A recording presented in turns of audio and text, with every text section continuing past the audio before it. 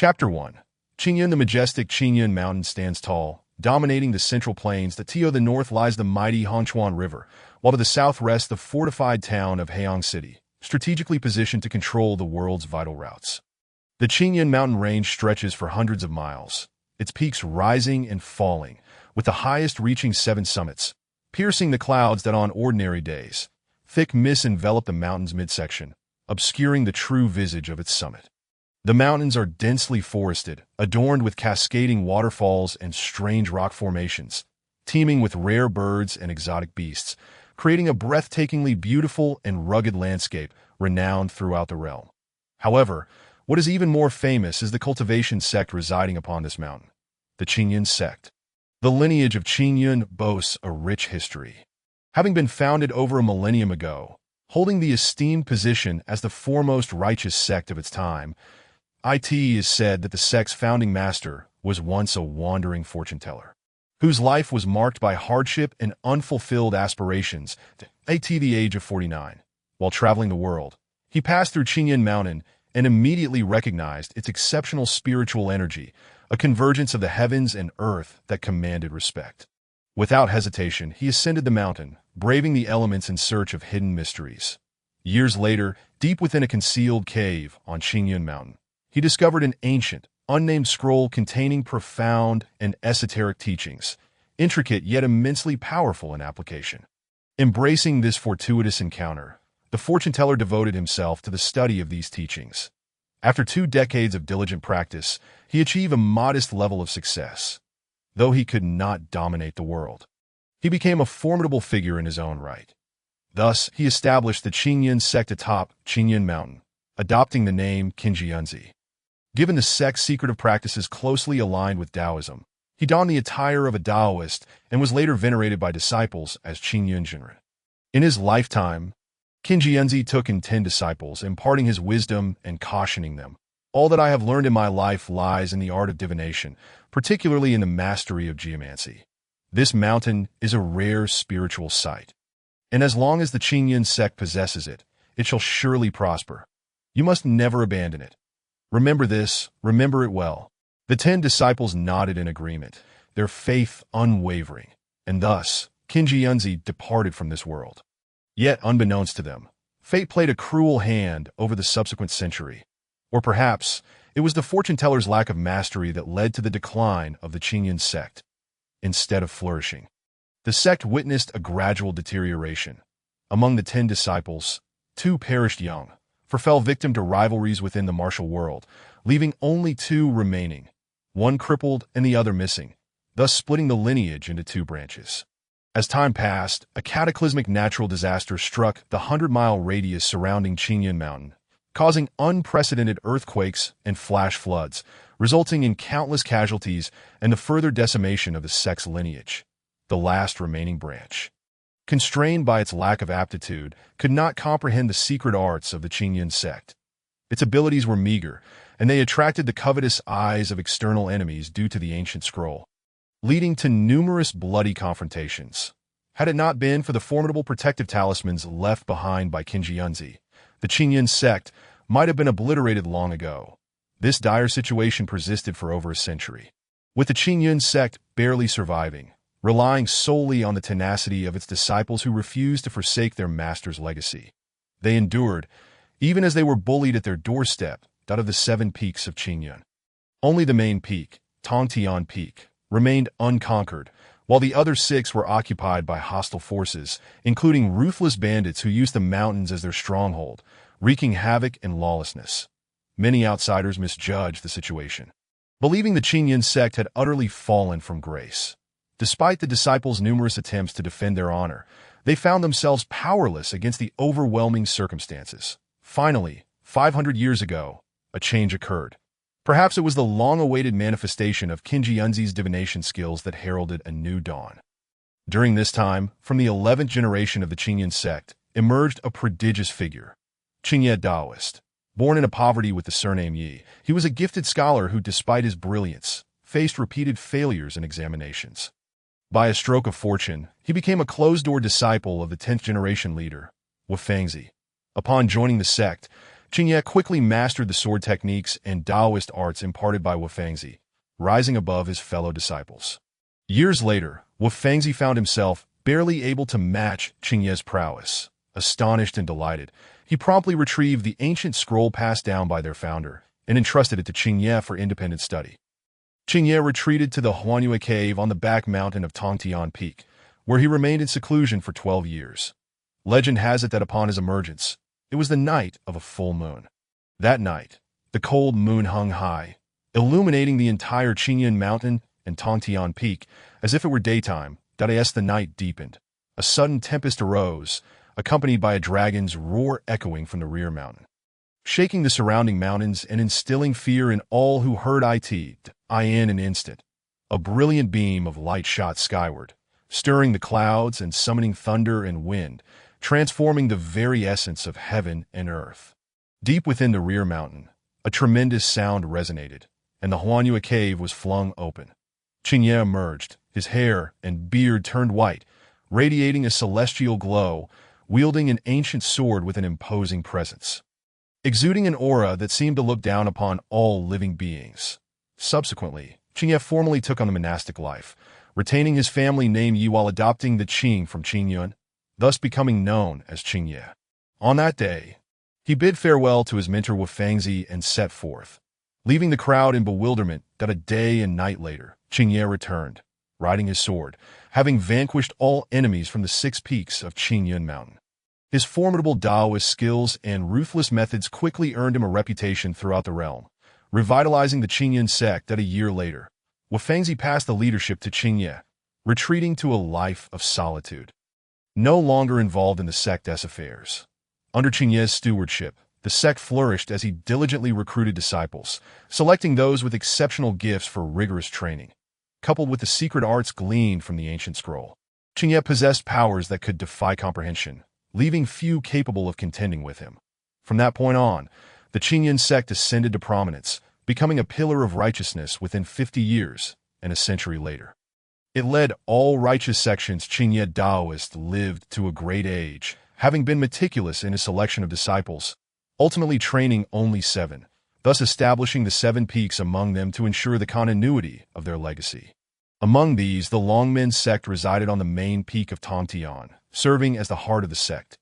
Today, the Qingyun sect boasts over 3,000 disciples with experts in abundance, its renown rivaling that of the Tianyin Temple and Finxiang Valley, standing as one of the 3 great sects of the age. The current leader, Dao Xianjunren, is an extraordinary figure of unparalleled skill and virtue. Nestled 50 miles northwest of the bustling city of Heiyang lies a small village called Saomiao Village, home to over 40 families. The village is characterized by its simplicity and the unpretentious nature of its inhabitants. Besides farming, the villagers often venture into the mountains to gather firewood, exchanging it for silver with the Qingyun sect to sustain their livelihoods. The villagers frequently witness Qingyun disciples soaring through the air, performing wondrous feats, fostering a deep reverence for the sect, believing them to be celestial beings. The Qingyun sect has consistently cared for the surrounding populace, treating the villagers with kindness. That on this particular day, the sky was overcast, with low-hanging clouds casting a sense of oppression. From the vantage point of Saomiao Village, the towering Qingyun Mountain loomed, its strange peaks and rocky outcrops appearing perilous within the shadows. However, the villagers had lived in this land for generations and had encountered such sights countless times, remaining indifferent to the ominous atmosphere, especially the oblivious children. "Hey, you little rascal, where do you think you're running?" A voice called out, tinged with laughter, from a boy of about 12 or 13, leading a group of 4 or 5 other children in pursuit of another. The child in front, slightly shorter, ran with all his might, ignoring the shouts behind him. "Zhang Xiaofan, if you have the guts, stop right there," the boy behind shouted. The one named Zhang Xiaofan spat, quickening his pace. The pursuer pressed on, determined. Their chase led them into a dilapidated thatched temple at the eastern end of the village. From the outside, the small temple appeared worn and weary, having weathered countless storms of life. Zhang Xiaofan was the first to dash inside, but in his haste he tripped over a broken door panel, tumbling to the ground with a thud. The other children erupted in joy, piling on top of him, and the handsome boy exclaimed, I've caught you. Now you have nothing to say, right? Zhang Xiaofan retorted. That doesn't count. You tricked me. How can it be fair? The boy, named Lin Jingyu, was momentarily taken aback, perplexed. When did I trick you? Zhang Xiaofan replied, You're the one who put that door panel there. Lin Jingyu protested loudly. That's not true. Zhang Xiaofan pouted defiantly, refusing to yield. Fuming with anger, Lin Jingyu tightened his grip around Zhang Xiaofan's neck, demanding, We agreed that if I caught you, you'd admit defeat. Do you concede or not? Zhang Xiaofan remained silent, undeterred. Lin Jingyu's face flushed red with exertion as he tightened his hold, repeatedly urging, Do you concede? Do you concede? As the other children exchanged concerned glances. They instinctively stepped back, leaving only these two stubborn youths, each too proud to relent in their quarrel. As tensions escalated, an unexpected voice resonated from deep within the temple, proclaiming, Amitabha, cease at once. That a thin, withered hand suddenly appeared. Extending a finger to flick Lin Jingyu's hand, in that instant, Lin Jingyu was jolted as if struck by lightning, his entire body trembling, and he instinctively released his grip. Zhang Xiaofan curled up, clutching his neck and gasping for air, clearly having been suffocated. Lin Jingyu stood frozen, staring at Zhang Xiaofan in disbelief. After a moment, both boys regained their senses, exchanging a glance that revealed their growing fear of what had just transpired. Lin Jingyu murmured, Xiaofan, I'm sorry, that I didn't mean to. Zhang Xiaofan shook his head, his breathing gradually steadying. It's fine that Who are you? The other children followed his gaze and saw an elderly monk standing within the temple. His face etched with deep wrinkles, clad in a tattered robe, and appearing rather unkempt, with a string of jade prayer beads clasped in hand. Each bead glimmered with a translucent brilliance, emanating a faint azure glow. Curiously, among the dozen or so uniformly sized lustrous jade beads, there was one peculiar bead that was neither jade nor stone. It was a deep purple, appearing dull and devoid of luster. Chapter 2. The Enigma. The old monk remained silent, scrutinizing the two children closely, unable to resist casting several lingering glances at Lin Jingyu, pondering inwardly, such promising talent. Yet why is his temperament so extreme? At that moment, Zhang Xiaofan stepped forward and inquired, Hey, who are you? I've never seen you before. Chao Miao Village, situated near Qingyun Gate, revered Taoism, with very few disciples of Buddhism present. Thus Zhang Xiaofan's question was understandable. The old monk glanced at him, a hint of a smile gracing his lips as he retorted, Young benefactor, in such a life-threatening situation, you merely needed to concede defeat. Why strive so stubbornly? Had it not been for this old monk's intervention, you might have lost your life in vain. Zhang Xiaofan paused, recognizing the wisdom in the monk's words. Yet in the face of danger, he found himself at a loss for words and stood there in a daze. Lin Jingyu shot the old monk a glare and tugged at Zhang Xiaofan's hand, saying, Xiaofan, this old monk is rather peculiar. Let us ignore him. After saying this, she led him away, with several children following suit, clearly accustomed to taking her lead. Instinctively, Zhang Xiaofan began to walk as well. But after traversing a short distance from the temple, he could not help but glance back at it as dusk settled. He could faintly see the old monk still standing there, though his features had become indistinct. As night deepened, a thunderous roar reverberated across the heavens. A wild wind surged forth, and dark clouds billowed ominously on the horizon, that a foreboding sense of dread enveloped the world. The old monk remained seated on the ground within the thatched temple, casting his gaze towards the distant Qingyun Mountain, now shrouded in mist. The surroundings fell silent, save for the howling wind and crashing thunder. What a tempest! A flash of lightning split the sky, illuminating the solitary little thatched temple momentarily. In that fleeting moment, the old monk stood at the temple door, his expression grave, his brows knitted tightly. In the village to the west, a dark mist had begun to rise, thick as ink, swirling incessantly. The old monk stood steadfastly within the thatched temple, fixated on this ominous cloud. Suddenly, the dark mist coiled upward, spiraling forth, hurtling towards the village, directly towards the temple. Its speed was astounding, and in the blink of an eye, it arrived. The old monk's keen eyes discerned that among the swirling mist was a child, Lin Jingyu. whom he had encountered earlier that day. The old monk's expression darkened, and without hesitation he sprang into action. Plunging into the dark mist at an unknown part of the darkness, a voice tinged with surprise echoed. Eh. A series of dull thuds resounded, and the dark mist abruptly halted, circling above the thatched temple. The old monk descended slowly, cradling Lin Jingyu. Though a portion of his robe had been torn away, in the dim light, it was evident that Lin Jingyu's eyes were tightly shut, his breathing steady. It was unclear whether he was asleep or unconscious. The old monk did not release him, but instead looked up at the swirling dark mist, stating, "Esteemed one, your mastery of the arcane is profound. Why do you target an ignorant child? Surely, this is beneath your dignity." A hoarse voice emanated from the dark mist, retorting, "And who are you to meddle in my affairs?" The old monk remained silent for a moment before asserting, "This is the foothill of Qingyun Mountain. Should the Qingyun Gate learn of your nefarious deeds here, I fear you shall find it difficult to endure the consequences." The voice from within the mist scoffed dismissively. "What is Qingyun Gate but a multitude? Old bald donkey, do not prattle on that if you are sensible. Hand over that child to me at once." With his palms pressed together, the old monk intoned, "Ba, a monk should embody compassion that I cannot stand idly by while this child falls victim to your malevolence." The voice seethed with rage. "You audacious bald thief. You seek death." As the words fell, a deep crimson light flickered within the ever-spiraling dark mist, and at that moment, the air around the little thatched temple filled with a chilling wind, the atmosphere thick with malice. The blood-poisoned banner. The old monk's face morphed with fury. "You wretched fiend.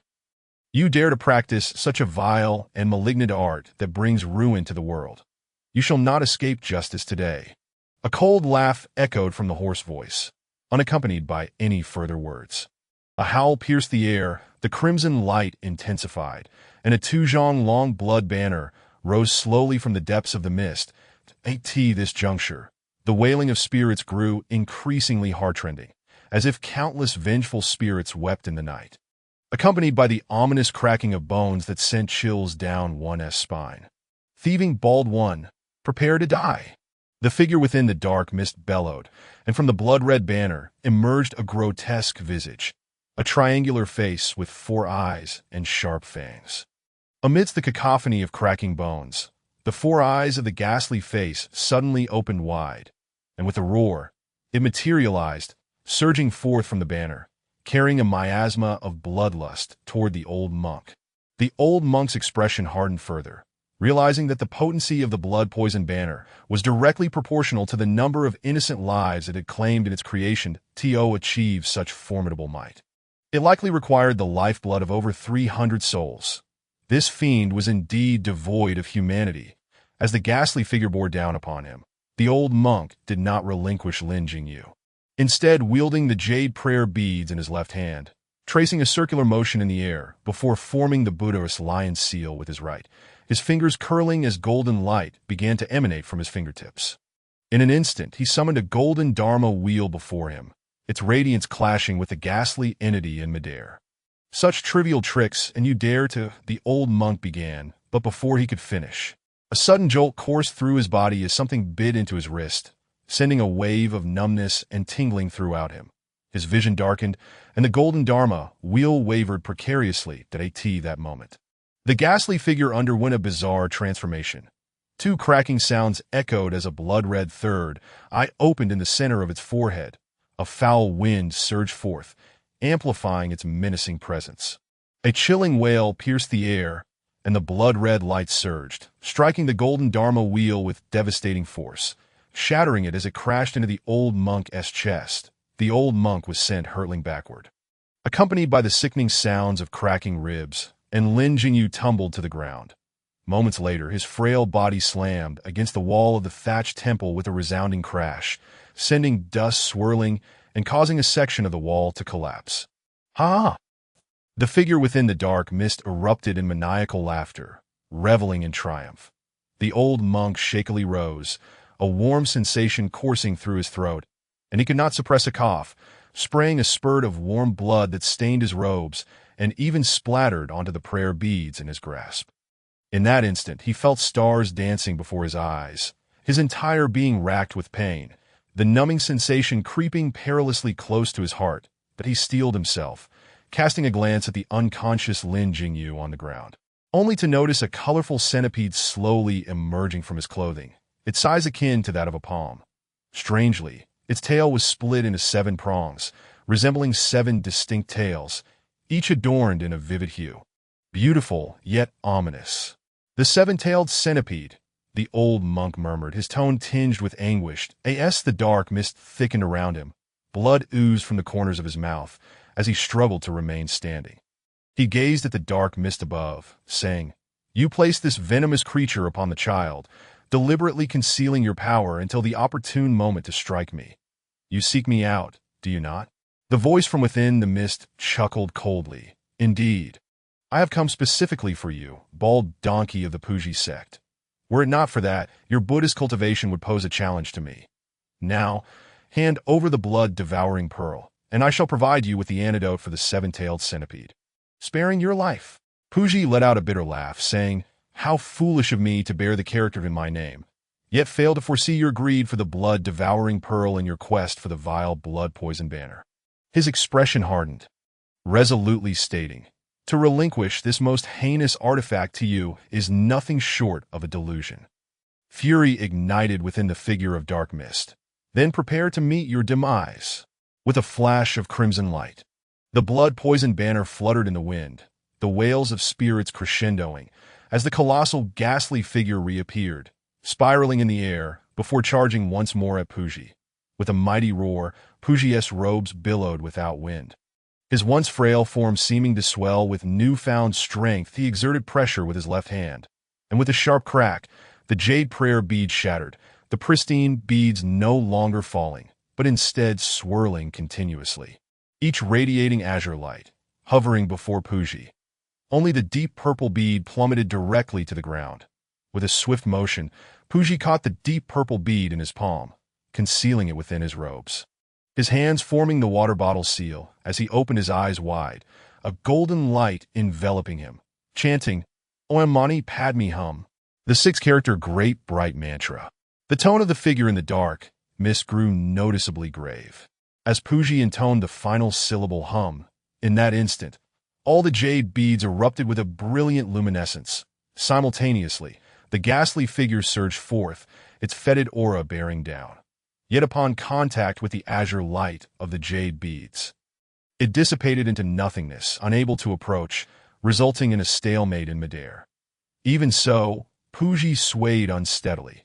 The 7-tailed centipede was a creature of unparalleled venom, and despite his profound cultivation, he found it exceedingly difficult to withstand. Yet a faint smile graced his face, amidst the dark mist, revealing a trace of resolve. "Ah!" Puji bellowed, his voice akin to a lion's roar, resonating across the expanse. The jade prayer beads, infused with Buddhist power, blazed even brighter.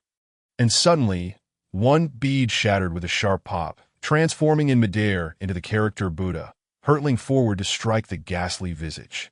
"What?" The ghastly figure let out a piercing scream, retreating several steps, its crimson glow visibly diminished, signaling that it had sustained an injury. The figure in the dark mist seethed with fury. "You audacious, bald donkey!" He was on the verge of action, but it was already too late, just as the words were spoken.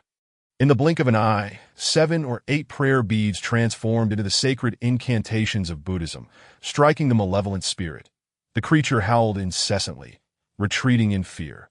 When struck by the 9th jade bead, it let out a final long wail, its 5 eyes bursting simultaneously, bones cracking horrifically as it fell to the ground with a thunderous crash, struggling for a moment before becoming rigid and motionless, slowly dissolving into a pool of blood, reeking foully.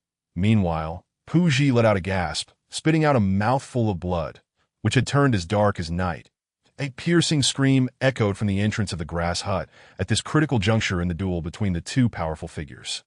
Both Puji and the sinister man were taken aback, the dark aura above shifting ominously, as Puji glanced towards the entrance, where stood the child Zhang Xiaofan, who had appeared there for reasons unknown. staring in astonishment at the bizarre scene within the temple. The dark figure emitted a chilling snort, and without a visible motion, the seven-tailed centipede that had been clinging to Lin Jingyu suddenly flicked its tail and soared like lightning towards Zhang Xiaofan. Pu Zhi's brows furrowed, and with a swift gesture of his right hand, a jade prayer bead shot forth. The centipede, seemingly aware of the danger, did not dare to confront it. With a flick of its tail, it ascended into the dark mist, vanishing without a sound. The figure in the black mist spoke ominously. "Heh, it seems you are indeed worthy of being one of the 4 great monks of Tianyin Temple. Despite your injuries, you managed to dispel my poisoned blood corpse king. But having received a blow from the corpse king and been poisoned by the seven-tailed centipede, how much longer can you endure? Hand over the blood, devouring pearl obediently." At this moment, black blood began to seep from the corners of Pu Zhi's eyes, and with a bitter smile, he hissed, "Even if this old monk meets his end today, I shall first rid the world of you, vile creature." As his words fell, all the jade prayer beads before him began to glow simultaneously. The figure in the air immediately heightened his vigilance.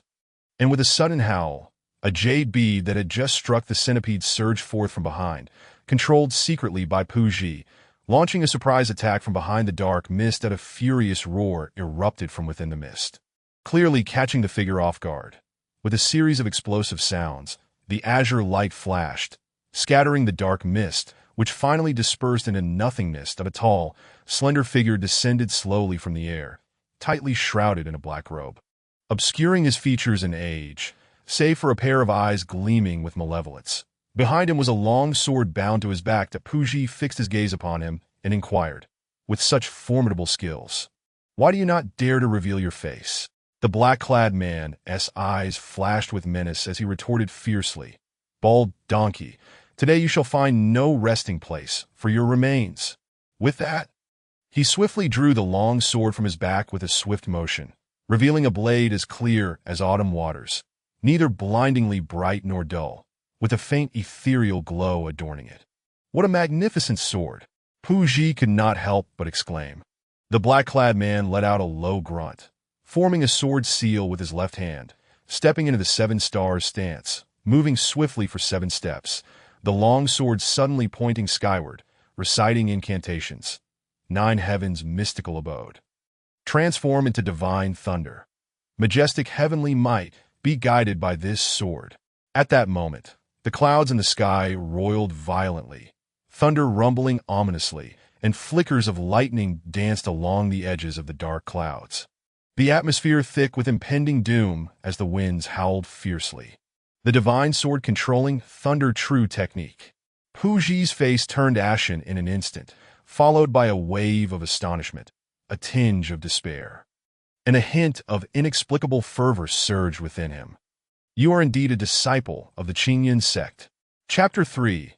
Grand aspirations in Zhang Xiaofan's eyes. The clouds above, whether white or black, had never appeared so close to the earth as the dark clouds of this night. The thunder had never been so deafening, and the lightning so blinding that it was almost unbearable to behold. It felt as if the heavens were about to collapse. He stood there, entranced, watching the confrontation between the man in black and the old monk, both glaring fiercely at one another, poised to unleash their powers. Suddenly, a deafening clap of thunder echoed, leaving his ears ringing. That he saw a dazzling bolt of lightning streak across the sky, striking the long sword of the figure in black. In an instant, the black-clad man's garments billowed, his eyes wide open as if they would burst. Inside the grass hut, illuminated by the fierce lightning, it resembled broad daylight. The lightning, blooming at the sword's tip, was so beautiful that Zhang Xiaofan held his breath, while an unusual fervor re-emerged in Pu Zhi's eyes. Is this the profound might of Taoist true magic? He heard the black-clad man roar, as he exerted all his strength, using his left hand to guide the sword, unleashing a deafening thunderclap, sending torrents of electric light surging forth, like an unstoppable tidal wave, hurtling toward Pu Zhi. The area around the grass hut was aglow, everything in its path, from grass to stone, was flung into the air, leaving behind a deep, scorched mark on the ground. That Pu Zhi staggered back 3 steps, withdrawing his hand seal, pressing his palms together with a solemn expression. A faint golden light emanating from him as he intoned softly, "May the Buddha's compassion be with you." With a resounding crack, the remaining 7 jade prayer beads before him shattered entirely, forming a colossal Buddha character 3 feet in front of him, radiating dazzling golden light that was nearly blinding that moment. The electric light collided with the Buddha character.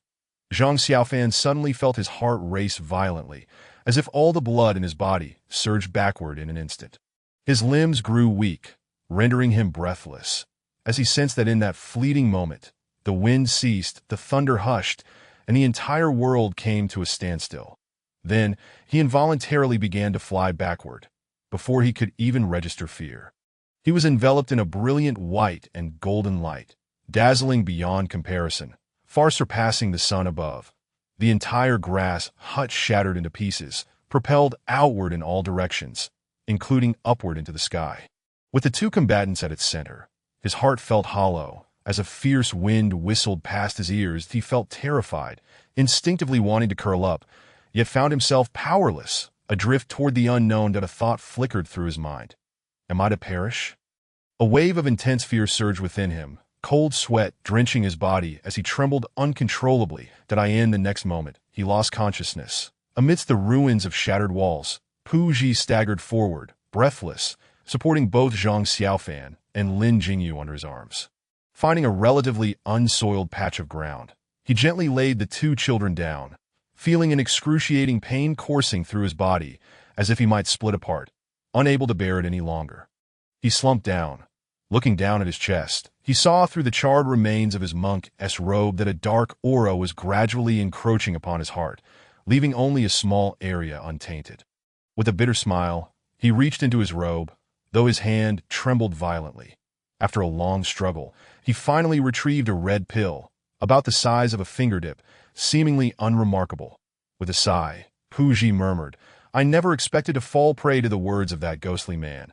I am destined to consume his 3 days to die pill." He hesitated, glancing at his chest injury, ultimately opening his mouth to swallow the pill. Then he lifted his head and gazed toward the distant mountains. Rain finally began to fall from the sky. Qingyun Mountain stood towering amidst the wind and rain.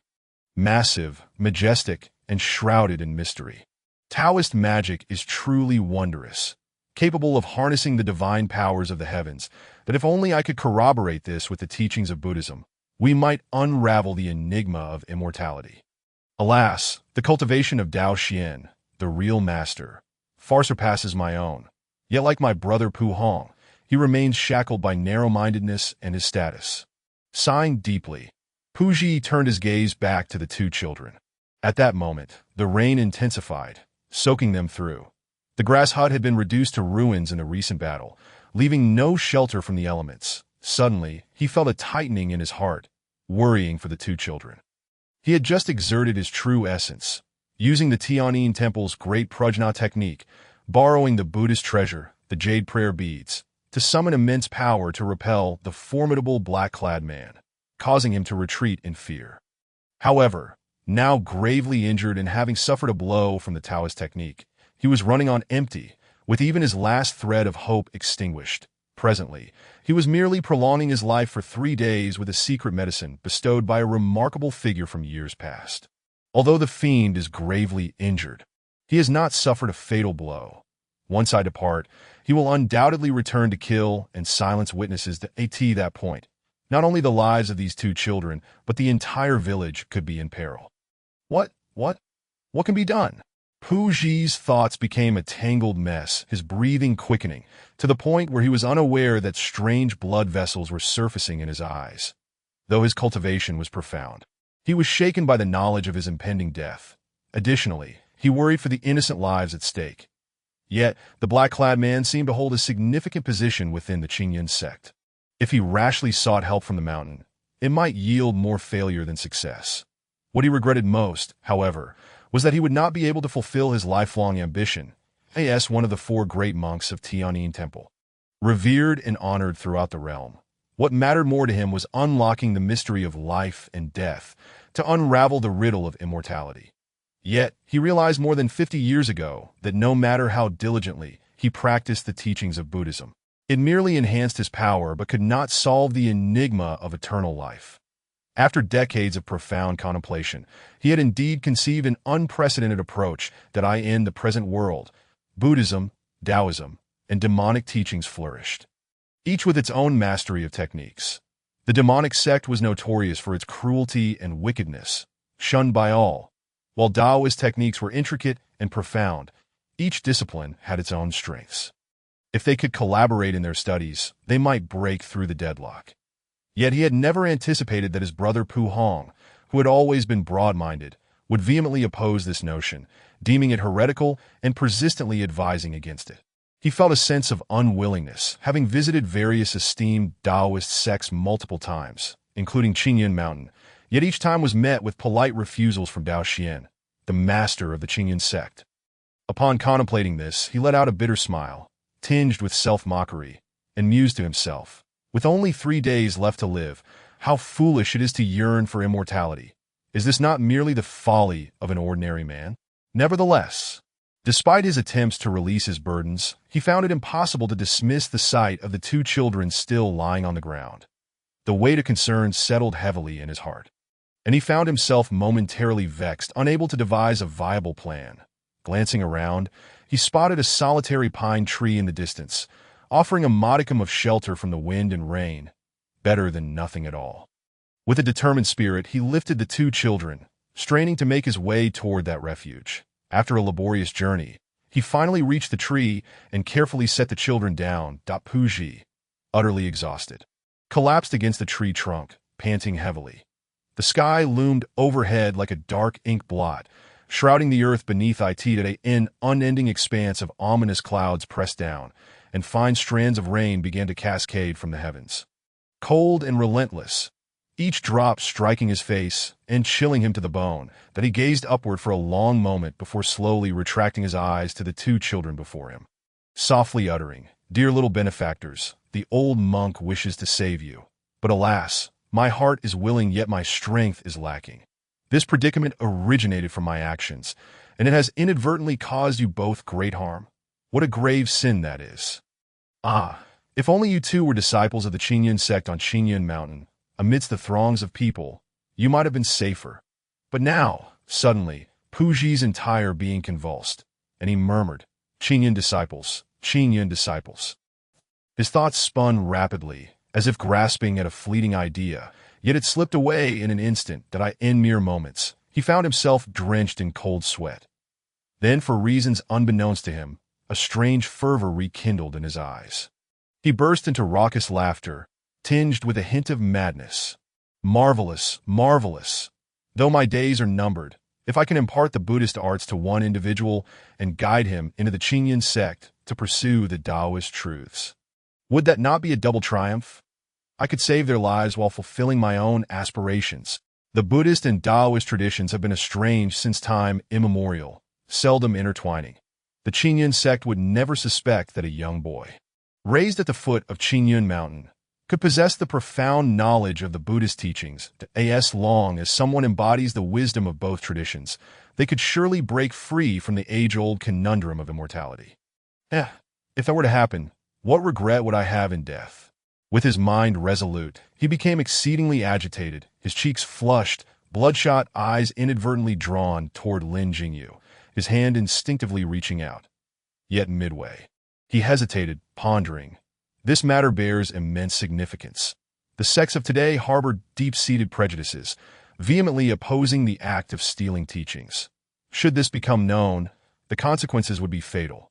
Lin Jingyu, with his exceptional talent, would undoubtedly attract the attention of the Qingyun sect if he were accepted as a disciple. At such a tender age, he might struggle to keep such an immense secret. Contemplating this, his gaze shifted to Zhang Xiaofan, recalling the boy's stubbornness in the face of death earlier that day. Nodding, he remarked, "Your aptitude may be lacking, but that is of little consequence. Your future will depend on your own fortune." Having resolved his thoughts, he no longer hesitated, but he reached out, gently patting Zhang Xiaofan, using the remnants of his Buddhist energy to rouse him from his stupor. Zhang Xiaofan awoke slowly, his vision blurred, his ears buzzing. After a considerable interval, he regained clarity and was immediately startled by the sight before him. his mouth agape in shock. There sat the old monk, covered in wounds, half his body resembling something that had been scorched, his withered face shadowed by a pallor that spoke of suffering. Yet for reasons unknown, the old monk's expression was one of excitement, a smile gracing his lips, albeit with a hint of an unsettling red in his eyes. Perhaps a sign of his injuries. Then, Zhang Xiaofan noticed Lin Jingyu lying nearby, still in a deep slumber. What are you doing?" he stammered after a moment of confusion. Pu Ji did not respond immediately, scrutinizing him closely before posing a question of his own. "Little benefactor, in such tempestuous winds and rains, at this late hour of the night, what brings you, a mere child, to this desolate place?" Zhang Xiaofan hesitated briefly before replying. "I saw you standing in the temple this evening. Later, when I returned home and realized it was going to rain, I thought it would be cold in this dilapidated straw hut, so I brought you some food." Pu Ji's lips twitched slightly, and after a moment of contemplation, he pressed his palms together and proclaimed, "Well done, well done. All things are connected by fate, preordained by destiny, and I, the Buddha, am compassionate." Zhang Xiaofan, puzzled, inquired, "What do you mean?" Pu Ji smiled and said, "The old monk means to say that you and I share a bond of fate. If that is the case, the old monk possesses a method of cultivation. Would you be willing to learn?" "What is this method?" Zhang Xiaofan asked. Pu Ji paused momentarily, then burst into laughter, extending his frail hand to ruffle the boy's hair, saying, "It is not an object, merely some techniques for breathing and energy circulation. After you learn, you must promise me a few things, all right?" Zhang Xiaofan, though somewhat bewildered, replied, "Go ahead." Pu Ji instructed, "You must never speak of this matter to anyone, not even to your closest kin. Can you manage that?" Zhang Xiaofan nodded earnestly, declaring, "I swear I won't tell a soul." A tremor of surprise coursed through Pu Ji's heart. He noticed the boy's earnest expression. Despite his tender age, the relentless rain lashed against his small face, a hint of weariness evident. Pu Ji inhaled deeply, lowering his gaze, and continued, "Moreover, you must practice this technique daily, but only in solitude during the quiet of night. Lastly, unless faced with life or death, under no circumstances should you wield this art. Otherwise, calamity will surely follow." Having said this, he opened his eyes once more, fixing his gaze upon Zhang Xiaofan, asking, "Can you do this?" Zhang Xiaofan hesitated.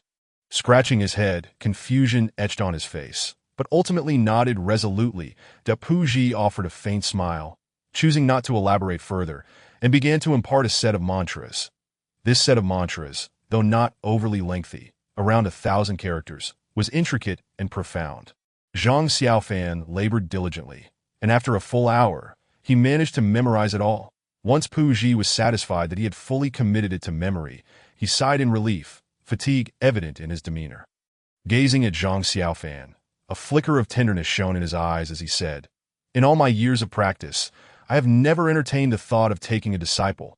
Who would have thought that, at the brink of death, I would forge a bond of master and student with you? You should know my name." He paused before continuing, "I am known as Pu Ji, a monk of Tianyin Temple." Child, are you familiar with Tianyin Temple?" Zhang Xiaofan pondered for a moment and shook his head. Pu Ji chuckled softly, truly just a child. Then, recalling something, he reached into his robe and retrieved a deep purple bead. Examining it closely before handing it to Zhang Xiaofan, saying, "Take care to keep this bead safe. Do not let it be seen by others. When the time is right, find a secluded valley or cliff and cast it away. Furthermore, you must never speak of my name to anyone." Zhang Xiaofan accepted the bead, replying, "Understood." Pu Ji gently tousled his hair, saying, "We share a profound karmic connection. Who knows if we will meet again in the next life? Child, kneel and bow to me 3 times, calling me master." Zhang Xiaofan looked at Pu Ji, only to find his smile replaced by a solemn expression. Nodding in agreement, he called out, "Master," and knelt to bow 3 times with great reverence. Just as he completed his bows and had not yet lifted his head, he heard Pu Ji let out a low chuckle, though it was tinged with a sense of sorrow. As Zhang Xiaofan prepared to look up, he suddenly felt a hand on his back, and darkness engulfed him once more. Chapter 4. A shocking turn of events at dawn. The rain had finally ceased. Water droplets sparkled like jewels on the leaves, sliding down silently and falling to the ground. The wind carried them through the air, tracing beautiful arcs before splattering against Zhang Xiaofan's face. The icy chill roused him from his slumber, and he instinctively called out, "Master." There was no response, only an enveloping silence. Sitting up, Zhang Xiaofan surveyed his surroundings and found himself alone, save for Lin Jingyu, who lay beside him, breathing steadily, still in a deep sleep that it felt as though he had been dreaming. Yet the remnants of the shattered straw hut and the sleeping companion beside him attested to the reality of his situation, that he sat in stunned contemplation for a moment, then shook his head and approached Lin Jingyu, giving him a firm shake. Lin Jingyu mumbled incoherently before slowly waking, rubbing his eyes. Before he could speak, a wave of cold washed over him, causing him to shiver involuntarily. When he opened his eyes, he was met with the sight of himself and Zhang Xiaofan, both drenched, lying beneath a pine tree in the wilderness. Stunned, he exclaimed, "Wasn't I sleeping at home? How did we end up here?" Zhang Xiaofan hesitated before replying, "I don't know either, but I'm freezing. We should head back quickly." Lin Jingyu's mind buzzed with questions, yet the cold was undeniable. Nodding, he rose, and together they began their trek back to the village. However, as they walked, they sensed something amiss. Typically, by this hour, the villagers would have risen, stoking fires for breakfast, and there would be signs of life within the village. Yet now, not a soul was in sight, and a faint, unsettling scent of blood wafted on the morning breeze. Exchanging glances filled with apprehension, they quickened their pace and raced toward the village. It wasn't long before they reached the village entrance, where the stench of blood was now overpowering. Peering into the village from the main road, they were met with a scene of utter devastation. Every home, inside and out, was stained with blood. In the center of the village, amidst the remnants of the grass hut village, lay over 40 households, more than 200 men, women and children, stretched out on the ground, their bodies stiff and lifeless, blood flowing like rivers, flies buzzing around, and the overwhelming stench of death assaulting their senses. Confronted with this horrific sight, Lin Jingyu and Zhang Xiaofan were struck with terror, and both screamed in unison, collapsing into unconsciousness. After an indeterminate period of time, Zhang Xiaofan was abruptly roused from his slumber, sitting up with a start, gasping for air, his body trembling slightly, just moments before he had succumbed to a deep sleep. His mind had been plagued by ghastly apparitions, drenched in blood and bone. Ensnared in a nightmarish reverie, he steadied his thoughts and surveyed his surroundings, discovering that he was in a modest chamber, adorned with 2 small windows. The room was simply yet immaculately furnished, containing only a few pinewood tables and chairs, alongside a water kettle and cup.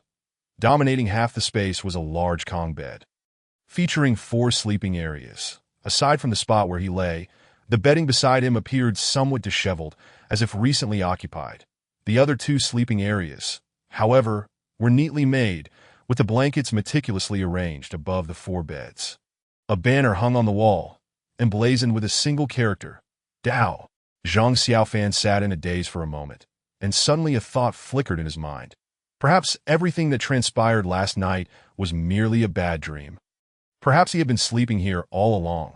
Perhaps upon stepping out of this room, his mother would greet him as she always did, chiding him with a smile, "You little sluggard." Slowly, he descended from the Kong, slipped on his shoes, and took deliberate steps toward the door. The door was ajar, that a gentle breeze wafted through the crack, brushing against his face with a touch of coolness. With each step he took, his small hands clenched tighter, his heart raced, and holding his breath, he soon arrived at the threshold.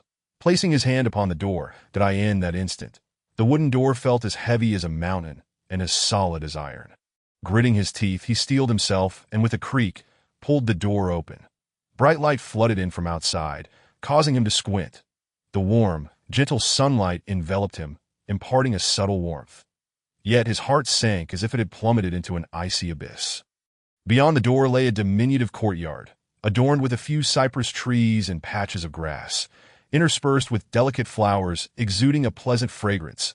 Blooming contentedly, in front of the door was a corridor leading out of the courtyard.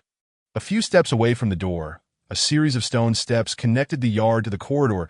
At one corner of the steps sat a solitary child, lost in thought, utterly motionless, perhaps startled by the sound of the door. The child slowly turned his head. That it was Lin Jingyu.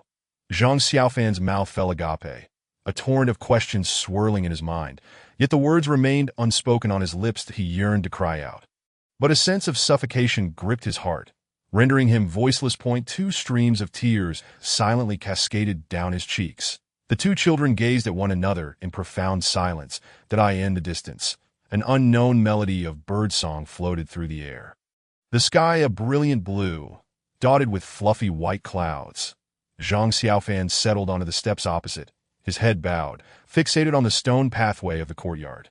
The stillness enveloped them, and it was unclear how much time had passed before Lin Jingyu broke the silence, saying, "I woke up a bit earlier. There were still a few people in the room." I asked them, and they said we are at Qingyun Mountain, Tongtian Peak. Zhang Xiaofan murmured, "Qingyun Mountain," Lin Jingyu continued. They mentioned that a few disciples of the Qingyun sect, passing through the village, found us in the village. His voice choked as he spoke. Rubbing his eyes vigorously, he inhaled deeply and continued. Later, they located the two of us behind the village and brought us up the mountain. Zhang Xiaofan's lips twitched, but he kept his gaze lowered, asking, "What will we do from now on, Jingyu?" Lin Jingyu shook his head, a look of despair on his face, replying, "I do not know." Just as Zhang Xiaofan was about to say more, a strange voice echoed from the corridor behind them. "Ah, you are both awake?"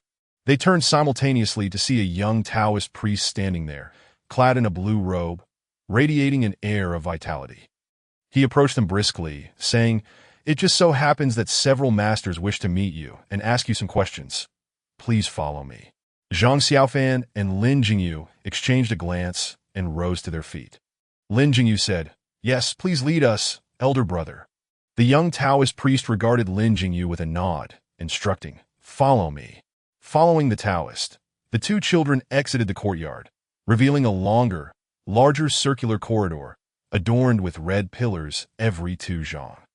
Between each pair of pillars stood an archway. They walked along the corridor, passing through archways and pillars, only to discover that each archway led to a courtyard almost identical to the one they had just left, suggesting that this was indeed the living quarters of the Qingyun sect disciples. Just from the sheer scale of it, there were likely hundreds of such courtyards, indicating the vast number of Qingyun disciples. After walking for a considerable time, they reached the end of the corridor, where a towering white wall stood, featuring a large gate comprised of thick wooden doors rising to several zhang in height. One could only wonder how such massive timber had been procured in the first place. The young Taoist priest appeared unfazed, likely accustomed to coming and going, his expression void of the awe displayed by the two children, as he strode directly through the gate, with Zhang Xiaofan and Lin Jingyu hastily following suit. As they stepped through the grand entrance, both children held their breath, incredulous at the sight before them. They found themselves in what could only be described as a mythical realm. That a vast square stretched out before them, its surface paved with gleaming white jade, shimmering brightly, evoking a sense of insignificance. In the distance, white clouds floated like delicate gauze, hovering just above their heads. At the center of the square, every several zhang, stood a massive bronze cauldron, arranged in 3 rows of 3, meticulously positioned. Tendrils of light smoke wafted from the cauldrons, carrying a refreshing aroma that lingered in the air. "Walk this way," the young Taoist priest said, noticing the children's awe. After allowing them a moment to absorb the scene, he urged them to continue forward. "This is the sea of clouds among the 6 scenic views of Qingyun, and there are even more wonders ahead." Unable to contain his curiosity, Lin Jingyu inquired, "What is it?" The young Taoist pointed ahead and replied, "The Rainbow Bridge." The two boys gazed into the distance, where at the far end of the square, something shimmered behind a veil of misty clouds, prompting them to quicken their pace. Gradually, the sound of flowing water reached their ears, mingled with occasional thunderous roars that seemed to emanate from nowhere. The closer they approached, the more the clouds wrapped around them like gentle maidens, unveiling their hidden beauty. At the far end of the square stood a stone bridge, devoid of supports or pillars, arching gracefully across the expanse, one end resting on the square and the other extending steeply into the depths of the white clouds. Resembling a dragon leaping into the sky, exuding an air of majestic solitude, the sound of flowing water accompanied by sunlight reflected off the bridge, casting a radiant spectrum of colors, akin to a rainbow descending from the heavens to grace the earth. Resplendent and breathtaking, Zhang Xiaofan and Lin Jingyu were rendered speechless by the sight. The young Taoist priest chuckled softly, saying, "Come, follow me." With that, he led the way onto the stone bridge. Upon stepping onto the bridge, the children noticed that water cascaded down both sides, crystal clear, while the center remained untouched by droplets. Sunlight filtered through the clouds, refracting through the water to create a dazzling rainbow. Observing the children's enchanted expressions, the Taoist cautioned, "Be careful. Beneath this bridge lies an unfathomable abyss. Should you fall, there would be no hope of rescue." Startled, Zhang Xiaofan and Lin Jingyu quickly composed themselves, treading carefully. The rainbow bridge was exceedingly high and long as the trio walked upon it. The white clouds gradually sank beneath their feet, giving the impression of ascending ever higher. The peculiar sounds persisted ahead. After walking a while longer, the clouds thinned, and they emerged from the sea of clouds. Greeted by a sudden brilliance, the sky above was a crystalline blue, boundless and expansive. Below, a vast ocean of clouds floated, pure and white, evoking a sense of liberation in their hearts. Directly ahead stood the peak of Tongtian, home to the main hall of the Qingyun sect, the Yuqing Hall. The verdant mountains cradled the majestic hall, enveloped in cloud mist, with the occasional celestial crane soaring gracefully above, its calls resonating in the air. Evoking a sense of reverence at this moment, the rainbow bridge leveled off, forming an arch in the sky, landing beside a tranquil pond at the foot of the hall. Simultaneously, ethereal Taoist melodies emanated from within the Yuqing Hall, exuding an aura of celestial grandeur. The peculiar sounds grew increasingly pronounced. The trio descended from the rainbow bridge and approached the pond's edge, that a broad stone staircase led from the water's edge directly to the grand entrance of the Yuqing Hall. The pond's water shimmered emerald green, serene as a mirror, reflecting the figures of the mountains and sky, all vividly visible. As they ascended the stone steps toward the grand entrance, they suddenly heard a roar from the depths of the pond. Akin to thunder, the very sound they had heard earlier. Gazing into the center of the pond, they beheld a colossal whirlpool suddenly form, and moments later, massive waves surged forth, propelling a gigantic figure skyward, splashing water all around them. The young Taoist priest appeared to have anticipated this, swiftly retreating several zhang into the air, hovering gracefully above. The two children, however, were caught off guard, instantly drenched as if they had fallen into a pool. Oblivious to their predicament, they remained transfixed by the colossal creature that had emerged, a beast towering over 5 zhang, with the head of a dragon and the body of a lion, covered in scales. Its enormous eyes and gaping maw adorned with razor-sharp fangs glistening in the sunlight, its visage fearsome and intimidating. The monstrous creature shook itself, sending another cascade of water flying, before seemingly noticing something. Extending its massive head toward the steps, Zhang Xiaofan and Lin Jingyu, realizing that the creature's head was far larger than the two of them combined, felt an overwhelming fear as it loomed nearer. And instinctively huddled together, their hearts racing to that moment. The young Taoist priest, having returned, placed his palm respectfully against his chest and said, "Spirit venerable, these children have been specially summoned by the esteemed masters." The monstrous creature cast a glance at him, let out a sharp snort, and to his astonishment, its large eyes seemed to flicker as if contemplating that then disregarded the three individuals, swaying slightly as it ambled to the side, where it lay down at the water's edge, yawned lazily, lowered its head, basked in the sun, and promptly fell asleep. The young Taoist gestured for the two still in shock to continue onward, explaining, "The spirit sovereign is an ancient beast, subdued by our sect's master Qingyun 500 years ago, known as the Water Qilin. In those days, Master Qingyun vanquished demons and evildoers with great might, and this creature played a significant role that now serves as the guardian spirit of our Qingyun sect, respectfully referred to as Spirit Sovereign." After finishing his words, he bowed towards the resting Water Qilin. Zhang Xiaofan was lost in thought when Lin Jingyu pulled him slightly, signaling him to also bow in reverence. Yet, the Water Qilin remained oblivious, snoring loudly, seemingly unaware of their presence. After the three paid their respects, they continued their journey. Upon ascending the high stone steps, they caught sight of a golden plaque inscribed with the words Yuqing Hall. Approaching the grand hall, they observed the doors wide open, revealing a well-lit interior where the three pure ones, Yuan Shi Tianzun, Ling Bao Tenzun, and Dao De Tianzun, were enshrined, exuding an air of solemnity, before the divine altars. Several dozen stood within the hall, a mix of Taoists and lay people, evidently disciples of the Qingyun sect, that in front of the assembly lay 7 large sandalwood chairs, 3 on either side, with one more in the center, occupied by 6 individuals. The last chair on the right remained unoccupied at that moment. The occupants of the hall were engaged in conversation, seemingly discussing something of import. The young Taoist who had led Zhang Xiaofan and Lin Jingyu outside adjusted his robe and respectfully announced, "Master, esteemed uncles, I am Chang Jian, here to present these 2 young." Before he could finish, a piercing scream abruptly interrupted the solemnity of the hall. "Ghost! Evil ghost, help!" Chang Jian was taken aback, but Zhang Xiaofan and Lin Jingyu were even more startled. The voice, though shrill and unpleasant, was eerily familiar. Without a moment's hesitation, Zhang Xiaofan dashed into the hall, calling out loudly, "Uncle Wang! Uncle Wang! Is that you?"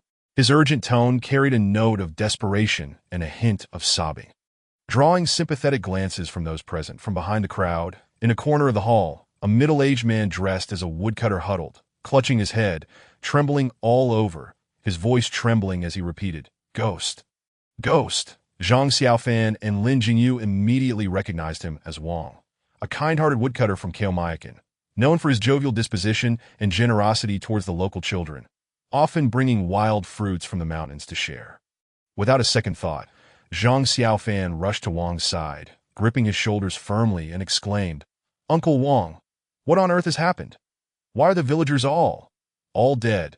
And my mother, my father, what has become of them? Please tell me." At Zhang Xiaofan's relentless questioning, Uncle Wang seemed momentarily stirred, ceasing his cries of ghost as he slowly raised his head to meet Zhang Xiaofan's gaze.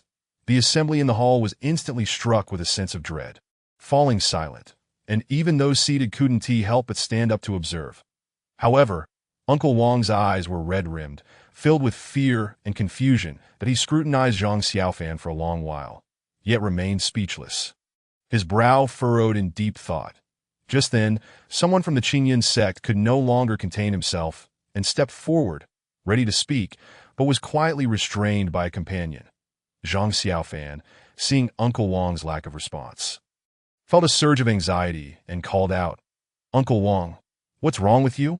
To his dismay, Uncle Wang flinched at the shout, his face contorted with terror, and he abruptly rolled away, curling into a ball once more, crying out, "Ghost, ghost, oh no!" A collective sigh echoed through the hall, as disappointment washed over the faces of the Qingyun disciples, and those who had risen sank back into their seats. Zhang Xiaofan intended to press for answers, but was seized by Lin Jingyu, who turned to him with tears in his eyes, sorrowfully declaring, "It's futile. He has lost his mind." Zhang Xiaofan's mind reeled, stunned into silence. Lin Jingyu, a year his elder and possessing a sharper intellect, glanced around the hall, noting the attendees clad in Qingyun attire, both male and female, a blend of Taoists and laypeople. Most bore weapons, predominantly long swords. Among the 6 seated figures, 3 were notable, with the one in the center, donned in dark green robes, exuding an ethereal grace and warmth in his bright eyes. Undoubtedly Dao Xianjinren, the illustrious master of the Qingyun sect. Without further comment, Lin Jingyu grasped Zhang Xiaofan's hand and hurried to kneel before Dao Xianjinren, bowing repeatedly. Dao Xianjinren observed the two with a gentle gaze and sighed softly. "Poor children, you may rise." Yet Lin Jingyu did not stand, looking up at the celestial figure with a voice laden with sorrow. "Master, we are but ignorant children, thrust into this calamity without knowing what to do. You possess great powers, able to perceive the past and the future. Please guide us." Zhang Xiaofan, lacking his companion's eloquence and overwhelmed by confusion, echoed, "Yes, master, please, you must help." The crowd could not help but smile at their earnestness.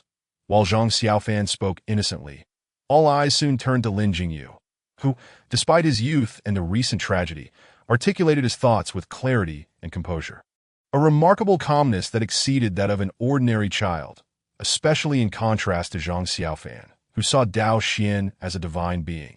The tragedy at Qingyun was an unprecedented event in the Qingyun sect's history, having occurred at the foot of Qingyun Mountain, sending shockwaves through the entire sect.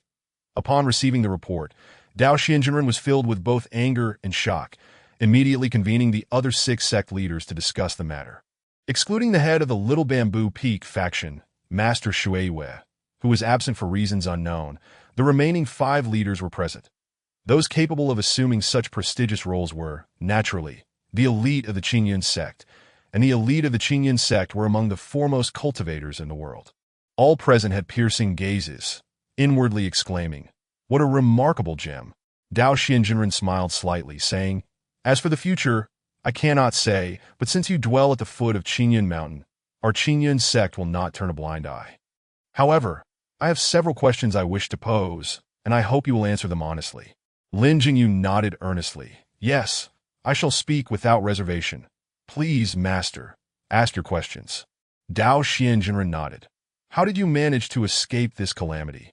Lin Jingyu hesitated, then replied, "In truth, Master, I remember only sleeping in my bed last night, but when I awoke, I found myself lying beneath a pine tree in the wilderness alongside Xiaofan, that I do not know what transpired. After Xiaofan roused me, we hurried back to the village, only to be met with that horrifying sight which caused me to faint." Dao Xianjunren furrowed his brow, shifting his gaze to Zhang Xiaofan.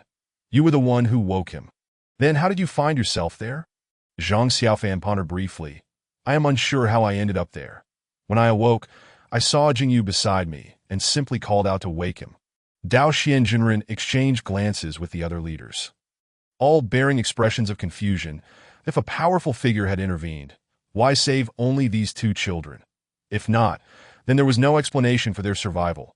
Dao Xianjunren mused for a moment, then inquired, "So, you both are completely unaware of what transpired last night?" They both replied in unison, "Yes." Dao Xianjunren sighed, calling out, "Song Darren, disciple here." A robust and imposing Qingyun disciple responded, stepping forward, dressed in lay attire. He had been standing behind a shorter, plumper figure seated earlier, evidently a disciple of that person. Dao Xianjunren instructed, "You were the first to discover the situation at Qingyun. Recount the events of that day." Song Darren's voice resonated powerfully. "Indeed. This morning, I returned with several fellow disciples after completing some errands. While passing over Qingyun, I chanced to glance down and was horrified to discover over 200 corpses piled together, a sight too gruesome to bear.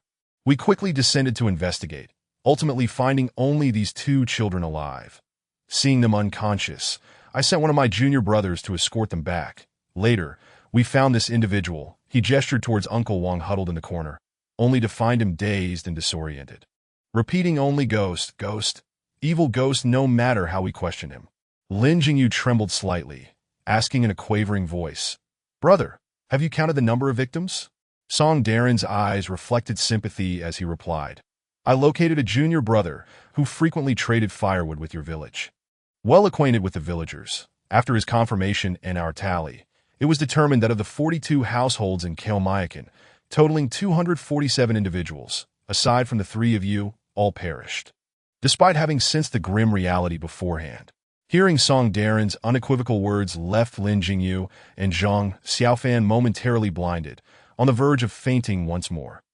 Dao Xianjunren let out a gentle sigh, his left hand waving lightly, as a small red orb flew forth from the sleeve of his robe, gliding to the front of Zhang and It rolled upon their foreheads and hearts several times, and in an instant, a refreshing aura permeated their beings.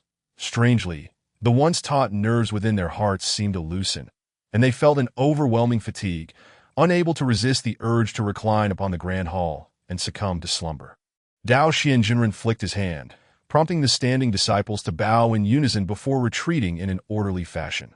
Within the hall, only the 6 of them remained at a tea that moment. The rotund man spoke, "Master Zhang, you have temporarily pacified them with the calming pearl. But what do you intend to do once they awaken?"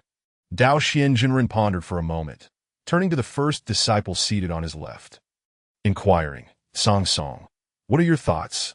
Zhang Xiaofan, a tall and imposing figure with a stern visage, was the foremost disciple of the Dragon Head Peak lineage of the Qingyun sect. Within the Qingyun sect, aside from Dao Xianjunren's esteemed position, his lineage held the most significant influence. Zhang Xiaofan was known for his strict demeanor, overseeing not only the disciples of his own sect, but also managing the penal affairs of the entire Qingyun sect. While the disciples of Qingyun revered Dao Xianjunren, they held a deep-seated fear of the humorless Zhang Xiaofan.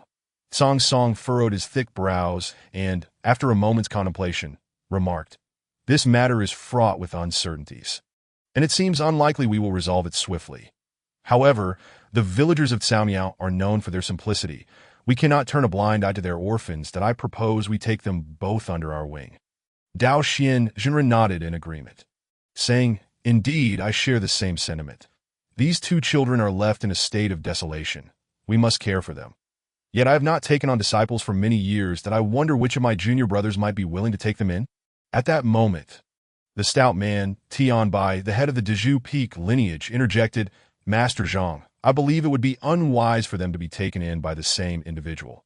Given their similar backgrounds, if they remain together, they will inevitably be reminded of their past, which may foster lingering animosity that could prove detrimental in the future."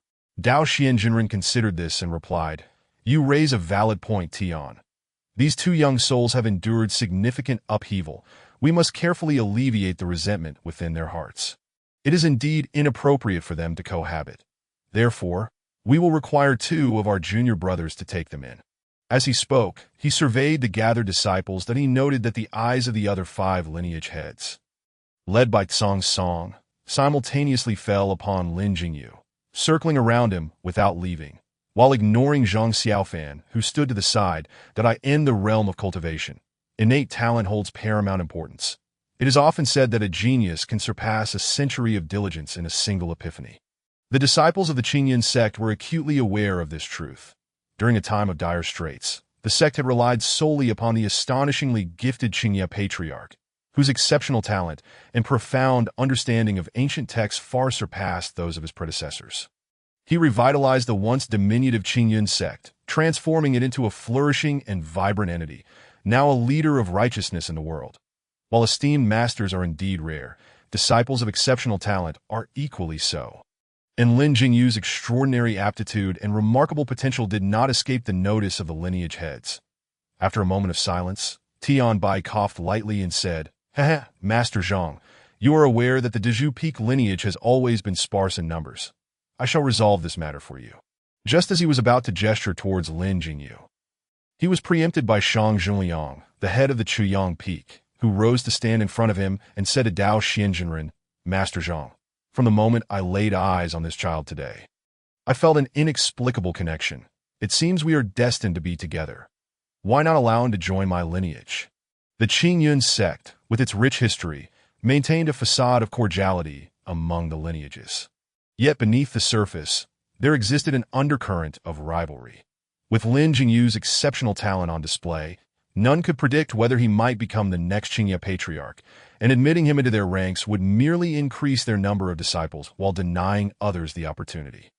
Ordinarily, under Dao Xianjunren's esteemed authority, none would dare to contest. Yet, as he himself had declared he would not accept disciples, such a golden opportunity could not be overlooked. As Shang Zhongliang finished speaking, Tian Yun, the head of the Luoxia Peak, chimed in, "Shang, your lineage already has 400 disciples. If each one shares a destined bond with you, your connections seem rather excessive." Shang Zhongliang's face flushed, and just as he was about to respond, Tianbai interjected, "Tian Yun speaks the truth. While your lineages boast hundreds of disciples, my Dezhu Peak has only 7, which is quite unbecoming. Perhaps, at this moment, Zhang Xiaofan interrupted, stating, "Tian, these 2 children are in such a pitiful predicament. We must provide them with the best care, rather than concern ourselves with our own numbers." Turning to Dao Xianjunren, he bowed and continued, "Master Zhang, this child is indeed a fine prospect. Please allow me to take him under my wing. I shall devote myself to his education, ensuring he becomes a remarkable individual, thus honoring the spirits of Caomiao village." Dao Xianjunren pondered for a moment, while Tianbai and Shang Zhengliang exchanged glances, silently acknowledging the precariousness of the situation. After a brief pause, Dao Xianjinren declared, Song Song's words carry weight. Let him indeed join your lineage. Song Song smiled faintly and replied, Thank you, Master Zhang. The onlookers, familiar with Song Song's typically stoic demeanor, recognized that his smile was a reflection of his inner joy, which incited a quiet frustration among them. However, as Dao Xianjinren had spoken, and with Song Song's lineage being formidable, they could only swallow their grievances. Dao Xianjinren paused momentarily before inquiring. In this one, Shang Zhengliang coughed discreetly and closed his eyes. Tianyun gazed up at the ornate ceiling of the grand hall, seemingly mesmerized by its intricate designs. Tianbai chuckled awkwardly, suddenly overtaken by drowsiness, and began to drift into slumber, while the head of the Fenghui Peak, Zhang Xiaofan, who had previously been overlooked, had already entered a state of meditation, appearing entirely disengaged from the proceedings. Only Song Song, having secured a significant victory, cast a cold glance at the others, unable to suppress his delight. Dao Xianjinren felt a twinge of awkwardness, yet he was a figure of great stature and would not publicly lament the fate of the less endowed. Instead, with a flicker of thought, he quickly identified a suitable candidate. Tian, Dao Xianjinren's smile now appeared warm and amiable. Tianbai's heart raced, and he sprang to his feet, preparing to speak, but Dao Xianjinren interjected. The matter of Xiaomiao village was first discovered by your disciple, Song Darren, that it seems this child has a significant affinity with your Dezhu Peak lineage. Therefore, it is fitting that he joins your ranks. Tianbai was taken aback, for Zhang Xiaofan appeared rather ordinary, and taking him as a disciple would only be a burden. Thus, he felt discontent. Just as he was about to argue against it, Dao Xianjinren would not grant him the opportunity to speak, asserting, Very well, let this matter come to a close. All of you junior brothers, do ensure to investigate this matter thoroughly, understood? Song Song and the others rose in unison, replying, Yes. Dao Xianjinren nodded, coughed a few times, and without glancing at Tianbai, hastened into the rear hall. Once his figure vanished from the grand hall, a burst of laughter erupted from the Yuqing hall of the Qingyun sect. Song Darren, a disciple of Dezhu Peak, had been waiting outside the hall, and upon seeing the elders emerge, he approached eagerly, only to be momentarily stunned upon noticing his master, Tianbai, cradling Zhang Xiaofan. Master, what happened? Tianbai, upon seeing him, felt a surge of annoyance and snapped. What do you mean what happened? Are you daft? Hurry and take him. Song Darren quickly accepted the still-sleeping Zhang Xiaofan into his arms. Tianbai, brimming with anger, caught a glimpse of Shang Zhengliang and Tianyun, who were still snickering, further igniting his frustration that he bellowed at Song Darren. Are you not moving? What are you standing there for? With that, he disregarded the others, waved his right hand in the air, and a crimson light flashed as a crimson longsword was summoned. Without any visible movement, he ascended upon the sword and swiftly vanished into the sky. Song Darren, momentarily bewildered, at least understood that he had acquired a new junior disciple. He glanced at Zhang Xiaofan in his arms and couldn't help but murmur, Little junior brother, I still don't know your name. Zhang Xiaofan remained blissfully unaware, lost in slumber, entirely oblivious to the significant turn his fate had taken. Chapter 6. Taking a master, Zhang Xiaofan gradually awoke, dazed for a moment, before slowly sitting up as memories surged forth like a tidal wave. It felt as though he had awakened from a nightmare. You are awake. That is good. A voice echoed from the doorway as a figure entered. Zhang Xiaofan lifted his gaze and recognized Song Darren, the robust man he had encountered atop the Tongtian Peak. For reasons unknown, seeing this familiar face brought him a sense of comfort amidst his current turmoil. Brother Song, Zhang Xiaofan called out. Though Song Darren was a burly figure, he couldn't help but feel a tinge of compassion at that moment. He approached the bedside, gently ruffling Zhang Xiaofan's hair, and said softly, Little junior brother, do not be disheartened. We are family now. Zhang Xiaofan blinked in confusion, asking, What do you mean by family? With a smile, Song Darren recounted how Tianbai had taken him as a disciple. Of course, he was unaware of the minor dispute that had transpired among the elders in the Yuqing Hall that day. Upon hearing this, Zhang Xiaofan felt a sense of bewilderment. To him, The disciples of the Qingyun sect were akin to divine beings, and he had never dared to dream that he might one day have the opportunity to join their ranks. However, he was not willing to pay the price that came with it. He gritted his teeth, ultimately recognizing that overthinking was futile, and called out, "Brother Song." Song Darren smiled and nodded, saying, "Well, little junior brother, you have been asleep for an entire day and night. You must be quite hungry by now, right?" Zhang Xiaofan had not felt it at first, but upon his mention, his stomach immediately growled twice. Song Darren chuckled. "Come, little junior brother, let us first eat something. Meanwhile, I will share some information about our sect with you. And afterward, we shall pay our respects to master and mistress, as well as greet the other senior brothers." Zhang Xiaofan nodded and got out of bed, only then realizing that the room he was in bore a striking resemblance to the living quarters of the Qingyun disciples on the Tongtian Peak. Albeit seemingly more spacious, as Song Darren led him outside, he explained, "Our Dezhu Peak is unlike the other branches. Our numbers are quite sparse. Even with your addition, we total no more than 10, which is why the rooms are more spacious." Upon stepping outside, they entered a similar small courtyard, and after a few more steps, they emerged into a corridor, but here it was quite evident, with only a dozen or so rooms. Far inferior to the scale of Tongtian Peak.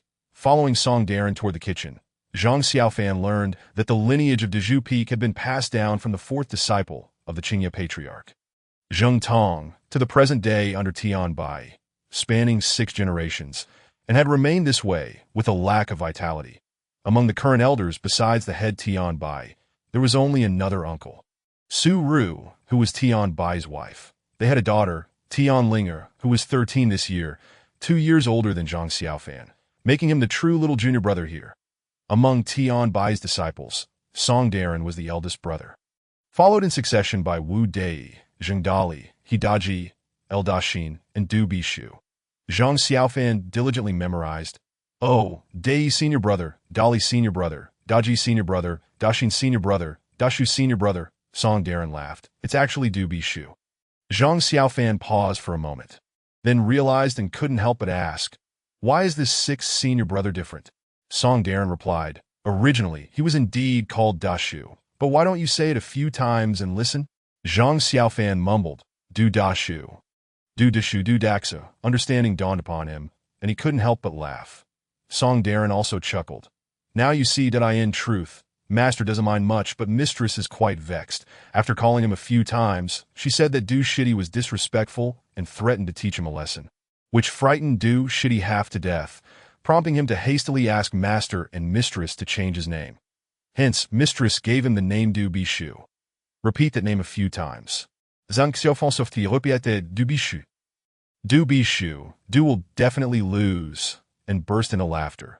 Song Darren, intending to lighten his mood and alleviate his sorrow, felt quite pleased to see Zhang Xiaofan happy, and remarked, "The 6th junior brother had a gambling habit before entering the sect, but by a stroke of fate, he was guided by Master to come to the mountain.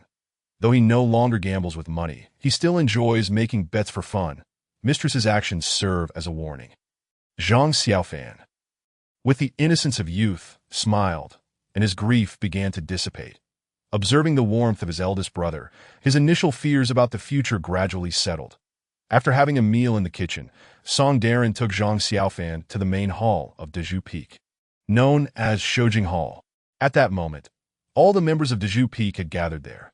The hall was adorned with red brick flooring, red-tiled stone pillars, and a large Taiji symbol engraved in the center, overall quite simple in design.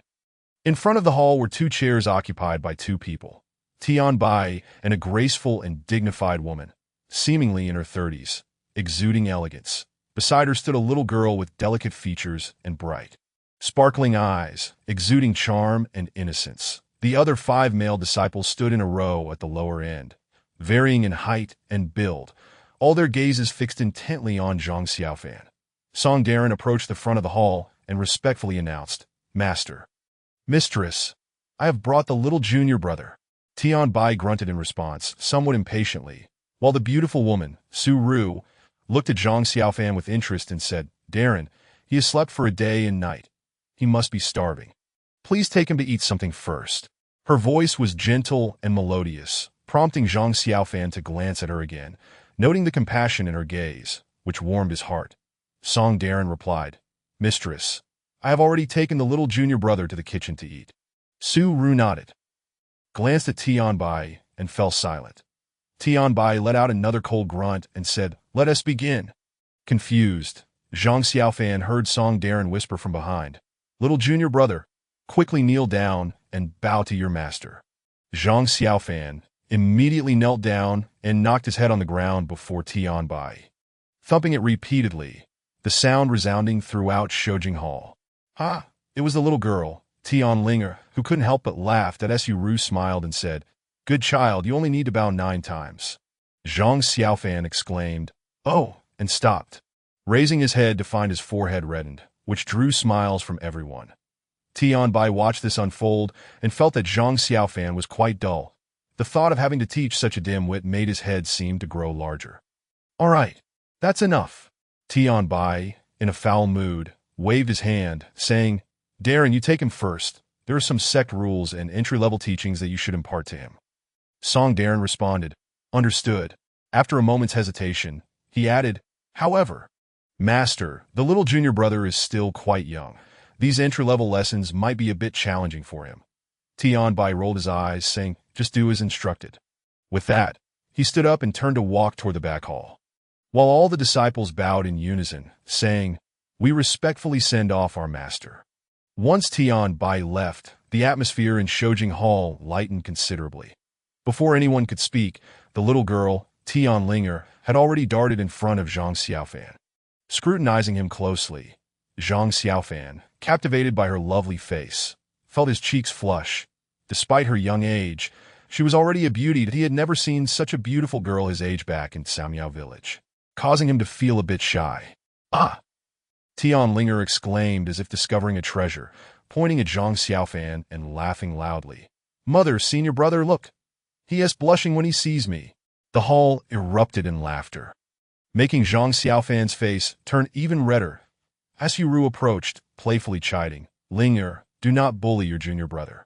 Tian Linger made a face, but paid no heed to her mother's words, standing straight and telling Zhang Xiaofan, "Hey, quickly call me senior sister." Zhang Xiaofan felt a flicker of annoyance, but as he gazed at Tian Linger's bright eyes and charming demeanor, he found himself lost in her allure and couldn't help but call out, "Senior sister."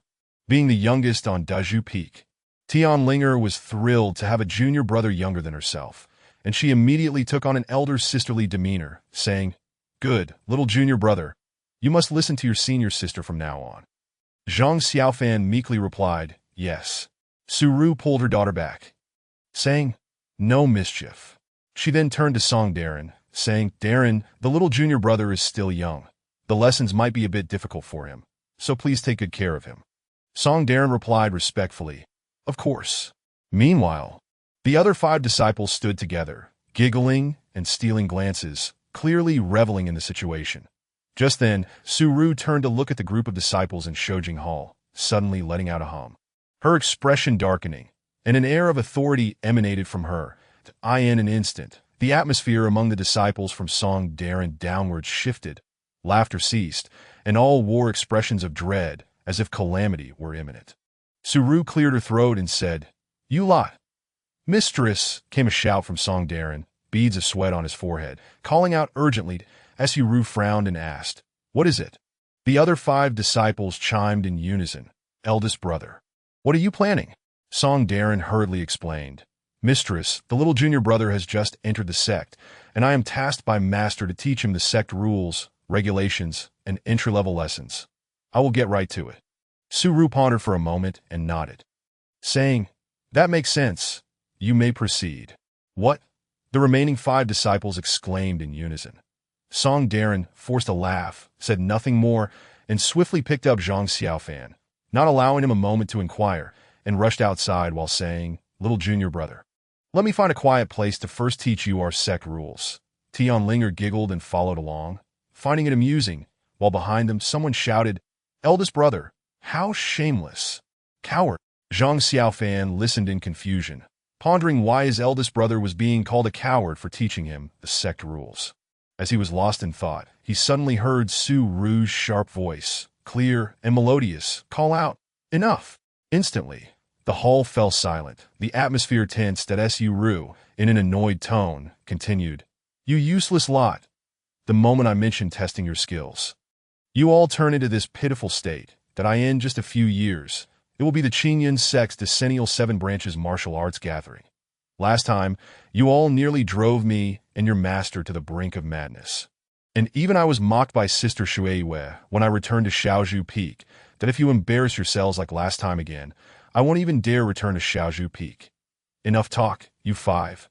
Go up together." Song Darren, now running faster, dashed out of the hall and headed straight toward the back mountain. Zhang Xiaofan clung to his shoulder, and the trees on either side whizzed past, moving swiftly. Unbeknownst to them, Tianling had summoned a crimson jade ribbon, which was faintly amber in color, almost transparent, radiating a glow of red. Clearly a magical treasure to this moment. Tianlinger stood leisurely upon the crimson silk, casually forming a guiding gesture with her hand. The vibrant red satin lifted her into the air, trailing closely behind Song Darren. Zhang Xiaofan, having never witnessed such a wondrous spectacle, was filled with astonishment. He gazed in admiration as Tianlinger glided gracefully through the winds, an expression of profound envy illuminating his eyes. Observing his reaction, Tianlinger felt a surge of pride, maneuvering her ribbon closer to Zhang Xiaofan to walk alongside him, exclaiming, "What do you think? Am I not impressive?" Zhang Xiaofan nodded vigorously, replying, "Yes, senior sister, you are truly remarkable, managing to soar so swiftly upon that red cloth." Tianlinger was momentarily taken aback, quickly realizing the implication of his words regarding the red cloth, and in a fit of indignation, she spat, "Oomph," before bursting into laughter. "You big fool!" Confused, Zhang Xiaofan could only listen as Song Darren laughed from ahead, saying, "Little junior brother, what nonsense are you spouting? That amber crimson satin is a renowned magical artifact cultivated by our master's wife in her youth, possessing extraordinary capabilities and immense power. Even within our Qingyun sect, it is a celebrated celestial treasure, not merely a red cloth." After finishing, he erupted into hearty laughter. Zhang Xiaofan's face flushed crimson as he furtively glanced at Tianlinger, who was smiling at him, revealing 2 adorable dimples on her cheeks. After a while of this playful banter, the trio arrived at a small hillside at the back mountain, where Song Darren came to a halt and set Zhang Xiaofan down. Tianling also descended, retracting her hand gesture, and the amber crimson satin, seemingly animated, coiled itself around her waist, resembling a lovely red belt. The hillside was abundant with bamboo, varying in size and forming dense groves, lush and vibrant. However, upon closer inspection, the bamboo here was unlike the ordinary. Its joints were tinged with black. Song Darren pointed towards the bamboo grove and said to Zhang Xiaofan, "Little junior brother, it is the custom of our Dezhu Peak lineage that newly admitted disciples must come here each day to harvest bamboo. Since you are still young, you may start by cutting 1 stalk each day for the first 3 months. And the thickness is entirely up to you." Initially, when Zhang Xiaofan heard about the entry tasks, he assumed they would be daunting, especially with Su Ru requesting Song Darren to look after him. To his surprise, it turned out to be simply chopping wood. Having been raised in the humble village of Caomiao and having accompanied adults to the mountains for wood chopping on several occasions, he felt a sense of relief wash over him, a smile breaking forth as he said, "Senior brother, I have chopped wood before, so there's no need to worry." Seeing his demeanor, Song Darren hesitated momentarily before chuckling. "Well, that's good. Let us walk back slowly, and I will show you the path that in the future. You can come on your own, and I will also explain the sect's rules and regulations to you." Tianlinger chimed in, "Senior brother, why did you come all this way just to say such trivial things, and now we must walk back slowly? Are you afraid of being scolded by my mother?" Song Darren's face flushed, and he chose to ignore her, instead addressing Zhang Xiaofan. "Little junior brother, remember well, the first rule of our sect is to respect one's teachers." It turned out that the first master of the Dezhu Peak lineage, Tianbai, was inherently lazy. Although he cared about his reputation, he seldom took the initiative to instruct his disciples, usually imparting techniques and then neglecting them, allowing them to cultivate on their own. However, his wife, Su Ru, was quite the opposite. Strong-willed and renowned in her youth for her beauty and prowess, she was a prominent figure in the Qingyun sect, admired by many young disciples. After marrying Tianbai, Su Ru's temperament had mellowed considerably, yet sometimes her eagerness to teach would resurface, particularly as her disciples had been underperforming. The Dezhu Peak disciples had faced consecutive defeats in the sect's biennial Seven Lineages martial arts competition, with only senior brother Song Darren managing an occasional victory, while the rest were often eliminated in the first round, turning them into a source of amusement within the sect. Unable to endure this embarrassment, Su Ru frequently took it upon herself to educate her husband's lackluster disciples. Though she appeared gentle, her temperament was quite fiery, and with her formidable skills, she often left her disciples battered and bruised, making them fear her far more than their short and stout master. As dusk fell, the sun sank toward the west, painting the sky with brilliant hues of twilight. The setting sun bathed Dezhu Peak in golden light as the trio strolled toward the mountain's forefront. In the distance, from the vicinity of the peaks, a long dog bark resounded, interspersed with the pitiful cries of some unfortunate souls. Chapter 7. The beginning. By dinner time, the sky had darkened at Dezhu Peak.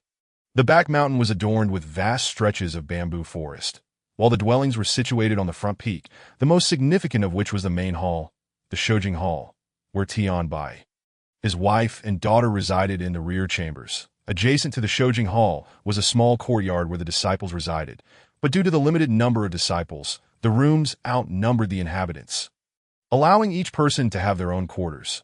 Even new arrival Zhang Xiaofan, that in terms of living conditions, Dezhu Peak was notably superior to the other lineages that at this moment. The disciples gathered around the dining table outside the kitchen, where the sixth disciple, Du Bishu, busily served plate after plate of food, a mix of meat and vegetables, all looking quite ordinary. The disciples took their seats and turned at the head of the long table. Song Darren sat in the foremost position, while Zhang Xiaofan humbly occupied the last seat. 2 large chairs and 2 smaller ones were placed at the table's head and opposite side, evidently prepared for Tianbai's family. Zhang Xiaofan glanced at the empty seat beside him, which belonged to the busy Du Bishu.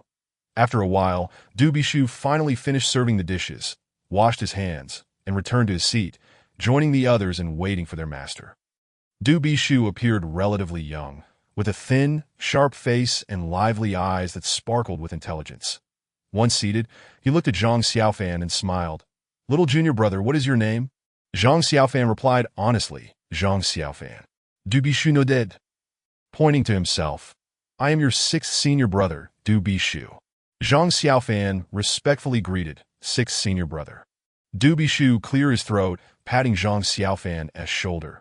"Wait a moment. You must try my cooking soon." Unable to resist the enticing aroma wafting from the table, Zhang Xiaofan swallowed hard and nodded vigorously. Suddenly, Du Bishu grinned mischievously, gesturing towards the entrance of the hall. "Little junior brother, soon master, mistress, and little junior sister will enter from there. Shall we make a wager?" Zhang Xiaofan was taken aback, while the others turned to face him with smiles. The 5th disciple, El Dashin, chuckled. "Old 6, is your gambling habit acting up again?" Beside him, the lean yet capable Hidaji laughed. "Has it been so long since you've won that you now resort to tricking children? Go away. Go away." Du Bishu waved dismissively, ignoring the others. With a beaming smile, he turned back to Zhang Xiaofan. "Little junior brother, guess who will be the first to step through this door among master, mistress, and little junior sister? Since you just joined, I'll let you guess first, so no one can say the seniors are bullying you." From a distance, the 2nd disciple, Wu Dei, called out, "Little junior brother, since it's a bet, you should first ask what will happen if you lose or win." Du Bishu snorted. "Are you afraid I'll go back on my word? I, Du Bishu, am known far and wide for my integrity in gambling." Laughter erupted. "You've never won. Little junior brother, if you guess correctly, I will help you chop bamboo for 10 days. That if you lose, you must wash dishes for me for 10 days. How does that sound?" Laughter ensued once more, and Song Darren teased, "What a pitiful sight." Seeing his seniors smiling warmly and treating him kindly, Zhang Xiaofan felt a wave of warmth in his heart and replied, "All right." Du Bishu clapped his thighs, instantly invigorated. "Little junior brother, now tell me, who will enter first, master, mistress, or little junior sister?" All eyes turned towards Zhang Xiaofan, who pondered. Given Qingyun sect's emphasis on respecting one's teachers, he believed Master Tian Bai would be the first to enter. Thus, he declared loudly, "I guess Master will be the first to come in." Laughter erupted, and El Dashin shook his head. "I never thought today would be the day old Six tricked someone into winning." Du Bishu beamed. Looking at the bewildered Zhang Xiaofan, "Little junior brother, let me tell you, every time Master S family enters, it is always little junior sister who rushes in first. You will help me wash dishes later." Zhang Xiaofan scratched his head and couldn't help but chuckle. Nodding, "Yes, Six senior brother." The third disciple, Zheng Dali, stout and short, laughed. "Old Six, do you have the audacity?" Du Bishu rolled his eyes. "What are you saying, third? I'm not forcing anyone. Everyone is willing to gamble, right, little junior brother?" Zhang Xiaofan nodded. Just then, hearing Song Darren announce, "Master has arrived," everyone's expressions froze, and they stood up, facing the door to greet their master. Moments later, Tian Bai's short, stout figure appeared at the entrance, followed closely by nothingness that he had come alone. The crowd was momentarily stunned, and Du Bishu couldn't help but blurt out, "Master, we're a mistress and little junior sister." Tian Bai glanced at him and replied nonchalantly, "Your mistress took Linger back to her family." Everyone was taken aback. But moments later, someone couldn't help but chuckle as they watched Tian Bai stagger in. Zhang Xiaofan felt a mix of embarrassment and amusement, while Du Bishu was left speechless. Tian Bai settled into his large chair and waved his hand, "Let us eat." Only then did the disciples take their seats again, all casting knowing glances at Du Bishu. Tian Bai regarded Zhang Xiaofan and asked Song Darren, "Have you informed him of the sect's rules and regulations?" Song Darren nodded. "Yes, I have explained the 12 rules and 20 regulations to little junior brother." Regarding the fundamental cultivation methods, the disciple observed that the junior brother appeared somewhat weary upon his arrival today, and thus resolved to formally impart the teachings on the morrow. Tian Bai nodded in agreement and addressed Zhang Xiaofan. "Sank's seventh brother." Zhang Xiaofan, momentarily taken aback, was nudged by Du Bishu beside him, which prompted him to realize that the master was calling for him, that he quickly stood and replied, "Disciple is here." Tian Bai shook his head, feeling a measure of disappointment in his slow-witted disciple, and said, "For now, you shall follow the senior brother. Remember to study diligently. The ocean of knowledge is boundless, and hard work is the vessel. Even if your talents are somewhat lacking, perseverance and diligence may yet lead you to mastery. That do you understand?" Zhang Xiaofan, as if receiving a royal decree, respectfully replied, "Yes." Tian Bai waved his hand, "Time to eat." Zhang Xiaofan, being young and small of stature, struggled to reach the dishes placed farther away while holding a large bowl. However, Du Bishu, in a generous spirit, helped him several times, chuckling softly, "Junior brother, eat plenty." His demeanor showed no concern over losing a bet. Truly commendable. Zhang Xiaofan felt grateful and nodded repeatedly. After a while, he discreetly inquired, "Sixth brother." Du Bishu turned to him and asked, "What?" Zhang Xiaofan continued, "Does the master's wife have a maternal family?" In his youthful mind, all disciples of Qingyun sect seemed divine, detached from worldly ties. That Du Bishu scoffed. "Of course she does. The master's wife is human too." However, when the master mentioned that she was returning to her family, it was not in the literal sense, but meant she was visiting her senior sister, Master Shuiwei, at Zhang. Zhang Xiaofan was taken aback. "What?" Du Bishu lowered his voice. "The master's wife originally hails from the lineage of Zhang and is close friends with Master Shuiwei. It is said that many male disciples of Qingyun sect were puzzled when such a flower-like beauty married our master." Smack!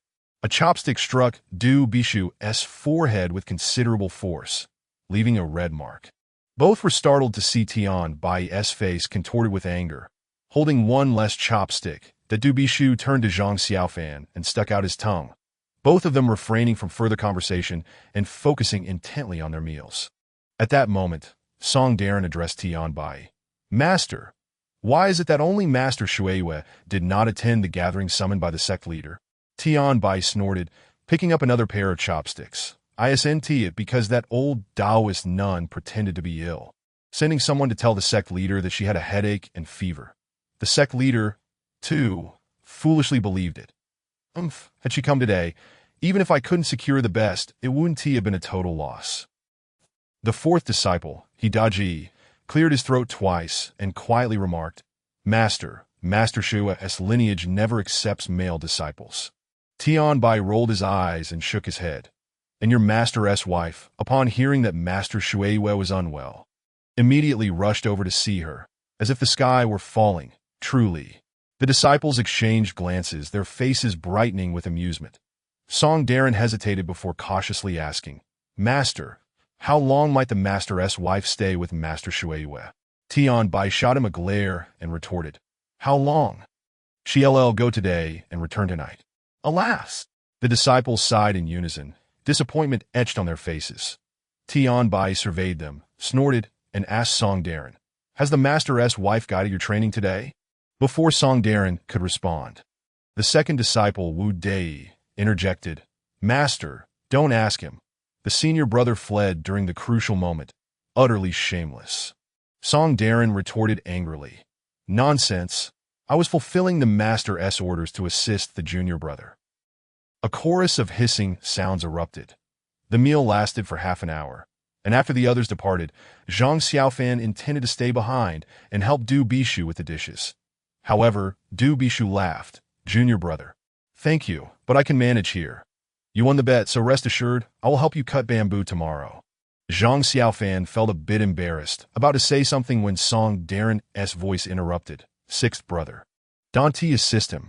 Just as he spoke, Song Darren entered from outside and said to Zhang Xiaofan, Junior brother, come, I'll take you to your room.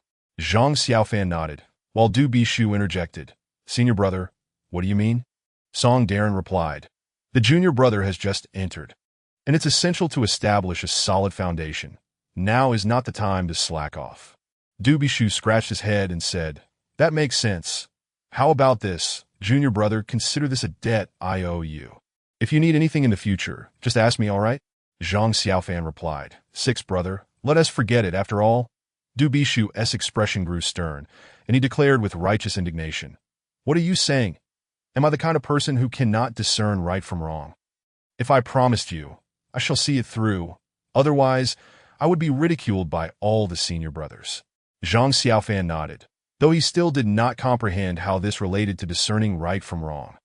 Song Darren took Zhang Xiaofan's hand and said, Junior brother, come, I'll take you to your new room. As they exited the kitchen, night had already fallen, and a bright moon gradually ascended in the eastern sky.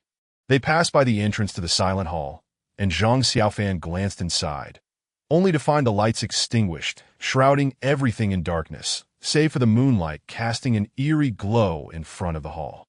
After walking a little further, they arrived at the corridor where the disciples resided. Song Darren led him to the last room on the right and said, Junior brother, the room you woke up in today is where I stay. The other disciples are arranged in order on the right side, while the 7 rooms on the left remain unoccupied. After a pause, he looked at Zhang Xiaofan and asked, Are you afraid of living alone? Zhang Xiaofan shook his head. Song Darren smiled and said, That's the spirit. As men, how can we fear solitude? Come, step inside. With that, he ushered Zhang Xiaofan into the room. Zhang Xiaofan surveyed this unfamiliar, yet soon-to-be cherished abode. A small courtyard with a pine tree on the left and several slender bamboo stalks on the right. Towering 2 or 3 men hide at a pathway of small pebbles meandered through the courtyard, flanked by grassy patches. The night breeze rustled the leaves and bamboo branches gently, carrying with it the subtle fragrance of grass. Lending an air of tranquility, Song Darren opened the door, entered, and lit the lamp, saying, Junior brother, come in. Zhang Xiaofan stepped inside, noticing that the furnishings were as simple and unadorned as those in Song Darren's room. Just a table, chairs, and a bed with little else, Song Darren remarked.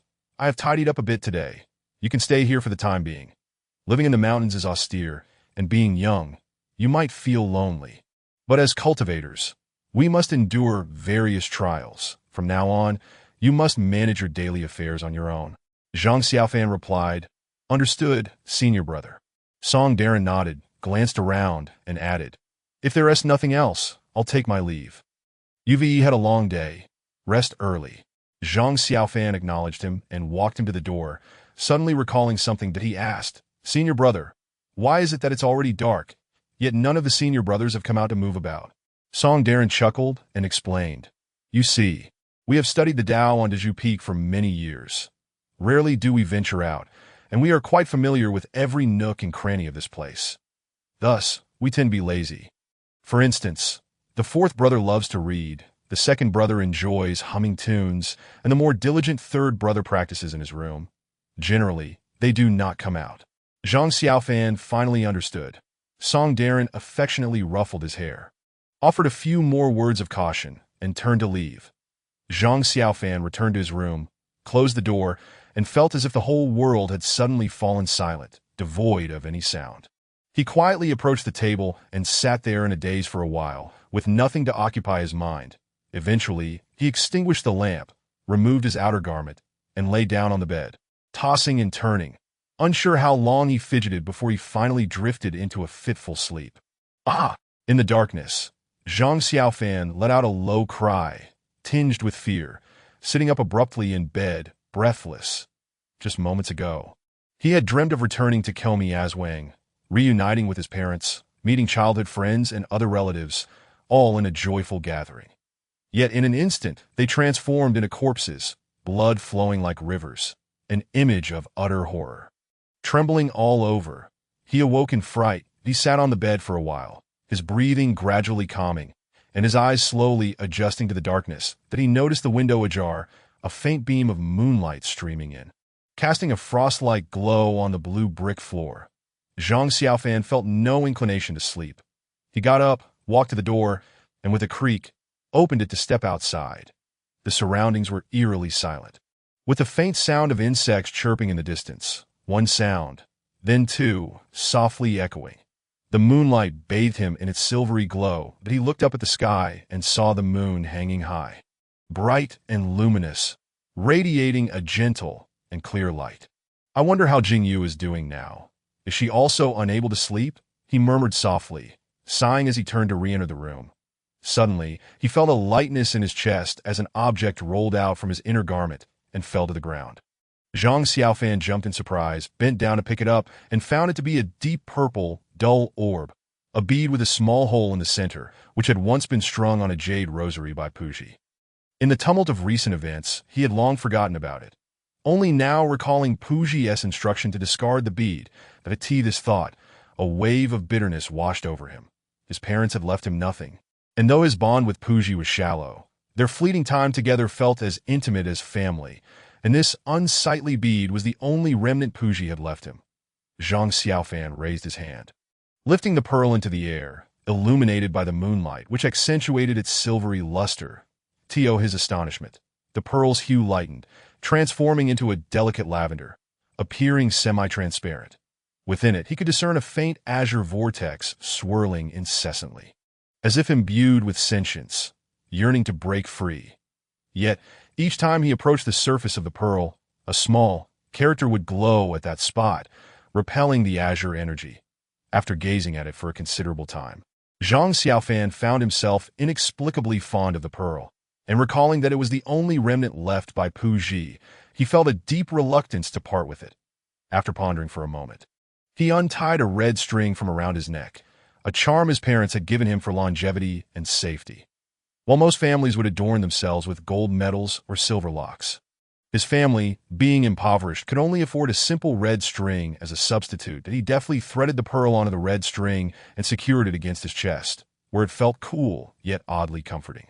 He chuckled softly to himself, glanced up at the bright moon, gently pressed his hand against his chest, and then turned to return to his room, preparing to sleep.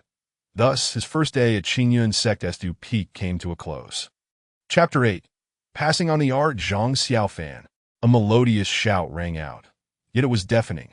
Zhang Xiaofan jolted awake from his dream, his eyes fluttering open, only to be met by a wide mouth filled with sharp teeth right before him, prompting him to scream, "Ah!" A chorus of laughter echoed from behind. Once he steadied himself, he realized that it was merely a large yellow dog, standing nearly as tall as a person, its glossy golden fur gleaming. Sprawled across his bed, its tongue lolling out, its bright eyes fixated on him. Behind the dog, Tianlinger, dressed in a snug red outfit, doubled over in laughter. Zhang Xiaofan cast a furtive glance at the imposing canine, noting its formidable size and sharp fangs, and instinctively shrank back towards the bed, feeling a surge of fear. Yet, seeing Tianlin's cheerful demeanor, he inquired, "Senior sister, what's the matter? What's the matter?" Tianlinger replied with a smile, before suddenly adopting a serious expression, placing her hands on her hips and frowning as she exclaimed, "The sun is already up, and you still ask me what's the matter? Hurry up and get out of bed. We're going to the mountain to chop bamboo together." Zhang Xiaofan was taken aback, exclaiming, "You're going too?" Tianlinger replied, "Of course. Every disciple must chop Heiji bamboo during their first 3 years that I started when I was 10, and this is my final year. Are you still lazing in bed?" Zhang Xiaofan quickly responded, carefully maneuvering around the large dog and climbing down from the other side of the bed, hastily putting on his outer garment. Tianlinger called out, "Catch," and tossed him a hatchet. Zhang Xiaofan caught it with both hands, noticing it was an ordinary but heavy chopping knife. Once prepared, he asked Tianlinger, "Senior sister, should we call the senior brother to join us?" Tianlinger rolled her eyes at him, saying, "Didn't I just tell you? Only the newly initiated disciples have chores to do. It's just you and me going to chop bamboo. Let us go." As she finished speaking, she gestured, and before Zhang Xiaofan could react, the large yellow dog suddenly sprang to its feet, leaped off the bed, wagged its tail, barked twice at Zhang Xiaofan, bared its teeth in a fierce manner, and then dashed outside. Zhang Xiaofan recognized the barking, recalling that he had heard it when he returned with the senior brother the previous day. It must be this large yellow dog. He couldn't help but think, Qingyun sect is indeed impressive. Even their dogs are far larger than those in our village. Following Tianlinger, he stepped outside, greeted by the early morning light. As he stepped out of the corridor and gazed at the rear mountain, he could still see a hazy mist drifting among the peaks. The trio, 2 people and 1 dog, set off toward the back mountain of Dezhu Peak. Yesterday, Zhang Xiaofan had been carried by Song Darren to the hillside, feeling as though they had arrived in no time, the path being quite easy. However, today, as he walked, he discovered that they had only covered half the distance. And the incline grew steeper, the journey proving far longer than he had imagined. In contrast, Tianlinger walked effortlessly, today without the aid of her amber vermilion silk, her petite red figure flitting along the mountain path with remarkable agility. The large yellow dog was even more exuberant, running ahead, then lagging behind, occasionally darting into the woods by the roadside, seemingly engaged in its own adventures. After a while, the sound of rustling grass signaled its reappearance, full of vitality and excitement. After another half-hour of trekking, Zhang Xiaofan was left panting heavily, his legs aching and utterly fatigued. Observing his state, Tianlinger scoffed, "You're utterly useless. Let us take a break." Zhang Xiaofan nodded eagerly, plopping down on the ground, gasping for breath, while the large yellow dog had vanished, its whereabouts unknown. After several moments of catching his breath, Zhang Xiaofan sat on the mountain path, looking down to see Dezhu Peak rising majestically, towering over the surrounding mountains, exuding an air of arrogance. "Senior sister, I have a question I'd like to ask, if you don't mind." Tianlinger, noticing his somewhat timid tone, turned her eyes toward him, a wave of pride washing over her. Instinctively, she tidied her hair and replied earnestly, "Go ahead and ask. Why do we consider chopping bamboo as part of our duties? I thought duties were solely about cultivating our skills." Tianlinger wrinkled her nose and replied, "What do you know? For cultivators, the body is of utmost importance. Why mother always says that without a healthy body, even the most profound techniques are difficult to master. Our Qingyun sect, rooted in Taoism, places great emphasis on health and vitality. When the practice of Taoism reaches its pinnacle, the physical form becomes even more crucial. Take our sect's illustrious technique, the Divine Sword Thunder Control technique, for instance." Zhang Xiaofan shuddered, his expression shifting dramatically. Tianlinger asked curiously, "What is wrong with you?" Zhang Xiaofan snapped back to reality, his complexion fluctuating as he stammered, No, it's nothing. I just thought that name sounded long and quite powerful." Tianlinger shot him a glare, stating, "Of course it's powerful. This is one of our Qingyun sect's most secret techniques, and few can master it. My father says that to invoke this technique, one must draw upon their own essence, supplemented by divine weapons and treasures, summoning the heavenly thunder from the nine skies, whose overwhelming might is truly unassailable. Zhang Xiaofan sighed. Indeed. Tianlinger continued. Now think about it. Although the technique offers protection, the power of heavenly thunder is immense. Once an ordinary person comes into contact with it, they will instantly be reduced to ashes. The practitioner must be extremely skilled, but if their body is weak, they might be struck down by the divine thunder before they can even unleash their technique. She glanced at Zhang Xiaofan and added, "That's why my father insists you do this work. It's for your own good. Yet you still look reluctant." Zhang Xiaofan, startled, sprang to his feet, exclaiming, "That is not true. I absolutely do not dare harbor any disrespect toward my master, nor do I feel any reluctance that I've rested enough now. Let us go. Let us go." With that, he grabbed the hatchet and, with determined strides, dashed up the mountain, surprisingly quick. Tianlinger watched his retreating figure with a gentle smile, following after him. After a challenging climb, they reached the small hill. But Zhang Xiaofan was already panting heavily. Before them lay the bamboo grove, and the large yellow dog was inexplicably lounging there, barking a few times as they approached, but not bothering to rise. Turning its head away, Zhang Xiaofan was taken aback, exclaiming, "So fast! Are you referring to the big yellow one?" Tianlinger replied, unruffled, as she approached from behind. Zhang Xiaofan pointed to the dog, asking, "Its name is Big Yellow?" Tianlinger affirmed, "Yes. Don't underestimate it. It's quite formidable." Zhang Xiaofan murmured, "Of course, seeing how big it is, it must have been raised for at least 20 years. Tianlinger chuckled. "Not at all." Zhang Xiaofan remarked in surprise. "It's not even 20 years old. Big Yellow has really grown." At that moment, Big Yellow barked sharply at Zhang Xiaofan. Tianlinger explained, "It hasn't been alive for that few years. Big Yellow has been raised by my father since it was small. It's much older than us. If you count its experience, it might even be older than the senior brother." "Ah!" she suddenly exclaimed, startling Zhang Xiaofan, who quickly asked, "What's wrong?" Tianlinger, her eyes shining, said, "I just remembered that once when my parents had a quarrel, my mother threatened to kill the yellow dog that my father had raised since it was young to make dog meat soup. It infuriated my father, and Big Yellow was so scared that it didn't dare come home for days." Zhang Xiaofan was astonished and asked, "Big Yellow didn't dare come home?" "Yes. Big Yellow has lived for many, many years and has developed a sense of awareness. It knows my mother is fierce and feared she might truly harm it, so it made a hasty retreat." "How impressive is that?" "Impressive," Zhang Xiaofan replied sincerely, unsure whether he was praising Big Yellow or admiring his master's formidable demeanor. He cast another glance at the large yellow dog, only to find it indifferent, snorting dismissively, wagging its tail, and lazily lying back down to by this time. They had reached the bamboo grove, and Zhang Xiaofan said to Tianlinger, "Senior sister, when I first arrived at Tongtian Peak, I saw a creature many times larger than Big Yellow. The senior brother said it was called Water Qilin. Is Big Yellow a spirit beast like it?" As Tianling entered the bamboo grove, she shook her head. "No, spirit beasts are ancient mythical creatures, primal spirit beings. Far surpassing Big Yellow, they are incomparable."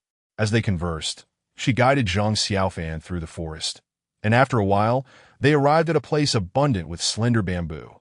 The black-stemmed bamboo here was generally only as thick as a finger. Exceedingly delicate. "This is the spot. You can chop down one every day for the next 3 months," Tianlinger declared with utmost seriousness. "Only one of such slenderness." Zhang Xiaofan exclaimed in surprise. With a dismissive huff, Tianlinger retorted, "Just give it a try." Nodding, Zhang Xiaofan picked up the hatchet and approached a slender bamboo, scrutinizing it before swinging the blade down that a sharp crack echoed as the hatchet struck, resonating as though it had hit an unyielding stone, leaving Zhang Xiaofan's palm tingling. The slender bamboo bent forward upon impact, but quickly sprang back, striking Zhang Xiaofan on the head with considerable force, leaving a painful red mark. Tianlingo laughed heartily, doubling over, and after a while, she said, "You can continue chopping here. I must attend to my own studies." With that, she turned and walked away, still smiling. Zhang Xiaofan rubbed the sore spot on his forehead and noticed that the place where the bamboo had been struck only bore a faint white mark, causing him to involuntarily gasp. That morning, Zhang Xiaofan found himself alone, facing the black-stem bamboo, chopping, slicing, sawing, grinding, pressing, and bending with all his might. After 2 hours, as the sun reached its zenith, he was drenched in sweat, his limbs weary and weak, yet he had only managed to create a small notch in the bamboo. Just then, a melody filled the air. Tian Linger returned, humming an unfamiliar tune, skipping joyfully. Upon seeing Zhang Xiaofan's disheveled state and glancing at the bamboo, she shook her head, lifted the hatchet, and feigned a strike. "Senior sister, what are you doing?" Zhang Xiaofan exclaimed in haste. Tian Linger replied impatiently, "I'm here to help you chop." Zhang Xiaofan vigorously shook his head, panting, "No need, thank you, senior sister. But this is my task, and I shall complete it myself." Tian Linger huffed, pointing at the sun. "Do you even know what time it is?" Stubborn by nature, Zhang Xiaofan clenched his teeth. "I will chop until nightfall if I must." "Fool!" Tian Linger suddenly interjected, hands on her hips, scolding him fiercely. Zhang Xiaofan was taken aback, momentarily at a loss for words, staring blankly at his senior sister. With an imposing presence reminiscent of a matriarch, Tian Linger continued angrily.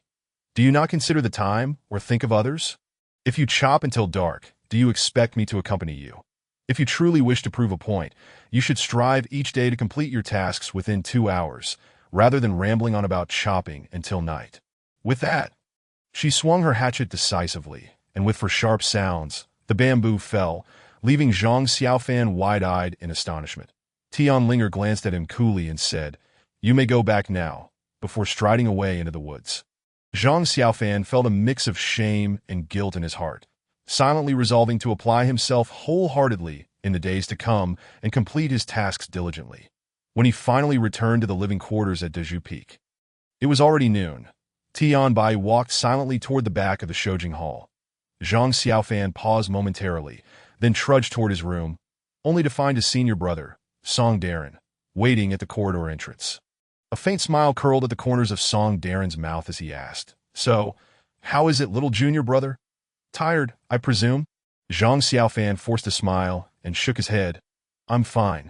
Observing his junior brother's stubborn demeanor, Song Darren chuckled and led him toward their room, saying, "The kitchen usually has hot water. You can help yourself to a wash when you return, and we will be having lunch soon. So take a moment to rest.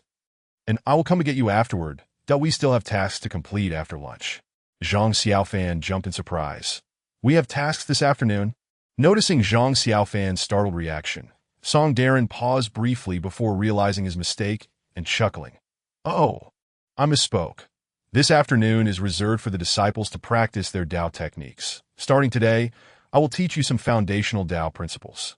Zhang Xiaofan finally breathed a sigh of relief, feeling both astonished and elated, and quietly inquired, "Senior brother, are those Tao techniques very powerful and difficult to learn?" Song Darren replied with a smile. "The deeper one delves into cultivation, the more formidable it becomes, that is for the difficulty of learning. It depends on the individual's aptitude and comprehension. However, even if one's talent is somewhat lacking, it matters not. You heard the master say last night, the sea of Tao is boundless. Diligence is the vessel. As long as you are willing to persevere and toil diligently, no matter how arduous, you can succeed." Zhang Xiaofan nodded vigorously. During lunch that day, Tian Bai inquired a few questions about Zhang Xiaofan's progress, while Tian Linger exaggeratedly chastised him, causing Zhang Xiaofan's face to flush crimson. Too ashamed to lift his gaze, listening to his daughter's words, Tian Bai shook his head repeatedly, and at last, with a wave of his hand, simply uttered 2 words, "Eat." Although Tian Bai was too lazy to scold Zhang Xiaofan, the latter felt that his master cared deeply for him. Yet he had not performed well, and his master did not reprimand him, displaying remarkable generosity, a rare quality in a mentor. Overwhelmed with shame, Zhang Xiaofan dared not say much, silently vowing to diligently cultivate his skills in gratitude for his master's kindness. After the meal, as was his custom, Tian Bai ambled back to the Shoujing Hall after swaying for a moment. The other disciples headed toward the training grounds at Taijidong, leaving only Song Darren and Zhang Xiaofan to arrive at their room together.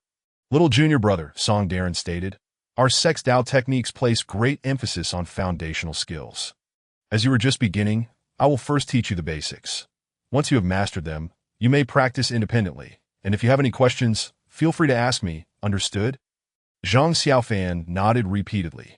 Feeling a surge of excitement, with a serious expression, Song Darren continued, "There is one more thing I must caution you about. Our sect's unique techniques are profound and mysterious, attracting the attention of malevolent beings. You must swear an oath that after mastering them, you will not divulge any of our secrets to outsiders." Zhang Xiaofan felt a stirring within him, momentarily dazed, but quickly regained his composure.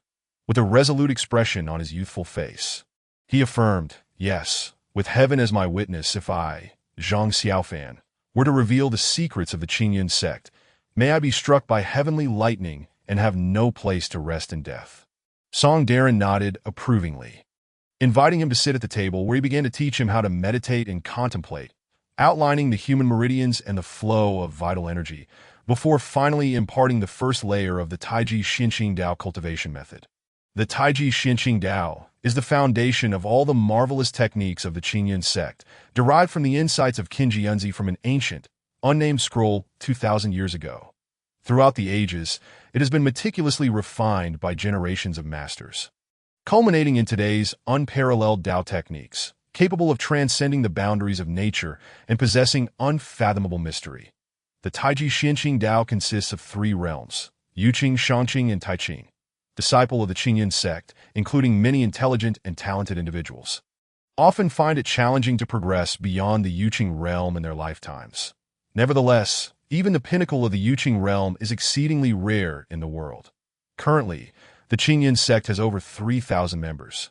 Yet only about 20, led by the sect master Dao Xian, have broken through to the Shangqing realm. These few individuals thus make Qingyun sect one of the most powerful and profound sects in contemporary cultivation. As for the legendary supreme realm of Taiqing, it is said that only the extraordinary genius Qingyi ever reached it. Chapter 9. Buddha and Tao. As Song Darren began his teaching, he noticed Zhang Xiaofan resting his chin on his hands, engrossed in listening, which inspired him to elaborate enthusiastically. The process of cultivating the Taiji Xinqing Dao progresses from easy to difficult. Most practitioners can achieve the first layer of the Yuqing realm within their first year. But from there onward, the challenges become apparent that it typically takes an average individual 5 years to reach the second layer.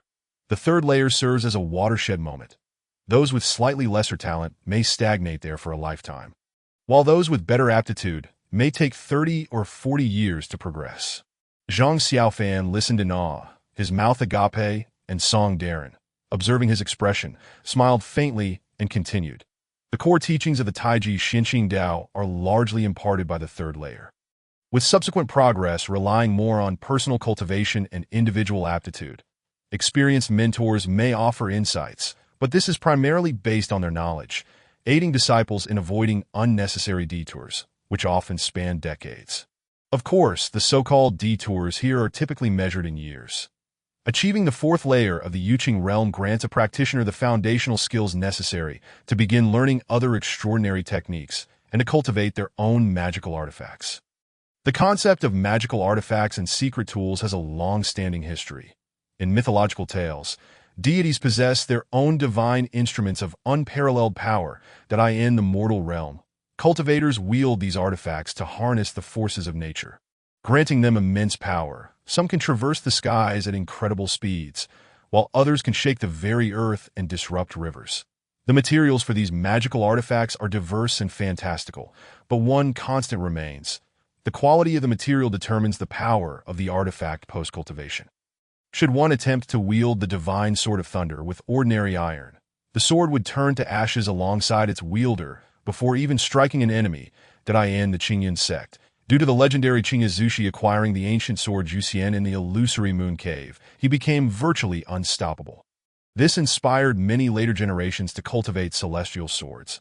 And after a millennium, a plethora of sword cultivators emerged, almost becoming an unwritten rule of the Qingyun sect, to the extent that renaming it the Qingyun sword sect would be entirely acceptable.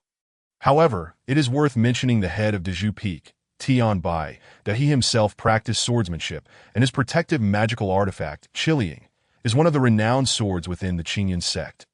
Yet for some reason, he shows no inclination to encourage his disciples to cultivate celestial swords. Not only that, but he occasionally encourages them to pursue unconventional magical artifacts. This has led to considerable debate within the Qingyun sect, but since there are no established rules against it, and given that Tian Bai's disciples are of average talent and few in number, everyone has simply allowed him to do as he pleases.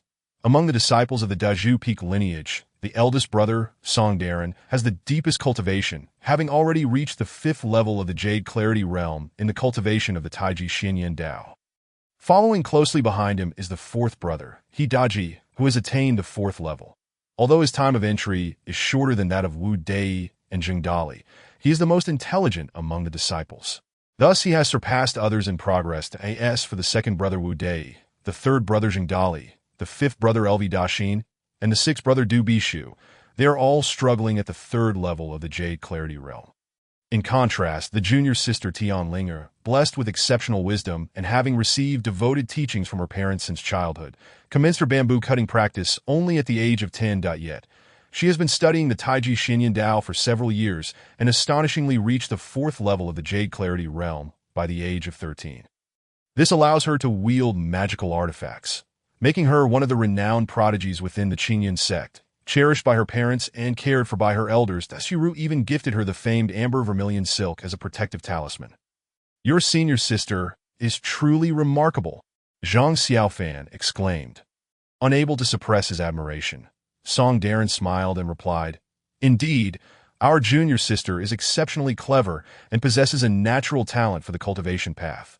Whatever our master and mistress impart to her, she grasps immediately, her aptitude far surpassing that of us senior brothers.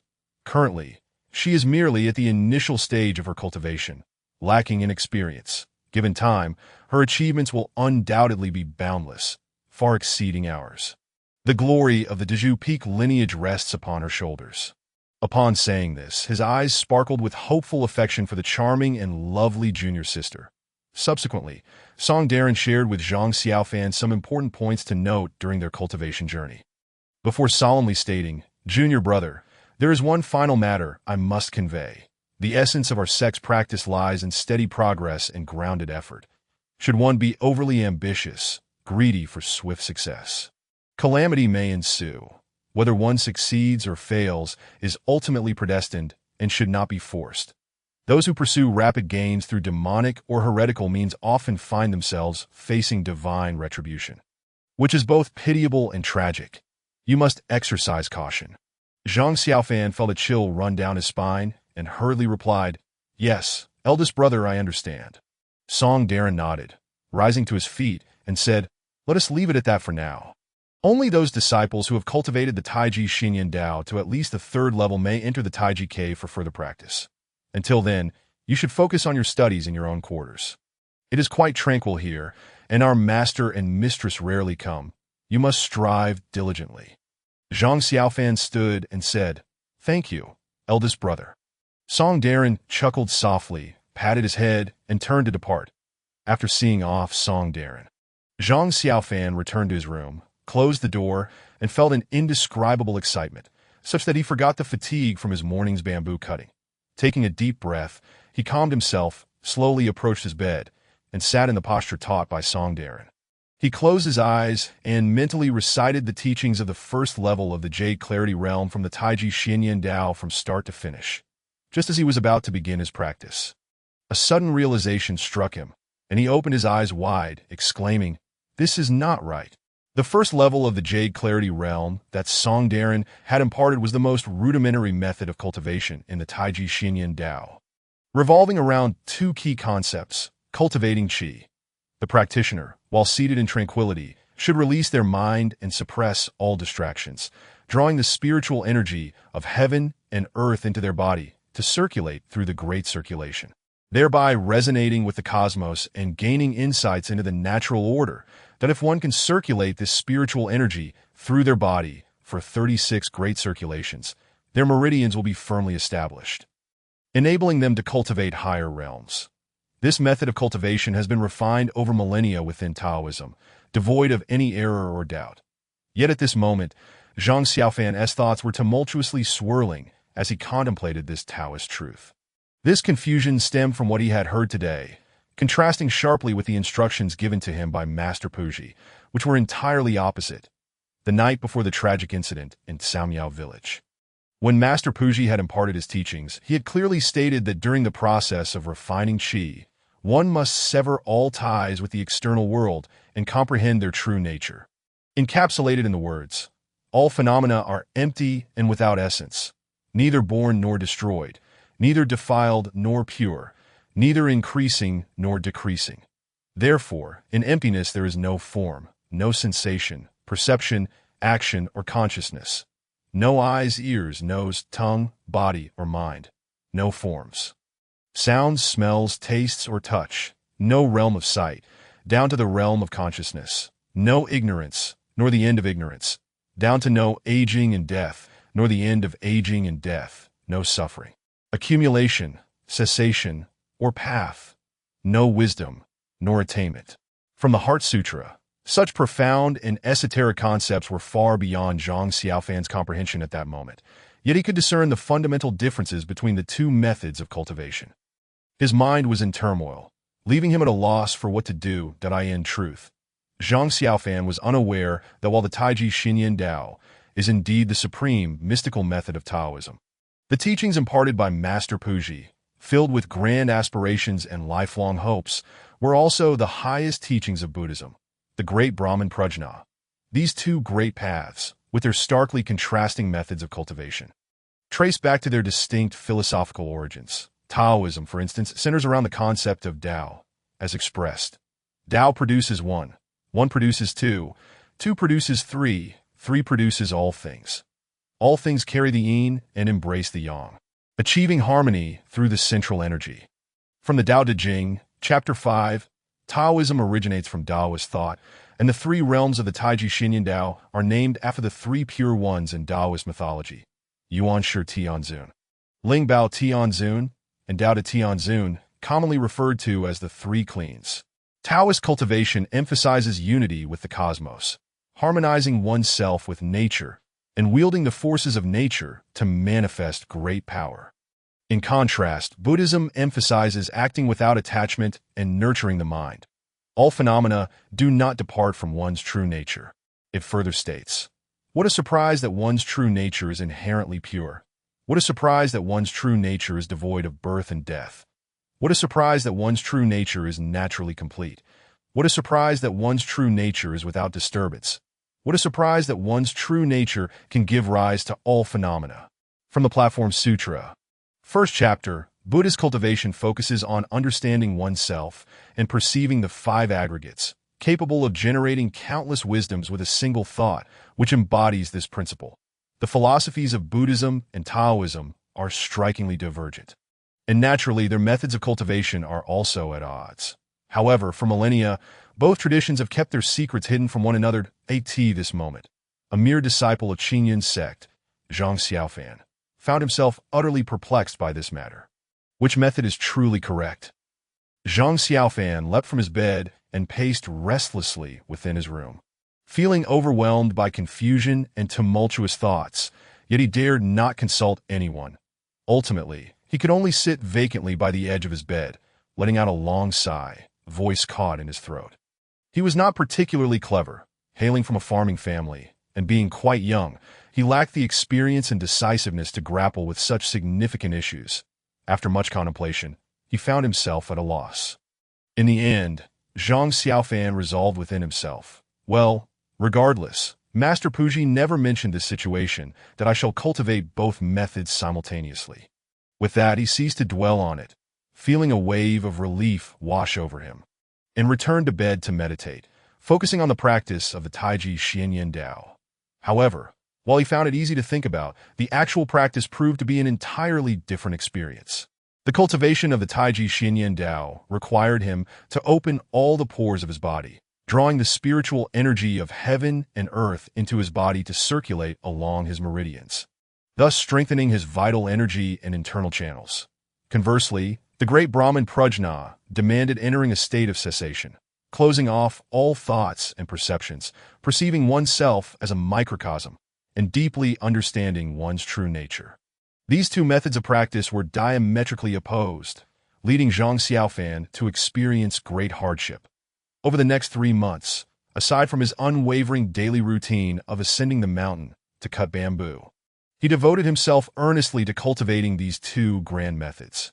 However, just as he began to make slight progress in the Taiji Xinyan Dao, with his pores initially opening and spiritual energy entering his body, the subsequent practice of the great Brahmin Prajna required him to forcefully close all openings and enter a state of cessation, rendering his earlier efforts almost futile. After 3 months, Tianbai, one day, suddenly took an interest and came to assess Zhang Xiaofan's progress in cultivation. To his dismay, upon inquiry and testing, he was nearly driven to fury. By common standards, an ordinary person practicing the rudimentary first level of the Taiji Xinyan Dao should have made some progress within 3 months. Being able to initially draw the spiritual energy of heaven and earth into their body and circulate it through 3 to 5 cycles. Yet, Zhang Xiaofan's poor aptitude was truly astonishing. After fully 3 months of practice, he could not even control his body's pores with ease, let alone draw in spiritual energy, much less circulate it through several cycles. Tianbai's eyes widened in disbelief, his face contorted with anger as he glared at Zhang Xiaofan, while the other disciples looked on with sympathetic expressions, yet dared not speak. Originally, Song Darren had intended to speak a few words in defense of Zhang Xiaofan, but seeing how far his junior brother had fallen, he felt ashamed and remained silent. The as for Tianlinger, she stood by with a playful smile, curiously observing Zhang Xiaofan, her expression one of amusement. Zhang Xiaofan, filled with shame, knelt before Tianbai, feeling utterly humiliated, thinking that no matter how his master reprimanded him, it was well deserved. However, after a long wait, none of the senior brothers spoke, and even Tianbai remained silent. Confused, he cautiously glanced up, only to see that Tianbai's previously furious countenance had transformed into one of disappointment, truly embodying the saying, "The greatest sorrow is a heart that has lost hope."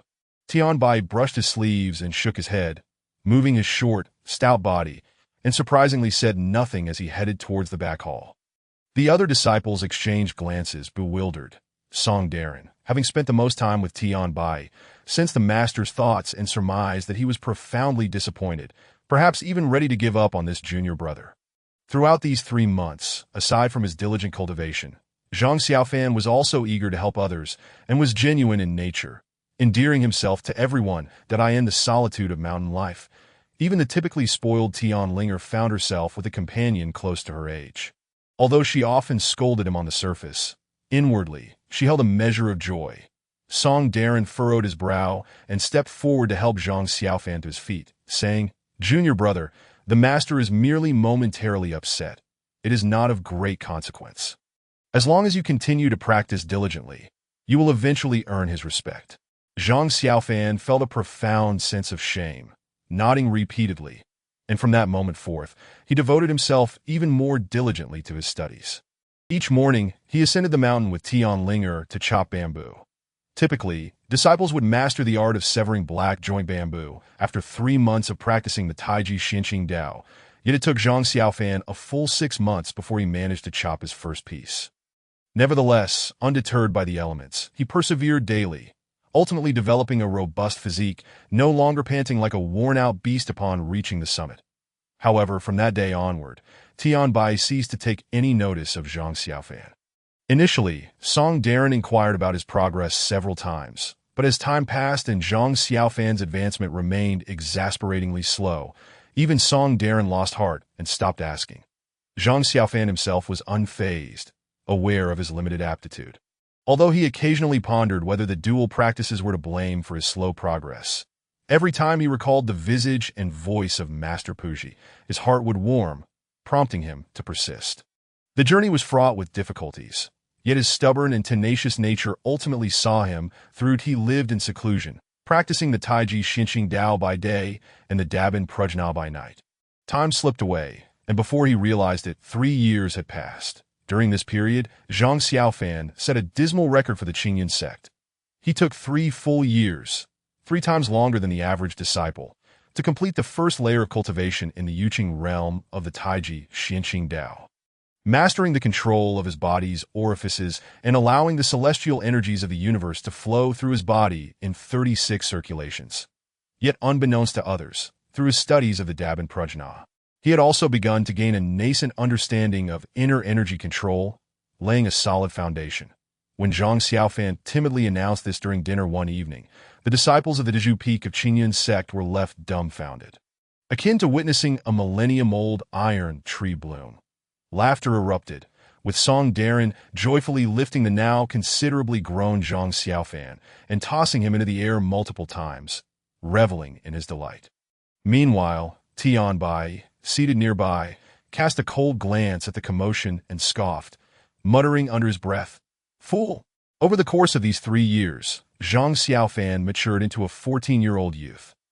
Thanks to his daily bamboo chopping, he had developed a sturdy frame, and although he was 2 years younger than his senior sister Tianlinge, their heights were now comparable. Tianlinge had blossomed from a 13-year-old girl into a striking 16-year-old young woman, her beauty radiating even more vividly, her laughter and conversation imbued with an enchanting elegance. She had always perceived her other 6 senior brothers as too old and mature, and thus preferred to spend time with her somewhat simple-minded junior brother. Throughout the years, they had grown close, though Tianlinge had always maintained the upper hand. Zhang Xiaofan acknowledged that his senior sister was indeed far superior to him, although she often ordered him about.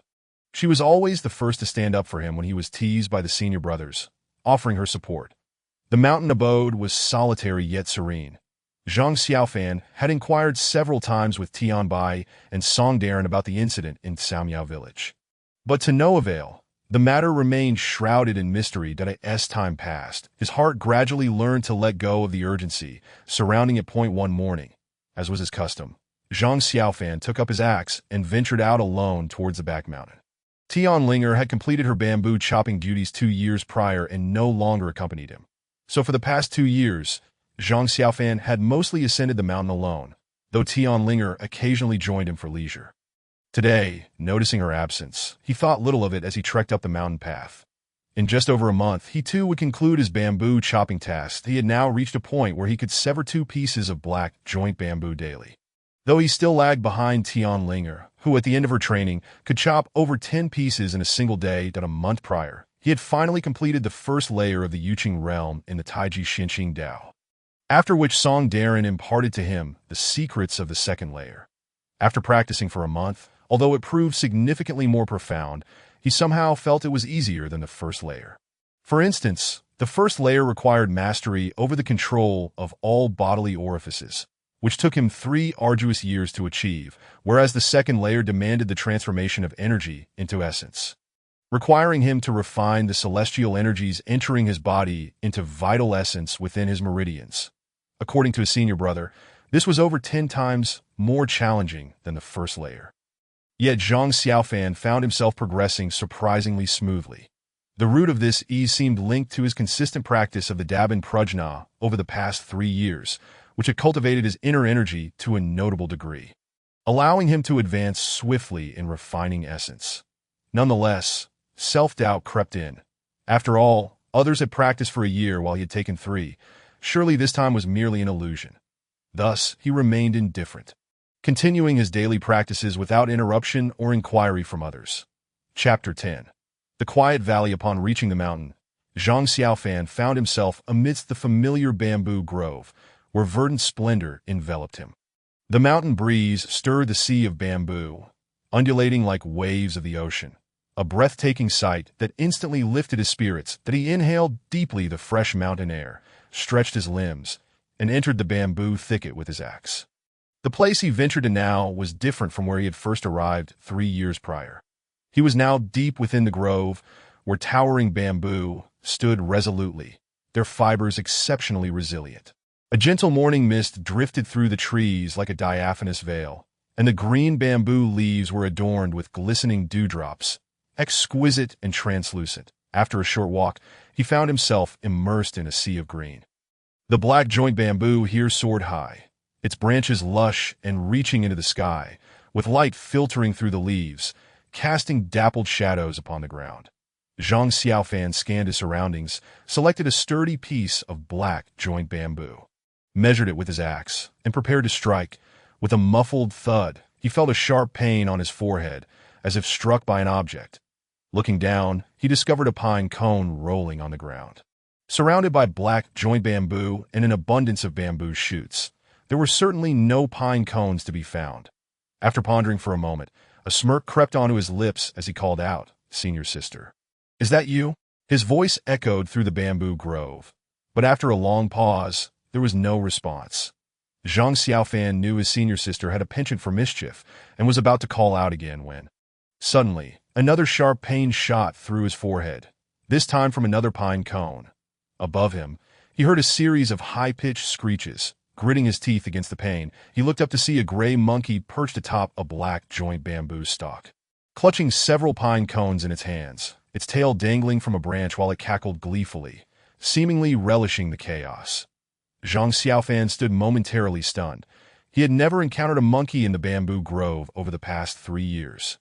The Dezhu Peak was predominantly bamboo forest, with only the shaded valleys harboring patches of pine and cypress woodlands that it appeared the monkey had ventured from there.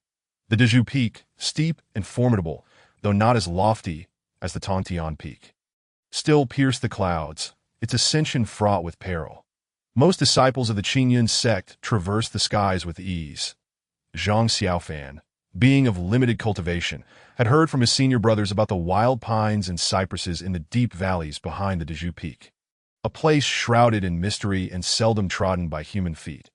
Years ago, a master from the Dezhu lineage had ventured there on a sword to investigate, but found only an unremarkable primeval forest with no extraordinary features. Though it was home to numerous ferocious beasts and venomous creatures that seldom strayed from the valley, ensuring peace over the years that he pondered, he suddenly saw the monkey lift its hand. Causing his heart to leap, he quickly moved aside, just in time to avoid another pine cone that came crashing down.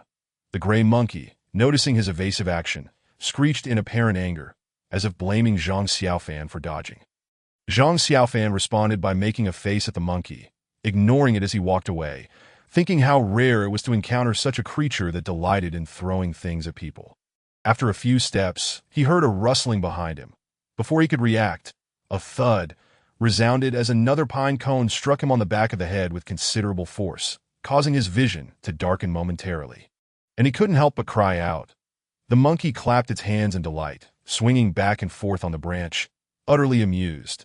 Fuming with rage, Zhang Xiaofan rushed over and shook the bamboo violently. The large black joint bamboo swayed wildly, yet the gray monkey clung to the trunk with its tail, unfazed by Zhang Xiaofan's efforts, continuing to laugh incessantly, frustrated that he could not outsmart the monkey. Zhang Xiaofan drew his axe and swung it at the bamboo with fervor. The monkey, undeterred, watched him with keen interest from its perch. Zhang Xiaofan labored tirelessly, sweat pouring down his brow, and just as he was on the verge of success after hacking away at the bamboo, he heard a shrill screech from above. Looking up, he saw the gray monkey leap onto another black joint bamboo stalk, and with a resounding pop, it hurled another pine cone down at him. Furious, Zhang Xiaofan shouted at the monkey, "Come down if you dare." The gray monkey scratched its head, tilting it in contemplation, likely failing to grasp the concept of bravery, and instead burst into laughter, making faces at Zhang Xiaofan. Infuriated, Zhang Xiaofan seethed with frustration, yet felt powerless against the little beast. That day, he barely completed his task, but his head bore the marks of the monkey's mischievous antics, sore and bruised. Zhang Xiaofan descended the mountain, heart aflame with anger, determined to ignore the monkey. However, the monkey had developed a taste for mischief, waiting in the bamboo grove each morning for Zhang Xiaofan's arrival, gleefully pelting him with pine cones, delighting in his vexation. One evening, just before dinner, Tianlinger pulled Zhang Xiaofan aside and inquired quietly, "Xiaofan, what happened to your head?" Zhang Xiaofan had endured days of torment at the hands of the gray monkey, his forehead a patchwork of bruises and pain. Ashamed to admit that he was being toyed with by a mere monkey, he had kept silent. However, upon hearing his senior sister's question, he hesitated but ultimately decided to confide in her. Tianling pouted her crimson lips and couldn't help but burst into laughter, revealing 2 petite dimples on her cheeks. Truly a sight of exquisite beauty. Zhang Xiaofan felt an inexplicable warmth rise to his face and lowered his head. Tianlinger, with a carefree demeanor, playfully patted Zhang Xiaofan's shoulder and said, "Do not worry, little junior brother. These past few days, my mother has insisted that I delve into the Tai Chi cave for my studies, preparing for the Seven Veins Martial Arts Conference in 2 years. I never expected you would be bullied by a monkey. But fret not. Tomorrow I shall accompany you up the mountain to teach that wicked monkey a lesson." Her tone carried an air of maturity, almost reminiscent of coaxing a child. However, Zhang Xiaofan, accustomed to her ways since childhood, could only manage a wry smile and paid little heed to her words. The next morning, Tianlinger indeed rose early, and together with Zhang Xiaofan, they ascended the back mountain that a gentle breeze wafted through the mountain, and Tianlinger, clad in a vibrant red garment, resembled the very first time she and Zhang Xiaofan ventured up the mountain to cut bamboo. Skipping ahead with joyful strides, Zhang Xiaofan trailed behind, watching the enchanting girl ahead like a red cloud gracefully drifting through the mountains, accompanied by a faint, alluring fragrance that a wave of reverie washed over him.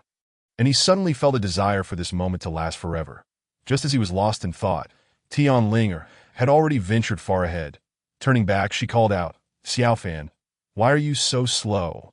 Zhang Xiaofan snapped back to reality, his face flushing, and hurriedly quickened his pace to catch up. Upon reaching the bamboo grove, Tianlinger instructed Zhang Xiaofan, "Xiaofan, you go in first. I will follow closely behind." Nodding in agreement, Zhang Xiaofan took his machete and stepped inside. After walking a few paces, he suddenly remembered to caution Tianlinger to be careful. Turning around, he found that she had already vanished from sight, but he stood there momentarily, a wave of inexplicable melancholy washing over him. But he quickly shook his head, dismissing such trivial thoughts, and ventured deeper into the bamboo thicket. Upon arrival at his destination, the forest was eerily silent. Zhang Xiaofan looked around, yet he could not find the gray-furred monkey. He muttered to himself, "Could it be that the monkey has gained some cunning, anticipating my arrival with reinforcements and thus refraining from showing itself?" As he pondered, he scanned the surroundings, but to no avail. He had no choice but to walk over to a black bamboo stalk, pretending to chop it. Squeak, squeak, squeak. Suddenly, a familiar shriek resonated above him. Zhang Xiaofan instinctively jumped aside, feeling a sharp pain on his head. A pine cone had struck him squarely, causing considerable discomfort.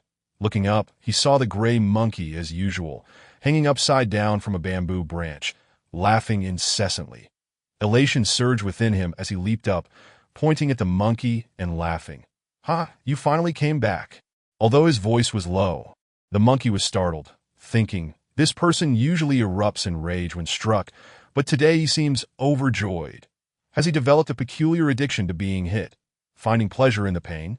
At that moment, a flash of red darted through the bamboo grove as Tianlinger, stepping upon the amber vermilion ribbon, soared through the air like a bolt of lightning, her fingers poised to grasp the monkey. However, the clever creature, catching a glimpse of her from the corner of its eye, immediately reacted, releasing its tail from the bamboo branch and plummeting downwards.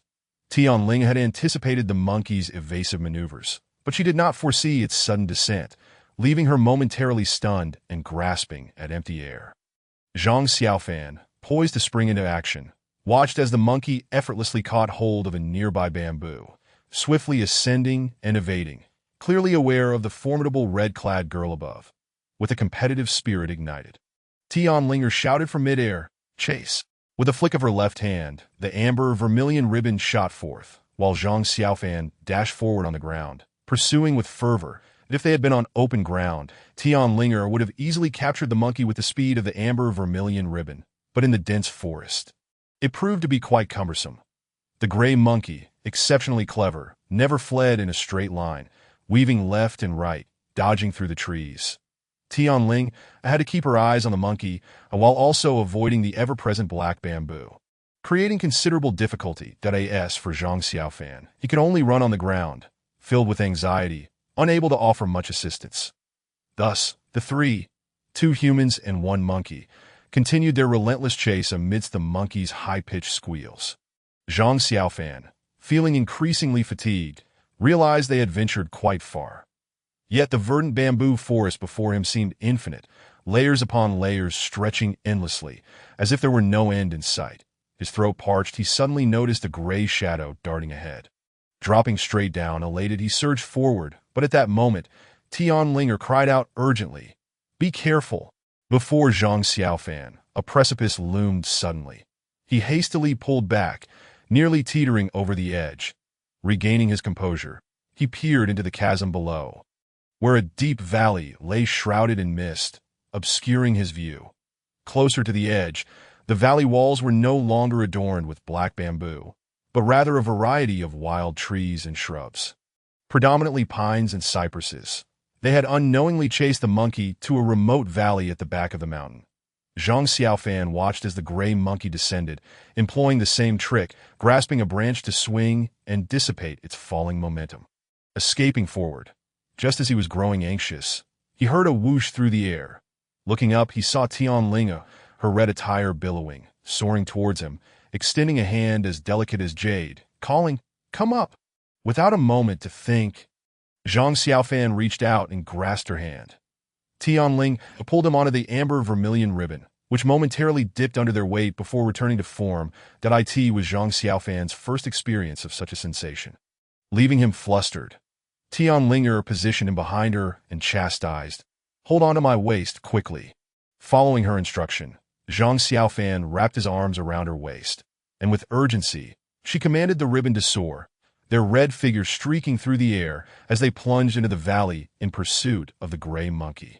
The wind howled fiercely, and Zhang Xiaofan felt as though the rushing air was nearly blinding him. The amber vermilion ribbon beneath him felt precarious, as if he might plummet at any moment, leaving him in a state of trepidation. In his fear, he instinctively tightened his grip around Tianlinger, her red attire flowing like clouds before him, her silhouette reminiscent of a celestial maiden, pure and ethereal, accompanied by a faint fragrance that wafted into his senses. A wave of joy surged within him, wishing that time would stand still in that moment. Unbeknownst to Tianlinger, who was wholly focused on the gray monkey ahead, Zhang Xiaofan's mind was wandering with peculiar thoughts.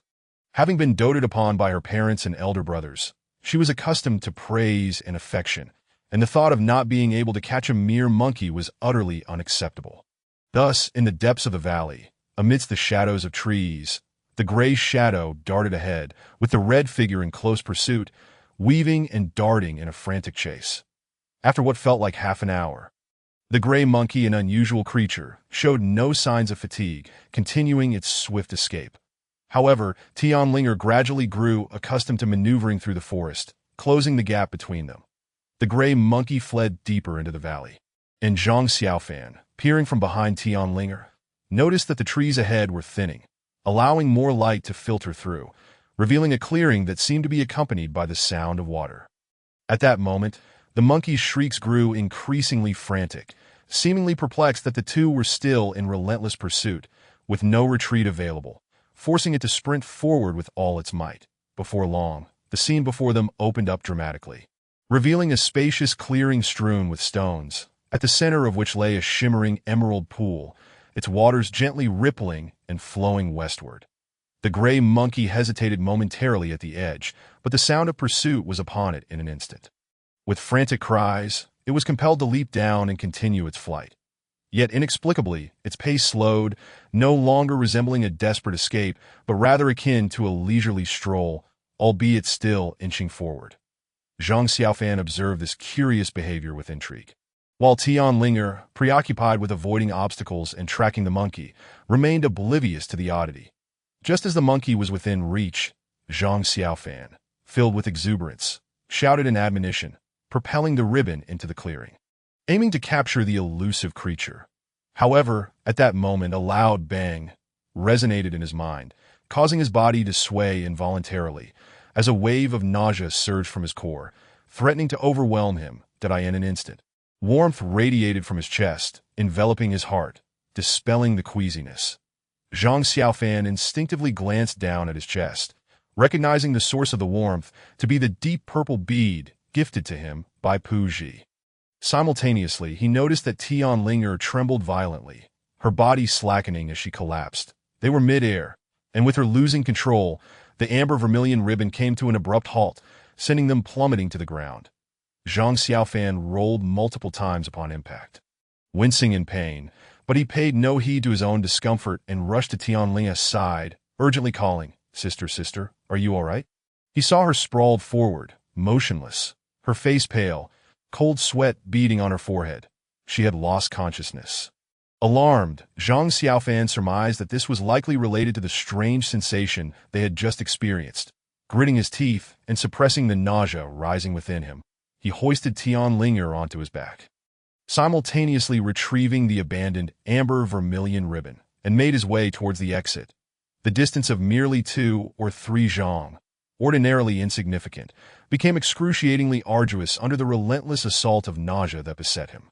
After much struggle, he finally traversed 3 zhang, arriving beneath a towering pine tree, where the unpleasant sensation miraculously vanished. Zhang Xiaofan set down Tianlinger, panting heavily, his gaze drifting towards the water pool, where he beheld the gray monkey remaining motionless, its visage contorted in agony, gazing back with an evident plea for help. Frowning in sympathy, he could not bear to leave it behind and stood up to venture inward once more. Just a few steps in, the nauseating feelings surged anew, accompanied by a rekindling warmth in his chest, countering the discomfort. Gradually, he approached the monkey, now drenched in sweat. The gray monkey, upon his arrival, remained still, seemingly suffocated by the weight of its own distress. Taking a deep breath, Zhang Xiaofan bent down to lift the gray monkey, turning and making his way back out to AT. This moment, the monkey was remarkably compliant, resting quietly in his embrace. After a painstaking effort, he emerged once more, reaching the still unconscious Tianlinger with a nauseous sensation dissipated once again. He gently placed the gray monkey down and collapsed onto the ground, gasping for breath, while the monkey, relieved, lay on the ground, its eyes darting around. Yet it did not flee, merely watching Zhang Xiaofan. Zhang Xiaofan unfastened his clothing and took out the bead tied with a red string. Inspecting it closely, he noted that the originally deep violet exterior had transformed into a pale purple, while the azure energy within appeared stimulated, swirling at an accelerated pace, colliding incessantly against the bead's surface as before.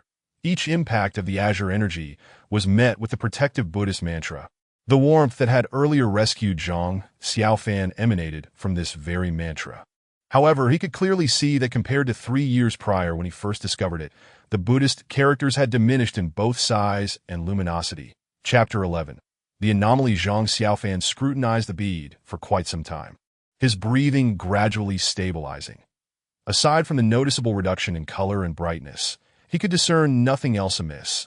So he returned it to his chest.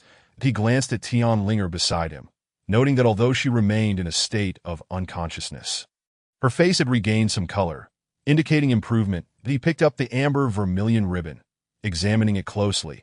It was the first time he had observed this treasure from such proximity, feeling its softness and comfort. Recalling Tianlinger's graceful figure as she floated through the air earlier, he felt a pang of envy. After watching for a moment, he imitated her gestures and called out, "Rise!" Yet the amber vermilion ribbon lay still as a dead serpent, utterly unresponsive. Suddenly, the gray monkey beside him erupted into laughter, clutching its belly. Zhang Xiaofan shot at a glare, but having shared trials with the creature, he felt a newfound fondness, and any prior animosity evaporated.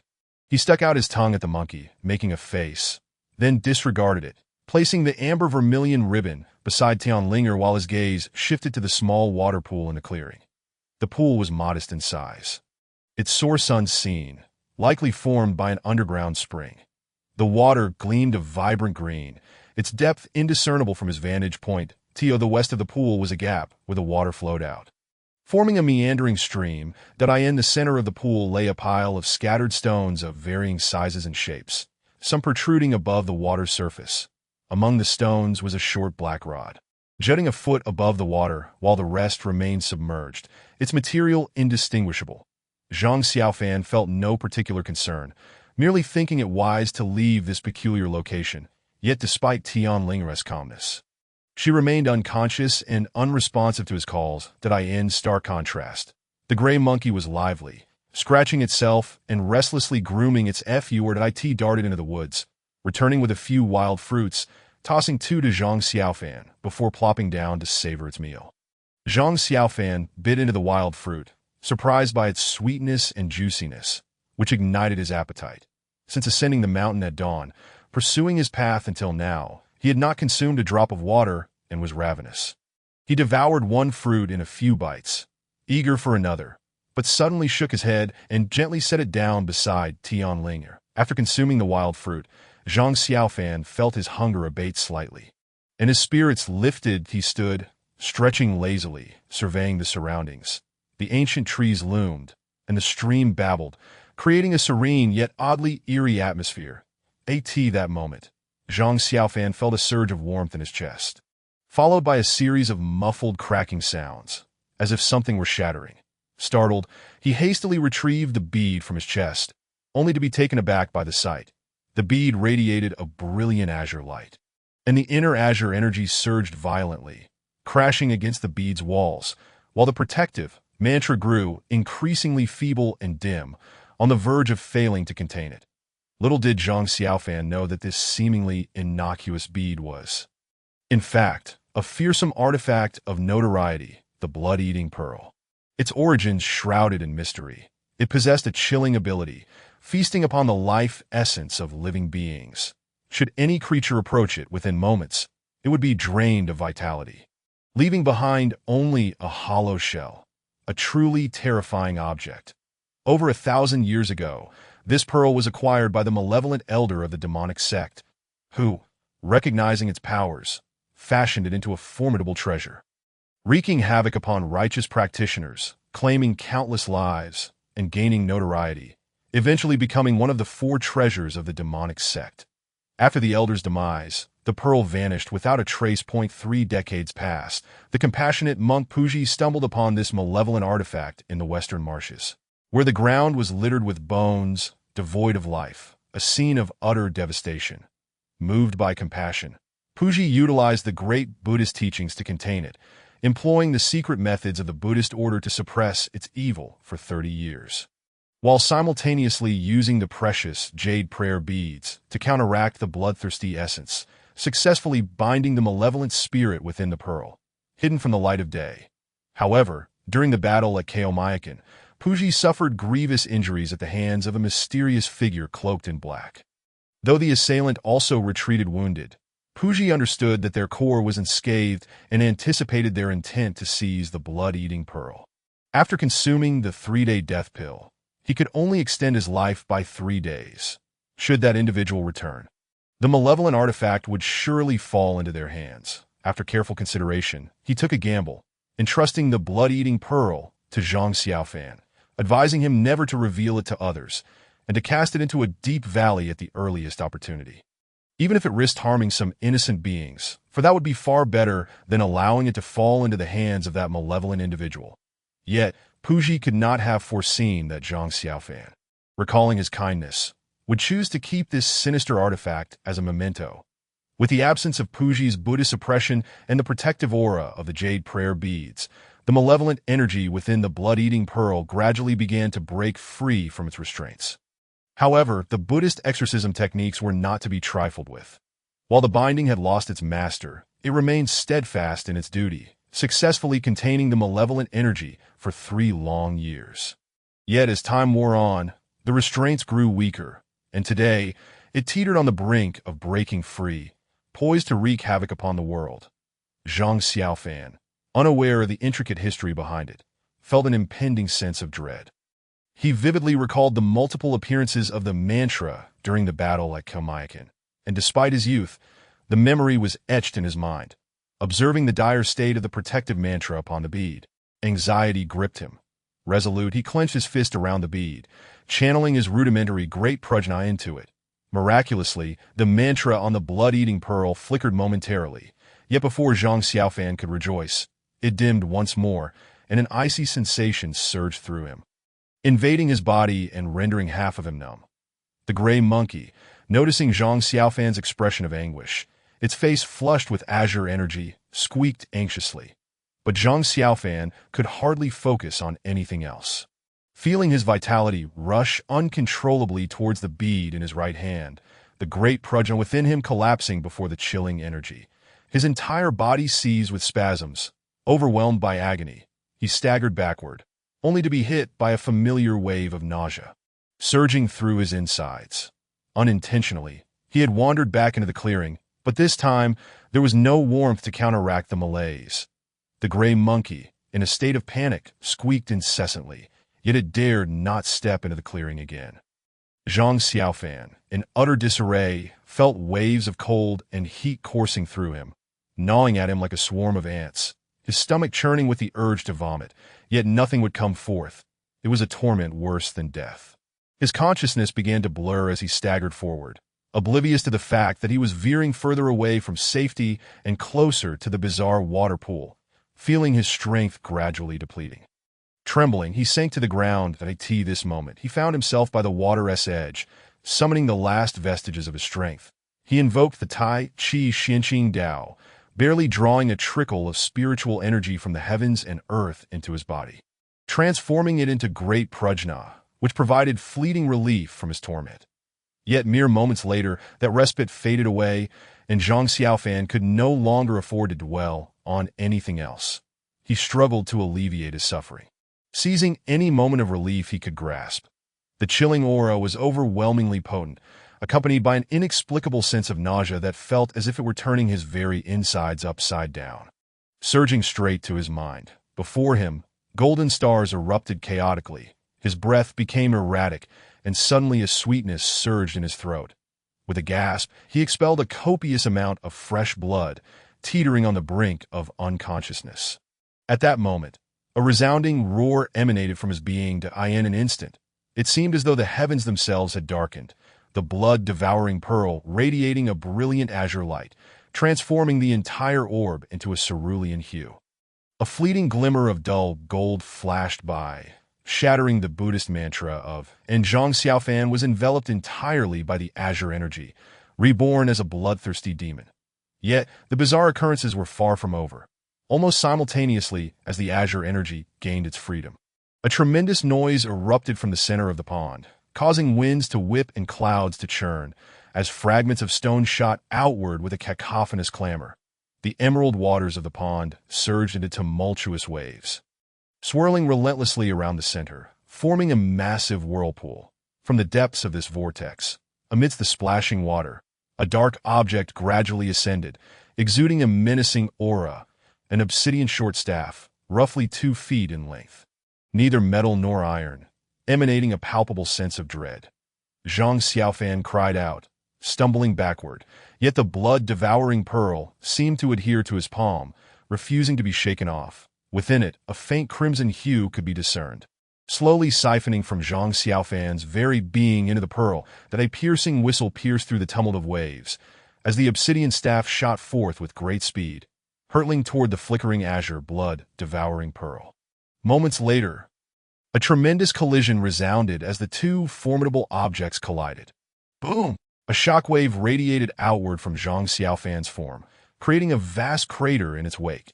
The immense impact sent Zhang Xiaofan soaring a full yard into the air, before he came crashing down heavily into the pit below. As he landed, blood streamed from his 7 orifices, his visage ghastly pale. In that moment, he felt dizzy, yet the agony within him seemed to lessen somewhat. All he could perceive was a sea of crimson. His eyes streaming blood, he hastily wiped his eyes, witnessing the peculiar black staff striking the blood-devouring pearl, the dark energy swirling incessantly, pressing forward. The blood-devouring pearl appeared to possess a consciousness of its own, recognizing the grave threat, and gathered all its azure energy to resist. The two forces were at a stalemate, while the chilling aura and nauseating sensation surrounding Zhang Xiaofan gradually diminished as he gasped for breath. His heart still racing, instinctively shaking his hand, but those two monstrous entities felt as if they were an extension of his very being, refusing to be cast aside, the dark energy and azure light continuing their relentless struggle. Fear gripped Zhang Xiaofan's heart, and he yearned to distance himself from these two entities as much as possible. Summoning all his strength, he attempted to rise, but before he could take a single step, dizziness overwhelmed him, leaving him swaying unsteadily, and he collapsed once more. Before his eyes, the azure pearl and black staff intertwined, engaged in a fierce battle, yet the dark energy seemed to be gaining the upper hand. Moments later, the dark energy surged forth, overwhelming the azure light, which appeared increasingly feeble in its resistance. At this juncture, Zhang Xiaofan suddenly felt an excruciating pain in his palm. Upon inspection, his heart nearly leaped from his chest. Around the edges of his palm, where the blood-devouring pearl clung, vibrant red blood began to seep through his skin, flowing continuously and coalescing into a large droplet. Zhang Xiaofan trembled uncontrollably, his face drained of color. And correspondingly, the blood-devouring pearl, bathed in the blood droplet, erupted with renewed azure brilliance, launching a vigorous counterattack that not only reversed the tide, but also gradually overwhelmed the dark energy that as the blood continued to ooze from his hand. Zhang Xiaofan's consciousness began to wane. The crimson liquid surged forth, pooling at the junction where the obsidian staff met the blood-devouring pearl, ceasing its flow, allowing the azure light and dark energy to clash endlessly. After a brief interlude, the blood began to seep into the connection point, slowly staining the area where the staff and the pearl met. A deep crimson, an intense scent of blood wafted through the air. As time passed, the hue deepened, becoming almost vibrantly red, and inexplicably, the once fierce conflict between the azure light and dark energy began to fade, transforming from a state of repulsion to one of amalgamation. It is unclear how long this extraordinary transformation lasted, but eventually, the obsidian staff and azure pearl lost their luster entirely, merging into one. With a crack, they fell from the unconscious Zhang Xiaofan's grasp to the ground. Xiaofan! Xiaofan! Junior brother! An urgent chorus of calls echoed in Zhang Xiaofan's ears. His mind was a tumultuous blur, and he felt as though the excruciating pain in his head consumed all his strength, rendering even the act of opening his eyes a monumental task. The anxious yet slightly flustered visage of Tianlinger gradually came into focus, and he moved his lips, murmuring, "Senior sister." Overjoyed, Tianlinger exclaimed, "Xiaofan, you reawake." Zhang Xiaofan managed a weak smile, replying, "I'm fine, senior sister." As she helped him into a sitting position, Zhang Xiaofan instinctively glanced at his palm, only to find it unscathed, with nothing but a pallid hue to indicate any injury. He paused, distinctly recalling the torrents of blood that had surged from his palm just moments ago. How could there be no trace of it now? Was it all merely a nightmare? Xiaofan, observing his dazed expression, Tianlinger felt a twinge of concern and gently nudged him. Zhang Xiaofan, startled back to reality, intended to recount the strange events he had just experienced, but was at a loss for words. Feeling that the matter was too bizarre, even for him to comprehend, after a moment he finally stammered, "No, it's nothing, senior sister." Relieved, Tianlinger noted that the sky had darkened since she awoke, and she found herself resting beneath a large pine tree, while her junior brother lay unconscious in a nearby clearing. Fear gripped her heart, and she rushed to Zhang Xiaofan's side, thankfully awakening him moments later. Now surveying their surroundings, Tianlinger said, "Junior brother, this place seems quite peculiar. We should leave at once. I'll ask mother to come and take a look tomorrow." Zhang Xiaofan nodded, preparing to rise when a sudden wave of pain coursed through his body, dizziness overwhelming him once more. Had Tianling not been quick to support him, he would have surely fallen again. Seeing his face utterly devoid of color, Tianlinger felt a genuine concern for his well-being, cautiously helping him to a standing position.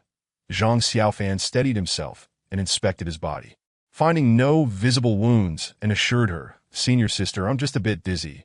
It's nothing serious." Tianlinger scrutinized him once more, confirming his condition, and nodded. "Then let's hurry back. It's getting dark. And I fear father and mother, along with the other senior brothers, may be worried." "Indeed," Zhang Xiaofan replied. Taking a deep breath, Tianlinger scanned her surroundings, finding no anomalies, and contemplated why she had fainted inexplicably. With a swift gesture, a flash of red light appeared as the amber vermilion silk soared forth. Just as they were about to ascend, a sudden squeaking sound caught their attention. Turning to look, they found a gray-furred monkey standing nearby, grinning at them, clutching a dark, roughly 1-foot-long short staff of unknown material. In front of the quiet hall at Daju Peak, Tian Bai paced back and forth, his brow furrowed with concern. Earlier that day, his daughter and her inept seventh disciple had ventured to the back mountain to gather bamboo for amusement. And now, as darkness fell, they had yet to return. Su Ru had set out to search for them at dawn. And now all the disciples he had dispatched were similarly absent, making the search akin to finding a needle in a haystack amidst the undulating hills and dense thickets. Just as his anxiety peaked, a sound of rushing wind drew his gaze skyward, revealing Su Ru returning with two small specters in tow. Noticing that Tian Linger and her companion appeared unscathed, yet surprisingly, a gray monkey was perched on Zhang Xiaofan's shoulder. The source of its arrival unknown. Relieved, Tian Bai still bore a scowl upon his face. Zhang Xiaofan cast a furtive glance at his master, trepidation creeping into his heart as he dared not move. Lowering his head to his chest. Meanwhile, the mischievous gray monkey playfully poked at Zhang Xiaofan's hair, seemingly searching for lice. Tian Linger tucked away the amber vermilion silk, catching sight of her father's furious demeanor as she approached him, her eyes sparkling with mischief. "Father, we're back," Tian Bai grunted. "Where have you been?" With a beaming smile, Tian Linger replied, "Xiaofan was bullied by a monkey while gathering bamboo, so I went to catch it to help him out." "Look, it's that monkey."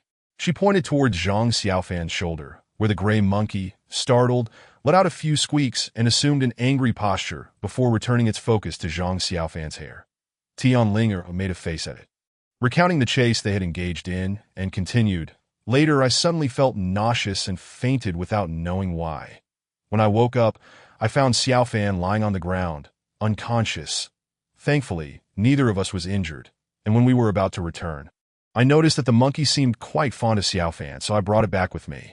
Tian Bai's brow furrowed further as he turned to his wife. "What happened?" Su Ru shook her head. "When I found the two of them on the back mountain, I went down to investigate and found nothing amiss, that I suspect it was merely Linger's insufficient cultivation that led her to insist on carrying Xiaofan with her on the amber vermilion silk to fly through the air, ultimately exhausting herself." Tian Linger pouted. "Mother, what nonsense are you speaking? How could my cultivation be inadequate? Xiaofan, tell her one tu?" Zhang Xiaofan hastily nodded. Yes, indeed." Tian Bai shot Zhang Xiaofan a disapproving glare, his tone icy, as a disciple of Qingyun's sect. "To be bullied by a mere monkey. If word gets out, I will be utterly humiliated." Zhang Xiaofan's face flushed crimson, and he remained silent, his head bowed. Su Ru approached, grasping Tian Linger's hand, and gently inquired, "Have you not eaten all day? You must be hungry, right?" Tian Linger stuck out her tongue and replied with a smile, "I'm so hungry, mother." Su Ru shot her a stern glance and, pulling her towards the kitchen, remarked, "A small child with a big appetite." At that moment, Zhang Xiaofan also felt a pang of hunger gnawing at his insides.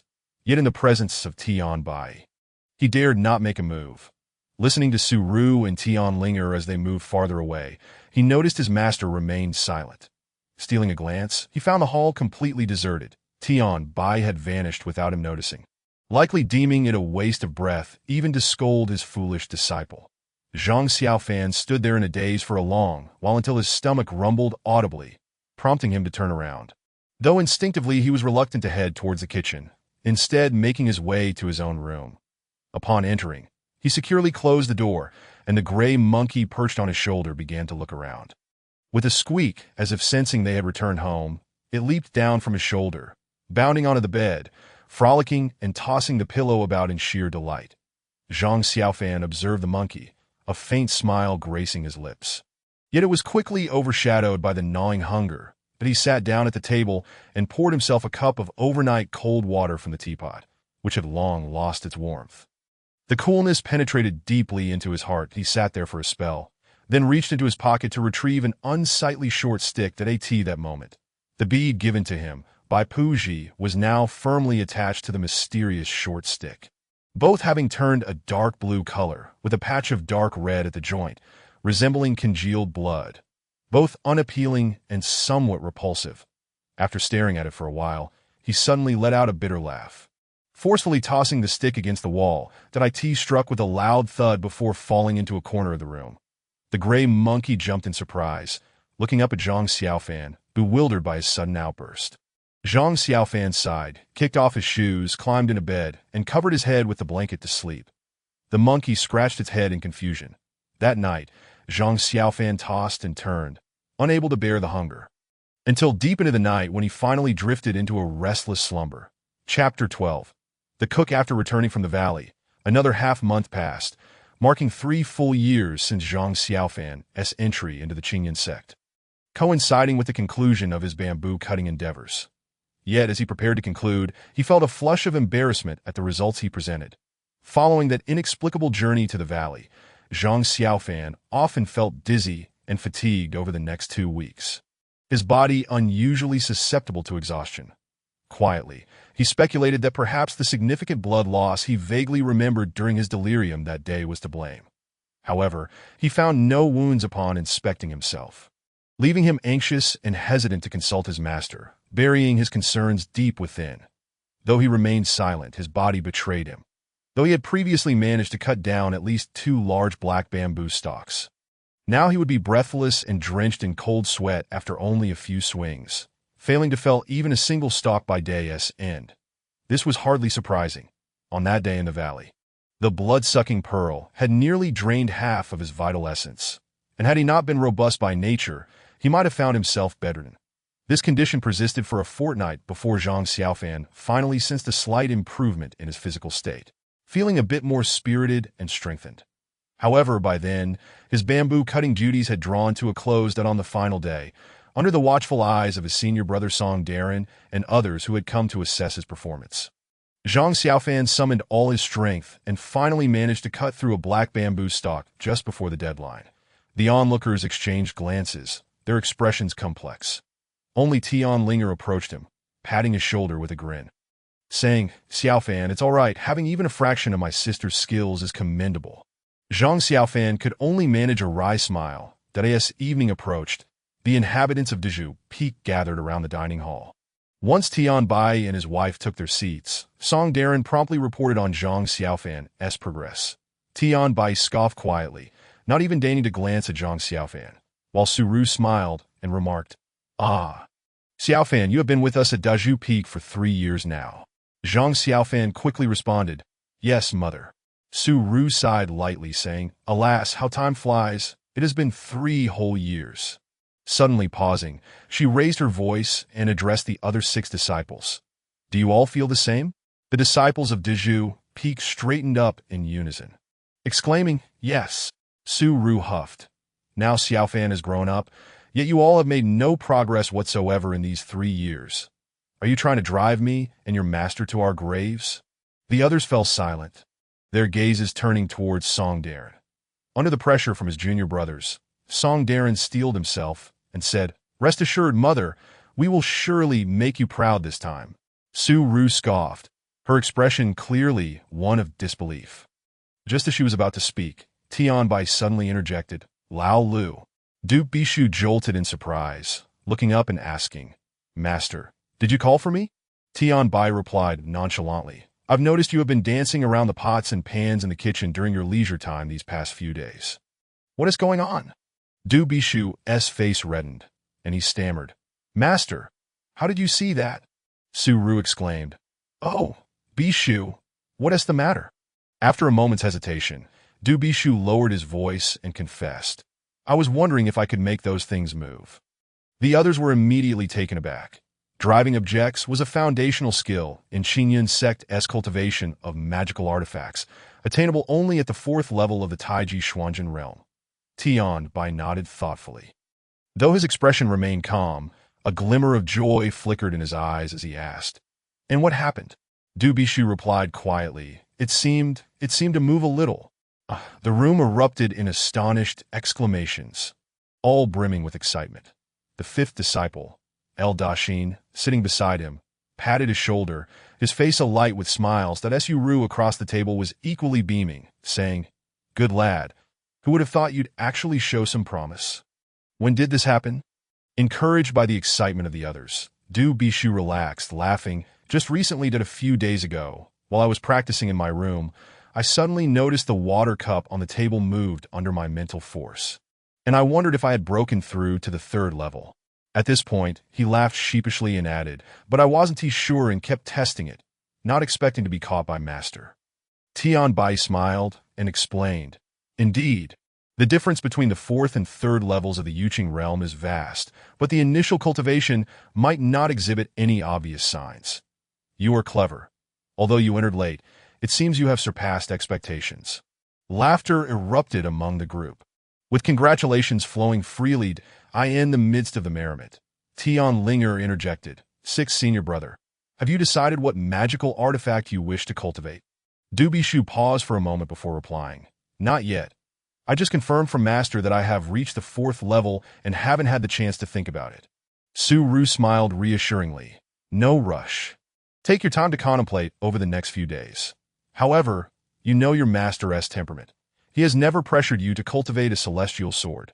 Choose something you like, and once you have decided, go gather the materials. Zhang Xiaofan watched enviously, seeing sixth senior brother grinning widely, and then heard Tian Bai say, Lao Lu. Du Bishu responded quickly, Master. Tian Bai continued, according to our Qingyun sect's tradition, disciples who reach the fourth level of the Taiji Xuanzhen realm must descend the mountain to travel the world, searching for fine materials and spiritual items to craft their magical artifacts that as for whether you can acquire a divine object that gathers the essence of heaven and earth, that depends on your own fortune and opportunity. Prepare yourself. You shall descend the mountain in a few days. Du Bishu paused, a mix of reluctance and joy reflected in his eyes as he softly replied, Understood. Then he seemed to recall something and added, But Master, the meals here have always been my responsibility. What will happen after I leave? Beside him, Eldashin chuckled. What are you worried about? Before you joined us, I was still here. Don't worry, nobody will starve. Du Bishu and the others laughed. While Tian Linger chimed in, Fifth senior brother, how can you say that? The meals you cooked gave me nightmares when I was little. Eldashin's face flushed, prompting an uproar of laughter.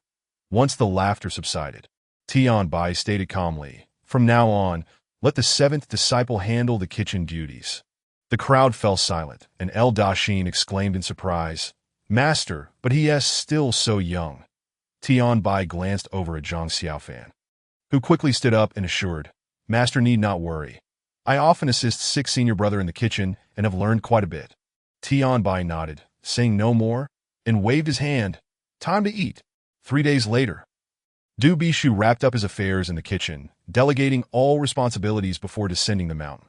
Among his fellow disciples, Du Bishu was the youngest and most spirited, and Zhang Xiaofan had been closest to him. Now that he was leaving, Zhang Xiaofan felt a profound sense of loss, sensing an immediate increase in solitude at Deju Peak. Subsequently, Zhang Xiaofan began his second assignment at Qingyun sect, cooking. That day marked his first official attempt at cooking and frying, and he busied himself in the kitchen all morning, washing rice and vegetables with great enthusiasm. Before he knew it, noon had arrived, and as Tian Bai and the others entered the dining hall, they found the table clean and orderly, adorned with dishes like usual.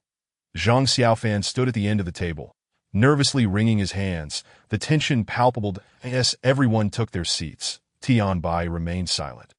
But Su Ru cast a glance at Zhang Xiaofan, a hint of a smile playing on her lips as she asked, Xiaofan, how does it feel to cook for the first time? Zhang Xiaofan opened his mouth, yet found himself at a loss for words. Tian Bai let out a grunt and said, Dinner.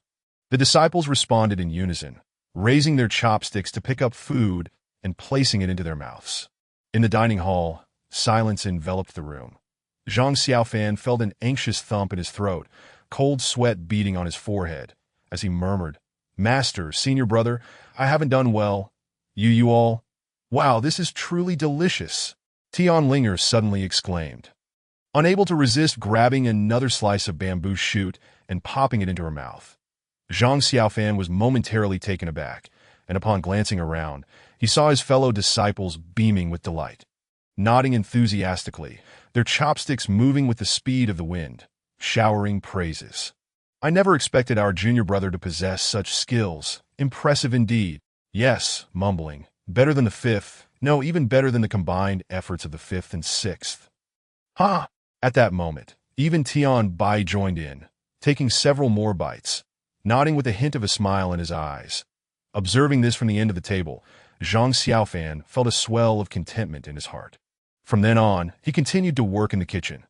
Although he had yet to display any remarkable talent in the study of Tao, he surprisingly possessed a natural gift for cooking, mastering the art without a teacher. The dishes he prepared were delicious, far surpassing those of others that in his heart.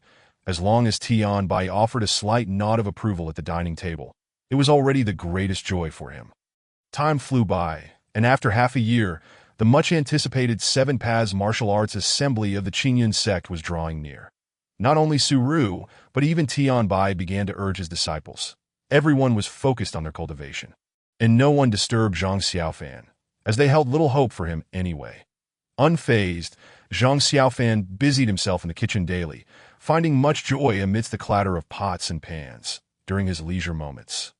He practiced his Tao, and at night, he delved into the great Prajna Paramitha, leading a tranquil and comfortable life. During this period, the gray monkey he had brought back from the valley had lived with him for 6 months, and their bond had grown quite intimate. Zhang Xiaofan had even given it a name, Xiao Hui. This name, like his own, was simple and unremarkable. Ever since he began working in the kitchen, Xiao Hui had taken advantage of the situation, often following him to the kitchen, snatching slices of bamboo shoots and pieces of fruit, indulging in a constant feast, and over the course of 6 months, had unexpectedly gained a bit of weight. However, atop Dezhu Peak, Xiao Hui had a rival, a large yellow dog raised by Tian Bai since childhood, Dahuang. For some reason, Dahuang always regarded the monkey with disdain.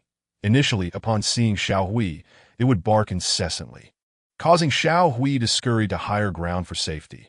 But as time passed, Dahuang begrudgingly acknowledged Xiao Hui as a member of Dezhu Peak, though every encounter still involved bared teeth and fierce growls. Until Xiao Hui would squeak in fright, prompting Dahuang to bark triumphantly and swagger away.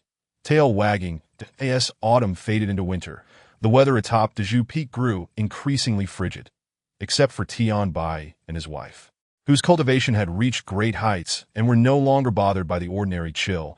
The other disciples gradually donned more clothing. One day, when the sun shone warmly, a rare occurrence on Dezhu Peak, Zhang Xiaofan finished his kitchen duties and stepped outside. Stretching lazily beside a pine tree, leaning against its trunk and squinting his eyes in the sunlight, savoring the warmth. After sitting for a while, drowsiness began to overtake him, when suddenly he heard the sound of barking nearby. Upon opening his eyes, he saw Dahuang sprawled lazily on the ground, basking in the sun, while Xiao Hui was inching closer from behind. Puzzled, Zhang Xiaofan noted that Dahuang often ventured into the kitchen for food and was quite familiar with him. Therefore, he understood their relationship well, and he was surprised today that Xiao Hui would dare to approach Dahuang.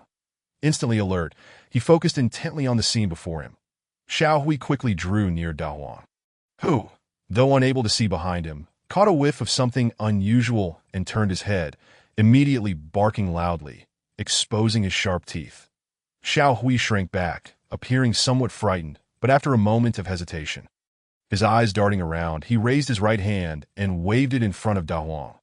Initially, Dahuang paid no heed, continuing to bark at Xiao Hui, but after a few sniffs, it seemed to catch a scent, and its gaze locked onto the object in Xiao Hui's hand, not blinking or moving, ceasing its barking and extending its mouth with a long tongue, even wagging its tail in a gesture of friendliness. Zhang Xiaofan was astonished, and upon closer inspection, he burst into laughter. It turned out that Xiao Hui was holding a piece of meaty bone, its aroma wafting through the air, detectable even from a distance. This was meant for soup, as Zhang Xiaofan was aware that Dahuang adored such treats. Hence, he had sealed it and placed it high up, only for Xiao Hui to stealthily snatch a piece and come to ingratiate himself with Dahuang. At that moment, Xiao Hui shook the bone a couple of times before tossing it in front of Dahuang. Dahuang, already salivating, promptly clamped down on the bone and began to gnaw at it incessantly. Watching Dahuang's antics, Xiao Hui chirped a couple of times, cautiously approaching Dahuang. After a moment's hesitation, he extended a paw to pat Dahuang on the head. Dahuang let out a low growl, causing Xiao Hui to quickly retract his paw. But before long, he couldn't resist and reached out again. This time, Dahuang showed no reaction, too engrossed in gnawing the bone. Xiao Hui placed his paw atop Dahuang's head, gently stroking the dog's shiny, soft fur. Surprisingly, Da Huang seemed to enjoy it, leaning slightly and letting out a low sound, completely devoid of hostility. With newfound courage, Xiao Hui let out a few playful calls and began to ruffle Da Huang's fur. As if searching for lice that I in that moment, Da Huang turned his head and even licked Xiao Hui with his tongue, signifying an extraordinary bond between the monkey and the dog, growing closer with each passing moment. Zhang Xiaofan watched in astonishment, thinking to himself how clever Xiao Hui was, but it seemed that in the future he would need to hide the meat bones more securely. These thoughts crossed his mind. A sudden whooshing sound broke through the air above, two streaks of white light racing toward him from the west. Da Huang appeared startled, barking loudly at the white light, while Xiao Hui reached out a hand to pat Da Huang's head. Seemingly in comfort to Zhang Xiaofan's surprise, it actually worked. Da Huang immediately quieted down.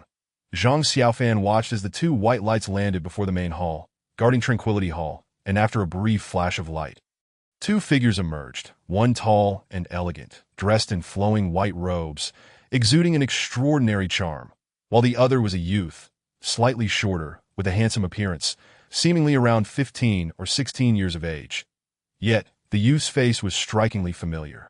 Zhang Xiaofan suddenly held his breath, a wave of long-forgotten sorrow rising from the depths of his heart. "Jingyu," he exclaimed, standing up, his voice unexpectedly hoarse. The youth jolted, turning around instantly, his eyes wide, mouth agape as if wanting to say something. But in the end, all the words condensed into two simple ones. Xiaofan. Chapter 13. A prodigy. Disciples Qi Hao and Lin Jingyu of the Song sect greet Uncle Master Tian and Aunt Master Su. Inside the guarding Tranquility Hall, Tian Bai and Su Ru occupied the seats of honor, while the remaining disciples stood nearby. The two figures in white, Lin Jingyu and the dashing youth named Qi Hao, were bowing respectfully to Tian Bai. Zhang Xiaofan stood at the very end of the disciple line, observing Lin Jingyu. After several years apart, everyone had grown to that moment. Lin Jingyu also turned to look at Zhang Xiaofan, their eyes locking. Lin Jingyu offered a slight smile, causing Zhang Xiaofan's heart to warm, filled with countless emotions, as he nodded in acknowledgement. Tian Bai's gaze shifted between Qi Hao and Lin Jingyu, his expression darkening, noticing the remarkable appearance of both youths. His keen eye discerned that their talents surpassed those of his own disciples. There was no need to elaborate on Qi Hao, who had long been renowned among the younger generation of the Qingyun sect. In the last 7 Paths Martial Arts Assembly, he, at the tender age of 18, had fought his way through to the finals, ultimately losing to the direct disciple of the sect leader Dao Xian, Xiao Yicai, causing a sensation throughout the entire Qingyun sect.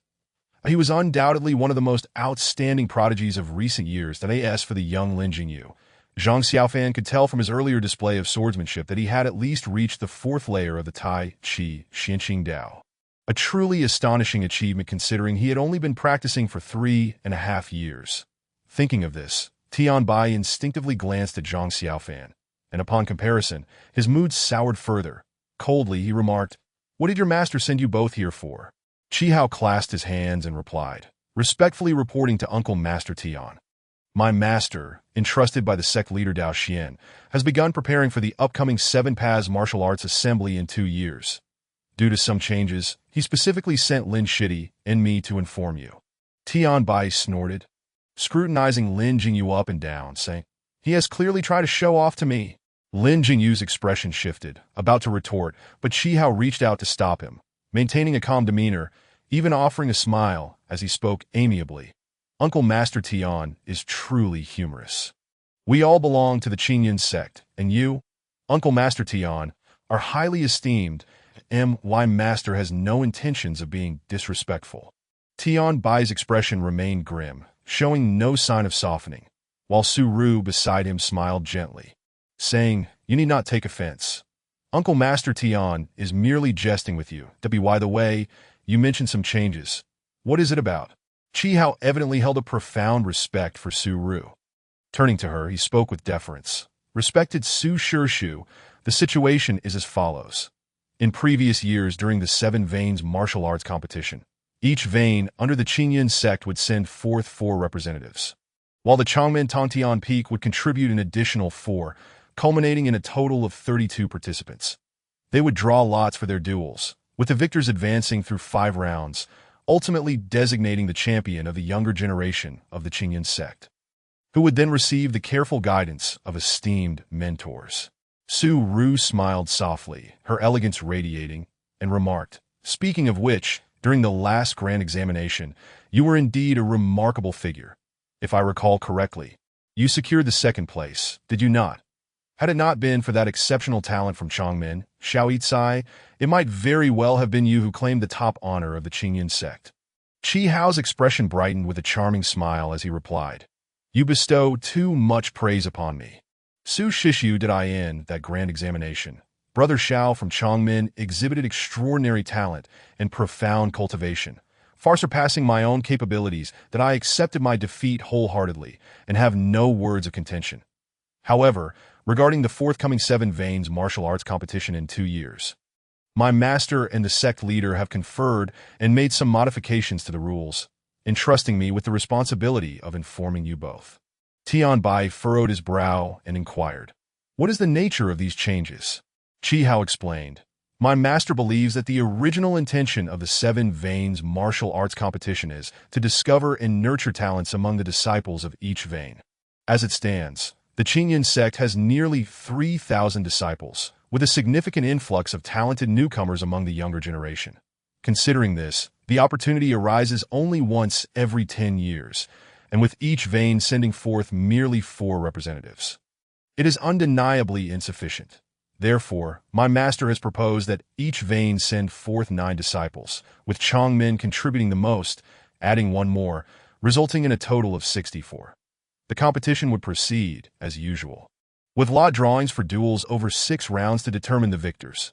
This change will also prevent any potential oversight of hidden gems."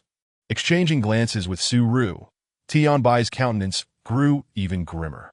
While it may seem advantageous for the smaller and less talented disciples of the Dezhu Peak, it actually favored the more populous and gifted disciples from the Chongmen Tongtian Peak and the Dragon Head Peak of Cangsong. Noting her husband's discomfort, Su Ru gently shook her head, signaling him with her eyes. Tianbai was acutely aware of his wife's intent, since the matter had already been settled through discussions between the sect leader and Cangsong. Further disputes would be futile. With a cold demeanor, he stated, "Very well, I have no objections." Qi Hao beamed with approval and nodded. "That is indeed the best course of action. Additionally, before my departure, my master instructed me to convey a message. My junior brother Lin and a certain Zhang from your sect are old acquaintances. I hope you will allow them to reminisce." Irritated, Tianbai waved his hand dismissively. Granted. Lin Jingyu had long been impatient, yet he refrained from expressing it due to Tianbai's seniority. Upon receiving the permission, he turned swiftly towards Zhang Xiaofan, who, filled with excitement, also stepped forward. Lin Jingyu approached him, scrutinizing him closely, his eyes suddenly reddening as he spoke in a choked voice. "You've grown up, Xiaofan." Zhang Xiaofan felt a surge of mixed emotions, nodding vigorously as he replied, "You too. By the way, do you have any news about that tragic incident in the village?" Lin Jingyu shook his head. "I've inquired with my master numerous times over these past years, yet there has been no progress." "What about you?" Zhang Xiaofan sighed with a bitter smile. "I am in the same predicament." Lin Jingyu took hold of his hand and said, "Let us speak outside." Zhang Xiaofan hesitated momentarily, glancing at Tianbai and Su Ru. While Tianbai ignored him, Su Ru smiled and encouraged, "Go ahead." Overjoyed, Zhang Xiaofan nodded at her and hurriedly left with Lin Jingyu, in the grand hall. Only Qi Hao remained as the singular guest. Clad in white garments, his demeanor was strikingly graceful, showing no signs of unease as he surveyed the disciples of Dezhu Peak, finally resting his gaze upon Song Darren, that he clasped his hands and smiled. "You must be Brother Song Darren. We encountered each other during the last grand examination, if I recall correctly."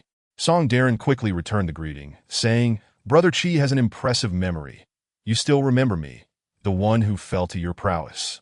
At his words, the disciples gasped in astonishment. Tian Linger, standing beside her mother, whispered, "Mother, did Master Brother lose to him?" Su Ru nodded and lowered her voice. "Indeed, your Master Brother had a difficult time, managing to win 2 rounds. and your father and I were quite pleased. However, in the third round, he faced this individual and was defeated after several exchanges.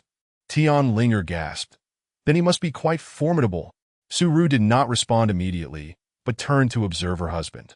Seeing Tian Bai's face darkened like thunder, she merely shook her head. Qi Hao possesses extraordinary talent, far exceeding your master brother. His performance in the competition was devoid of any deceit or trickery, particularly with that celestial sword Han Bing, forged from ancient ice crystals of the Arctic, wielding immense power. Your master brother simply cannot compare. At that moment, Tian Bai seemed to sense something, turning his gaze towards Su Ru. Their eyes met, each recognizing the unspoken sentiments within the other's heart, lamenting the absence of such talent among the disciples of Deju Peak. Meanwhile, Qi Hao was engaging with the remaining disciples, his accomplishments in cultivation and the trust placed in him by his mentors allowing him to traverse the world. Gaining extensive knowledge and eloquence that in no time, the crowd felt an affinity towards him. Even Song Darren, who had once faced defeat at his hands, found no lingering enmity. Amidst a wave of laughter, Qi Hao shared a jest that sent everyone into uproarious mirth. Suddenly, Qi Hao's gaze inadvertently landed upon Tian Linger, who stood behind Su Ru. Noticing the amber-red silk around her waist, his eyes sparkled with recognition as he smiled. Might this young lady be the renowned Tian Linger? Sister Tian. Tian Linger raised an eyebrow. What do you know about me? Qi Hao smiled slightly, stepping closer. Sister Tian, at merely 16 years of age, your accomplishments in the Taiji Xianqing Dao are already remarkable, a fact well known among our sect. I have long admired your talents. Today, meeting you in person, you truly live up to your reputation. Tian Linger felt a flush of warmth spread across her cheeks as she retorted. You have yet to see me in action. How can you claim I live up to my reputation? Qi Hao paused, then chuckled. Sister Tian, not only are you as beautiful as a flower, but your keen mind also makes me, as your senior, feel somewhat ashamed. Tian Linger, confronted by the imposing figure of this handsome young man, found herself unexpectedly sweetened by his compliments. Yet, she maintained a playful scorn. You speak nonsense. How can you call me your junior? Tian Bai frowned, while Su Ru interjected, Linger, no more foolishness. Qi Hao promptly addressed Su Ru. Please do not fault my junior sister. Su Shishu that it was entirely my thoughtless words that might have offended her. He then hesitated briefly, retrieving a small brocade box from his robes and presenting it to Tian Linger with a smile. Sister Tian.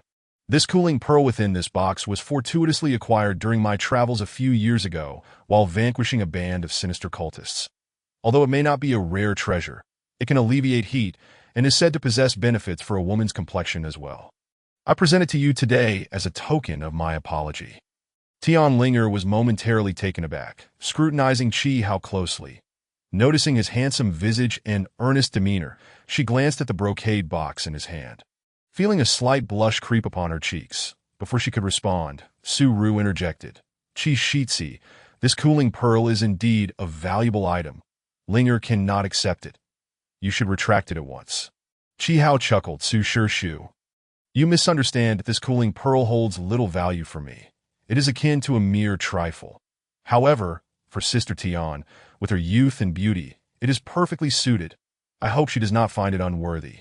Tian Linger regarded Qi Hao once more, her expression softening significantly as she reached out to accept the small box, murmuring, Thank you, Qi Xixiao. Qi Hao laughed heartily. No need for thanks, no need for thanks. Sister, your intelligence and talents promise a boundless future. While the Qingyun sect boasts numerous talents, few possess your caliber, and I must concede my admiration. Tian Bai listened, and for the first time, a smile graced his face.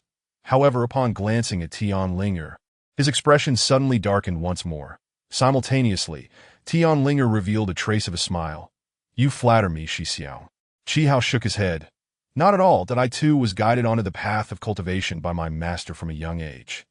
Yet at your age, my skills were considerably inferior. However, with her youthful heart, Tian Linger felt a surge of affection towards Qi Hao upon hearing his praises, but she could not resist pressing. But what? At this moment, both Tian Bai and Su Ru turned their heads, eager to discern the meaning behind Qi Hao's but. He continued, However, if we speak solely of talent, there is indeed someone currently who can rival Sister Tian. Tianlinger paused. Who is it? Qi Hao smiled, gesturing towards the Jingjing Hall. It is my junior brother Lin.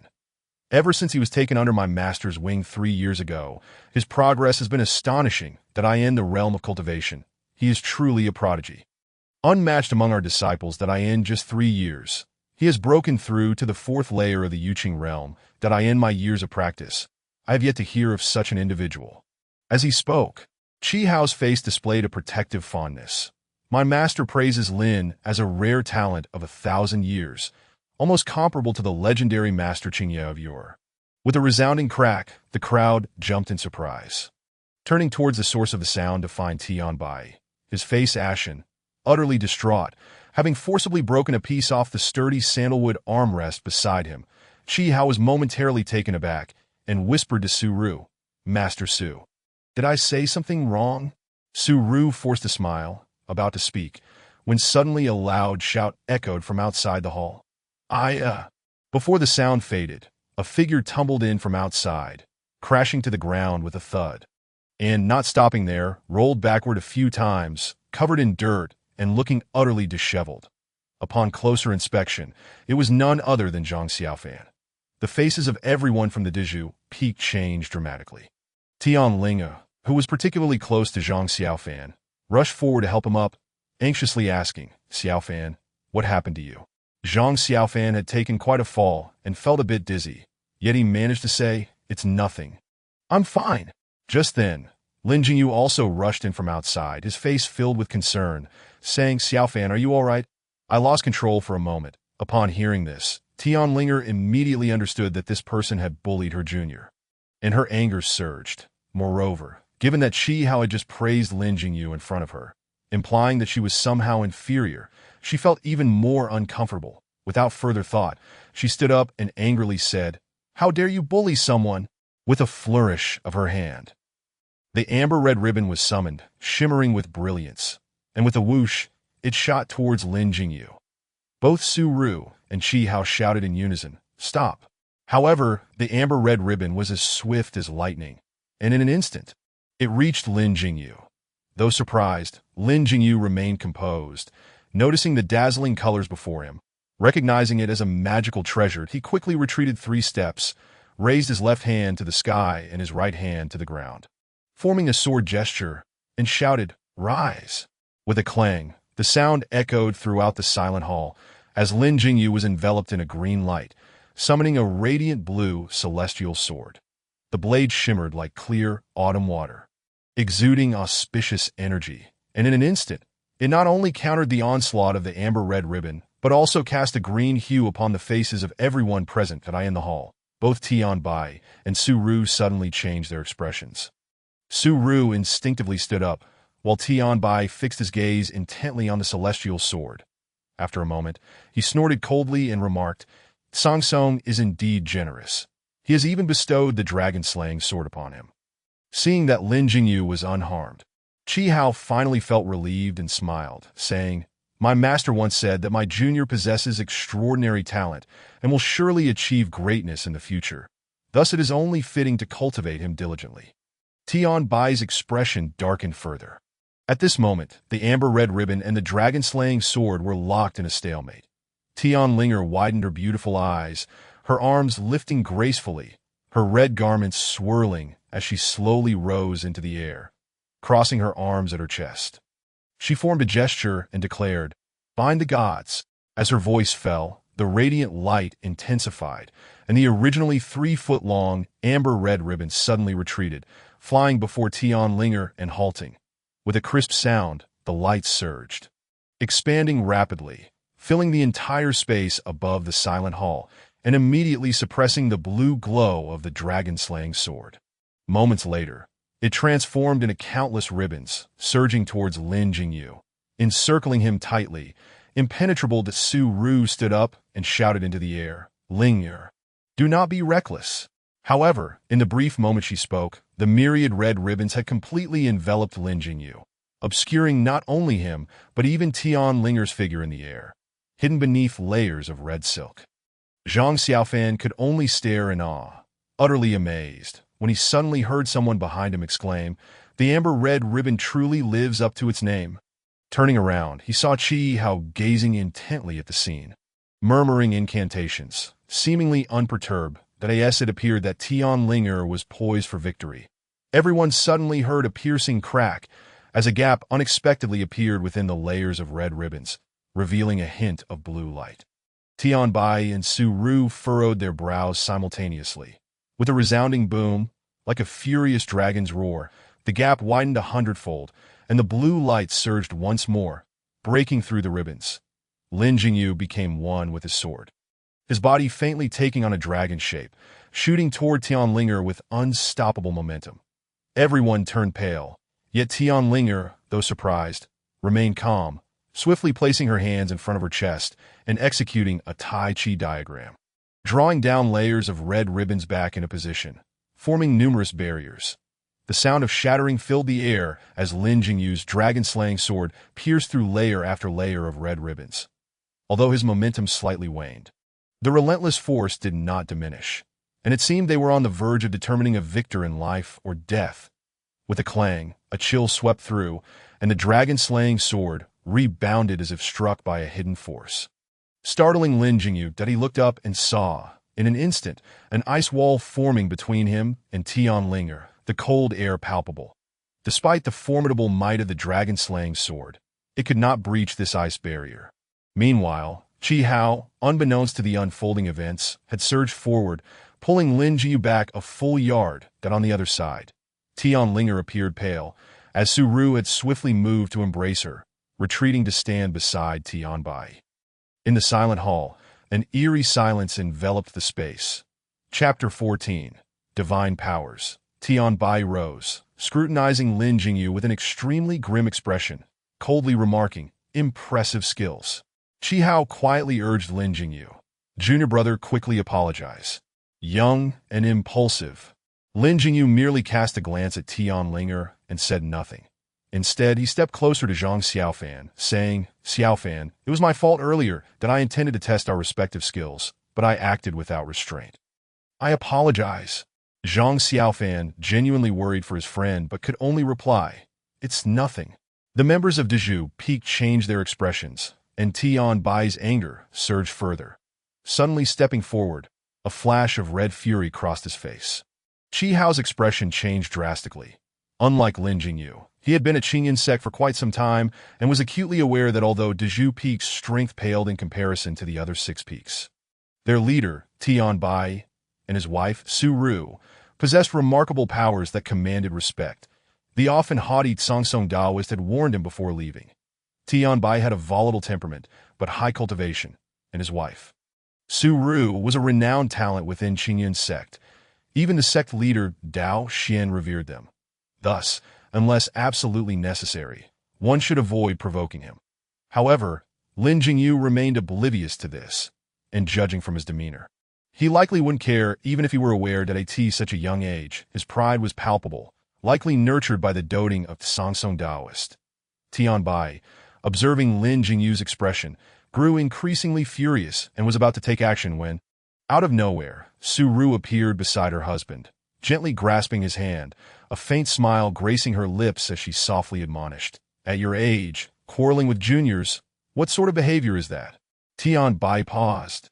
Taken aback, that Qi Hao quickly stepped in front of his junior, smiling obsequiously, "Uncle Tian, please, for my master's sake, do not hold us juniors to the same standards."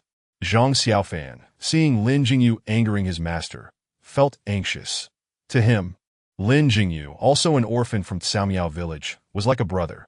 Seeing Qi Hao plead for Lin Jingyu, he felt a surge of warmth and couldn't help but kneel before Tian Bai, saying, "Master, it was all my fault." Upon seeing Jingyu no Lin Shixiang arriving on his sword, I wanted to observe his cultivation, which led to this incident. It's all my fault. Tian Bai, already frustrated, felt a surge of anger he could not release and suppressed it forcefully. While Qi Hao remained calm, Zhang Xiaofan kneeling and babbling appeared utterly exasperating to him, igniting a flame of fury, and he shouted, "Shut up, you useless fool!" With a flick of his sleeve, Zhang Xiaofan felt a powerful gust hit him, and suddenly his body felt weightless, As if the surrounding air had vanished, that a moment later, an overwhelming force surged forth, propelling him backward uncontrollably, crashing into the wall of the silent hall with a thunderous bang. Moments later, he fell to the ground, feeling dizzy and nauseated, and suddenly spat out a mouthful of blood that I in the silent hall. Everyone was stunned. "Father, what are you doing?" Tianlinga was the first to scream, rushing over to help Zhang Xiaofan. Lin Jingyu almost simultaneously dashed over, and upon seeing the blood on Zhang Xiaofan's chest, his anger flared. If he had been injured, perhaps he would not have felt such fury. But seeing Zhang Xiaofan suffer because he had pleaded on his behalf ignited his rage. Without hesitation, he turned to Tian Bai and shouted, "You little fat man, what are you doing?" As he spoke, the dragon-slaying sword seemed to sense its master's emotions, its blue light surging once more. Tian Bai's brows furrowed, incensed by the insult of little fat man, his rage boiling over as he vanished from sight in an instant. Qi Hao immediately called out, "Junior brother, be careful." Lin Jingyu, already on high alert, quickly summoned the dragon-slaying sword to shield himself with its blue light. Yet, in the blink of an eye, Tian Bai, his stout figure appearing like a ghost, materialized right before him, rendering the blue light and sword energy ineffective, as they were halted 3 feet away from his body. Lin Jingyu felt a sudden jolt of alarm as he saw Tian Bai's furious gaze. Nearly pressed against his face, panic surged within him, prompting him to retreat hastily, his movements echoing with a soft thud. Yet, despite this, the dragon-slaying sword remained unwavering, poised protectively in the air before him. Tian Bai let out a cold laugh, swiftly extending his right hand to forcefully insert it into the sword's aura that a layer of crimson light radiated from his palm, meeting the azure glow, and in an instant, he seized the dragon-slaying sword into his grasp. Qi Hao rushed into the fray, shouting loudly, "Tian Shishu, show mercy!" However, Tian Bai did not pursue, allowing Qi Hao to shield Lin Jingyu behind him, his gaze fixated on the sword now in his possession. At this moment, all azure light had dissipated, yet the dragon-slaying sword seemed to possess a will of its own, its blade flickering in Tian Bai's pudgy hand, struggling relentlessly, casting a green hue upon half of his body. Yet it remained unyielding. Tian Bai stared intensely at the celestial sword in his grip, a fleeting complexity flickering in his eyes before vanishing, as he lifted his gaze forward and coldly remarked, "Though the dragon-slaying sword is indeed a weapon of divine origin, it is not invincible in this world." As his words fell, he suddenly clenched his 5 fingers, causing the dragon-slaying sword to tremble as if struck by a mighty force, ceasing its defiance. Moments later, the entire sword burst forth with azure light and sword aura, dazzlingly radiant, far surpassing the brightness it had displayed in Lin Jingyu's hands in that instant. The entire silent hall resonated with the sound of a roaring tiger and a dragon's chant, as if a tempest from nowhere howled ferociously, billowing the garments of those present, eventually coalescing into an invisible vortex that surged toward Tian Bai from all directions. Qi Hao exclaimed, "Tian Shishu." Tian Bai's expression turned as cold as frost, and without uttering another word, he gripped the dragon-slaying sword tightly, delivering a powerful downward slash toward Qi Hao and Lin Jingyu. The sharp sound of slicing air echoed, and in an instant, a towering green pillar of sword aura erupted forth. Surging toward them like a tidal wave, Qi Hao gritted his teeth, clasping his hands in a sword gesture, and with a resounding zheng, he summoned his renowned ice sword. In the blink of an eye, the green sword aura released by Tian Bai hurtled toward them.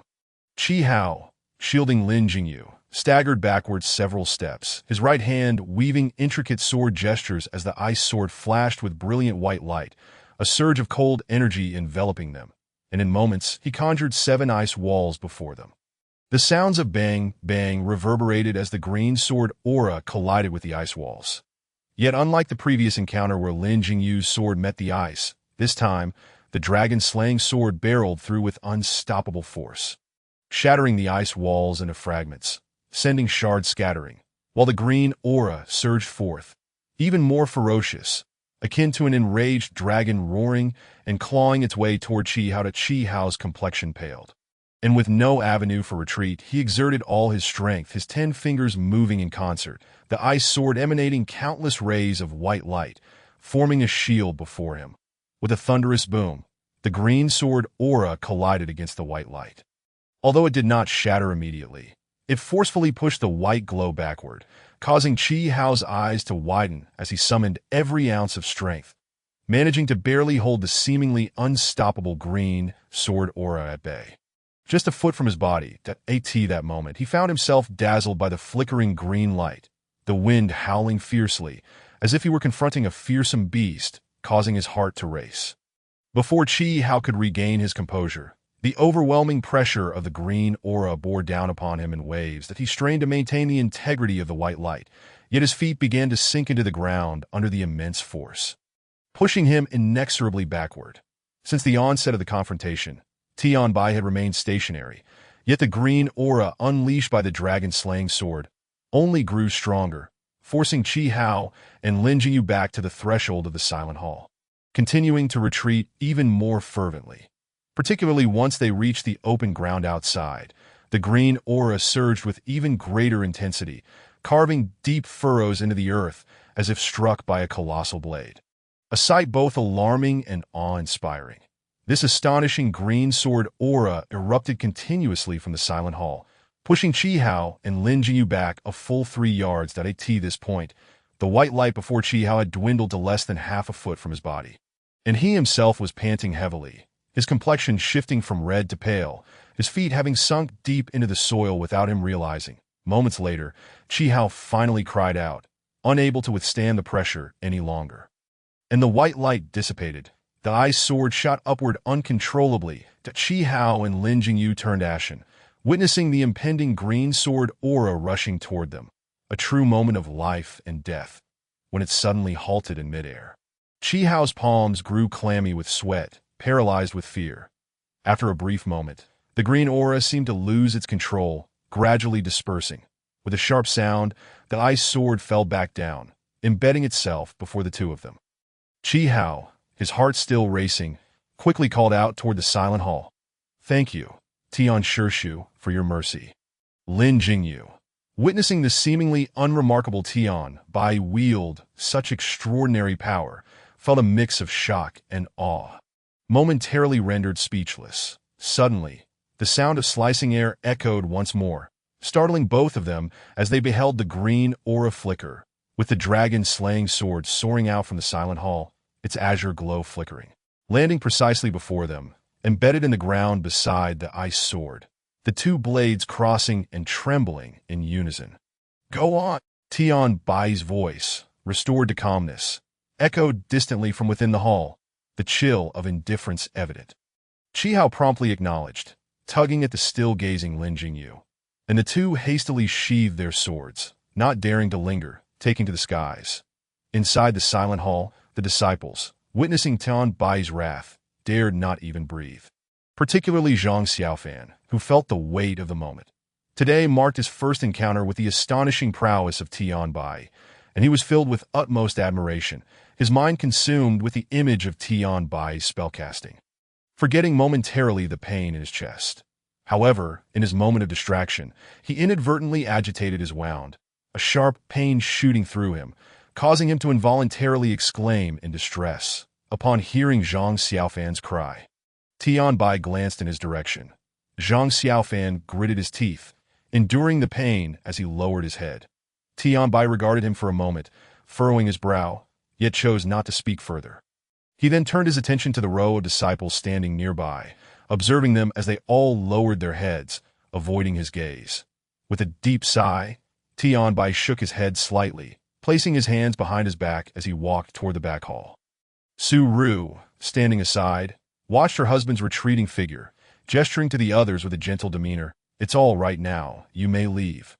The disciples responded affirmatively, and Tianlinger helped Zhang Xiaofan to his feet, exiting together with the others. Once everyone had departed the Silent Hall, Su Ru entered the back hall alone. Upon crossing the threshold, she spotted Tianbai standing in the corridor, lost in thought as he gazed at the few green bamboos planted in the courtyard. Su Ru approached, standing beside her husband, and softly inquired, "What has you so riled up today?" Tianbai remained silent for a moment before countering. "Did you see clearly when Linger and Lin Jingyu clashed?" Qi Hao conjured ice walls to block the dragon, slaying sword. Su Ru sighed, responding, he did not summon the ice sword. Tian Bai snorted, saying, during the last 7 Pulse Grand Tournament, Qi Hao could only conjure ice walls through the power of his celestial sword. I never expected that in just 7 or 8 short years, he would cultivate to such a level. At this point, he turned to Su Ru and continued, you were watching from the side. What do you think of his cultivation? Su Ru replied calmly. He executed his spells with composure and apparent ease, indicating he has at least reached the 8th level of the Jade Purity realm. Tian Bai's lips twitched, as if he wished to speak but hesitated. Su Ru continued for him. No one under the Great Bamboo Peak can rival him. Tian Bai cast a deep glance at his wife, slowly turning his gaze back to the garden of green bamboos, which, with winter approaching, were gradually wilting and turning yellow, lost in contemplation. After a prolonged silence, he suddenly asked, how is old Seven faring? Su Ru looked at him, a slight smile gracing her lips. What do you think? He was beaten to the point of spitting blood by you, the great celestial being. Tian Bai seemed momentarily taken aback, his short, stout figure shifting slightly. Yet he did not turn around, stating blandly, tonight, take a great yellow pill to see him, lest he pretends to be ill tomorrow and leaves us without food. Su Ru smiled, but remained silent. That night fell. Darkness enveloped the sky. Zhang Xiaofan slowly made his way back to his dwelling, pushing open the door. The first to rush in was his companion, the monkey Xiao Hui, followed closely by the dog De Huang, who had become quite friendly with Xiao Hui over the course of a single day. The monkey and the dog frolicked and played in the room, their sounds of woof, woof, woof and ringing out in a lively chorus. A faint smile crept across Zhang Xiaofan's lips as he approached the table and took a seat. The pain in his chest still lingered, but his mind was filled with the wondrous spells and techniques displayed by Tian Bai and the others during their confrontation. His heart yearning for more, and he could not help but sigh. Why the sudden sigh? A gentle, soothing voice broke the silence from the doorway. Zhang Xiaofan was startled, turning around to see his master's wife, Su Ru, standing at the entrance. The night breeze swirled around her, causing her garments to dance gracefully, her hair fluttering lightly, resembling a celestial being. That he quickly rose, saying, master's wife. Su Ru approached him, placing her hand on his shoulder. Smiling, it's all right. You may sit down. Zhang Xiaofan, taken aback by her kindness, dared not refuse and sat back down. That Su Ru examined his complexion closely, then reached out to feel his chest, nodding in approval. It's fine. Nothing serious. As she spoke, she retrieved a small white vial from her garment, pouring out a finger-sized golden pill, and handed it to Zhang Xiaofan, saying, take this. Zhang Xiaofan hesitated for a moment before accepting and swallowing the elixir. Moments later, he felt a warm sensation rising from his dantian, gradually spreading to his limbs and the crown of his head, enveloping his entire being in a comforting warmth. Even the faint pain in his chest vanished without a trace. Zhang Xiaofan was both astonished and delighted. He stood up to stretch, and indeed, everything felt normal. The miraculous effect of the spiritual medicine was simply beyond comprehension. Overjoyed, he hurriedly expressed his gratitude to Su Ru, saying, thank you, Master Mother. Su Ru smiled and nodded, putting away the small vial and taking a seat on another chair. She replied, there is no need for thanks. It was your master who instructed me to bring you the great yellow pill.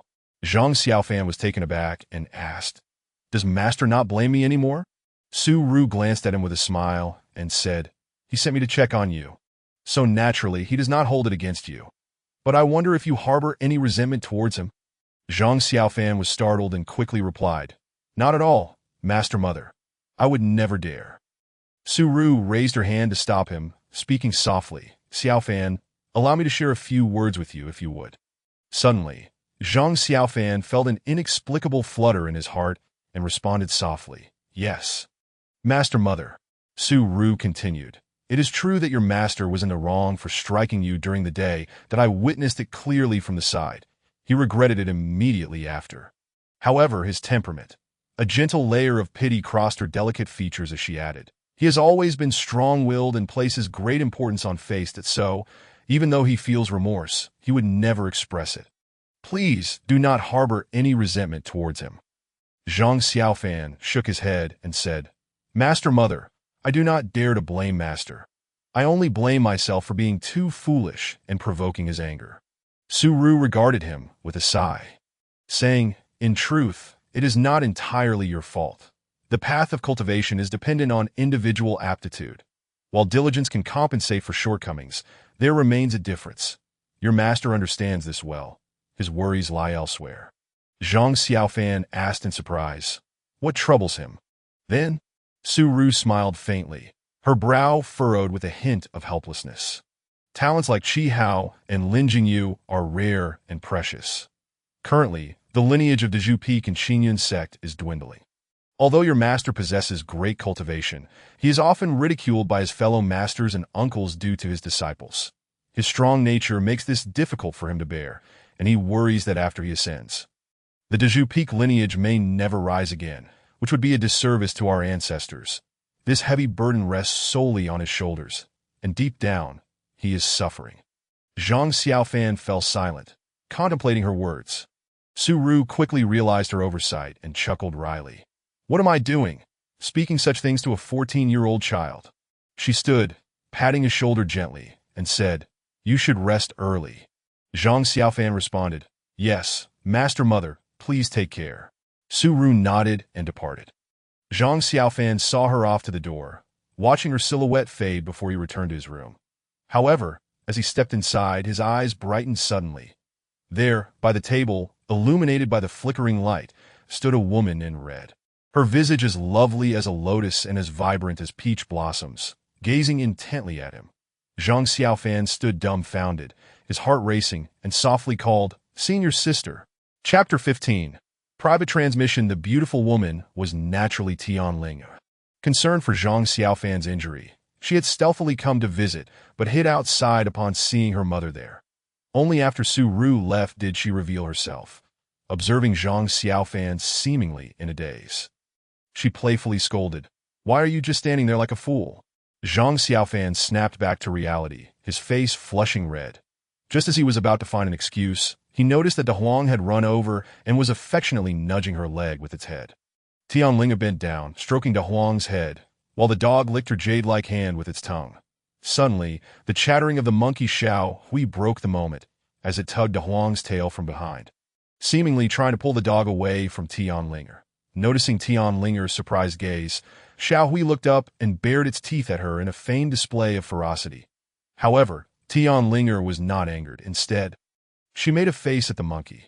Since Xiao Hui had followed Zhang Xiaofan back, it had gotten along well with others but held a deep grudge against her. Yet, seeing De Huang, usually at odds with Xiao Hui, turn and playfully engage with it surprised her. What is happening here? Tianling asked, pointing at the monkey and dog frolicking together. Zhang Xiaofan recounted how Xiao Hui had befriended De Huang with meat bones, causing Tianling to burst into laughter, exclaiming, I never expected that this mischievous monkey had such tricks. Her bright eyes then turned to Zhang Xiaofan as she scrutinized him, asking, By the way, did my father strike you today? Are you feeling unwell? Zhang Xiaofan shook his head, replying, I am fine, senior sister. Tianling, somewhat indignant, remarked, Father is truly inconsiderate. Why take out his frustrations on you? Zhang Xiaofan hastily said, No, it was my clumsiness that angered Master.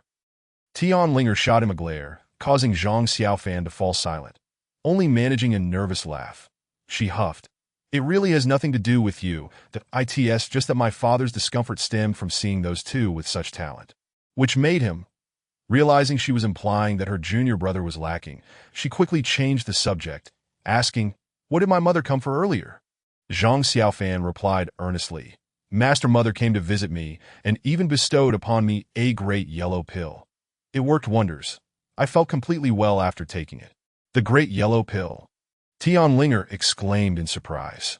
Indeed, Zhang Xiaofan said, looking at her. What is the matter? She scrutinized him closely and stated, That is my father's treasure. It is said to be concocted from 23 types of spiritual herbs, with miraculous effects. None of my brothers, including myself, have been fortunate enough to consume it. Zhang Xiaofan was taken aback, and Tianling mused aloud. Could it be that father regards you differently? But that doesn't seem likely. Zhang Xiaofan scratched his head, replying, "It must be that master, in his compassion, saw my injury and graciously bestowed me with the elixir. He is truly magnanimous." Tianlinger chuckled. "My father is magnanimous. Well, never mind it. Oh, do you hear the sound of rain?" Zhang Xiaofan paused to listen. Indeed, hearing the gentle patter of rain outside. Tianlinger approached the window, opening it to let a cool mountain breeze sweep in, carrying with it the refreshing raindrops that caressed their faces. Zhang Xiaofan joined her, standing by her side as they gazed outside. Did I end the stillness and darkness of the night? Rain fell from the sky. The world was shrouded in deep shadows, and all that could be seen were the indistinct silhouettes of pine and bamboo in the small courtyard. Raindrops fell from the night sky. In the darkness, they seemed to carry a tenderness that made Zhang Xiaofan suddenly feel that the night was beautiful. The rain was enchanting, and even the sound of raindrops on the bamboo leaves resonated sweetly in the depths of his soul. This was all because beside him stood such a beautiful woman, gazing with a mix of youthful exuberance, joy, and a hint of melancholy at the falling rain. Behind them, De Huang and Xiao Hui had inexplicably quieted down. De Huang lay lazily on the bed, its eyes half closed, while Xiao Hui sat beside it, gently playing with its thick, soft fur. The candlelight flickered, dancing in the mountain breeze, occasionally crackling. "It's raining," Tianlinger said softly.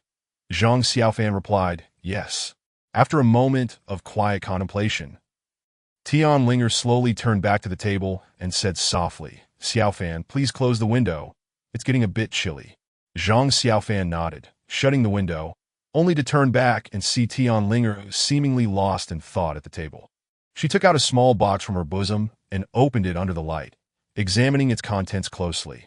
The candlelight reflected in her enchanting and bright eyes, resembling two gentle, blazing flames. "Do you think this cool pearl is beautiful?" Tianlinger asked, her gaze lingering on the softly glowing pearl, her voice almost drifting away like a whisper. Zhang Xiaofan's heart felt as if it were sinking into emptiness that he approached slowly, taking a deep breath to compose himself. When Tianlinger glanced at him, she suddenly noticed that her seemingly ordinary junior brother had eyes that shone brightly as he gazed at her.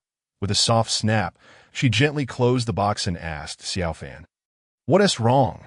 Zhang Xiaofan lowered his head, remaining silent for a moment before replying, "I'm fine, senior sister." Tianlinger felt a twinge of curiosity, but did not dwell on it. She stood and said, "All right. It is late.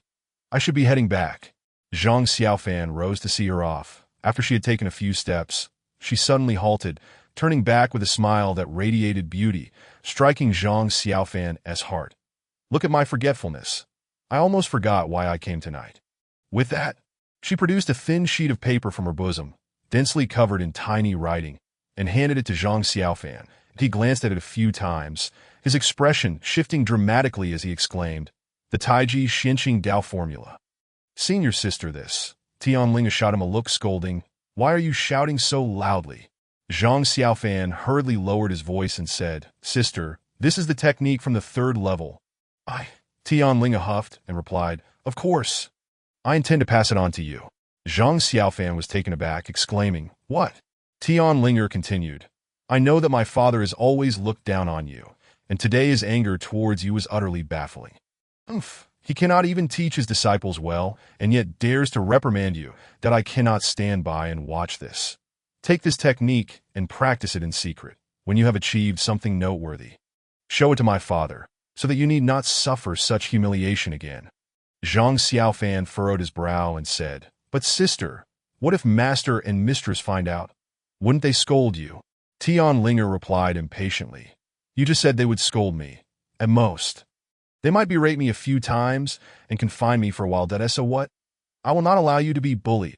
Zhang Xiaofan felt a sudden warmth in his heart, looking at Tianlinger's poised figure. Rendered speechless in that moment, his blood surged. He would not hesitate to die for this woman before him. Tianlinger added, "Remember to put in more effort. Strive to reach a level where you can hold your own against that arrogant Lin Jingyu. However, even with your training, you will never match Brother Qi Hao, so do not dwell on that." With a wave of her hand, she cautioned, "Keep this a secret." After speaking, She stepped out of the room and swiftly vanished into the darkness. You will never match Brother Qi Hao. Each of those 13 words struck Zhang Xiaofan's heart heavily, draining the color from his face as he instinctively clutched the white paper in his hand. The mountain rain fell softly, the world grew solemn, and the night wind carried raindrops through the doorway. Bringing a chill, Zhang Xiaofan stood in a daze for a long while, before gently tucking the paper away, cherishing it as he placed it close to his heart. In the early morning, after the rain, the damp mountain breeze swept over the summit of Dezhu Peak. Zhang Xiaofan entered the familiar kitchen, kindling a fire to boil water. The firewood crackled loudly in the stove, and the bright yellow flames danced like mischievous spirits upon the wood, casting a rosy glow upon his face. Zhang Xiaofan held a slender stick as a fire poker, absently poking at the flames, lost in thought. You will never match Brother Qi Hao. This phrase echoed in his mind, repeated 1,000 times, each utterance bringing fresh heartache that he knew it was foolish. His sister meant no malice, merely stating an undeniable truth. Yet he could not help but dwell on it, desperately trying to comprehend, as if a wild flame burned fiercely in his heart, endlessly consuming his spirit until it seared his hand. Ah!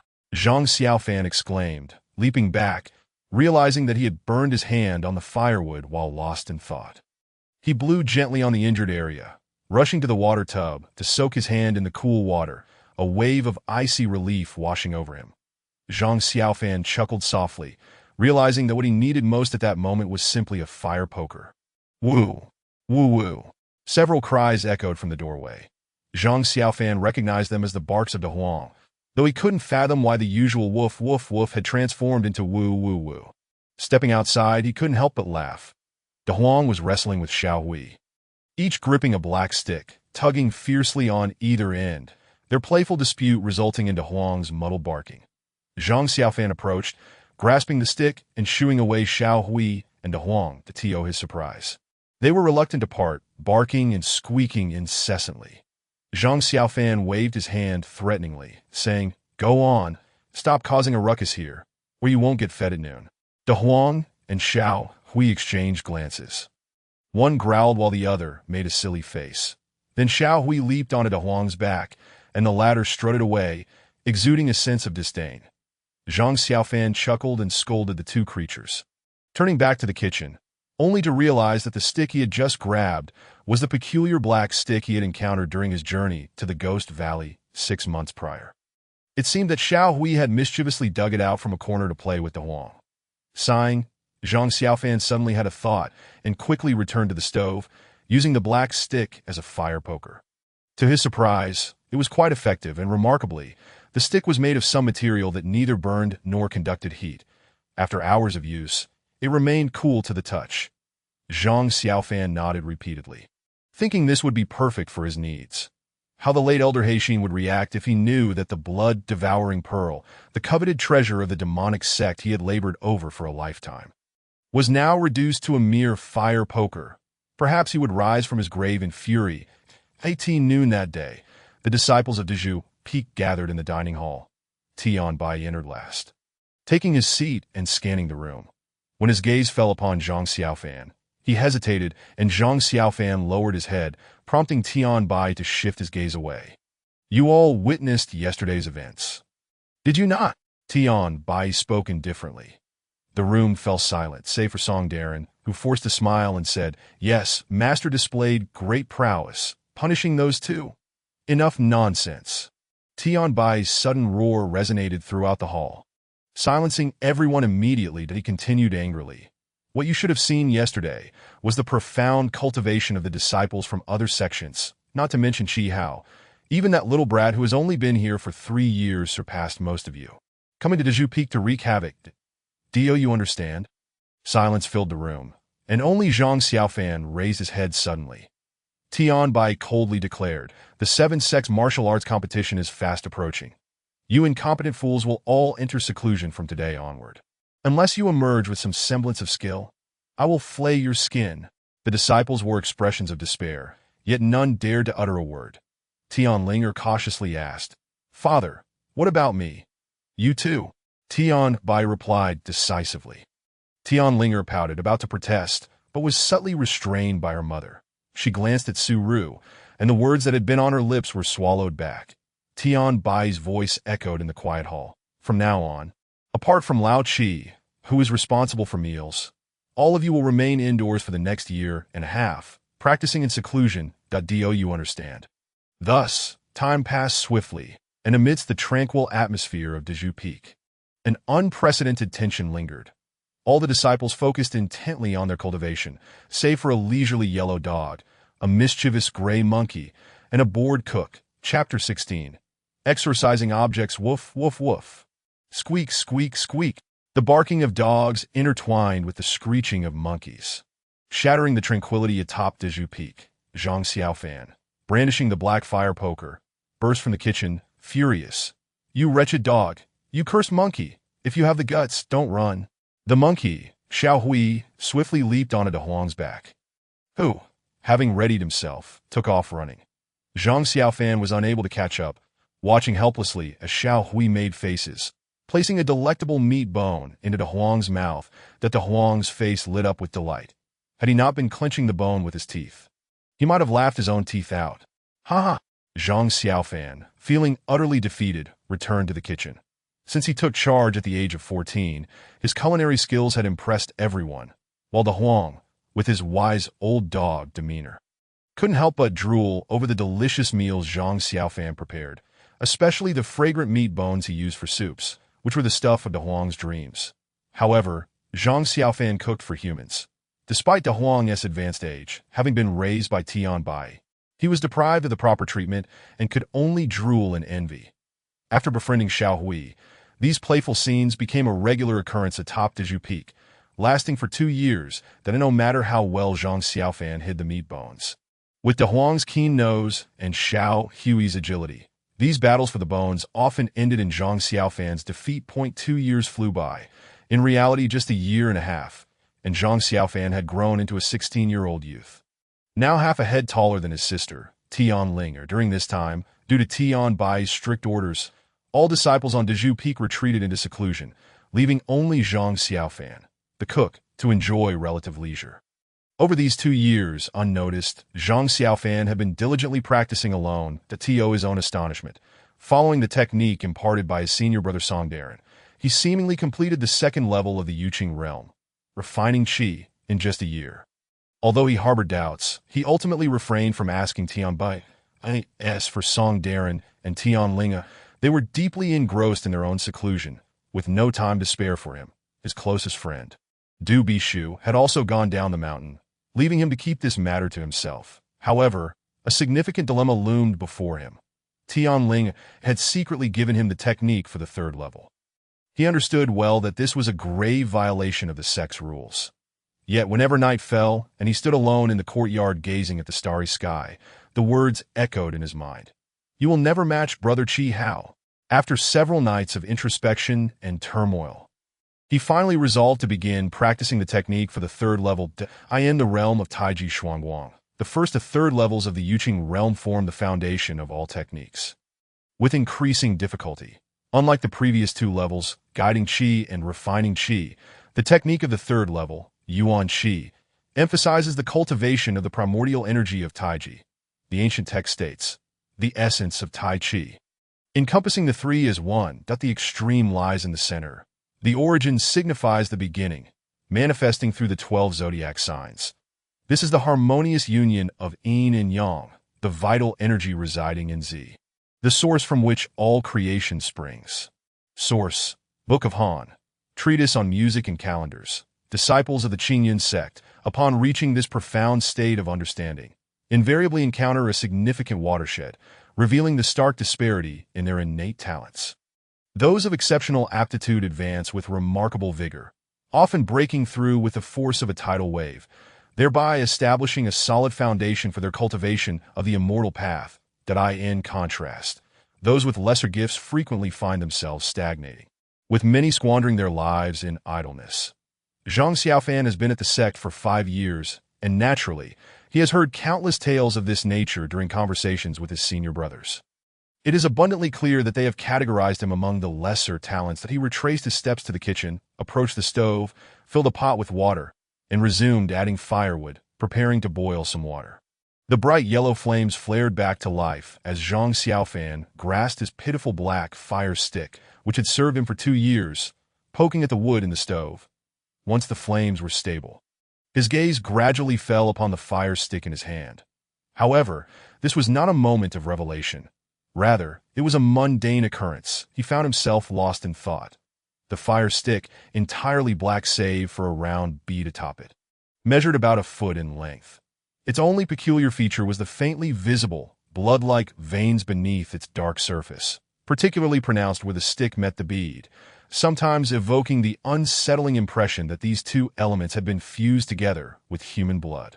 A sudden shiver coursed through Zhang Xiaofan's body as the thought of blood fusion flashed through his mind, filling him with dread. Over the years, he had gradually forgotten his eerie journey through the dark valley. Though occasionally in the depths of night, he would awaken in a cold sweat after dreaming of that bizarre experience in those moments. He felt profoundly alone, confronting the unknown terrors and the dark specter of death. Each time he was beset by such thoughts, he found himself unable to suppress a surge of inexplicable emotions, driven by a wild impulse that sometimes bordered on the urge to kill. He would even recall the peculiar fervor in Master Puji's eyes as he gazed at him beside that shattered straw hut many years ago. Zhang Xiaofan could not fathom why he experienced such strange sensations. Yet he was fortunate enough to possess a means to quell his trepidation: Defan Prajna. This supreme Buddhist mantra serves to intimidate malevolent spirits and purify the mind. He had practiced it for 5 years, and its greatest utility now lay in subduing the bizarre emotions that had inexplicably plagued him over the past 2 years. Suddenly, a sharp pain struck his head as an object fell to the ground. It was a pine cone. Enraged, Zhang Xiaofan spun around and shouted, "You wretched monkey, just wait until I catch you." Is that a senior brother?" With a leap, he spotted a figure standing at the door, of average height, with a sturdy build and a beaming smile. Carrying a small bundled IT was none other than his long-missed senior brother, Du Bishu. The Du Bishu scrutinized Zhang Xiaofan from head to toe, exclaiming, "Impressive. In just a few years, you've grown to my height." Zhang Xiaofan hurried over, grasping Du Bishu's shoulder with enthusiasm, saying, "Senior brother, where have you been for so long? We've all missed you." Du Bishu chuckled. "Well, haven't I returned now?" Zhang Xiaofan then inquired, "Does master and mistress know you're back?" Du Bishu replied, "Not yet. I just returned and saw smoke coming from the kitchen, so I came to check that I knew you would be here working. After all these years, did you miss me?" Zhang Xiaofan nodded eagerly, his heart swelling with joy. Du Bishu ruffled his hair and whispered, "Come accompany me to see master." Zhang Xiaofan hesitated. "Why do I need to accompany you?" Du Bishu wore a troubled expression and confessed, "Master sent me down the mountain initially for a year, but I lingered for an additional 6 months in search of quality materials to forge magical artifacts that I fear I may be reprimanded by master. Please come with me." Zhang Xiaofan shot him a sideways glance. "But you said you came to see me first. By the way, senior brother, what magical artifact did you forge?" Du Bishu chuckled awkwardly. Of course, I came to see you first, little junior brother. Let us go, let us go." With that, he pulled Zhang Xiaofan along. Moments later, a large yellow dog, tucked away in a corner, gnawed on a meat bone, while a small gray cat perched on its back, grooming itself. Both heard a furious roar emanating from the Hall of Tranquility. "Unworthy disciple! You have driven me to madness." At dinner time, the disciples of Dezhu Peak gathered for their first reunion in 2 years, seated around a single table. After everyone settled, Tian Bai wore a scowl. And after exchanging greetings with Du Bishu, the disciples could no longer restrain themselves, whispering, "Old Six, why does master get so angry upon seeing you?" Du Bishu's face turned awkward, and he diverted the conversation, while Zhang Xiaofan, sitting beside him, bore a smile in his eyes, though he dared not laugh, appearing quite peculiar to T that moment. Tian Linger, seated across from them, finally spoke up, unable to contain herself. "Father, senior brother has only just returned. Why are you still so angry?" Du Bishu discreetly glanced at Tian Bai, who shot him a glare, causing him to lower his head in fear. Tian Bai huffed, "Old Six, why don't you display the magical artifact you forged for everyone to see?" Du Bishu opened his mouth, but faltered, looking to Mistress Su Ru for assistance, who smiled and said, Bishu, just show everyone. Let them understand why your master is upset. Realizing he could not evade the request, Du Bishu reluctantly retrieved his small bundle, shook it twice, and produced several items to place on the table. The room fell silent, every eye glued to the objects, fearful of missing anything. Upon the table lay 3 small cubes, each crafted from an unknown. Dense wood about the size of a fist, entirely white and intricately carved with various markings. 3 dice. The room was momentarily stunned into silence before erupting into uproarious laughter. The Du Bishu's face flushed crimson, while Tian Bai glared at him in anger, exclaiming, You cannot carve rotten wood. Su Ru shook her head with a smile. Oh, it's not a big deal. Dice are just dice. After all, this artifact is for his own use. Tian Bai shot a disapproving glance at his disciple, retorting to Su Ru, How do you know he isn't using this to cheat? Du Bishu jumped at the accusation, quickly asserting, Master, mistress, I would never stoop to such base and shameless acts. That I merely found a 1,000-year-old 3-pearl tree beside the Qishui River in the south and, inspired by its spirit, carved these 3 dice. That I never intended anything more. Tian Bai's anger remained unabated. Are you pleased with yourself? It would be one thing if you were cultivating other skills, but now you've forged a gambling tool. When you display it at the 7 Veins martial arts competition next month, how will I face others? Du Bishu dared not retort, and Su Ru shook her head, softly saying, Bai, this is something he holds dear. Let us not pressure him. Remember what Master One once said. Tian Bai suddenly paused, turning to look at Su Ru, who sighed and said to Du Bishu, Bishu, you know that your master and I have never forced you to practice the sword like other disciples. However, magical artifacts can carry significant implications. You must tread carefully. Du Bishu stole a glance at Tian Bai, who appeared displeased and brooding, and wisely chose not to speak further, nodding repeatedly, Yes, yes. Su Ru then looked at her husband and addressed the gathered disciples. Time flies. Next month is the 7 Veins martial arts competition. We will journey together to Tongtian Peak for the event. Prepare yourselves accordingly. As she spoke, her beautiful and gentle face suddenly turned serious, and she declared sternly, This time, do not disappoint your master and me. Understood? The disciples felt a shiver run down their spines and replied in unison, Yes, master, mistress. Amidst the chorus of affirmations, a faint, discordant voice emerged as Su Ru turned to see the last disciple, Zhang Xiaofan, and frowned. What is it, Xiaofan? Zhang Xiaofan cautiously asked. Does that mean I can go too? Su Ru paused, exchanged a glance with Tian Bai, then smiled and said, Of course, you are also a disciple of Dezhu Peak, aren't you? Zhang Xiaofan's heart soared with joy as he leaped up, celebrating with a high five with Du Bishu. Utterly disregarding Tian Bai's distant cold remarks, with 9 spots available, even if a fool takes one, it's still a waste. That night, upon returning to his room, Zhang Xiaofan found that De Huang and Xiao Hui had already settled on his bed to rest. Ever since a year and a half ago, De Huang had moved in with Zhang Xiaofan due to his friendship with Xiao Hui. Initially, this caused a scare for Tian Bai, who searched high and low for his beloved dog, only to learn of the situation and huff in annoyance without further reprimanding Zhang Xiaofan. Since his master had not objected, Zhang Xiaofan did not chase De Huang away. In truth, it was impossible. The bed was half occupied by De Huang and a quarter by Xiao Hui, revealing the owner's sentiments. However, as time passed, whether from becoming accustomed to the closeness or simply growing familiar, Zhang Xiaofan no longer complained about sharing his bed with De Huang and Xiao Hui. On that night, he was in exceptionally high spirits as he entered the room and seated himself at the table that a fleeting glance revealed De Huang lazily sprawled out, while Xiao Hui had mysteriously ventured into the kitchen and pilfered his black firewood stick. Now playfully rubbing against De Huang, that a flicker of curiosity stirred within him. It seemed as though Xiao Hui had developed an unusual fascination for the firewood stick. However, his mind was too occupied with the unexpected joy of being permitted by his master to participate in the 7 Veins martial gathering. Had De Huang and Xiao Hui turned their gaze towards Zhang Xiaofan at that moment, they would have encountered a human whose eyes sparkled with excitement. Zhang Xiaofan observed the monkey and the dog, yet spoke as if addressing the air. Look, I actually have the chance to partake in the Seven Veins martial gathering. How splendid. My master is truly magnanimous, even allowing me, despite my clumsiness, to broaden my horizons. Perhaps I might even meet Jingyu then. As he uttered these words, a thought seemed to strike him, and he muttered softly to himself. However, if I must compete on stage, I fear I might bring shame upon my master, that oh well, what will be will be. What do you think, De Huang, Xiao Hui? Zhi.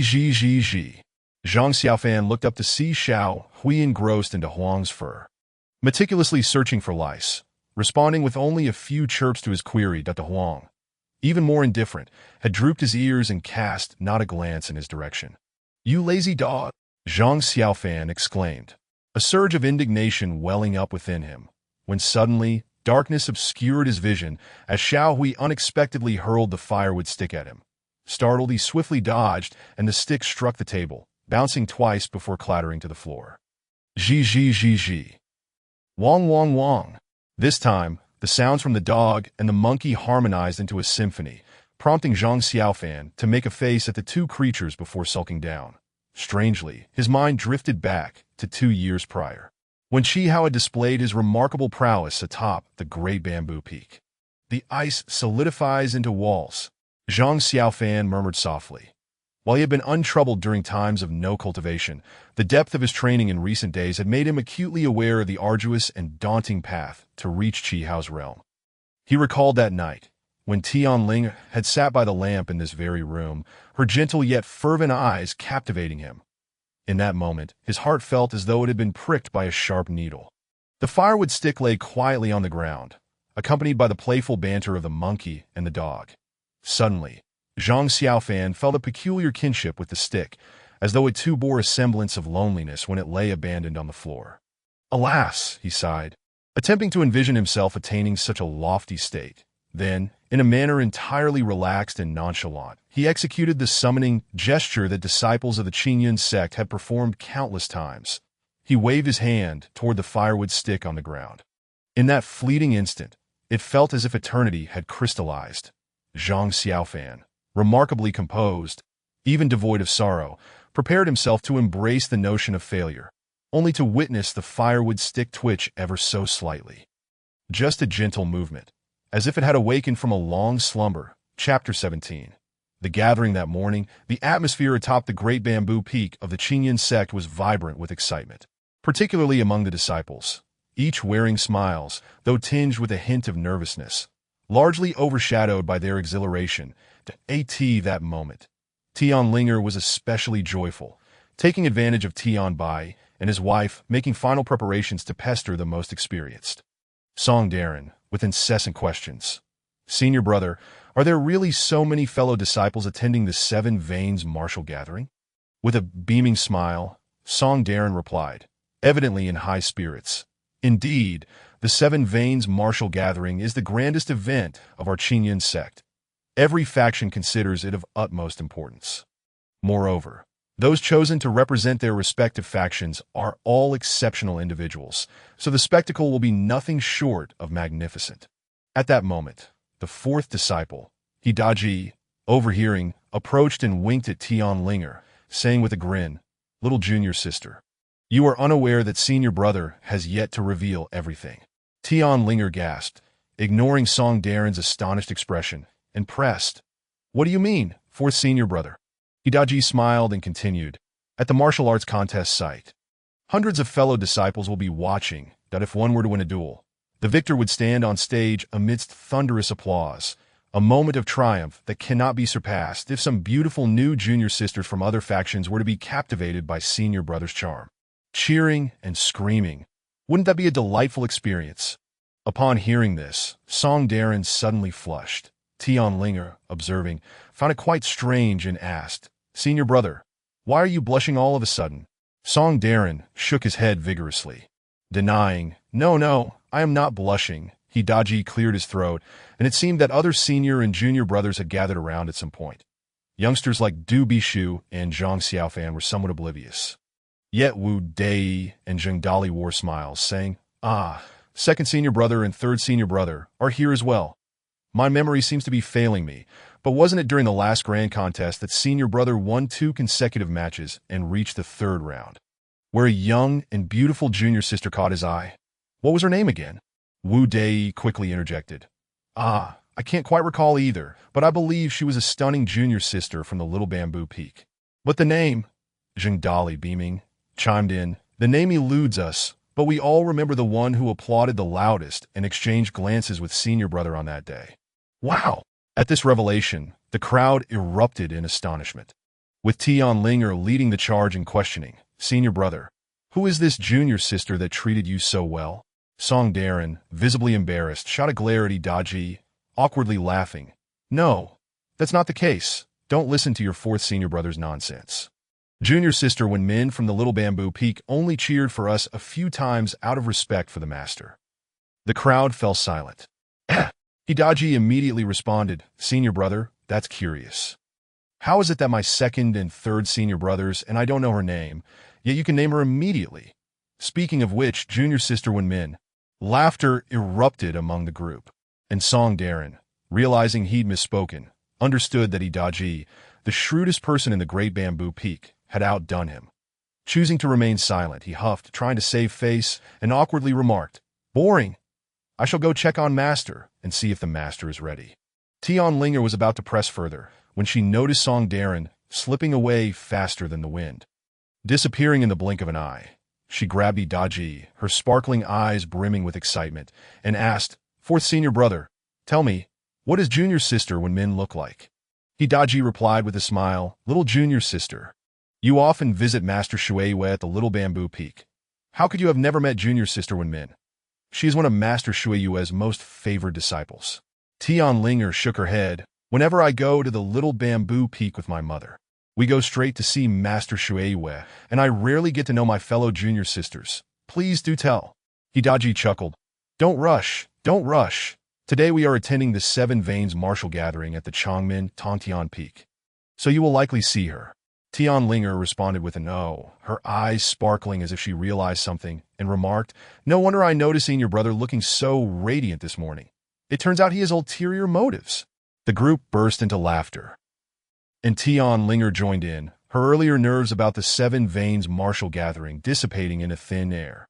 Her gaze flitted about, observing the smiles across everyone's faces, but when she turned to Zhang Xiaofan, she suddenly froze. Although he wore a smile, their years of camaraderie allowed her to discern that he seemed somewhat distracted. Seizing the moment while everyone else was engrossed in laughter, Tianlinger discreetly pulled Zhang Xiaofan aside and whispered, Xiaofan, is something bothering you?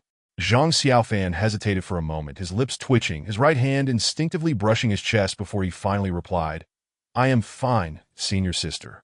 Tianlinger scrutinized him and straightforwardly stated, Show me what you have. Zhang Xiaofan hesitated briefly before retrieving the item from his bosom and revealing it to Tianlinger. Her initial curiosity turned to surprise as she exclaimed, What in the world are you carrying this blackened firewood stick for? Seeing the astonishment mixed with a hint of playful ire on Tianlinger's face, which somehow only enhanced her beauty, he stammered, It's a favor from my master, allowing me to witness the event that my cultivation is shallow, and I possess no magical artifacts, nor do I know how to use. Tianlinger burst into laughter, suddenly enlightened. I see. So you're bringing this firewood stick to the 7 Veins martial gathering? It's already odd enough that our 6th senior brother crafted a dice artifact over the past 2 millennia. And now you, bringing a firewood stick? This is too much. The disciples of the Great Bamboo Peak, hearing Tianlinger's sudden fit of laughter, flocked over to inquire what was happening, and soon, another round of hearty laughter ensued. Yet, as Zhang Xiaofan observed the smiling faces of his jubilant seniors and sisters, a surge of anger welled up within him. This inner fury flared briefly, almost suffocating him, that he lowered his head, tightly gripping the unsightly firewood stick, feeling a familiar chill seep into his palm. Xiaofan, Tianlinger suddenly withdrew her smile, adopting a serious demeanor. I owe you an apology. Zhang Xiaofan's body jolted, and he lifted his gaze. Tianlinger continued, I had intended to present you with a treasure to enhance your stature, so you wouldn't be ridiculed by others when you venture out. However, my mother has been pressuring me to cultivate relentlessly these past few days, and I completely forgot. Zhang Xiaofan instinctively shook his head and replied, "Senior sister, your cultivation is of utmost importance. There is no need to concern yourself with me." Tianlinger patted his shoulder and smiled. "But it's no matter. Everyone is aware of your capabilities. This trip will merely serve as an opportunity for you to broaden your horizons." She lowered her voice. "If anyone dares to bully you, make sure to come to me, and I shall stand up for you." Zhang Xiaofan, gazing into his senior sister's warm eyes, harbored no doubts about her promise, and he could sense the goodwill emanating from everyone around him. Yet a tumultuous emotion surged within him, a flame burning intensely in the depths of his heart, nearly rendering him breathless. Tianlinger, still beaming with joy, continued to pat the shoulder of her most cherished junior brother and whispered, "Let me tell you, there are countless delightful places atop Tongtian Peak. This time, let us sneak away to have some fun, shall we?" Zhang Xiaofan found himself momentarily captivated by her exquisite beauty. Suddenly unable to meet her gaze, that he lowered his head, feeling a mix of sweetness and worry within. The youthful complexities of his heart manifesting in a myriad of emotions as he softly replied, "Yes, senior sister." Tianlinger beamed with a smile, when suddenly, Hidaji's voice rang out from behind, "Master and mistress have arrived." The crowd turned to see Tianbai and Su Ru emerging from the Shoujing Hall. Clad in a sky-blue robe, Tianbai exuded an aura of authority. Had he not been slightly shorter and a bit portly, he would have truly commanded the respect befitting a master. As for Su Ru, she captivated the onlookers, typically stunning. Today she donned a pale green dress, adorned with floral jade and golden hairpins, her brows resembling distant mountains, skin as smooth as white jade, eyes sparkling like water, and her lips curved in a smile, truly enchanting all who beheld her. Song Darren followed closely behind the couple, his expression as solemn as could be. However, upon seeing him, the younger disciples couldn't help but wear expressions that were a mix of humor and mischief. Following Song Darren, the yellow dog, De Huang, and the monkey, Xiao Hui, also made their appearance. Xiao Hui, now seemingly accustomed to riding on De Huang's back, spotted Zhang Xiaofan and squeaked excitedly, leaping down from De Huang and bounding onto Zhang Xiaofan's shoulder. Tianbai surveyed the disciples, nodded, and said, "Let us depart." With that, he waved his right hand, invoking a spell that summoned the renowned sword Qiliang, which blazed with a radiant crimson light, a true treasure of the celestial realm. Just as Tianbai was about to step forward, he felt a tug at the hem of his robe and turned to see De Huang tugging at it. The dog, which he had raised since childhood, wagged its tail vigorously, barking insistently while its eyes fixated on Tianbai. After a moment's hesitation, Tianbai mumbled something indistinctly, but ultimately waved his sleeve, enveloping De Huang, and then soared onto the Qiliang sword. Greeting Su Ru before swiftly taking to the skies, that Su Ru chuckled lightly, shaking her head, and addressed the others, "You should all come along." After a pause, she turned to Song Darren, saying, "Darren, Xiao Fan lacks sufficient cultivation. You should guide him." Song Darren nodded affirmatively. "Understood." Su Ru acknowledged with a nod. And without any dramatic gestures, a pale green radiance enveloped her, lifting her directly into the sky, chasing after Tianbai's crimson light. Among the disciples of Deju Peak, Wu Dei, Zheng Dali, and El Dashin had yet to reach the 4th level of cultivation and could not command treasures. Thus, Song Darren approached Zhang Xiaofan, while Hidaji, Du Bishu, and Tianling each took a disciple and set off. Among them, Tianlinger's treasure was amber vermilion silk, while Hidaji wielded a Jiangshan brush, perfectly suited to his literary inclinations. However, the most amusing was undoubtedly the dice treasure of the 6th disciple, Du Bishu. Once summoned, the white light burst forth, and 3 dice magnified tenfold, spinning endlessly in the air, displaying various numbers in succession. El Dashin cautiously approached to examine it, wearing a distressed expression as he asked Du Bishu, "Old 6, this thing wouldn't have fallen from the sky, would it?" Du Bishu raised an eyebrow and replied cheekily, "5th brother, why don't we make a bet? If it fell from the sky, you win, and I will." El Dashin retorted, "Then how could I possibly dare to win this bet?" Du Bishu paused, considering, and said, "That is a fair point." Song Darren approached Zhang Xiaofan with a smile. "Xiaofan, are you ready?" Just as Zhang Xiaofan was about to nod, Xiaohui suddenly screeched, startling both of them. Xiaohui pointed excitedly at the sky, and then at Zhang Xiaofan. Zhang Xiaofan was momentarily taken aback, asking, "You want to go too?" Xiaohui immediately grinned widely. Zhang Xiaofan hesitated briefly, glancing at Song Darren, who pondered before saying, "Since Master has taken Huang along, we might as well bring Xiaohui too." Zhang Xiaofan's heart soared with joy, and he nodded in agreement, causing Xiaohui to leap for joy. Song Darren turned to the others, declaring, "Let us depart. Otherwise, we'll be scolded by Master for being late." The group responded in unison, each summoning their treasures to set off. As Tian Linger departed, she leaned close to Zhang Xiaofan, reminding him, "Be careful, and hold on to your senior brother tightly." Zhang Xiaofan nodded, replying, "I understand, senior sister." Tian Linger smiled at him, invoking her spell, and the amber vermilion silk erupted in radiant light as she soared into the sky. Song Darren then summoned his own treasure, the celestial sword Shihu. As the eldest disciple of Deju Peak, although his junior brothers wielded various treasures, he remained true to the sword. The Shihu, entirely yellow, measured 4 feet in length and 3 fingers wide. Among celestial swords, it was considered quite large, though regrettably, the power of a treasure could not be gauged by its size. At that moment, Song Darren pulled Zhang Xiaofan onto the sword. Having previously ridden on Tianlin's amber vermilion silk, Zhang Xiaofan felt the Shihu dip slightly upon his arrival before stabilizing, and he no longer felt panic. Meanwhile, Xiaohui seemed to sense something and clung tightly to Zhang Xiaofan's head. Song Darren smiled gently, saying, "Junior brother, we're off." With that, he pointed his right hand skyward, and the Shihu sword emitted a low rumble. The sword, which had been hovering a foot above the ground, suddenly rose 3 feet higher, causing Zhang Xiaofan to instinctively grip Song Darren tightly. At that moment, a gust of mountain wind swept by, and the tip of the Shihu tilted upward, rising to about a 70-degree angle. Zhang Xiaofan clung to Song Darren to avoid falling, and with a sharp whistle, the Shihu shot straight into the sky, standing atop the celestial sword. Zhang Xiaofan held on tightly to Song Darren, feeling an exhilarating mix of anxiety and excitement, unwilling to close his eyes. The verdant peaks of Deju Peak receded farther away, and suddenly, the world before him turned white as they penetrated a thick layer of clouds, obscuring all visibility. Surrounded by a vast expanse of clouds, the wind howled incessantly, stinging his face, causing Zhang Xiaofan to shiver slightly in a blend of tension and exhilaration. Soaring through the white clouds was a dreamlike experience.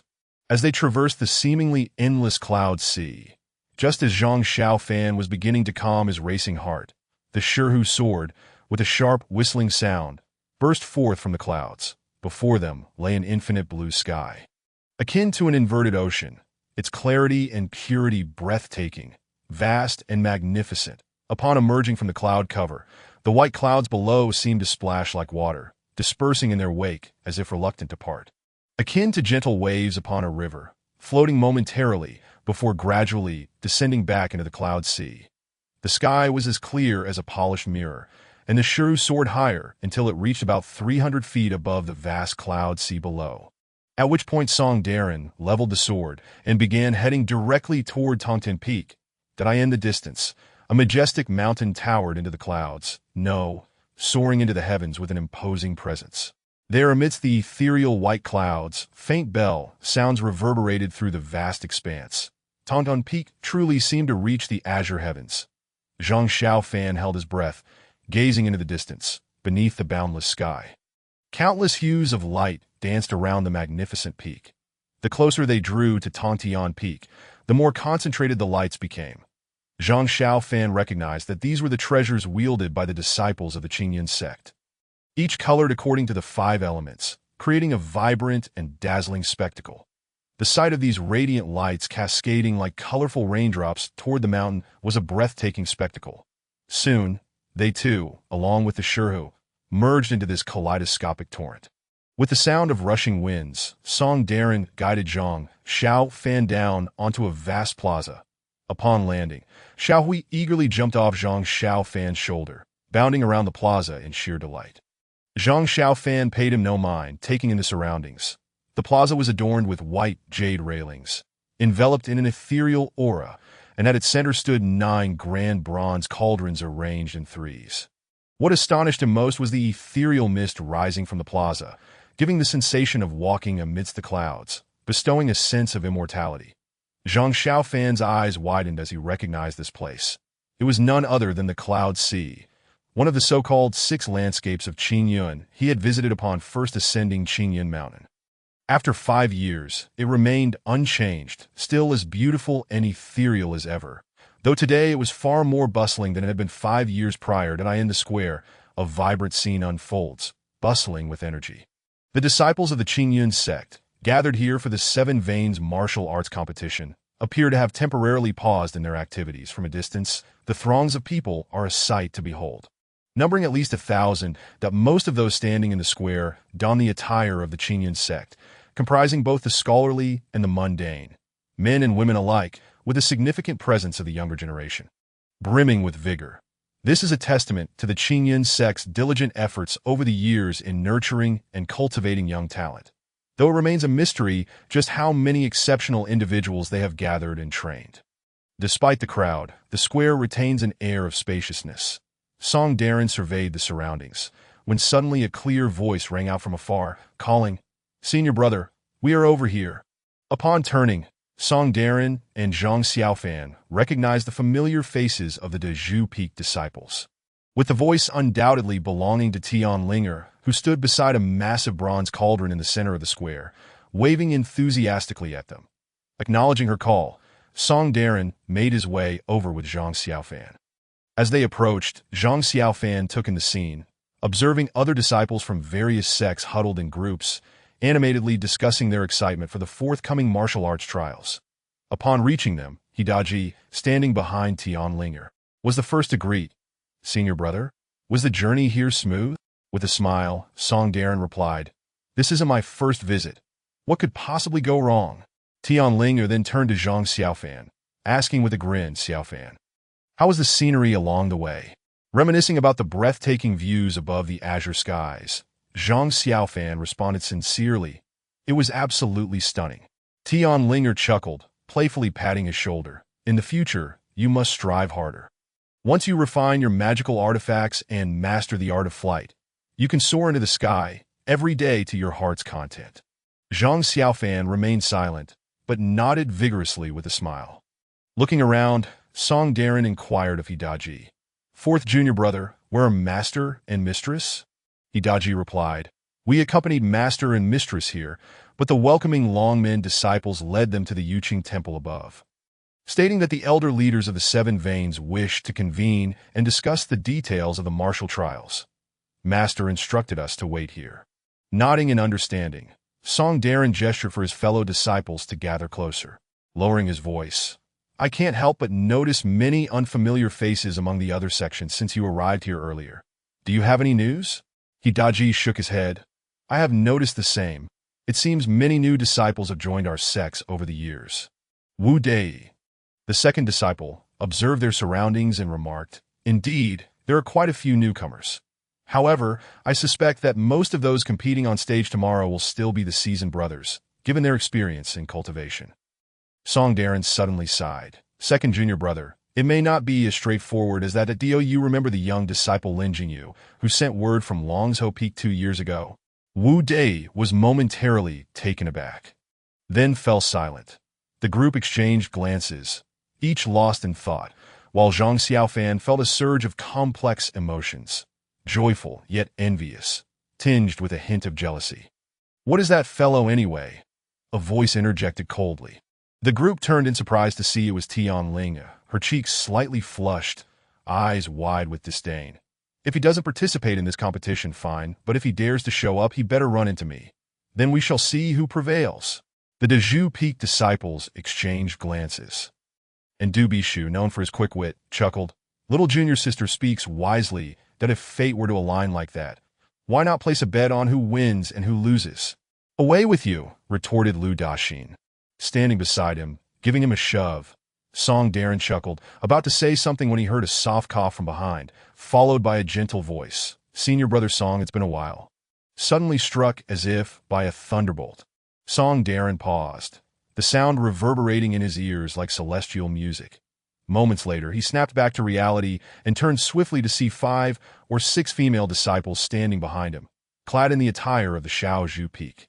Known for exclusively accepting female disciples, the foremost among them, a stunning beauty with an oval face, flowing hair, and a soft smile gracing her lips, caught his attention. Zhang Xiaofan glanced at the woman, intending to inquire about her identity. But upon turning, he noticed the peculiar smiles adorning the faces of Wu Dei, Zheng Dali, and he Deji that a realization dawned upon him. And as he observed Song Darren's expression, a mix of foolishness and dazed admiration, he understood the source of their amusement. The beauty before them, blushing slightly, called softly, "Senior brother Song." Before he could gather his thoughts, Hidaji interjected, "Ha, senior sister Wenmin, it has been many years since we last met. How have you been?" Wenmin's gaze lingered on the slender figure before her, and she smiled. "You must be Hidaji, right?" Hidaji nodded eagerly. "Indeed, it is I, the senior sister Wenmin has a remarkable memory. We met only once, and yet you recall me, leaving me quite flattered." As he spoke, he glanced at Song Darren, adding, "Speaking of which, since the last major competition, our senior brother has been quite preoccupied with thoughts of you." Wenmin's cheeks flushed, though she said nothing, merely casting a sidelong glance at Song Darren, whose usual robust demeanor now resembled that of a bashful youth, but he stammered, No, I don't, what was that?" Before he could finish, a younger female disciple behind Wenmin interrupted him. "So you don't think of our senior sister Wenmin at all?" Song Darren's heart raced, and he stole a glance at Wenmin, who was fixedly gazing at him with her beautiful eyes. Panic surged within him as he blurted out, "No, that's not it, I do think of you." Laughter erupted from both the Dezhu and Xiaozhu Peak disciples, especially from the younger women behind Wenmin, whose laughter rang out loudly enough to draw the attention of disciples from other sects nearby. As the laughter subsided, Hidaji turned serious, addressing Wenmin and her companions. "Ladies, what our senior brother means is that he does think of senior sister Wenmin, though perhaps not constantly." "What does that mean?" inquired another female disciple from Xiaozhu Peak. Laughing, that Hidaji explained, "He means that every moment he remembers senior sister Wenmin. But he wouldn't say he thinks of her every second." More laughter ensued, and Song Darren shot Hidaji a fierce glare, though his gaze drifted to Wenmin, who smiled, seemingly unperturbed by the jest. Feeling a flicker of joy, he stammered, "Senior sister Wenmin, they enjoy teasing. Please don't take it to heart." Wenmin chuckled, then turned to the younger disciples behind her, gently silencing their laughter before returning her gaze to Song Darren. "So, what do you truly think?" Song Darren, flustered, mumbled incoherently, struggling to articulate his thoughts, which only provoked further laughter. Wenmin shook her head, giving him a playful glare before walking towards Tian Linga, holding her delicate hand. Examining it closely, "You must be Linga, right?" Tian Linga replied curiously, "Yes. How do you know me, senior sister Wenmin?" Wenmin smiled. "You often accompany Master Su Ru to our Xiaozhu Peak to visit Master, though we've known you for quite some time. It's been years. You've grown even more charming." Tian Linga, grasping Wenmin's hand, responded, "Oh, I could never compare to your beauty, senior sister Wenmin." Lowering her voice conspiratorially, she added, "My senior brother is utterly smitten with you." Wenmin cast a sidelong glance at Song Darren, who wore a foolish grin, shaking her head as she murmured, "Your senior brother is truly a blockhead." With a laugh, Tian Linga felt an instant camaraderie with Wenmin, and as Wenmin gently pulled her along, the two joined a group of women, engaging in lively chatter filled with laughter that soon enveloped the air, leaving Song Darren and the others standing aside. Lost in thought, Song Darren longed to speak with Wenmin, but found himself at a loss for words. Just then, Zhang Xiaofan heard Du Bishu exclaim, "Oh look, more people are arriving." Curious, Zhang Xiaofan turned to see a group approaching, numbering over 30, all youthful disciples of the Qingyun sect, each exuding an air of confidence. Leading the pack was a striking figure, exuding charm and composure, commanding attention with an undeniable presence. It was none other than Qi Hao. Zhang Xiaofan gazed intently at the group of individuals approaching, repeatedly echoing this name in his mind. Simultaneously, he heard his fourth senior brother, Hidaji, let out a sigh and whisper, "Indeed, the lineage of Longsho Peak is flourishing." At that moment, Chi Hao also spotted the crowd from Dezhu Peak and took the lead in walking over, followed naturally by those behind him. Upon reaching the front, he clasped his hands together and greeted Song Darren with a smile, saying, "Song Shixiang, it is a pleasure to see you again." Song Darren, not daring to be negligent, returned the courtesy, replying, "Qi Shixiang, you have also arrived. Do you intend to participate in this grand competition?" Chi Hao smiled and replied, "Initially, I had no desire to partake, but my master believes that I still require tempering in my cultivation. Thus he commanded me to participate, and I shamelessly took a spot from our lineage." Song Darren nodded in agreement, saying, "That is splendid. With your talent, victory shall undoubtedly be yours." Chi Hao shook his head repeatedly, humbly insisting, "Not at all. Song Shixiang is overly complimentary."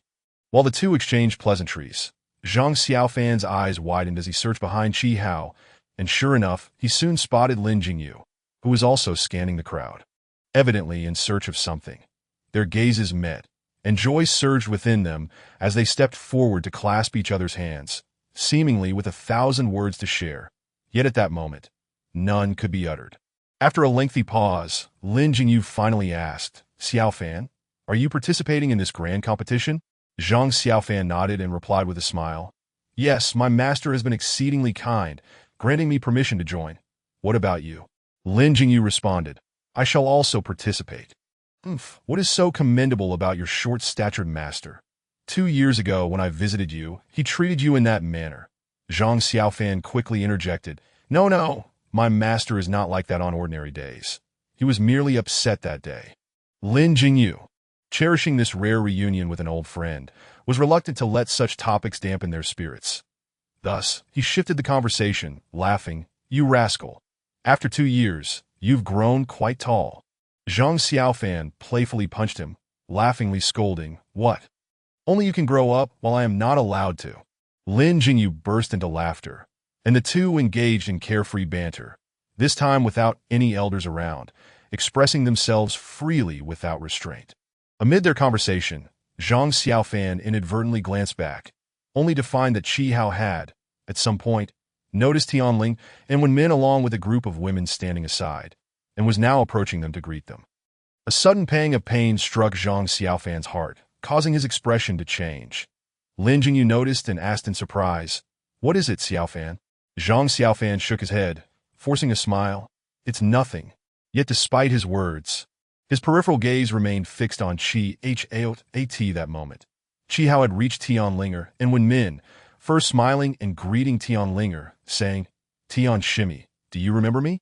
Tianlinger, who had been animatedly conversing with Wenmin and the others from Shaozhu Peak, felt a sudden flush upon Chi Hao's unexpected appearance, her voice dropping to a whisper, "Yes, hello, Qi Shixiao." From a distance, one could see a faint blush on Tianlinger's delicate face, her large, watery eyes appearing dreamlike. Yet this beautiful visage, reflected in Zhang Xiaofan's eyes, felt like a knife cutting through his heart.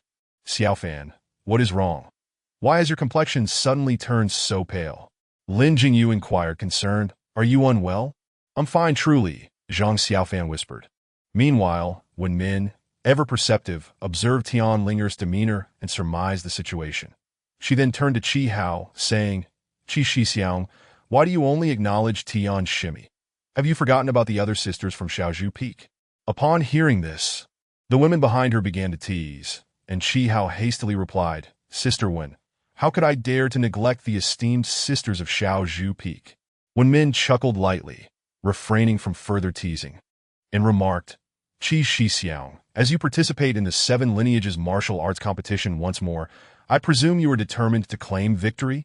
Chi Hao glanced at her, smiling. "Sister Wen, during the last grand competition, you advanced through 3 rounds, but unfortunately fell to brother Xiao Yicai of Chongmen, which was truly regrettable. That I trust that after 10 years of diligent cultivation, coupled with Master Shiyue's careful guidance, you aim for the championship this time. Am I correct?" Wenmin smiled. "I wouldn't dare. How could I compete with Qi Shixiao? Moreover, Shaozhu Peak has many outstanding talents. There are others far more accomplished than I." Chi Hao smiled. "Sister Wen, you are far too modest," Wenmin replied. "Not at all. My master Shuiyue, is exceptionally learned, while I am but a dullard, unable to grasp even a fraction of her teachings. Our lineage has other extraordinary sisters. Qi Shixiang must be cautious." Qi Hao's eyes sparkled with interest. Yet his expression remained amiable as he said, "That would be even better. I am eager to witness the extraordinary talents capable of making sister when yield." Wen Min chuckled softly, nodding in acknowledgement, before leading the reluctant Tianlinger to the side. Just then, a sharp cry suddenly echoed across the square, resembling thunder, shaking the entire area. Hundreds of disciples of Qingyun raised their heads to look, only to see a streak of red light shooting forth, coming to a halt above the square, that a red celestial sword radiated an ethereal aura, suspended in midair, while a disciple from the Long Men of Tontian Peak stood upon it. Addressing all disciples from various lineages present in the square, "Esteemed brothers, the sect leader and various elders have summoned those participating in the 7 lineages martial arts competition to Yuqing Hall for a discussion." As the mountain breeze blew and the clouds drifted, the crowd of Qingyun disciples stirred, gradually making their way to the front of the square. Zhang Xiaofan had initially thought that the more accomplished disciples would simply summon their magical artifacts to soar into the sky. But to his surprise, everyone seemed intent on walking earnestly instead, that he and Lin Jingyu strolled together, glancing around, and noticed Tianlinger, Wen Min, and the other women walking together, all smiles, appearing quite joyful, while Song Darren and the other disciples from Dezhu Peak followed closely behind them. As for the disciples from Longzhou Peak, a few emerged from Qi Hao's group, now mingling with others from different lineages, particularly Qi Hao, who called out the names of several disciples with familiarity, engaging them warmly, while the others reciprocated with cheerful smiles, indicating his extensive network of connections. "Qi Shixiang is indeed skilled at making friends," remarked Lin Jingyu, noticing Zhang Xiaofan's gaze fixed on Qi Hao. "Moreover, with his profound cultivation and the esteem he holds with Master Tsong, everyone in Qingyun respects him greatly." Zhang Xiaofan listened, his expression inscrutable, merely nodding slowly. Upon reaching the end of the square, they arrived at the Rainbow Bridge, one of the 6 scenic spots of Qingyun. Zhang Xiaofan and Lin Jingyu had traversed this very bridge 5 years ago when they were rescued to Qingyun Mountain. Now, revisiting the site stirred a wave of nostalgia within them, that as they stepped onto the exquisitely crafted bridge, observing the crystal-clear waters cascading down its sides, still reflecting the enchanting hues of a rainbow, they recalled how, 5 years prior, they were 2 naive boys, now transformed into disciples of Qing at the back of the crowd. Lin Jingyu suddenly sighed softly. 5 years have passed. Zhang Xiaofan remained silent, continuing to walk forward. The scenery before them remained unchanged. As the bridge ascended, the white clouds gradually falling beneath their feet, while the azure sky above appeared as clear as ever. "Why don't you fly up on your sword?" Zhang Xiaofan suddenly inquired. Lin Jingyu looked momentarily surprised, replying, "Are you not aware? Disciples are not permitted to fly in the vicinity of the main hall of Tontian Peak. That I heard Qi Hao Shixiao mention that this is both to show respect to the Long Men and because, in the early days of our Qingyun sect, the founder set up a formidable restriction on the peak, known as the Zhu Xian Sword Array. Anyone who dared to fly over Tongtian Peak would surely face annihilation by the array." Zhang Xiaofan was taken aback. No wonder there are so many skilled brothers and sisters. Yet none are flying on their swords. That be why the way. How formidable is this Zhu Xian Sword Array? Lin Jingyu gazed towards the towering peak ahead, saying, "I have yet to witness it myself, but I imagine it is quite formidable. It is said that the Zhu Xian Sword Array was passed down by our founder, and 500 years ago, it was further perfected by Master Qingye, making its power unparalleled. Since then, I have not heard of anyone daring to cause trouble on Qingyun Mountain." Zhang Xiaofan followed his gaze towards the magnificent peak and marveled. How impressive! As they conversed and walked, Zhang Xiaofan observed the young elite of the Qingyun sect, noting that among them, male disciples outnumbered the female ones, with only about 13 or 14 women present, most of whom were clad in the attire of Shaozhu Peak. Nevertheless, regardless of gender, each individual exuded an extraordinary demeanor. The men appeared gallant while the women were graceful and charming, creating a scene filled with handsome men and beautiful women. Anyone witnessing this would declare that Qingyun sect has a promising future with a wealth of talent. After crossing the Rainbow Bridge, They arrived at the Bishi Pond, home to the sect's guardian spirit beast, the water qilin. Unlike 5 years ago, when Zhang Xiaofan and Lin Jingyu first arrived, this ancient beast, revered by the disciples of Qingyun as Lingzun, was not submerged in the water, but rather lazily sprawled on the shore, basking in the sun. Yet its languid demeanor remained unchanged from 5 years prior. As the disciples of Qingyun descended the bridge, they each paid their respects to this colossal creature before ascending the steps leading to the lofty Yuqing temple. Lin Jingyu and Zhang Xiaofan trailed behind the crowd, whispering to Zhang Xiaofan, "Do you still remember our experiences when we first arrived?" Zhang Xiaofan nodded, a shiver running down his spine as he replied, "I remember, soaked to the skin, but that was nothing compared to the fright I got from seeing that gigantic beast." A faint smile crept onto Lin Jingyu's lips as he said, "Indeed. When we were back in Qingyun Mountain, we had never encountered anything like this that I used to think the largest creature in the world was the bear on Qingyun Mountain." Zhang Xiaofan burst into hearty laughter, causing everyone around to glance back, startling him into silence. Lin Jingyu was also taken aback, clearing his throat and turning slightly red. After a few curious glances from others, they resumed their journey, allowing Zhang Xiaofan to breathe a sigh of relief. He turned to Lin Jingyu, their eyes meeting, and exchanged a smile. Ahead, dozens of people quickly moved past, and as Zhang Xiaofan and Lin Jingyu descended the Rainbow Bridge, they reached the edge of the crystal-clear pool, bowing respectfully to the water qilin. However, the water qilin appeared to be in a deep slumber from the very beginning, showing no response to their greetings that moment. It snored thunderously, completely unaware of the 2 Qingyun disciples paying their respects. Zhang Xiaofan and Lin Jingyu had never expected the water qilin to acknowledge them. After their bow, they ascended the steps. Zhang Xiaofan remarked, "Jingyu, during your last visit to Dezhu Peak, you were in such a hurry that I didn't get the chance to congratulate you. I never imagined that in just a few years, you would attain such high levels of cultivation." Lin Jingyu smiled and replied, "This is all thanks to my esteemed master, Sangsong Jinren, and my fellow disciples' diligent guidance." At this point, his voice faltered, gradually becoming somber as he continued. "In the initial years, every time I practiced, I would remember the gruesome corpses in Qingyun Mountain, which pained my heart. Thus, I resolved to train hard, hoping to one day avenge my parents and the villagers." Zhang Xiaofan felt a pang in his heart and placed a comforting hand on his shoulder. Lin Jingyu steadied himself, regaining his composure, and smiled. "All right, let's not dwell on the past. How has your cultivation been progressing?" Zhang Xiaofan shook his head, saying, "You know I've never been as clever as you. Over these years at Dezhu Peak, my master and fellow disciples have treated me well, but I am too slow-witted, making little progress in my cultivation, that I feel quite ashamed towards my master and senior brother." Lin Jingyu scoffed, "You're not foolish at all. I suspect your short master is intentionally making things difficult for you, withholding the true techniques of the Qingyun sect." Zhang Xiaofan was taken aback that Lin Jingyu still held a grudge against Tian Bai for their dispute 2 years ago, and he chuckled, "That can't be the case. My master is not that kind of person. Anyway, enough about me. By the way, do you still have that dragon-slaying sword from 2 years ago?" Lin Jingyu nodded, smiling. "This divine sword is the treasured possession of the Longsho Peak lineage. My esteemed master has generously passed it to me. Not only is its power immense, but it also possesses a spirit, greatly aiding my cultivation." Zhang Xiaofan felt a twinge of envy, which was evident on his face as he replied, "That is wonderful."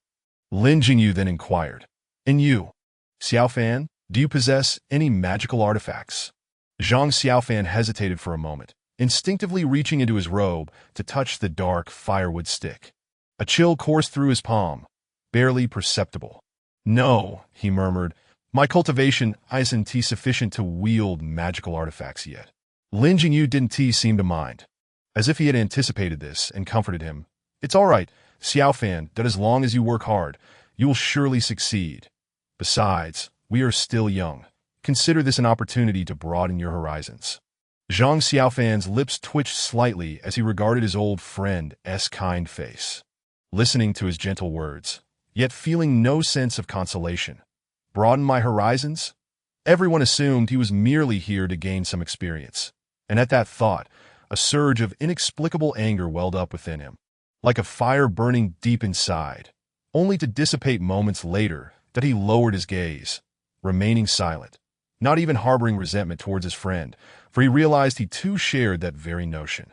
Just then, as if in response to his sentiments, the firewood stick in his robe suddenly reacted, a wave of frigid energy surging from his palm to his shoulder. Zhang Xiaofan was taken aback, but soon discovered that this sensation posed no harm to his body. Rather, it felt refreshingly pleasant that he glanced sideways, only to find Lin Jingyu utterly oblivious to the phenomenon. Just as Zhang Xiaofan let out a breath of relief, a deafening roar erupted from behind them. Not only Zhang Xiaofan, but even Lin Jingyu, whose cultivation was far superior, felt their bodies tremble, their ears ringing incessantly. The Qingyun disciples ahead of them also displayed expressions of pain, evidently experiencing the same ordeal. The crowd was utterly astonished. How could such a monstrous sound arise in the sacred grounds of the Qingyun sect? They all turned around, and upon seeing the scene, their faces turned pale with terror. The once slumbering giant beast, the water Qilin, had suddenly awakened, glaring menacingly, its massive eyes radiating an unquenchable ferocity. The scales on its back stood erect, and it opened its gaping maw, revealing long, sharp fangs, assuming an aggressive stance. Its target was none other than the Qingyun disciples standing on the steps. The water Qilin, a primordial spirit beast of ancient times, unleashed its might, transforming the skies and altering the atmosphere. The originally azure sky darkened in an instant, and as it took its first step down the stairs, the once calm mountain winds erupted into a furious gale, howling sharply as it swept across the peak. The waters of the crystal-clear pool, closest to the water Qilin, began to ripple, turning from a placid mirror to a tumultuous swirl, rapidly spinning into a massive vortex at its center that a low, thunderous sound echoed from the depths of the water. Reminiscent of distant thunder, moments later, a resounding crash echoed as a towering column of water erupted from the depths of the vortex, its girth comparable to that of 3 men embracing, solid and unyielding. It spun in midair before descending forcefully, as if compelled by some unseen force, landing before the water Qilin, that in an instant, a torrent of water transformed into countless sharp blades, gliding gracefully like a dragon. Crystalline and translucent, swirling in the air, exuding an aura of chilling sharpness at this moment. Every Qingyun disciple standing on the steps, including the highly skilled Qi Hao, lost their composure, their faces paling, some trembling slightly. The water Qilin, once a formidable ally in the battles of the past, revealed its true might, which had been revered by the Qingyun sect for centuries. Among the 5 elemental forces of gold, wood, water, fire, and earth, the water Qilin was the pinnacle of water-type spirit beings. Just observing its effortless manipulation of water, summoning the column without any visible effort, and controlling the swirling blades with ease, showcased its immense spiritual power and unparalleled mental strength, far surpassing that of ordinary cultivators. Even within the ranks of the Qingyun sect, few could match such prowess, whether through sheer mental will or by wielding magical artifacts that at this moment, darkness enveloped the world. The winds roiling, as the water Qilin advanced towards the steps. The Qingyun disciples stared in shock at the spirit beast's sudden wrath, left dumbfounded and unsure of how to react in the blink of an eye. The water Qilin's furious roars intensified, its eyes wide with rage, seemingly perceiving some deep-seated enmity or profound loathing, determined to engage in a battle to the death, unwilling to relent. The massive water column spiraled faster before the beast. A thunderous sound erupted, and with a resounding crash, the colossal column, bearing countless fearsome water blades, surged toward the Qingyun disciples on the steps. Just at that critical moment, a voice thundered from the air. "Spirit Lord, cease your fury." A figure clad in deep green, appearing as if materialized from thin air, suddenly positioned itself between the water Qilin and the Qingyun disciples. That was none other than Dao Xinzhenren, the leader of the Qingyun sect. After 5 years, he still exuded an air of ethereal grace, but at this moment his brow was furrowed, clearly perplexed by the water Qilin's sudden aggression. However, the situation was dire. Behind him stood dozens of the most promising young disciples of the Qingyun sect. while the approaching water column shimmered ominously, revealing shadowy forms of ferocious beasts within. Those slain by the water Qilin in the past, their souls trapped within, unable to find peace. Even with Daoxuan's transcendent abilities, he could not help but feel a surge of trepidation as the water column drew near. Daoxian had no avenue for retreat. He inhaled deeply and intoned, "Limitless celestial lord." Raising his hands, he formed a sphere in the air, fingers poised in a sword gesture, appearing both slow and urgent as he traced a Taiji diagram in front of him. That in an instant, the diagram radiated light, exuding auspicious energy. Daoxian then pivoted, his deep green robe billowing as if caught in a breeze. And the Taiji diagram surged forward, embedding itself onto his robe. This magical garment, seemingly a treasure of the celestial realm, expanded dramatically, growing tenfold in size, blocking the air. With a thunderous crash, the water column unleashed by the water Qilin collided with the enchanted robe. The air filled with furious roars from the trapped souls of the beasts within the water column. The dark green robe staggered backwards several paces under the forceful impact, the center of the robe bulging deeply where it was struck by the water column. A testament to the tremendous power of the blow. The young disciples of Qingyun, standing on the steps, were momentarily dumbfounded, feeling an overwhelming gust of wind and the ground trembling beneath their feet, leaving them unsteady. Except for a few seasoned practitioners who managed to maintain their footing, the majority tumbled to the sides. That a collective pallor swept over the crowd. For had it not been for the timely intervention of Master Daoxian, who shielded them from the furious assault of the water Qilin, the consequences could have been dire. Zhang Xiaofan's complexion turned pale. Unable to steady himself, he began to topple to the side. Lin Jingyu, catching sight of this, instinctively reached out to assist, but inadvertently swayed himself and fell in the opposite direction. Caught up in his own dilemma at this moment, Zhang Xiaofan was engulfed in a sense of dread. He instinctively released his grip on the firewood stick hidden within his robe, desperately reaching out for something to support himself, completely oblivious to the fact that the instant his hand left the stick, the chilling sensation vanished without a trace. In the air, Master Daoxian maintained a solemn demeanor, bracing himself against the enraged water Qilin. Behind him, with a series of swishes, several figures appeared in midair, standing in support. At the forefront was Master Tsongtsong, accompanied by the heads and elders of the Six Veins, including Tian Bai and Su Ru, all bearing grave expressions. The elite of Qingyun were gathered here, and faced with such an imposing spectacle, anyone would feel a twinge of fear. Yet the water Qilin, surrounded by the esteemed masters and elders of Qingyun, exhibited no sign of trepidation whatsoever.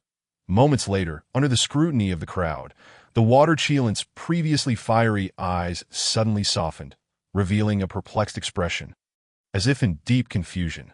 After a brief pause, the colossal water column, before it gradually diminished, eventually cascading to the ground with a splash, drenching a significant area beneath it. At this point, the water Qilin ceased its roaring and retracted its terrifying aura.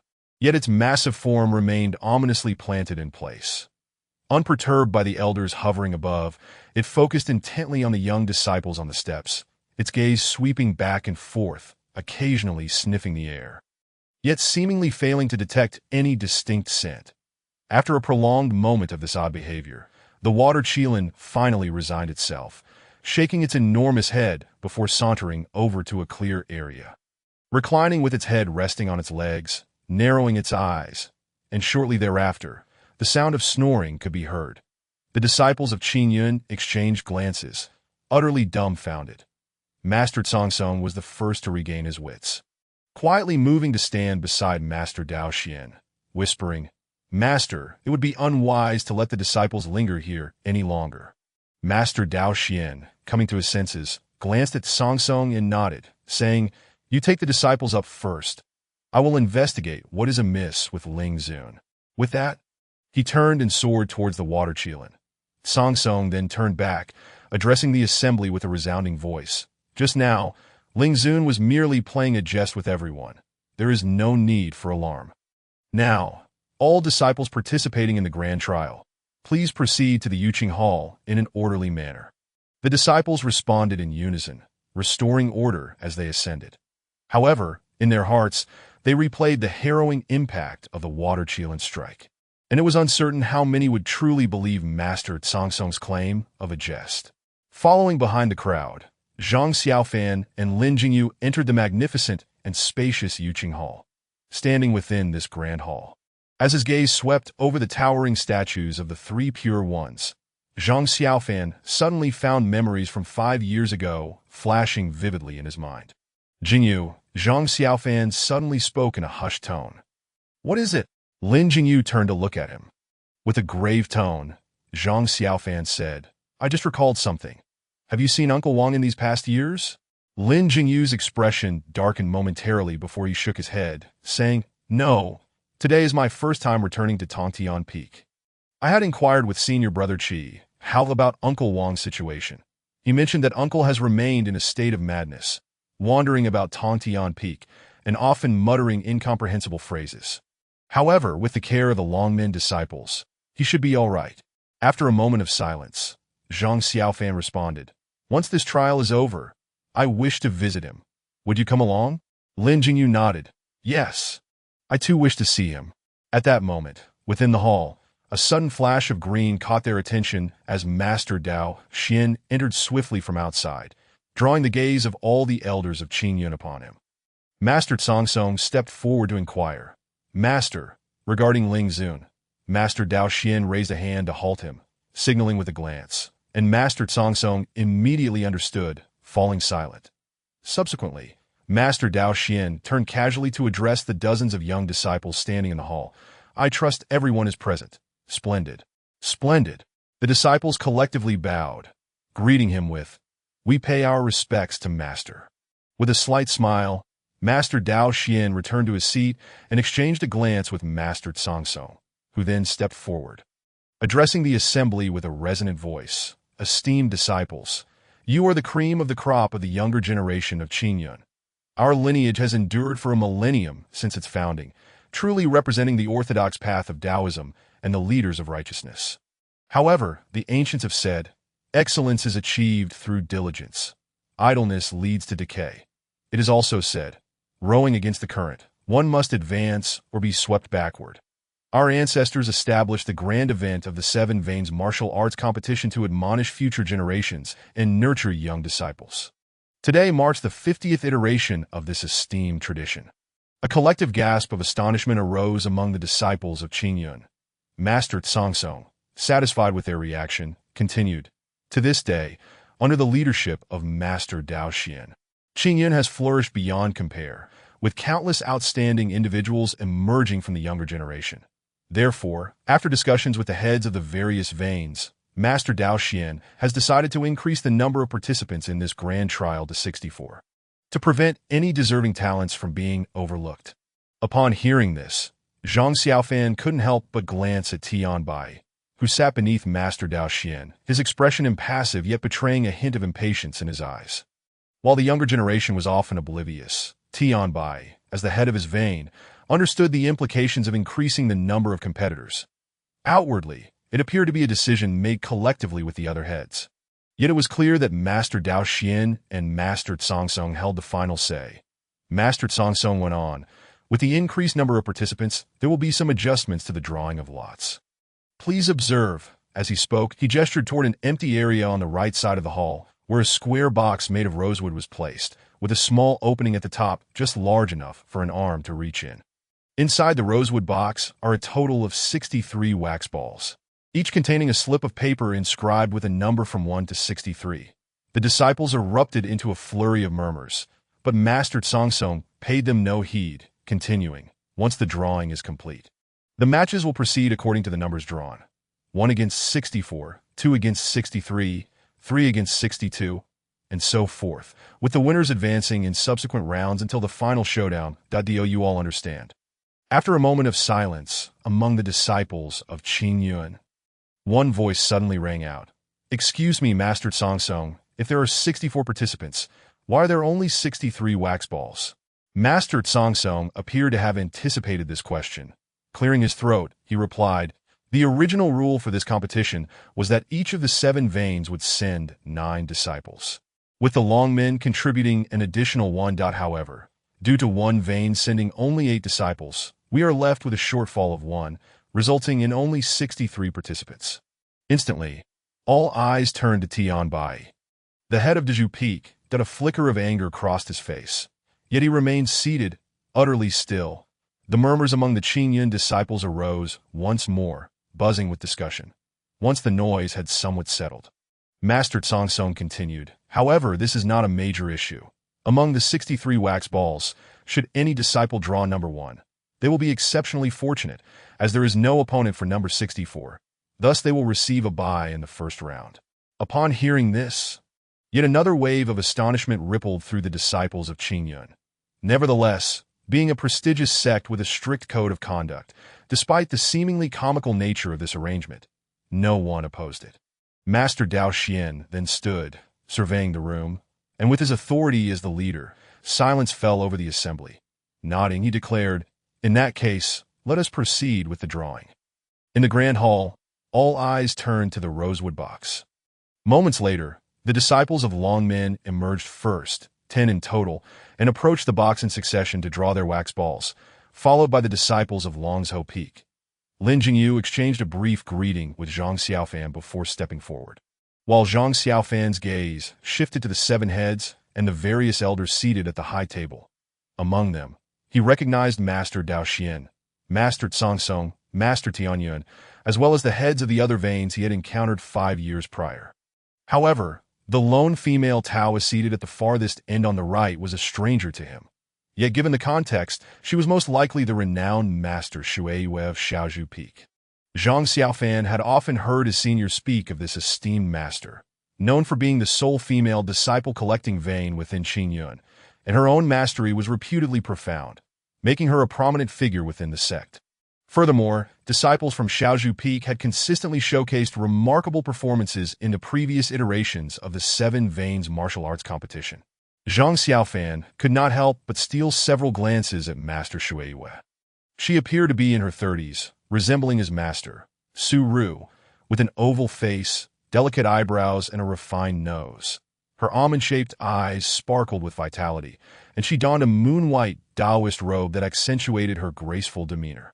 Behind her stood not an elder, but rather a female disciple, clad in pure white, possessing extraordinary beauty, with a long sword slung across her back. Both the scabbard and hilt radiated a celestial blue hue, shimmering with an ethereal glow, unmistakably a treasure of the immortal realm. As he gazed, lost in thought, the young woman seemed to sense his scrutiny and suddenly turned her head, her gaze piercing like lightning, coldly locking onto Zhang Xiaofan. But he felt a jolt in his heart, akin to an electric shock, as if his eyes were pricked by thorns. Startled, his face flushed slightly, yet he noticed her expression remained impassive. Though a glimmer of disdain flickered in her eyes, prompting him to hastily lower his gaze, in this awkward moment, someone beside him reached out and tugged at him. It was Tianling's voice saying, "Xiaofan, why are you daydreaming? It's time for us to draw lots."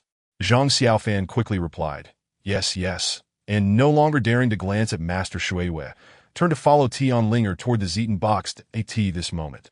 Only the factions of Dezhu Peak and Shaozhou Peak remained to draw lots. Led by Song Darren, the members of Dezhu Peak approached the box in succession, drawing wax balls before returning to their seats. As everyone began to examine their draw numbers, 8 female disciples from Shaozhou Peak emerged. Among them Wenmin, the white-clad woman standing behind Master Shueiyue, bowed her head and spoke a few words to her, to which Master Shueiyue nodded and said, "You may go." The white-clad disciple acknowledged and joined the other women from Shaozhou Peak, smiling at Wenmin, who cheerfully took her arm, and together they approached the Zeton box to draw the last 9 wax balls. At this moment in the hall, disciples eagerly checked their wax balls, while the elders seated at the top, including the heads of each faction, could not help but feel tense, their eyes fixated on their disciples. Hoping for a favorable draw, if any fortunate disciple were to draw the number 1, it would be an unparalleled boon to us. If echoing the sentiments of their masters, the young disciples of Qingyun began to exclaim, "Ah, I have 26. I have 33. Hey, what about you? Oh, I have 47. I wonder what number my opponent has." Yet after a prolonged exchange, no one claimed to have drawn the number 1. That the venerable Zhang Daoist furrowed his brow, coughed twice, and declared, "Who has drawn the number 1 lot?" His booming voice silenced the chatter, enveloping the hall in a stillness. After a lengthy pause, a timid voice emerged from the crowd, laced with surprise and caution. As if even the speaker could scarcely believe it, reporting to Uncle Master Tsang Song, I have it here. The crowd turned, taken aback, to find Zhang Xiaofan standing among them, cautiously holding a slip of paper. His eyes darting towards Tian Bai, as he shyly spoke that in an instant, all eyes fell upon this unassuming disciple of Dezhu Peak. Tian Bai exchanged glances with Su Ru. His demeanor remained composed, while she offered a slight smile and a gentle nod.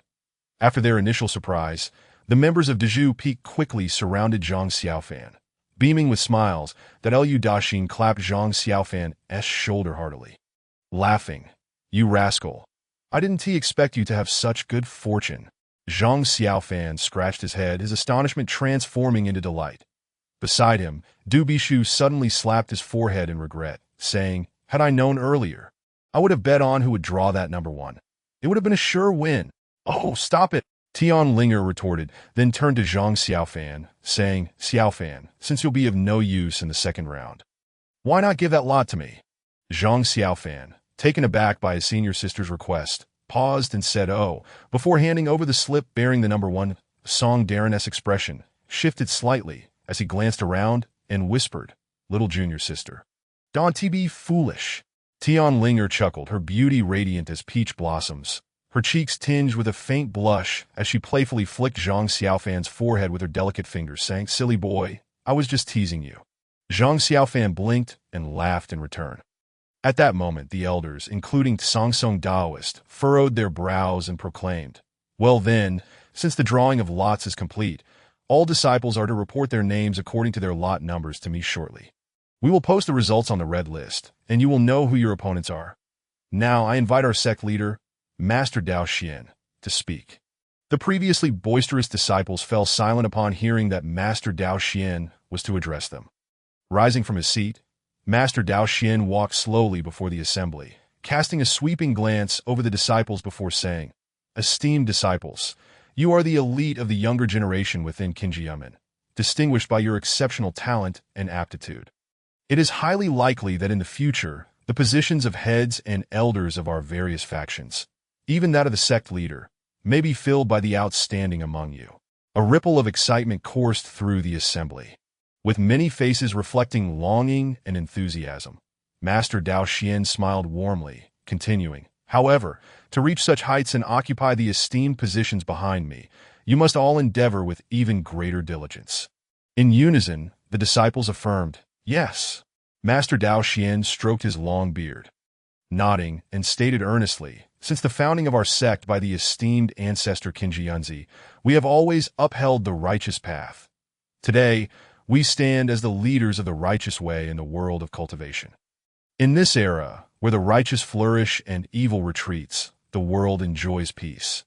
Yet remnants of the demonic path, treacherous and malicious, still linger, their intentions unyielding. That in these times, it is imperative that we, the practitioners of the righteous way, uphold the truth and eradicate evil. Therefore, you must focus on your cultivation and strengthen your resolve. As long as we stand firm and united, the forces of evil shall find no opportunity to exploit." The disciples responded fervently, "We heed the sect leader's teachings." Master Dao Xian nodded with a smile, declaring, "Excellent. There is one more matter I wish to announce. To encourage the disciples of Qingyun to strive diligently on their path and commit to their cultivation, I, along with the heads and elders, have decided that starting from this 7-faction martial arts competition, we will offer a reward to the ultimate victor after each competition." A stir of excitement rippled through the young disciples of Qingyun. Master Dao Xian observed the fervor among the disciples, smiling as he continued, "The prize for this time will be the Laya Mirror." "What is that?" Zhang Xiaofan was momentarily taken aback, having never heard of such an item. He glanced around, noticing that Tian Linger, Du Bishu, and others wore equally puzzled expressions. Meanwhile, the senior disciples, such as Qi Hao, Song Darren, and Wen Min, displayed rare expressions of excitement and yearning that this moment. Tian Linger and the others, noticing the senior brother's knowledge, leaned in to quietly inquire, "Senior brother, What is the Laya mirror? Song Darren replied in a hushed tone. The Laya mirror is a treasure passed down by our sect's 10th generation ancestor. Wufangzi that I have never seen its true form, but I have heard my master say that it is one of the sect's rare treasures, immensely powerful, and possesses a remarkable feature, as long as the user's spiritual power is strong enough. The Laya mirror can defend against all attacks, rendering the user invincible. The group gasped in astonishment, with Du Bishu stammering. Then, wouldn't that make one invincible? Song Darren shrugged, stating, I can't say for certain what it looks like. But my master wouldn't be mistaken. It seems this time, he cast a glance at Master Dao Xian, lowering his voice, he remarked, it appears the sect leader and the masters are quite serious about this. The expressions of the crowd grew peculiar, with most seemingly swallowing hard, drawn by the allure of this rare treasure. After a brief pause, Master Dao Xian smiled at the animated young disciples and eventually said, All right, that is the gist of it. You may return and rest. The 7-faction martial arts competition will commence early tomorrow. The disciples of Qingyun Mountain bowed in unison, responding, Yes, Master Dao Xian. Master Dao Xian nodded, saying, You may go. Gradually, the disciples exited, leaving only the heads of the 7 factions and a few elders in the grand hall. Master Dao Xian turned to the elders with a smile, saying, Brothers, you should also retire early. Tomorrow, with many matches to oversee, your diligence will be greatly needed.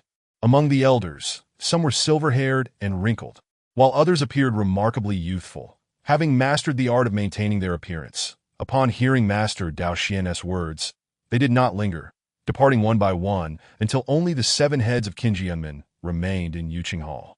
Master Dao Xian slowly retracted the amiable smile that had graced his face, his gaze sweeping over the remaining 6, stating flatly, Well then, now it is just us 7. The head of Chaoyang Peak, Shang Zhongliang, furrowed his brow and asked, Sect leader, do you have urgent matters to discuss with us?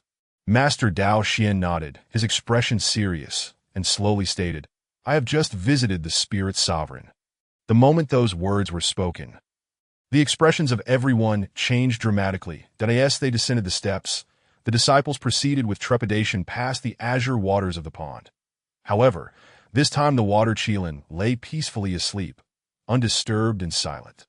After crossing the Rainbow Bridge and returning to the vast square of Cloud Sea, which resembled a celestial realm, Lin Jingyu and Zhang Xiaofan exchanged a few whispered words before joining the disciples from Longzhou Peak.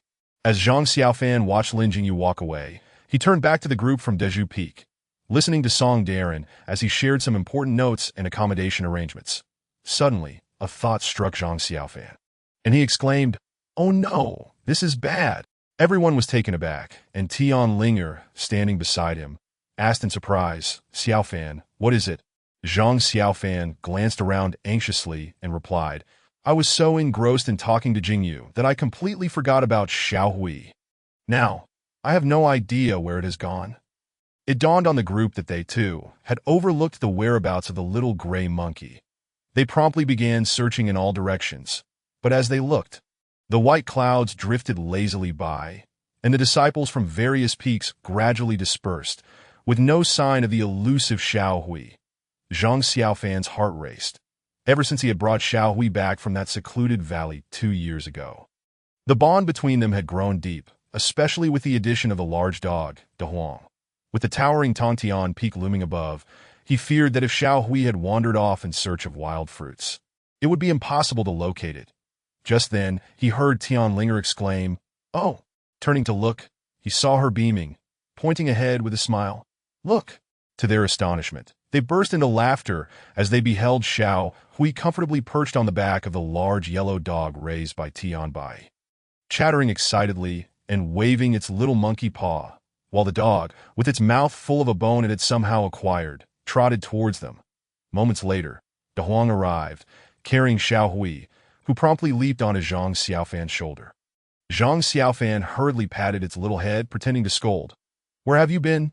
Unfazed, Xiaohui grinned and pointed at the large yellow dog on the ground, continuing to chatter away. After observing Xiaohui for a while, Zhang Xiaofan suddenly remarked, Where did that bone come from? Upon hearing this, Xiaohui gestured animatedly, pointing in the direction at the end of the square. Zhang Xiaofan glanced at Song Darren, who quickly surveyed the surroundings with an awkward yet amused expression. Lowering his voice, he quietly explained, "That is the kitchen where the disciples from Chongmen dine." Everyone paused for a moment before bursting into laughter, shaking their heads. Song Darren took the lead, saying, "Let us head to the resting quarters.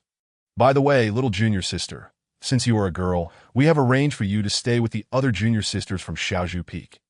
You have no objections, do you?" Tianlinger shook her head with a smile, replying, "I actually wanted to chat more with Sister Wenmin and help you say a few good words, big brother." The group erupted in laughter, while Song Darren blushed slightly, pretending not to hear as he strode forward. The others continued their light-hearted banter, but Zhang Xiaofan, lagging behind, fixed a glare at the gray monkey on his shoulder, saying, "You little rascal, if you dare to sneak off and steal again, just wait and see how I deal with you." Xiao Hui chattered in response, grinning widely, seemingly oblivious to Zhang Xiaofan's words, whether it was due to misunderstanding or simply disregarding them. Zhang Xiaofan scolded it a few more times, then walked ahead. After taking a few steps, he suddenly recalled something and turned back, calling out, "Hurry up, you lazy dog. All you do is eat." De Huang, still lazily gnawing on its bone, finally lifted its head when it noticed everyone moving away. With a yawn, it got to its feet, lazily picking up the half-eaten bone and trotting after them. In the Yuqing Hall, the 7 sect leaders of Qingyun convened, their attention drawn to Dao Xianjinren. The leader of Luoxia Peak, Qingyun Dao Run, was the first to rise, stating, "Master, have you discerned the reason for Ling Zun's earlier anger?" Dao Xianjinren sighed deeply and replied slowly, "I have scrutinized the matter carefully, and Ling Zun appears to be in no unusual state." "What?" Surprise flickered across the faces of the other leaders. Dao Xianjinren glanced at his fellow disciples and continued, "Indeed, after repeated observations, Ling Zun seems entirely normal, that I truly cannot fathom why it would exhibit such sudden anger, only to dissipate so swiftly." Tian Bai pondered for a moment and remarked, "It seems to me that Ling Zun's target of attack was a group of young disciples. Could it be that someone provoked it?" The leader of Shaozhu Peak, Master Shui Wei, interjected, "That is unlikely. If a disciple had truly angered Ling Zun, would it have relinquished its strike after one blow?" Though Shui Wei was quite beautiful, her tone was cold and distant, giving off an air of aloofness. Tian Bai glanced at her, but chose to remain silent. Dao Xianjinren shook his head, declaring, "Ling Zun is an ancient spiritual beast, inherently sentient, and has never shown such sudden aberration. There must be a reason behind it."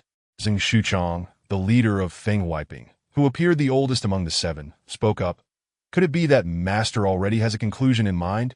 Dao Xianjinren sighed softly, confessing, "To be honest, I am equally perplexed. However, Ling Zun is the guardian spirit of our Qingyunmen, of great significance that I initially intended to use our sect's secret spirit communication technique to investigate further. But at this point, Dao Xianjinren abruptly halted. The others, having only heard part of his statement, turned to him with curiosity. Tian Bai was the first to inquire, "Master, what is it?" A look of embarrassment crossed Dao Xianjinren's face as he admitted, "This spirit communication technique is a minor skill that allows for some communication with Ling Zun. However, just as I was about to use it, Ling Zun fell asleep, leaving me with no means to proceed." The group fell silent. Dao Xianjinren cleared his throat and stated seriously, "There is no need to worry about this matter. Once Ling Zun awakens, we shall deliberate further. Meanwhile, there is another issue I wish to discuss with you all." Seeing the solemn expression on Dao Xianjinren's face, the others sensed it was a matter of significance and ceased their laughter. Sitting up straight, Dao Xianjinren resumed his seat, contemplating for a moment before addressing them. "Dear friends, are you aware of the Qingyun Mountain located 3,000 miles to the east?" The group fell silent, and Sangsong Dao Run was the first to regain his composure, asking, "Are you referring to the Qingyun Mountain that houses the Wanfeng ancient cave?" Dao Xianjinren nodded, confirming, "Precisely." Zheng Shuchong frowned and remarked, "I have heard that the Wanfeng ancient cave is a naturally occurring cavern that delves deep underground. Shrouded in cold and dampness, home to countless bats, reportedly numbering in the millions. Such a perilous place is rarely visited by humans. Why would Master bring it up?" Dao Xianjinren responded slowly, You may not be aware, but although the Wanfeng ancient cave appears desolate and inhospitable, it served as a significant stronghold for the demonic sect 800 years ago. The cold and dampness of the cave was well suited for the cultivation of their sinister arts. However, after being besieged by righteous cultivators, the demonic remnants retreated, and the area fell into disuse. Master Shueihua interjected coldly. Then why do you mention it now, Master? Though Shueihua's demeanor was unfriendly, everyone present understood her usual approach. And Dao Xianjinren did not take offense, merely sighing. You may not know, but 6 months ago, I received a letter from the Burning Incense Valley, reporting signs of the demonic sect's remnants re-emerging near the Wanfeng ancient cave. They sought my counsel. And after careful consideration, I instructed Yitzai to swiftly investigate Qingyun Mountain. Upon hearing this, Shang Zhenliang from Chiyang Peak chuckled. Well, that is good news. Yitzai is exceptionally talented and possesses profound cultivation. He is indeed one of the finest among us in Qingyun. With him there, what could possibly go wrong? Dao Xianjinren smiled slightly, replying, You flatter me, Brother Shang. However, after Yitzai traveled to Qingyun Mountain, he sent a letter back after several months, stating that he indeed discovered activity from the demonic sect near the Wanfeng ancient cave, and their intentions are even more alarming. Everyone was taken aback, and Zhang Xiaofan inquired, What do you mean? Dao Xianjinren's expression remained calm, betraying no emotion, as he stated. According to Yitzai's letter, he captured a member of the demonic sect and, through interrogation, learned that the Wanfeng ancient cave was once the headquarters of a faction known as Blood Refining Hall 800 years ago. At that time, the Blood Refining Hall was a formidable power, one of the 5 major forces of the demonic sect. However, after being vanquished by our righteous predecessors, the Blood Refining Hall fell into decline, and the Wanfeng ancient cave became abandoned. He continued, Yet for reasons unknown, in recent years, the long-dormant Blood Refining Hall seems to be stirring again. The IT is said among them that despite all the main figures of the Blood Refining Hall being slain by our righteous cultivators during the battle at the Wanfeng ancient cave, there exists a hidden treasure cave within, filled with many rare and extraordinary treasures, demonic tomes, and sinister scrolls that have yet to be discovered. At this revelation, the group began to comprehend the gravity of the situation. Song Song Dao Run sneered, Those vile demons are simply deluding themselves. Dao Xianjinren shook his head, cautioning, regardless of whether this rumor holds any truth, it is known that after the battle 800 years ago, righteous cultivators indeed found no hidden treasure within the Wanfeng ancient cave, while the rest may not matter. If such a treasure cave truly exists, it may harbor a significant calamity, and we must remain vigilant. All eyes turned towards Dao Xian, and the heavenly cloud Taoist inquired, Senior brother, what malevolent entity do you refer to that is of such grave importance? Dao Xian gazed at the assembly, his voice heavy with gravity. The blood-devouring pearl. A shudder rippled through the crowd, and the Song Song Taoist exclaimed in astonishment.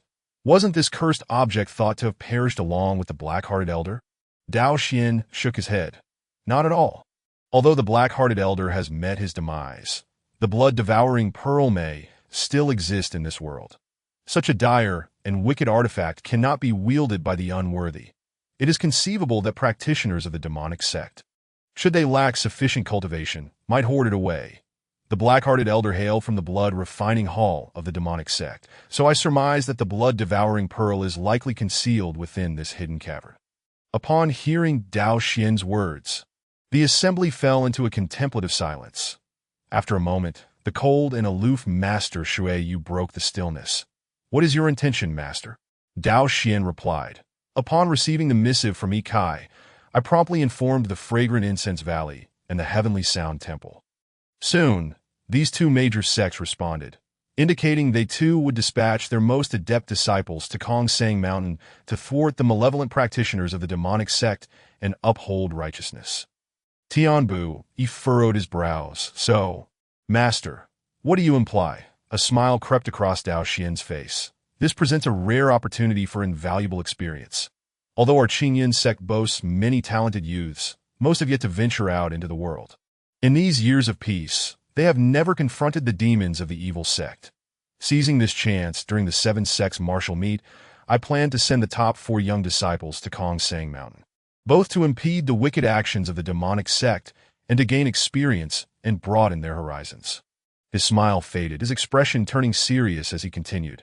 Moreover, I have learned that in the past century, both the Heavenly Sound Temple and the Fragrant Incense Valley have produced several remarkable disciples of exceptional talent, that if we remain passive, we risk jeopardizing our position as leaders of the righteous path. If that were to happen, I, Dao Xian, would have no face to meet our esteemed ancestors. The assembly nodded in agreement, with Song Song Daoist being the first to voice. Master, your foresight is commendable. You speak wisely. Dao Xian surveyed the seated leaders. If that is the case, do you all have no objections?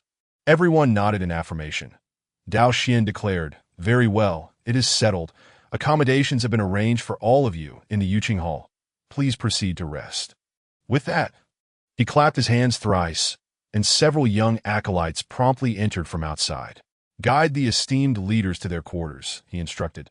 The acolytes complied, and each leader rose to bow respectfully to Dao Xian before following the acolytes out. Chapter 21. Nightfall. The Seven Sects Martial Meet is a grand event held every decade by the Qingyun sect, and with so many people suddenly gathered on Tongtian Peak, accommodations became scarce. The disciples of the Bamboo Peak, longing for the carefree days of having their own rooms, found such aspirations to be mere fantasies. Aside from Tian Linger, who stayed with the young women at the small Bamboo Peak. The 7 male disciples of the Bamboo Peak, starting from Song Darren, were all cramped into a single room. Traditionally, Qingyun disciples shared rooms of 4, and now 3 bedding mats were laid on the floor, forcing them to squeeze together. Though grumbling was inevitable, at that moment, someone exclaimed loudly. Honestly, all day long they rave about how wonderful the Longmen is, yet now they expect us 7 to squeeze into one room. Truly stingy. Old 6. Stop complaining. If the Longmen brothers hear you, it won't bode well. Second brother, you are comfortable in bed. Why don't you consider that I'm lying on the cold floor? Let us switch places. Snore. Snore, snore. No way you fell asleep that quickly and are already snoring. Snore, snore, snore. Cut it out. Ah, fourth brother, you always so handsome and charming, gifted with extraordinary talent. Snore, snore, snore. What on earth is instant sleep in vogue now? Hey, big brother, you with your kind heart. How can you just watch his eye? Snore, snore, snore. You third brother, roar, roar, roar. The sudden loud banging on the wall startled everyone. A voice from next door thundered. Hey, are all of you from the Bamboo Peak this loud when you sleep? The room fell silent, and after a moment, someone stifled a few chuckles, prompting a ripple of laughter among the group. Shortly thereafter, the previous voice seemed to recollect something. Fifth brother, you what? I'm right next to you. Lying on the floor. Do you want to switch places? I'm indifferent. Cough, cough. It's nothing. Sigh, the bedding is cold enough, but to make matters worse, it's a bit short, making it uncomfortable to sleep that at least you. Junior brother, have the perfect size. Sixth brother, why are you talking with your eyes closed? Don't you see, I have a large dog and a monkey fighting me for the blanket. I'm the most cramped here. And you still dare to say? But I still... Shut up, old 6. The others chimed in unison. After night fell, many young disciples from the other 6 factions, visiting Tongtian Peak for the first time, ventured out for a stroll, marveling at the scenery. However, as the night deepened, everyone returned to their respective rooms to sleep. Darkness enveloped the towering mountain, and above, a cold moon cast its silvery light upon the peak. Zhang Xiaofan was in the midst of a deep slumber when he was suddenly stirred by some movement beside him. Blinking groggily, he noticed that the monkey Xiao Hui and the dog De Huang were no longer by his side, but he propped himself up and glanced around, spotting De Huang's silhouette darting past the door. A shadow on its back that was likely Xiao Hui. Puzzled, Zhang Xiaofan wondered where the monkey and dog could be going at such a late hour. Quietly, he got up, threw on a random garment, and approached the door, only to see De Huang hastily trotting towards the sea of clouds, carrying Xiao Hui on its back. Zhang Xiaofan recalled that during the day, Song Darren mentioned this was the location of Tongtian Peak's kitchen. Amused yet exasperated, he thought to himself that De Huang, having been raised by Tian Bui for decades, was indeed a wise old dog, yet it was still so gluttonous. Initially, he contemplated ignoring them and returning to sleep, but then reconsidered. If someone were to witness De Huang and Xiao Hui pilfering food from the bamboo peak, it would surely be embarrassing. Resolving to retrieve them, he raised his gaze only to find that De Huang and Xiao Hui had already faded into the distance. He hurriedly pursued them, that he ran swiftly, being careful not to disturb the other disciples in their rooms, that by the time he reached the square near the Sea of Clouds, De Huang and Xiao Hui were nowhere to be seen.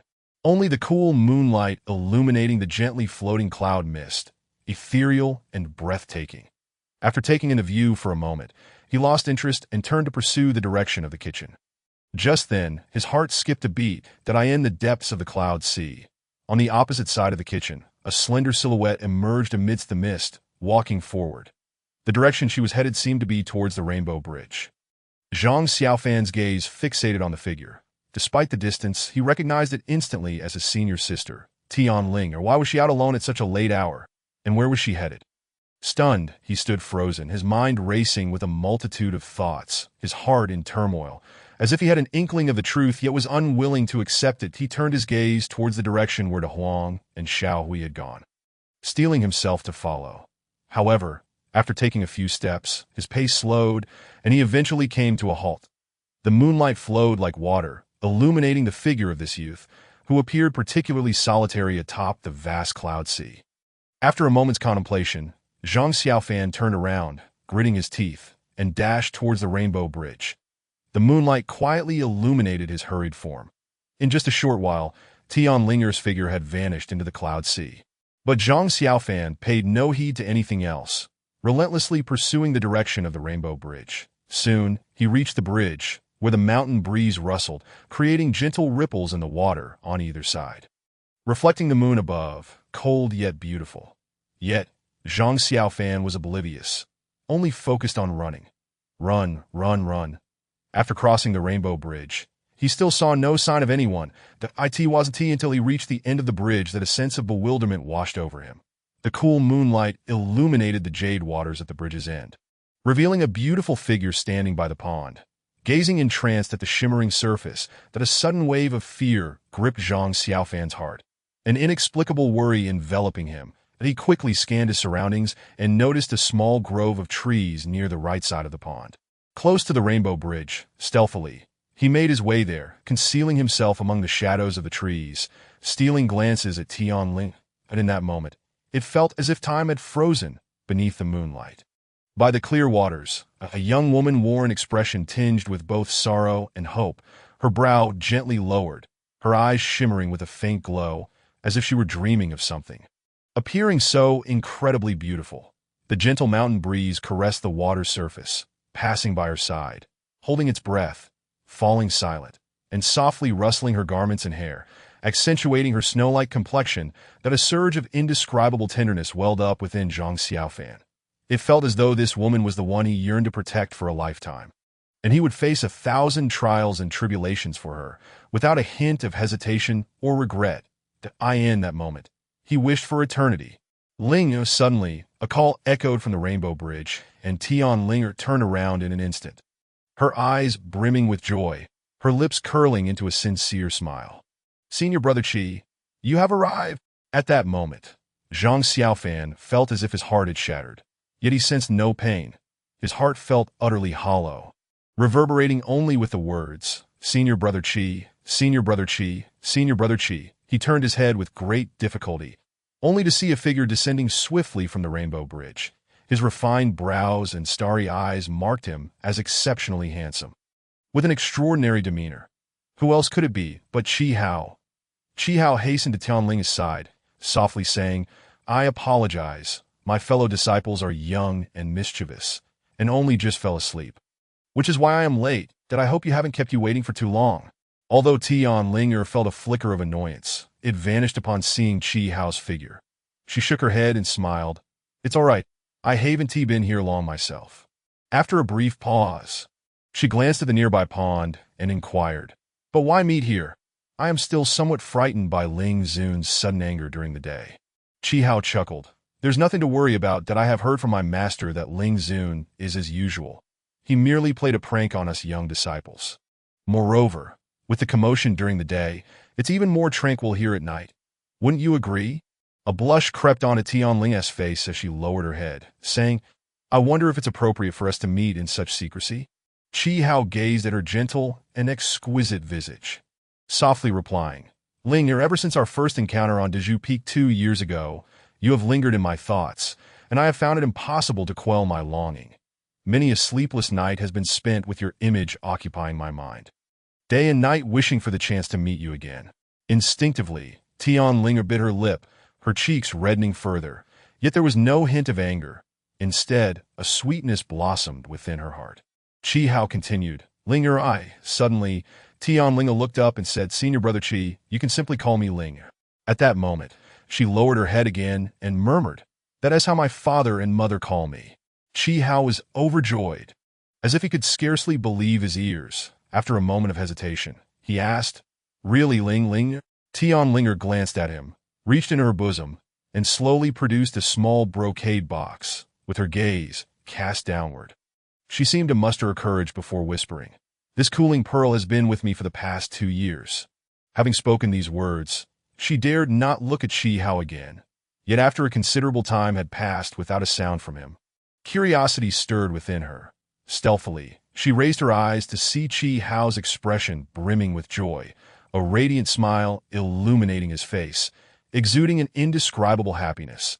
The two exchanged glances for what felt like an eternity before they suddenly opened their arms and embraced one another.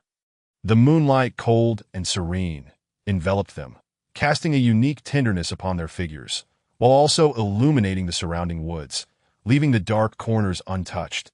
Time slipped by, and the couple exchanged sweet nothings until Qi Hao, glancing at the sky, noted that the moon had crossed its zenith. That he then said, "Linger, it's getting late. We should return, lest we attract unwanted attention." After a moment's contemplation, Tianling nodded. They exchanged a knowing smile. An unspoken understanding passing between them, that Qi Hao took her hand, and they walked slowly towards the Rainbow Bridge, appearing as a pair of intimate mandarin ducks under the moonlight, drawing close together until they finally vanished upon the bridge. The night deepened, imbued with an air of desolation. From the shadows of the woods, Zhang Xiaofan emerged slowly, his gaze fixed on the shimmering surface of the pond, where the cold moon was reflected. Gently swaying with the ripples that an overwhelming urge to cry surged within him.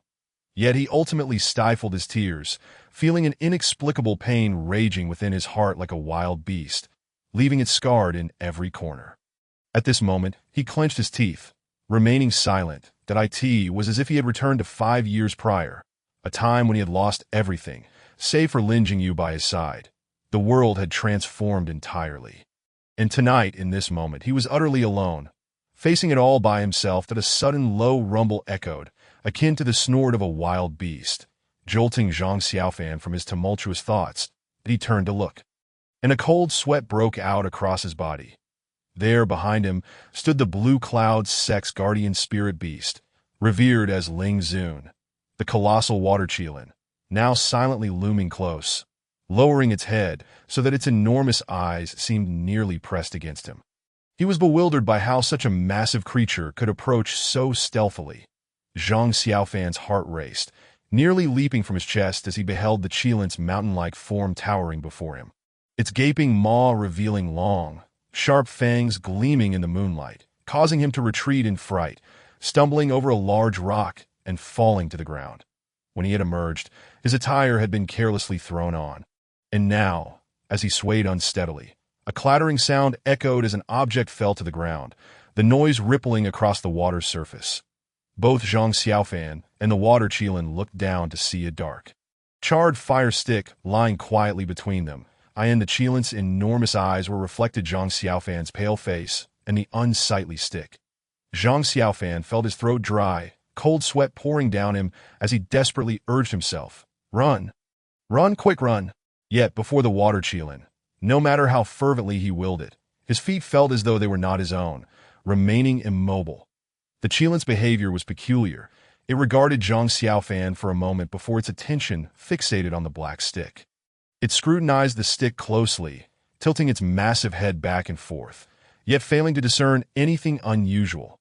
After a brief hesitation, it cautiously extended a paw to nudge the stick.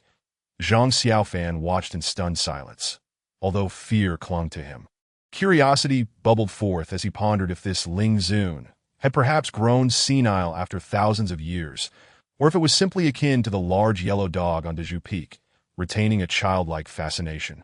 Showing such interest in a mere stick, the water Qilin's massive paw gently touched the stick, only to withdraw immediately, seemingly wary of it. The stick, however, merely shifted slightly, rolling a few times before lying still once more. Confusion danced in the Qilin's eyes, yet it remained undeterred, shaking its great head before suddenly glancing back at Zhang Xiaofan, that a deep, resonant growl emanated from its cavernous mouth.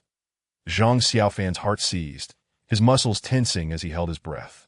To his surprise, the water Qilin merely cast a glance at him before returning its gaze to the stick, and this time it lowered its head to sniff at it intently. Zhang Xiaofan's heart raced. Yet observing the Qilin's strange behavior, he instinctively thought it resembled that of the large yellow dog. Had he not been so tense and terrified, he might have laughed. After a moment of sniffing, the Qilin seemed to find nothing of interest. It raised its head and scanned the surroundings, appearing perplexed. However, being a spirit beast of a millennium, it soon made a decision. With a loud snort, it shot Zhang Xiaofan a glare that nearly frightened him to death, before shaking its head and tail and turning to retreat into the pond. Moments later, with a splash, its massive form submerged beneath the water. Zhang Xiaofan, his breath finally steadying, slowly rose to his feet, only to realize his back was completely soaked, not to mention the cold sweat that drenched his forehead. He approached the stick, picking it up and inspecting it closely, yet finding nothing amiss, he could not help but exclaim, "What a nightmare!" Just as his words fell, a loud splash erupted from the pond, and he caught a glimpse of the Qilin's enormous tail breaking the surface. Zhang Xiaofan's heart raced, and he hastily tucked the stick into his clothes and fled, hearing the commotion behind him as he ran. Not daring to look back even once, desperate to escape as far as possible, that in no time at all, he had reached the Rainbow Bridge, sprinting upward until the sounds behind him faded away. And only when he reached the bridge's summit did he halt, leaning on his knees, gasping for breath. Huff, huff, huff. After a while, Zhang Xiaofan's breathing gradually steadied, and as he lowered his head, he noticed a solitary shadow following him in the moonlight. He stared for a moment before straightening up and gazing skyward, taking in the vast expanse of the heavens. A solitary cold moon hanging high in the sky, he gazed blankly, momentarily lost in thought. As dawn broke, everyone awoke. That Du Bishu rubbed his waist and complained loudly. "Honestly, after a whole night of sleep, my back feels like it's about to break. How am I supposed to compete today?" Lao Wu. El Dashin frowned and replied, "Lao Lu, don't shout so loudly. I also slept a whole night and felt no issues with my back." Song Darren chimed in, "Exactly, Lao Lu, you grumbled all night long. Isn't that enough? Can't you see that Lao Wu and the junior disciple have been silent?" Du Bishu rolled his eyes and remarked, "Fifth senior brother is so tough-skinned and thick-fleshed that he feels nothing. If you don't believe me, just ask our junior brother and see." "Oh, junior brother, why are your eyes all bloodshot? Did you truly not sleep well last night?" Zhang Xiaofan tidied up his bedding and sat on a chair, staring blankly out the window, utterly unresponsive. At his feet laid a Huang, while the monkey Xiao Hui busily groomed the dog's fur. Du Bishu approached and gave his shoulder a heavy pat. Startled, Zhang Xiaofan jumped up, startling both De Huang and Xiao Hui in the process. That he turned his head to look around, asking, "What's the matter?" Du Bishu frowned and said, "Xiaofan, why are you so distracted? Did you not sleep well last night?" Zhang Xiaofan hesitated for a moment before shaking his head, replying, "No, I didn't." Du Bishu pressed on, "Then why are your eyes so red?" Just as Zhang Xiaofan was about to respond, he Daji, who had been walking by, interjected, "Old Six, mind your own business. Even if junior brother isn't in the best spirits, it doesn't matter. He has a free day today. But if you don't wash up and end up delaying the competition later, you can't blame anyone else." Du Bishu suddenly realized. Disregarding whether Zhang Xiaofan had slept well, he rushed past El Dashin, who was washing his face, to grab the basin, splashing water on his own face while exclaiming, "Junior brother is just lucky. Look at that sleepy expression of his. As if he is half dead." "Ah, fifth senior brother, Give me back the basin. I'm running out of time. Haven't tea even washed yet. Zhang Xiaofan watched as several senior brothers argued over the basin on the other side of the room. Feeling somewhat annoyed, he stood up and walked outside. Just as he reached the door, Song Darren suddenly called out from behind. "Junior brother, have you washed up?" Zhang Xiaofan turned around and replied, "Yes, big senior brother." Song Darren nodded and said, "That's good. You can go for a walk first, but you must head to the dining hall for breakfast soon, understand?" Zhang Xiaofan acknowledged, saying, "Got it." With that, he stepped outside. The monkey Xiao Hui chirped twice and jumped onto his shoulder. While the Huang, seeing Xiao Hui leave, lazily got up, wagged his tail, and followed him out in the corridor. Zhang Xiaofan observed the busy figures of the Qingyun disciples who had just risen, and he strolled aimlessly until he unwittingly found himself at the Yunhai Plaza. The sky was still early, with only a few disciples wandering atop the clouds that a refreshing mountain breeze brushed against Zhang Xiaofan's face, bringing a slight chill that it seemed as if last night's events replayed in his mind. Zhang Xiaofan felt a pang in his heart. At 16, he was a youth experiencing the stirrings of affection. Having lived on Dezhu Peak for 5 years, he had spent countless days and nights with Tian Linger, nurturing a deep admiration and affection for the beautiful and lively senior sister. Unexpectedly, he had witnessed her clandestine meeting with Qi Hao last night, leaving him reeling like a bolt from the blue, his emotions in disarray. Now, his mind was a tumult of chaotic images from last night, each more painful than the last, as he wandered aimlessly, feeling like a lost soul. Suddenly, an exclamation broke through his reverie, startling Zhang Xiaofan back to reality. But he turned to see a young disciple of Qingyun, handsome and clad in a long robe, around 20 years old, holding a gilded fan adorned with landscapes. However, his bright eyes were fixated not on Zhang Xiaofan, but rather on the monkey Xiao Hui perched on his shoulder. Chapter 22. The competition. Xiao Hui noticed the person staring intently at him, and after a moment of surprise, became furious, screeching and attempting to swat at him with his paws. The young man was caught off guard, almost having his face scratched, but luckily he managed to lean back just in time. Zhang Xiaofan was taken aback and quickly admonished Xiao Hui, turning to the young man, who was evidently shaken, his hand brushing his face as he repeatedly exclaimed, "That was close. That was close." Zhang Xiaofan felt a twinge of guilt and said, "I'm sorry, senior brother." To his surprise, the young man seemed unfazed, smiling slightly and waving his hand dismissively. "It's all right. I was careless and forgot that three-eyed spirit monkey has a volatile temperament and can be quite dangerous." Zhang Xiaofan was taken aback. "Three-eyed spirit monkey?" The young man widened his eyes in surprise. "What? You don't know this monkey is a three-eyed spirit monkey?" Zhang Xiaofan, perplexed, asked, "What is a three-eyed spirit monkey?" The young man looked him up and down, astonished. "You don't even know what a three-eyed spirit monkey is. Yet you have one." Zhang Xiaofan thought for a moment and replied, "I encountered it while cutting bamboo in the bamboo grove. It hit me with pine cones a few times, and then it followed me back."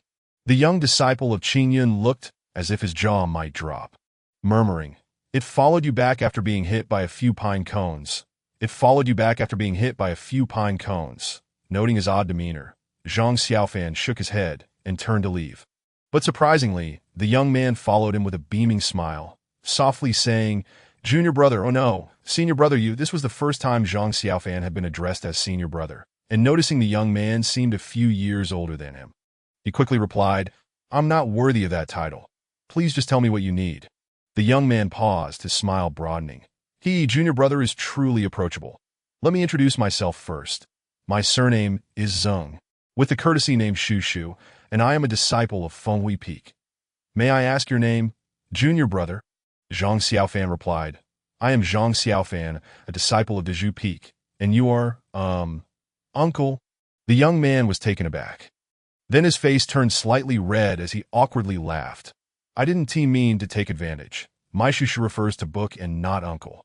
It's all my father's fault that why mother initially wanted to name me why heroic, which would have sounded impressive, but my father, seeing my love for reading from a young age, whimsically named me Shushu, turning me into a lifelong joke." Zhang Xiaofan couldn't help but chuckle, thinking how this person's name had a peculiar similarity to that of Sixth senior brother. The earlier sorrows in his heart lightened somewhat due to this encounter, and he felt a growing sense of camaraderie towards him, saying, "Senior brother Zhang, you really love reading." Huh. Zhang Xiaofan replied, "Indeed, I must not be modest about that. No one in Fenghui Peak has read more books than I have, though most of what I read are strange tales and supernatural stories, which often infuriate my father Dada. But back to the point. You truly don't know that this monkey is a three-eyed spirit monkey?" Zhang Xiaofan shook his head.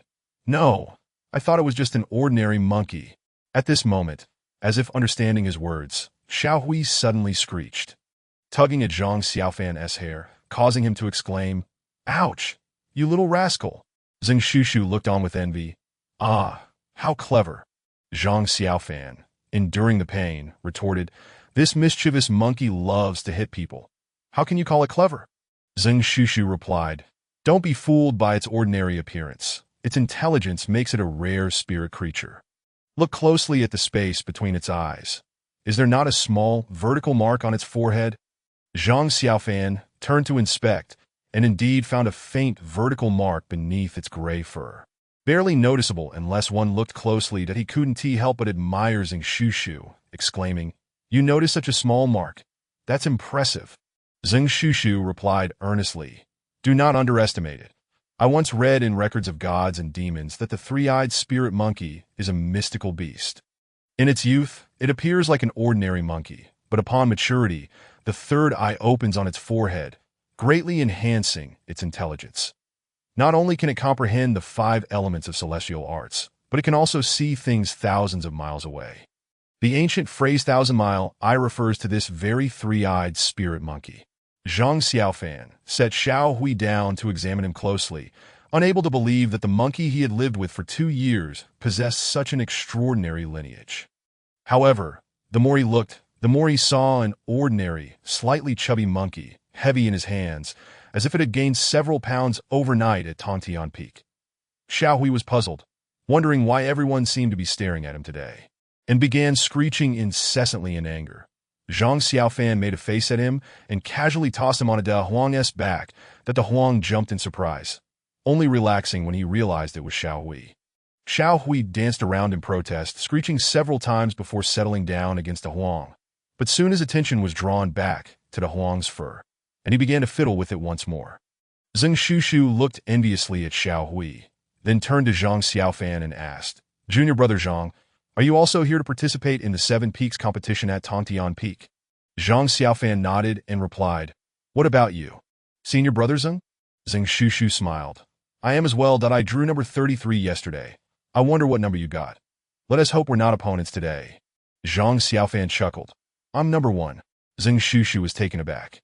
"You're the one from Dezhu Peak yesterday?" Zhang Xiaofan's face flushed, and he nodded. Zhang Xiaofan laughed. "You truly are fortunate." Speaking to himself, he calculated in his heart and then remarked, "It seems we can only meet at the final showdown, and the difficulty appears quite daunting." Zhang Xiaofan chuckled. "With my limited cultivation, I would be eliminated in the first. Haha, the second round at best. How could I dare to harbor any extravagant hopes?" Zhang Xiaofan stuck out his tongue and replied, "I fear I may not even survive the first round."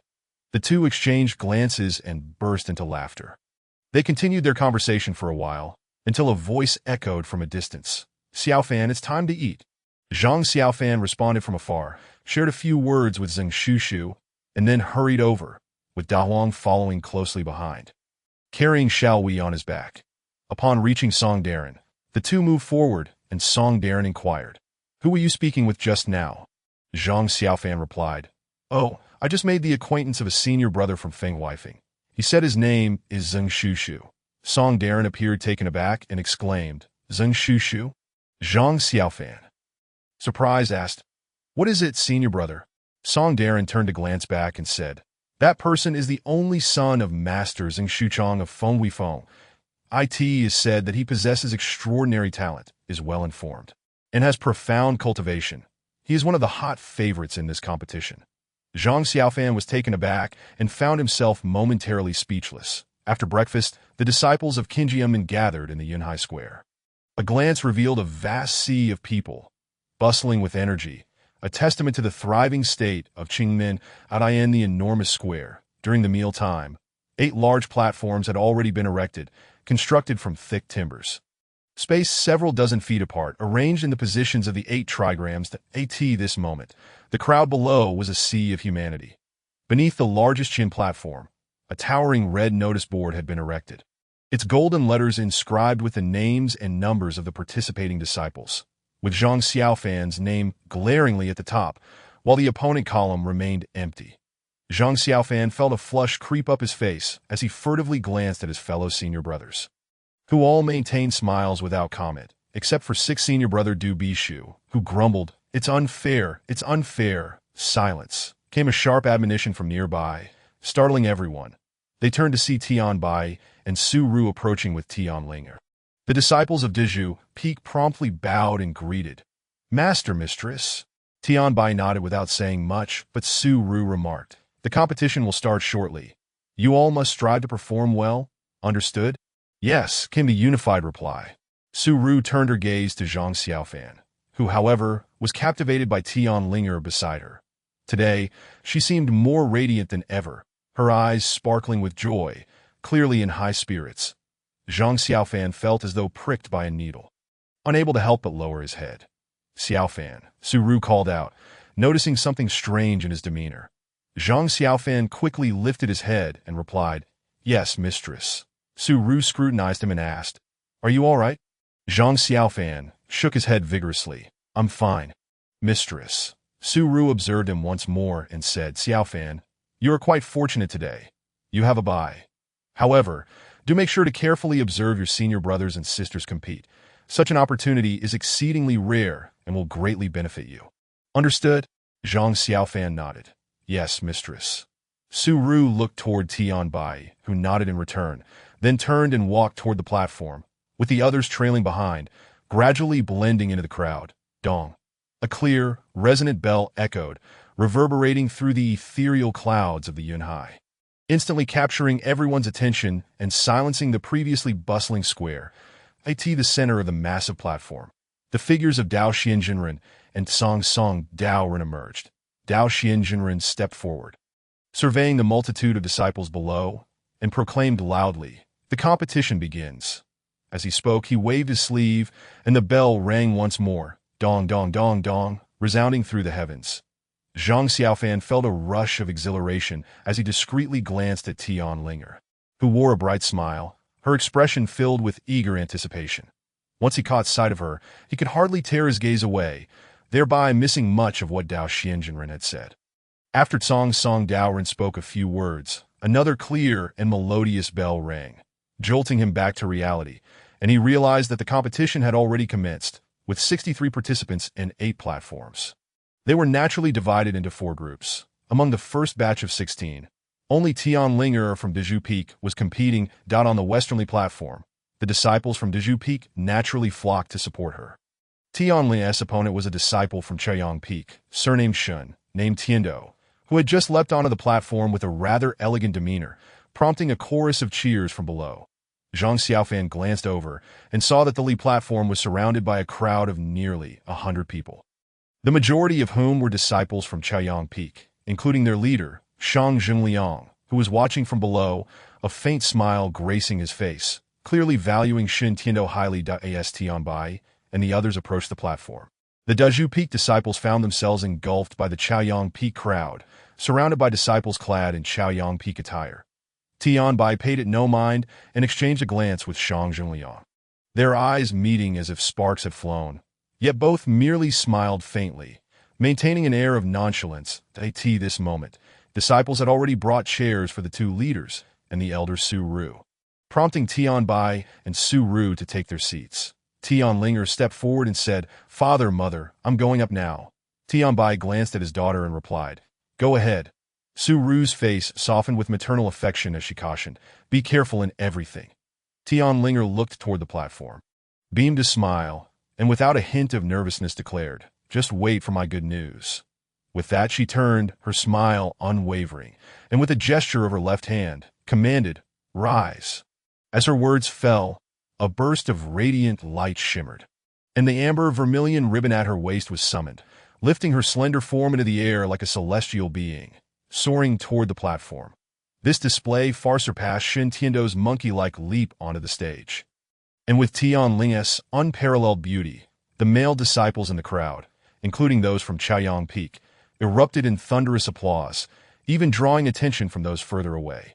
The disciples of Dezhu Peak, standing behind Tianbai and Su Ru, heard Su Ru smilingly remark to Tianbai, "It seems Lingera's cultivation has indeed progressed." Tianbai smiled faintly, his expression revealing a sense of pride.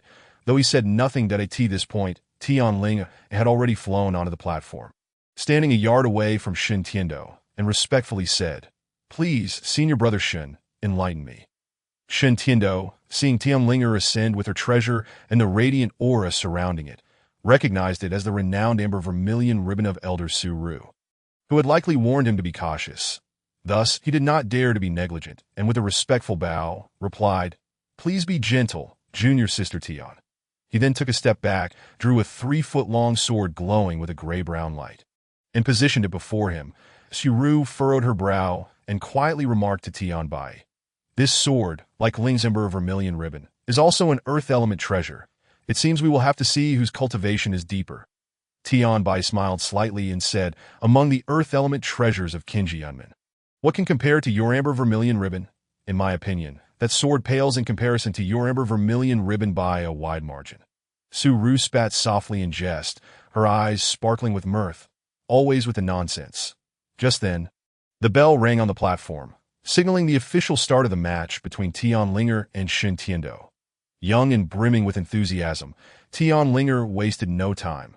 As soon as the bell ceased, she pointed forward, and in an instant, the radiant light flashed. The amber vermilion ribbon unleashed a gust of wind, whipping toward Shen Tiando.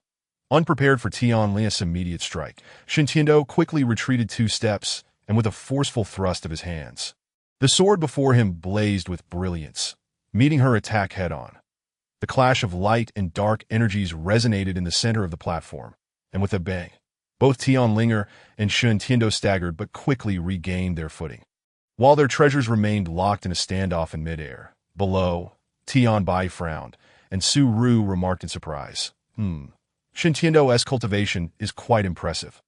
Meanwhile, the disciples from Chaoyang Peak erupted in a unified cheer. "Well done." The thunderous applause from over 100 voices truly was remarkable, instantly overshadowing the cheers from Dezhu Peak, prompting Du Bishu to scoff. "Is it just about who can shout the loudest?" This isn't a shouting contest. At this moment on the platform, the 2 treasures remained locked for a brief moment, neither yielding, before retracting simultaneously.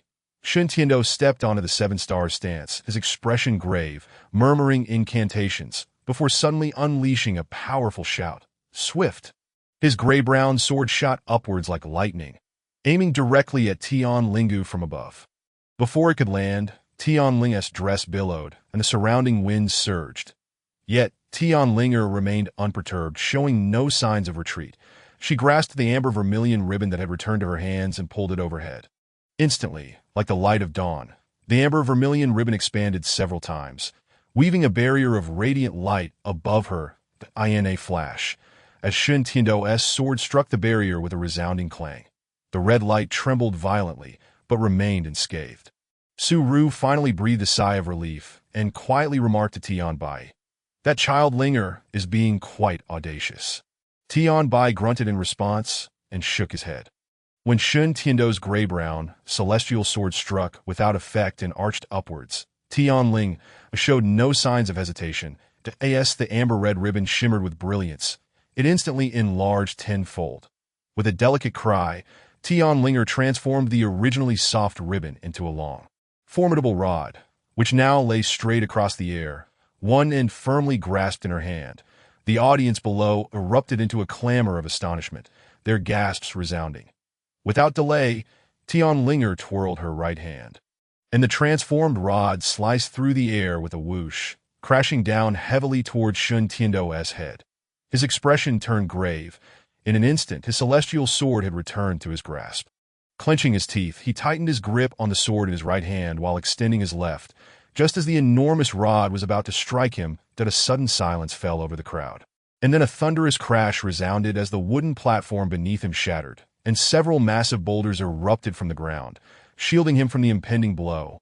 Below, both Tianbai and Su Ru's expressions shifted slightly. While on the contrary, the head of Chaoyang Peak, Shang Zhenliang, nodded repeatedly in approval. Following this, a deafening roar filled the air as the radiant rod collided with the boulders, sending dust swirling into the atmosphere. Enveloping the entire platform, Tianling felt a violent jolt.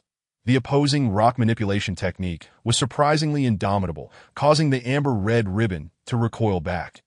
Before the dust settled, Shen Tiando's face turned pale, yet he remained undeterred, letting out a powerful shout as he floated atop the massive boulder. With both hands gripping the hilt of his sword, the gray-brown celestial sword blazed with light and plunged into the exceedingly hard rock with the force of a battering ram. The sound of cracking echoed, deep and hoarse, causing Tianlinger to change color as she sensed the ground beneath her feet tremble violently. Suddenly, with a series of resounding crashes, the wooden planks beneath her splintered completely. And amidst the thunderous noise, countless large, sharp rocks erupted from the ground, mercilessly tearing apart the spot where she had stood moments before. "Ah!" Zhang Xiaofan cried out in shock from the audience below, but quickly clamped his mouth shut. The expressions of Tianbai and his wife grew serious, while Su Ru appeared increasingly anxious. In stark contrast, the disciples of Chaoyang Peak cheered loudly, their applause thunderous. "Well done, Senior Brother Shen! Incredible! Victory is assured!" The shouts echoed one after another, and amidst the swirling dust, Shen Tiando, standing high atop the boulder, showed no signs of relaxation, his eyes wide as he scanned the surroundings intently. Indeed, moments later, amidst the thick dust above the boulder, a flash of radiant light suddenly illuminated the scene. In an instant, the brilliance intensified, revealing Tianlinger soaring forth like a crimson phoenix, the amber-red ribbon swirling around her in a mesmerizing dance. With a solemn expression, her almond-shaped eyes gleamed with chilling determination as she formed intricate hand seals with both hands. With a decisive downward sweep, the amber-red ribbon abruptly halted, darting into the ground like a venomous serpent. Burrowing through the solid rock, Shen Tiando's countenance changed dramatically. Without a moment's hesitation, he floated backward. Just as he had vacated his previous position, the amber-red ribbon, resembling a serpent, erupted from the earth like a red dragon, causing the ground where he had stood to erupt violently, leaving a gaping hole in its wake, the ferocity of its emergence chilling to behold. That moment, suspended in midair, Tian executed the orchid hand seal with both hands crossed over her chest. Commanding, "Bind the divine!" The amber-red ribbon paused midair with a crisp sound, its radiance swelling magnificently as it expanded, obscuring the SUNDIT swiftly spiraled around, either spinning in the air or plunging underground only to re-emerge from another spot, encircling Shen Tiando completely with countless strands of red ribbon. The disciples of Dezhu Peak exchanged glances, recalling how Tianlinger had utilized this divine binding technique during her duel with Lin Jingyu 2 years prior. Now, it appeared that the divine binding had grown even more formidable, enveloping both the heavens and the earth, leaving them to ponder how Shen Tiando compared to Lin Jingyu of yore. With each utterance of her incantation, the amber-red ribbon transformed into a colossal red sphere, compressing inward with relentless pressure. Among the gaps beneath the radiant light, the faint gray-brown glow hinted that Shen Tiando was still fervently resisting, yet despite the resistance, the encroaching red ribbons inexorably pressed inward that a profound silence settled over the audience. The disciples of Chaoyang Peak held their breaths, acutely aware that beneath the immense weight of this celestial artifact, one misstep could lead to dire consequences. The red ribbons had now diminished to a size of 6 feet, pulsating with light, having completely suppressed the gray-brown glow, and intermittent cracking sounds of pressure echoed ominously. At this moment, the onlookers could barely discern Shen Tiando's figure. While Tianlinger remained suspended in the air, her face slightly flushed, the orchid hand seal in her grasp trembling, indicating her exertion. After a short while, the amber-red ribbon gradually compressed inward by another foot, leaving the spectators breathless. Suddenly, a strange cry pierced the air as Shen Tiando, like a fierce tiger, broke through the ribbons with his sword. However, his complexion had turned ashen. The audience erupted in thunderous applause. Yet Zhang Xiaofan, the head of Qingyun Peak, closed his eyes with a sigh, while Tianbai and his wife exchanged knowing smiles. Indeed, this was merely Shen Tiando's last desperate struggle. Tianlinger, poised in midair, pointed her right hand, and the amber-red ribbon relentlessly pursued him, striking at his back to AT this moment. Shen Tiando seemed barely able to turn around. He attempted to evade but failed, receiving a gentle strike from the amber-red ribbon on his back, propelling him forward with a crash onto the platform. The applause from the Qingyun Peak disciples abruptly ceased, falling into stunned silence. Zhang Xiaofan rose, shaking his head, and called out to the nearby disciples. "Why are you not hurrying to help senior brother Shen?" Only then did the disciples spring into action, rushing to assist Shen Tiando. Tianlinger retracted her magical artifact and descended to the platform, smiling brightly as she addressed Shen Tiando. "Thank you for your mercy, senior brother Shen." He glanced at her with a wry smile, replying, "Sister Tian, your talents are extraordinary. I am truly impressed." With that, he allowed those around him to help him aside. Zhang Xiaofan approached, casting several admiring glances at Tianlinger before addressing Tianbai and his wife. "Though your niece is still young, her aptitude for cultivation is truly enviable." Tianbai wore a proud expression, yet he smiled modestly. You flatter us, you flatter us." Su Ru chimed in. "Brother Shang, your disciples are numerous. I believe there are even more formidable talents yet to emerge." Zhang Xiaofan simply smiled in response, and Tianbai chose not to press further, turning to walk back to AT that moment. Tianlinger returned to the gathering of Dezhu Peak disciples, who immediately surrounded her, each beaming with joy and eager to shower her with praise. Tianlinger beamed with delight, and Zhang Xiaofan was equally thrilled that as Tianbai and Su Ru returned. Tianlinger rushed to Su Ru's side, grasping her arm and exclaiming, "Well, mother, am I amazing or what?" Su Ru shot her a teasing glance, but ultimately smiled, replying, "Remarkable, truly remarkable." Tianbai, his face aglow with pride, patted his daughter's head in commendation, relishing the triumph of his daughter's debut. However, he quickly turned to the other disciples, saying, "Next up will be your turn," with Linger setting an example. You can see that the other disciples are not insurmountable. You must all strive to do your best. The group responded in unison, "Yes." Zhang Xiaofan joined in, his voice particularly loud, observing that the others were preparing for their upcoming bouts. With 3 representatives from Dezhu Peak competing in the following 8 matches, Tianbai and Su Ru parted ways to watch as they left. Su Ru reminded Zhang Xiaofan to pay close attention to the matches. After contemplating for a moment, Zhang Xiaofan decided to find Tianlinger to cheer for their senior brother together. Scanning the area, he suddenly spotted Tianlinger striding ahead, standing beside the elegant Qi Hao, who smiled warmly at her. Zhang Xiaofan's heart sank instantly. Tianlinger approached Qi Hao, exchanging cheerful words, and he responded with a broad smile, whispering something to her that made her burst into laughter, her smile radiant like blooming spring flowers. Their expressions were filled with joy and mirth as they chatted for a while before pairing off to find a platform to watch the matches. Zhang Xiaofan stood frozen in place, lost in a daze, as a wave of immense sadness and disappointment washed over him, causing all his fervent excitement to chill, sinking deep into his heart. Chapter 23. Divine Sword Haha. Zhang Shidi. Suddenly, a heavy hand clapped down on Zhang Xiaofan's shoulder. His entire attention had been on the retreating figure of Tianlinger, and he had been utterly oblivious to his surroundings, resulting in a startled jump to the side. Turning to see who it was, he found it was Zhang Xiaofan, whom he had just met that morning. Zhang Xiaofan wore a beaming smile, appearing relaxed as he surveyed Zhang Xiaofan from head to toe before his gaze shifted to the monkey, Xiao Hui, beside him. Seeing this insufferable nuisance approach again, Xiao Hui, unwilling to cooperate, bared his teeth and made a face, before leaping onto De Huang's back, playfully tapping the dog's head. De Huang glared at Zhang Xiaofan and Zhang Xiaofan. Barking twice before taking off, Zhang Xiaofan frowned and called out, "Xiao Hui, come back! No running around!" Zhang Xiaofan chuckled. Fear not, fear not! The 3-eyed spirit monkey is quite clever and will not stray far." Zhang Xiaofan shrugged and turned to speak with Zhang Xiaofan, but suddenly felt a stirring in his heart that he glanced over and saw that De Huang, with Xiao Hui on its back, was indeed heading towards the kitchen. His heart sank, and he exclaimed, "Ah, that mischievous monkey. You've gone again." Zhang Shushu inquired with curiosity, "What is the matter?" Zhang Xiaofan laughed awkwardly and replied, "Oh, it's nothing. By the way, Zhang Shixiang, weren't you supposed to be competing?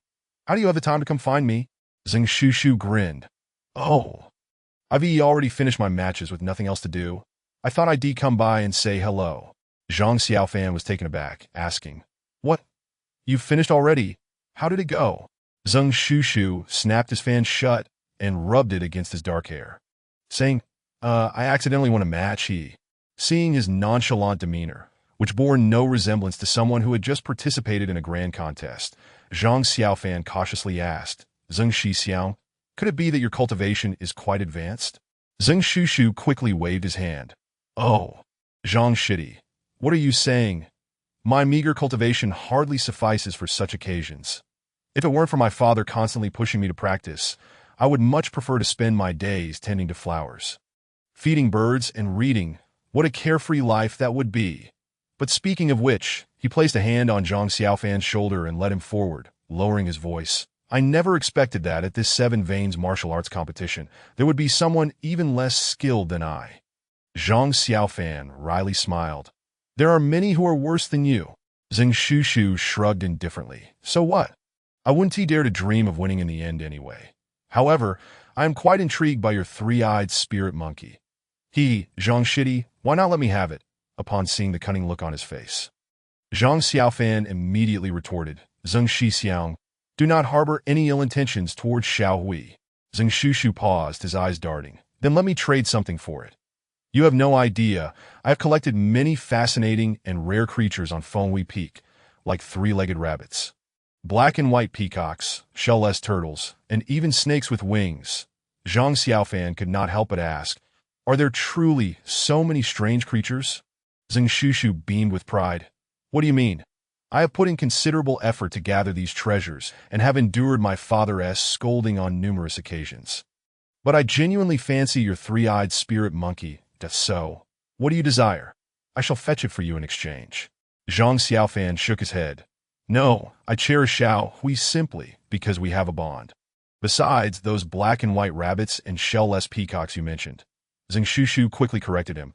"They are three-legged rabbits, black and white peacocks, and the shell-less one is a turtle." Zhang Xiaofan stuck out his tongue. "Oh, right, but I'm not interested in any of those. Let us not trade." Zhang Shushu's eyes twinkled again, as if he pondered for a moment. Then he pulled Zhang Xiaofan to a secluded spot, glancing around with a slightly eerie and subtle expression, and whispered, "Zhang Shidi, let me show you something wonderful. See if you like it." As he spoke, he pulled out a thick book with a blue cover from his robes and handed it to Zhang Xiaofan.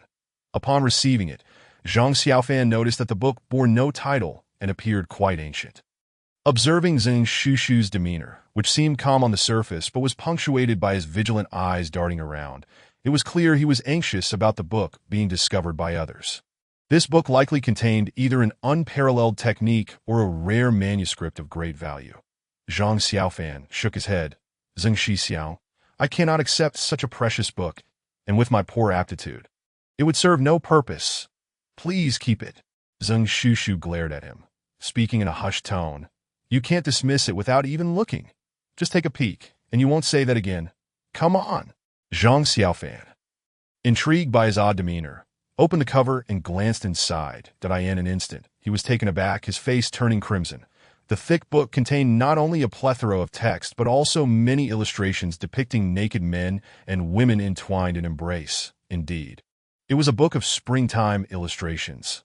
Having never seen such material before, Zhang Xiaofan was startled by the intricate artistry and lifelike portrayals. Causing his heart to race, he involuntarily exclaimed, "Zhang Shixiang, how did you come by such a book?" "Sure." Zhang Shushu jumped. Hurriedly snatching the book back and tucking it away, he cautiously surveyed the surroundings for any fellow disciples. After a moment of seeing that no one was paying attention, he sighed in relief, shooting Zhang Xiaofan a warning glare, and whispered, "Keep your voice down." Zhang Xiaofan came to his senses, instinctively nodding, but still shaken. He glanced around nervously, murmuring, "Zhang Shixiang, how is it that you You read such books? Zhang Xiaofan smirked. And what of it? Let me tell you, this is a remarkable book, purported to be a unique edition. You have no idea how much effort I expended to acquire it. I guarantee that after you read it, you'll be able to charm any woman effortlessly. So, what do you think? Shall I trade it for your Xiaohui? Zhang Xiaofan immediately shook his head. No way. Zhang Xiaofan, exasperated, retorted. Then what do you want? Just tell me. Zhang Xiaofan replied honestly. I do not desire anything. Zhang Xiaofan, at a loss, spat. You're like a block of wood. Zhang Xiaofan chuckled, not taking offense, but his gaze involuntarily drifted into the distance, where, amidst the ethereal clouds, a beautiful figure appeared to dance in and out of view. Zhang Xiaofan resigned, securing the book, and with a swift motion, opened his fan again, fanning himself gracefully. With his handsome features and elegant demeanor, anyone who beheld him would undoubtedly declare him the epitome of a refined young man in this mundane world. Just then, the sound of bells and gongs echoed from afar, signaling the commencement of another contest. Zhang Xiaofan glanced in that direction, suddenly grinning, and pulled Zhang Xiaofan along, saying, Come, I'll take you to see the most popular figure in this grand competition among our Qingyun sect. Zhang Xiaofan was taken aback, asking in astonishment, Who is it? Pausing, his expression darkened. Is it senior brother Qi Hao from Long's Ho Peak? Zhang Xiaofan exclaimed in surprise. Oh, looking at Zhang Xiaofan with intrigue, but shook his head. Senior brother Qi's cultivation is indeed renowned. But haven't you heard? The one drawing the most attention this time is someone else. Zhang Xiaofan was astonished. Is there someone even more famous than senior brother Qi? Who could it be? Zhang Xiaofan, seemingly having forgotten their earlier quarrel, beamed with a mysterious smile. Just follow me, and you'll find out. With that, he pulled Zhang Xiaofan forward. Curious about this so-called mysterious figure, Zhang Xiaofan followed suit. Zhang Xiaofan led him directly to the largest of the 8 competition platforms. The Qian staged, and as they approached, Zhang Xiaofan gazed out at the sea of Qingyun disciples gathered below, a throng so dense it was nearly impenetrable, with at least 400 to 500 individuals present. Zhang Xiaofan estimated that over half of the Qingyun disciples in the plaza were congregated at this stage. Predominantly young male disciples, that as they drew nearer, the clamor grew louder, filled with the excited chatter of Qingyun disciples. Xiao Zhufeng has always produced beauties. I hear this time Lu Sueki is hailed as the most outstanding beauty in 500 years. That's an understatement. I saw her at the Yuqing Hall the other day. Truly a vision of unparalleled beauty. Ah, who hit my head? Oh, it's you, Shu. An elderly man with a white beard scolded nearby. You little brat, as a cultivator, you should maintain a tranquil heart. How can you be so infatuated with beauty? If you were to take the stage, you'd be too entranced by that face to fight back. Yes. I have long warned the headmaster. Beautiful women are a source of trouble. Our Qingyun sect ought not to accept female disciples. Ahem, Shu, you are indeed wise and sagacious, but isn't your voice a tad too loud. What of it? Did I say something wrong? The old man huffed, his voice rising. No. The younger disciples quickly surrounded him, smiling apologetically as they whispered, Shu, Master Shuiwei is seated right inside. Lowering his voice, the old man replied, Were it not for our shared sect, I would have. The disciples all nodded in agreement, praising the old man's profound cultivation and generous spirit. Unwilling to bicker with the younger generation, Zhang Xiaofan and Zhang Xiaofan exchanged glances. Zhang Xiaofan shrugged, and Zhang Xiaofan whispered, Are you referring to the senior sister from Xiao Zhufeng? Zhang Xiaofan nodded, glancing up at the stage. It hasn't started yet, but soon you'll understand her fame. However, alas, there are simply too many people here. As they spoke, the two turned about, but found themselves still on the fringes of the crowd, with layers of Qingyun disciples densely packed within, making it impossible to squeeze through. Zhang Xiaofan's curiosity intensified. It seemed this mysterious figure truly had an immense following, drawing so many Qingyun disciples to her.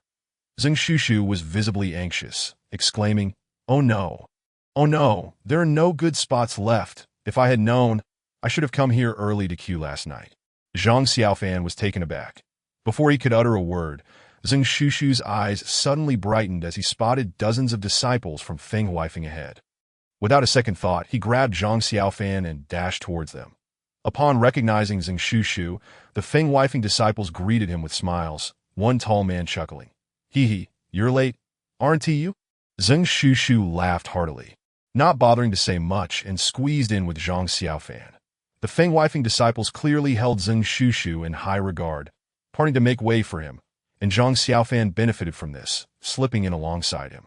In no time, the two had maneuvered into the inner circle, where the view was indeed splendid. They saw 7 or 8 individuals seated closest to the arena. Taoist Xian, the leader of Qingyun Mountain. Song Song, the head of Longzhou Peak, and Master Shui Yu, the head of Shaozhou Peak, were all present, along with several renowned elders from various factions. Behind them stood a throng of Qingyun disciples, and the most striking among them were the beautiful female disciples of Shaozhou Peak, who gathered around Master Shui Yu.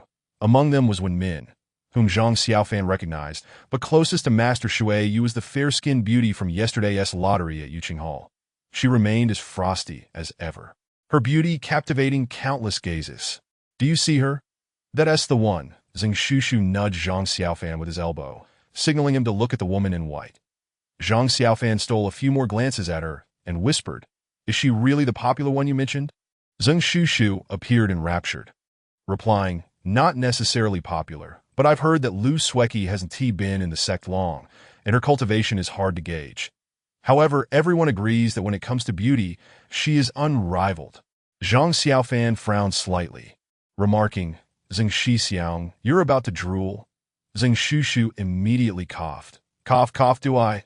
You must be mistaken to be by the way. Have you noticed our fellow disciples around us? Zhang Xiaofan looked around and saw that most of the young Qingyun disciples nearby had their gazes fixed on the beauties of Shaozhou Peak, especially on the captivating Lu Sueki. However, the beauties seemed used to this attention, maintaining composed expressions while Lu Sueki remained expressionless, icy and indifferent to the male disciples around her. Zhang Xiaofan swallowed hard and whispered to Zhang Xiaofan, It's no wonder. Really. Over the years, our Qingyun has vigorously nurtured and recruited young disciples. Just look around. There must be at least 300 or 400 in our age group. With our limited cultivation, it's only natural to be easily swayed. Zhang Xiaofan shot him a sidelong glance. Noticing that Zhang Xiaofan's previously handsome features now seemed to have taken on an unwelcome tint, and recalling the book from earlier, he felt as though a lecture was written across Zhang Xiaofan's forehead. Zhang Xiaofan turned back, surprised. Zhang Shitty, why aren't you looking at them? They're all gazing at me. I brought you over because I consider you a friend. By the way, which one do you think has the best figure? Zhang Xiaofan immediately turned away, mentally appending a wolf to Zhang Xiaofan's commentary. That moment, the previously boisterous crowd suddenly fell silent. Under the gaze of all, Lu Sueki stepped forward and bowed to Master Shui Yu, who nodded slightly and said, Go ahead.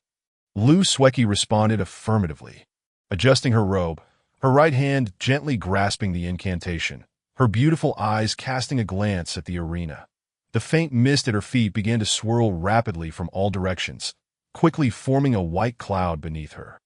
Lu Sueki appeared ethereal, ascending gracefully within the cloud, floating into the air and landing on the stage that as the mountain breeze blew, the pristine cloud-like mist billowed softly, and Lu Sueki, with her flowing garments and snow-white complexion, resembled a celestial being descending into the mortal realm, evoking both admiration and a twinge of reverence in the hearts of onlookers. Moments later, thunderous applause erupted from below, a cacophony of cheers that startled Zhang Xiaofan, causing a buzzing in his ears, but he was astonished at Lu Sueki's popularity. However, as he gazed at the enchanting figure hovering above, he too felt his heart stir uncontrollably, struggling to comprehend such extraordinary beauty.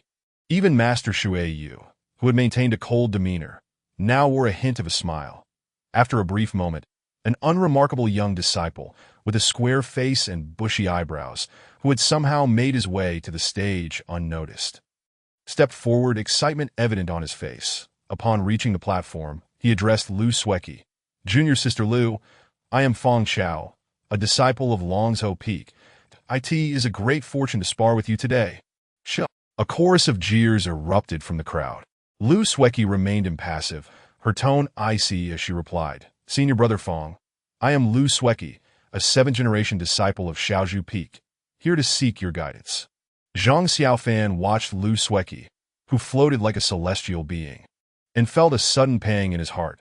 Just moments ago, senior sister Ling Er had also stood with such grace in the AI, or Dina days. He perceived a striking resemblance between Lu Sueki and Tian Ling Er. Meanwhile, Fong Chao beamed, chattering incessantly, seemingly eager to continue speaking indefinitely, regardless of the match. Fortunately, the majority of those present were not inclined to tolerate his chatter, and soon a chorus of voices, including Zhang Xiaofan standing beside Zhang Xiaofan, rang out. Will you not begin? Lecture. Stop your prattling. You sound like a woman. Oh, dear Shaozhu Peak sister. What are you doing? No, I absolutely have no other intentions. Ding. The bell for the decisive battle finally tolled, and Lu Sueki's expression turned frosty as she fixed her gaze on Fong Chao.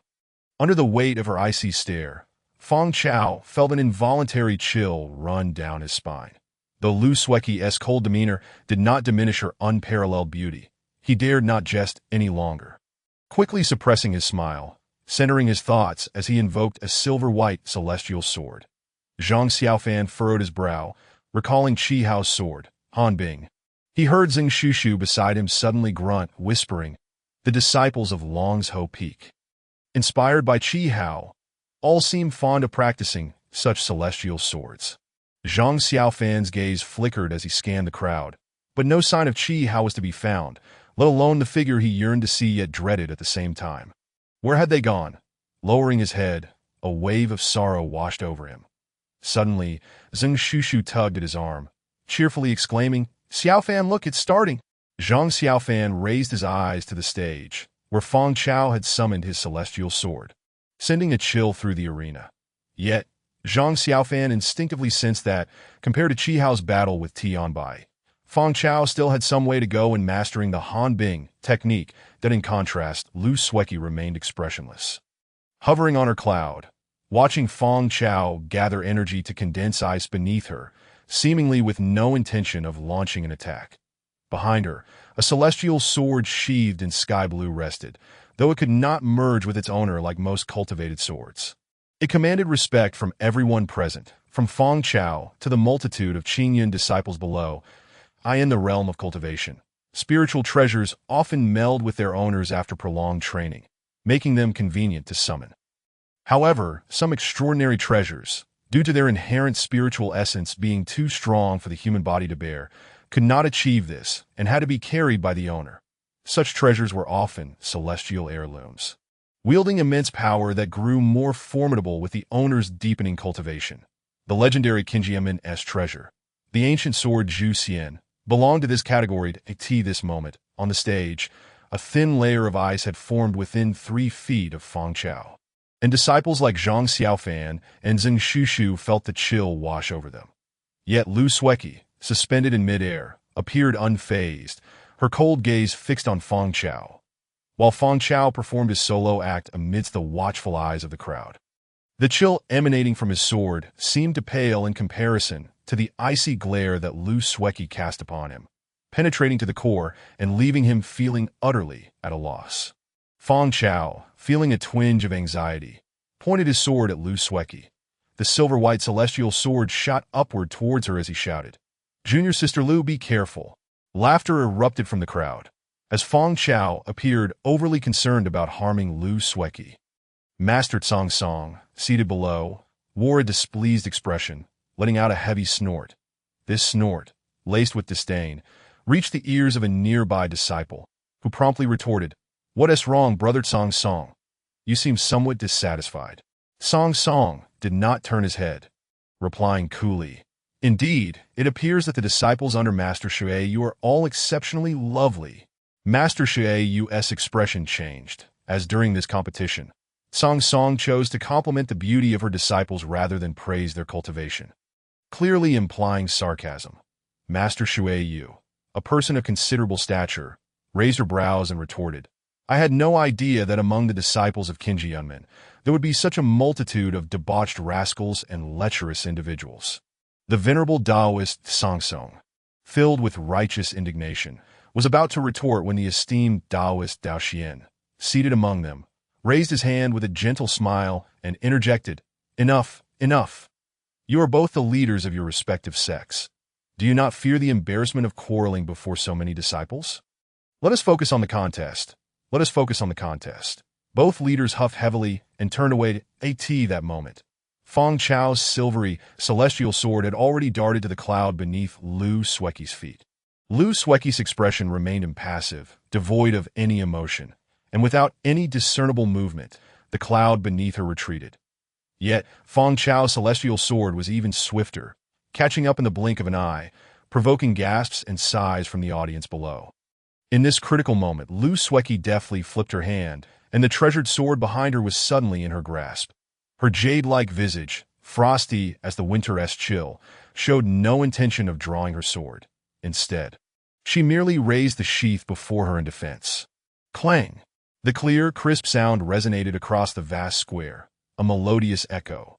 Feng Chao's silvery sword, as if struck by a powerful blow, rebounded backward, causing both Feng Chao and Taoist Zhang Xiaofan to change countenance. Amidst the astonished gazes of the crowd, Lu Sueki exhibited no hesitation.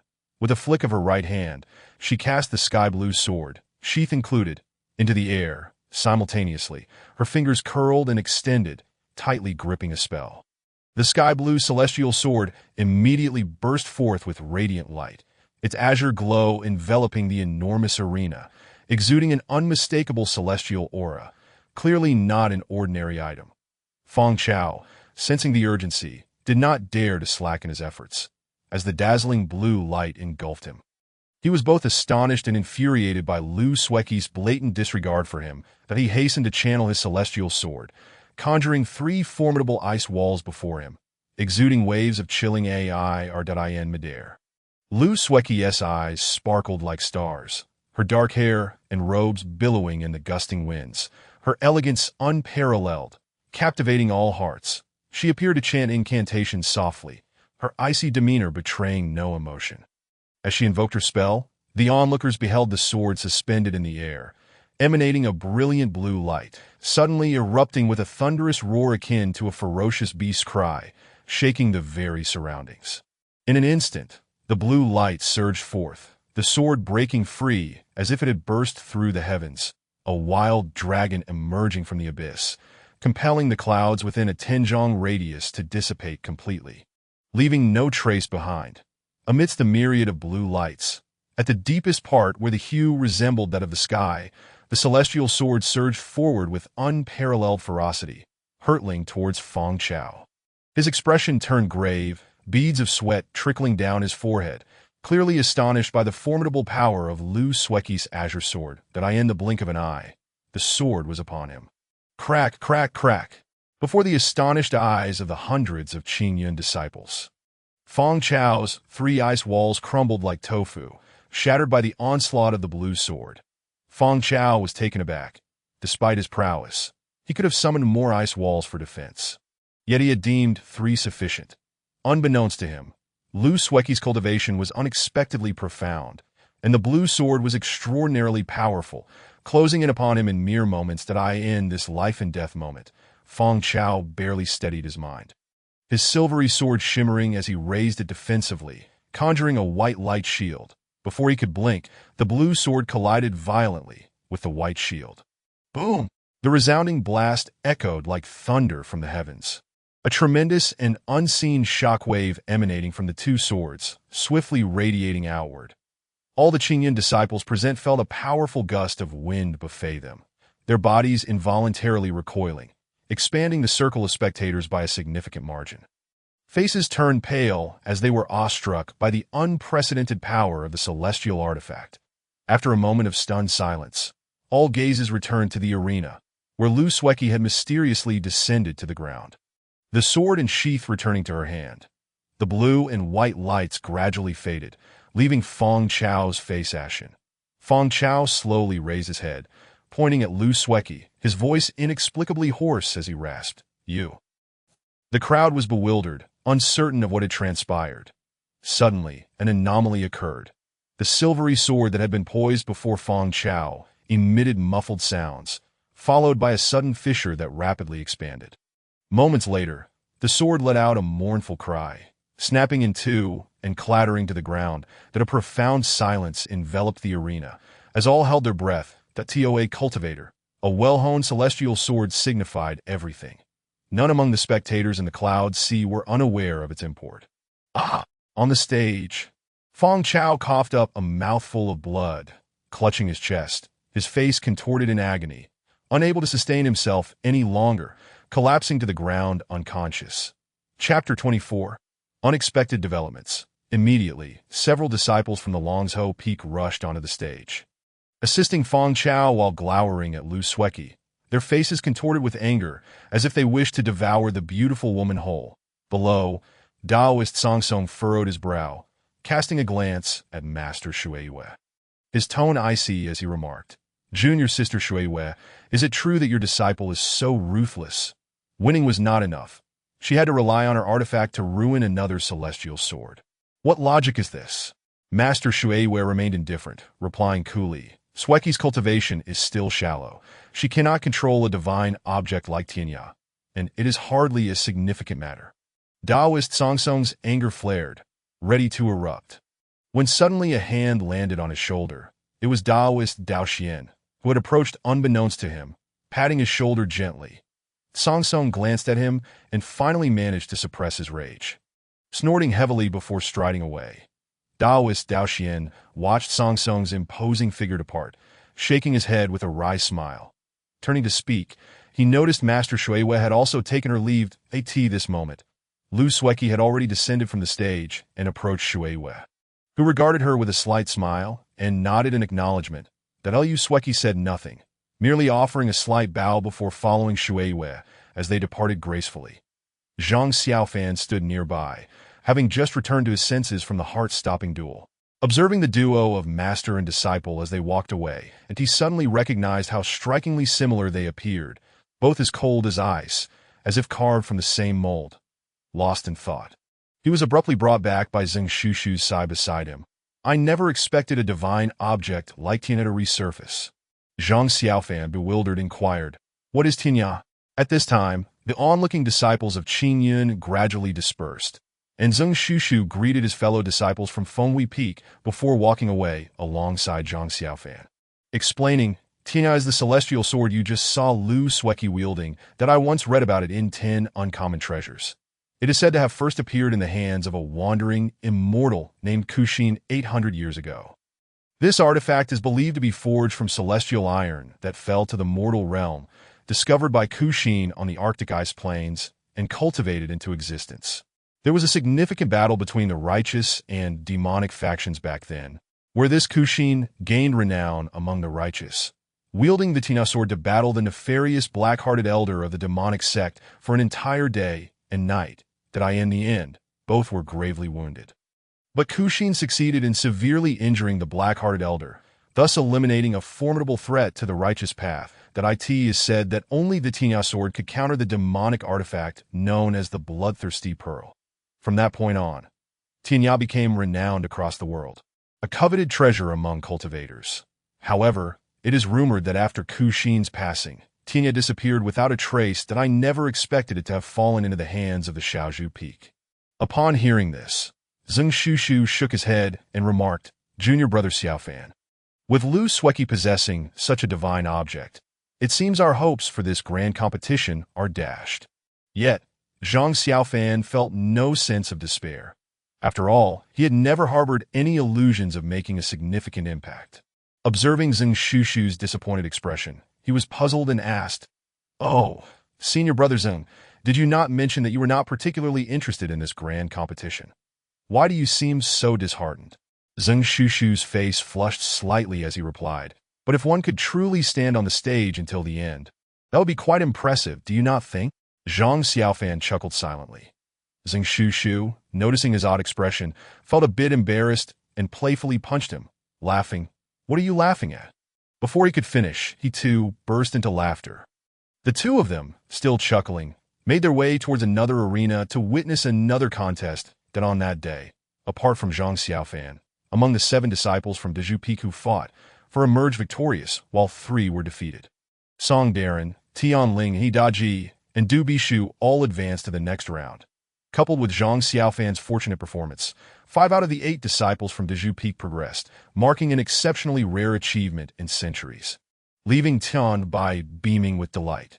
The following day, the morning sun lazily bathed the sea of clouds in golden light as the disciples of Qingyun sect gathered once more in the square, continuing to witness the once-in-a-generation 7 factions martial arts competition. The members of Dezhu Peak stood beneath the red list from the previous day, noticing that half of the names had been crossed out. Next to Zhang Xiaofan's name was his opponent for the day, Chu Yuhong.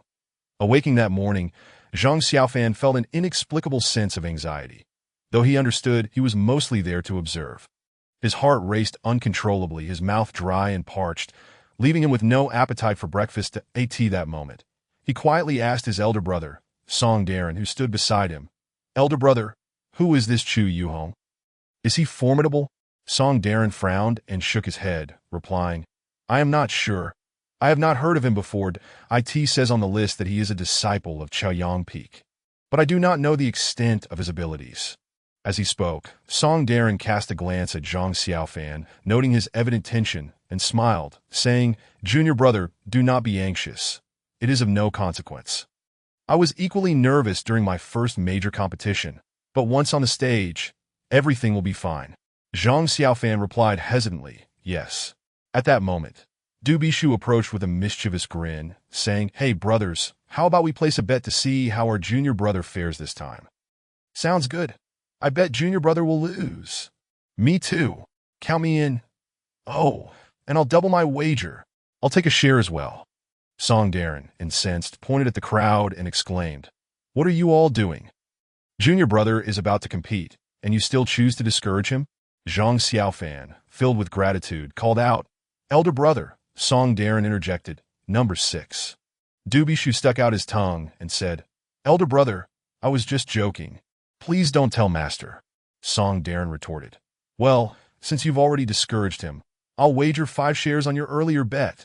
Du Bishu and Zhang Xiaofan were left speechless at that moment. Tianbai and Su Ru walked over, and the disciples of Dezhu Peak gathered around. Tianbai surveyed the crowd and remarked, "You all performed admirably yesterday. However, as we enter the second round today, the remaining competitors are largely elite disciples from various factions. So do exercise caution." The group responded in unison, "Understood." Su Ru glanced at Zhang Xiaofan, approached him, and said, "Xiaofan, today is your first competition. Be careful in all things, understood?"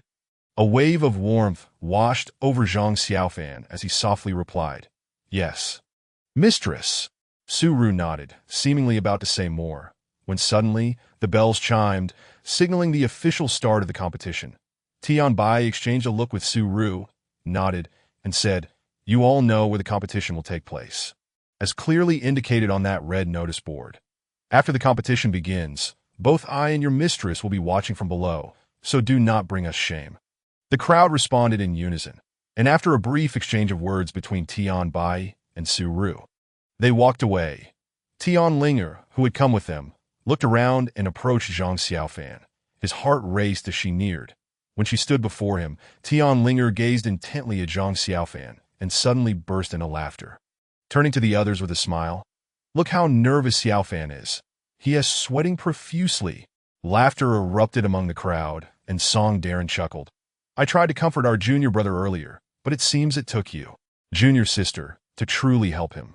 Tianlinger playfully spat, then turned to Zhang Xiaofan and said, "Xiaofan, I have my own competition to prepare for soon, so I cannot cheer for you.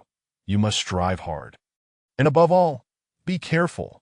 Her beautiful face, so close, exuded a delicate fragrance that stirred a wave of excitement in Zhang Xiaofan, who nodded earnestly, yet found himself at a loss for words. Evidently, Tianlinger did not dwell on it, flashing him a smile before joining her senior brothers for a conversation. Moments later, the group dispersed in 2s and 3s. Those competing headed for the arena, while those not competing went to support their comrades. Yet none thought to accompany Zhang Xiaofan. Perhaps everyone believed he was a contender with little hope. Zhang Xiaofan stood rooted to the spot, watching as the senior brothers drifted away, a profound sense of unease washing over him. Slowly, he walked to the red notice board and scrutinized it once more that he and Chu Yuhong, a disciple from Chaoyang Peak, were assigned to compete on the farthest Zhun stage. Zhang Xiaofan forced a wry smile and made his way over. Along the path, numerous Qingyun disciples bustled about, engaging in lively banter which Zhang Xiaofan overheard, mostly discussing the results of yesterday's competitions. That it was widely acknowledged that several favored competitors had emerged victorious with ease. And among the chatter, many mentioned that aside from Qi Hao, another young talent seemed to have appeared within the Longzhou Peak faction. Zhang Xiaofan speculated that they were likely referring to Lin Jingyu. However, the topic most discussed was Lu Sueki from Shaozhou Peak. The stunning young woman wielding the divine sword, Tianya, was already renowned not only for her unexpected prowess, but also for shattering her opponent's celestial sword in front of a crowd, which left many dissatisfied yet intrigued, eager to witness her performance. Moreover, the long-lost Tianya drew considerable attention. Countless individuals wished to see this artifact from a millennium ago's righteous evil battle, including some elders from Qingyun sect. As Zhang Xiaofan listened while walking, he couldn't help but recall the icy beauty of Lu Sueki from yesterday, shaking his head. Just then, a familiar voice called out, "Xiaofan." He looked up and immediately smiled, seeing Lin Jingyu approaching with purposeful strides. Zhang Xiaofan moved to greet him, saying, "I wondered why I couldn't find you. Turns out you were here." Lin Jingyu gestured behind him, explaining, "I have my own competition today on the can stage, so I had to come early to prepare." He then appraised Zhang Xiaofan with a smile. "Today is your turn, right? Which stage are you on?" Zhang Xiaofan replied, "I'm on the Jin stage, about to begin, so I can't come and cheer for you. Just be careful." Lin Jingyu laughed. "You too, by the way. Why haven't any of your senior brothers or elders come to see you?" Zhang Xiaofan paused, forcing a smile. "You know our faction is small, and with so many competitors today, master and mistress are watching elder brother and senior sister's matches." Lin Jingyu regarded him for a moment, hesitated, then sighed, patting his shoulder. Zhang Xiaofan rallied his spirits and smiled. "It's nothing. I'm just here to observe. No big deal. But you need to do well. Don't let anyone say people from Saomiao village lack ambition." Lin Jingyu nodded earnestly. But just as he was about to say something, the sound of a bell resonated from behind, that he turned to look and said, "My competition is about to start. I can't chat with you any longer. If I can make it in time, I'll come to watch you." Zhang Xiaofan nodded. "Go on then." Lin Jingyu turned and walked away, and Zhang Xiaofan watched his figure recede, silently thinking, "If you arrive in time and I'm still standing on the stage, that would indeed be a wonder." With a note of self-deprecation, he gradually approached the Zhen stage. This was the easternmost part of the Yuhai Plaza, and to his surprise, only a handful of Qingyun disciples were present, mostly from Chaoyang Peak, a stark contrast to the bustling Qin stage where Lu Sueki stood. There was but a single chair on the stage, occupied by an elderly man with a white beard. Zhang Xiaofan glanced at him and found him somewhat familiar, recalling that he was the elder who had scolded disciples for being lecherous and limited the admission of female disciples before Lu Sueki's competition yesterday. Yet he did not know which faction he belonged to. During the 7 factions competition, there were 8 stages, and typically, each stage would have at least one elder overseeing it. Otherwise, the spirited young disciples might become uncontrollable. Zhang Xiaofan approached the old man, bowed respectfully, and said, "Uncle Master, I am Zhang Xiaofan, a disciple from Dezhu Peak, here to compete on the Jin stage today." The elder turned his head, glanced at Zhang Xiaofan with indifference, and said, "Oh, you're here, that it's about to start. You may go up." Zhang Xiaofan acknowledged and looked up at the stage, noticing it was empty, indicating that the Chaoyang Peak disciple, Chu Yuhong, had yet to arrive.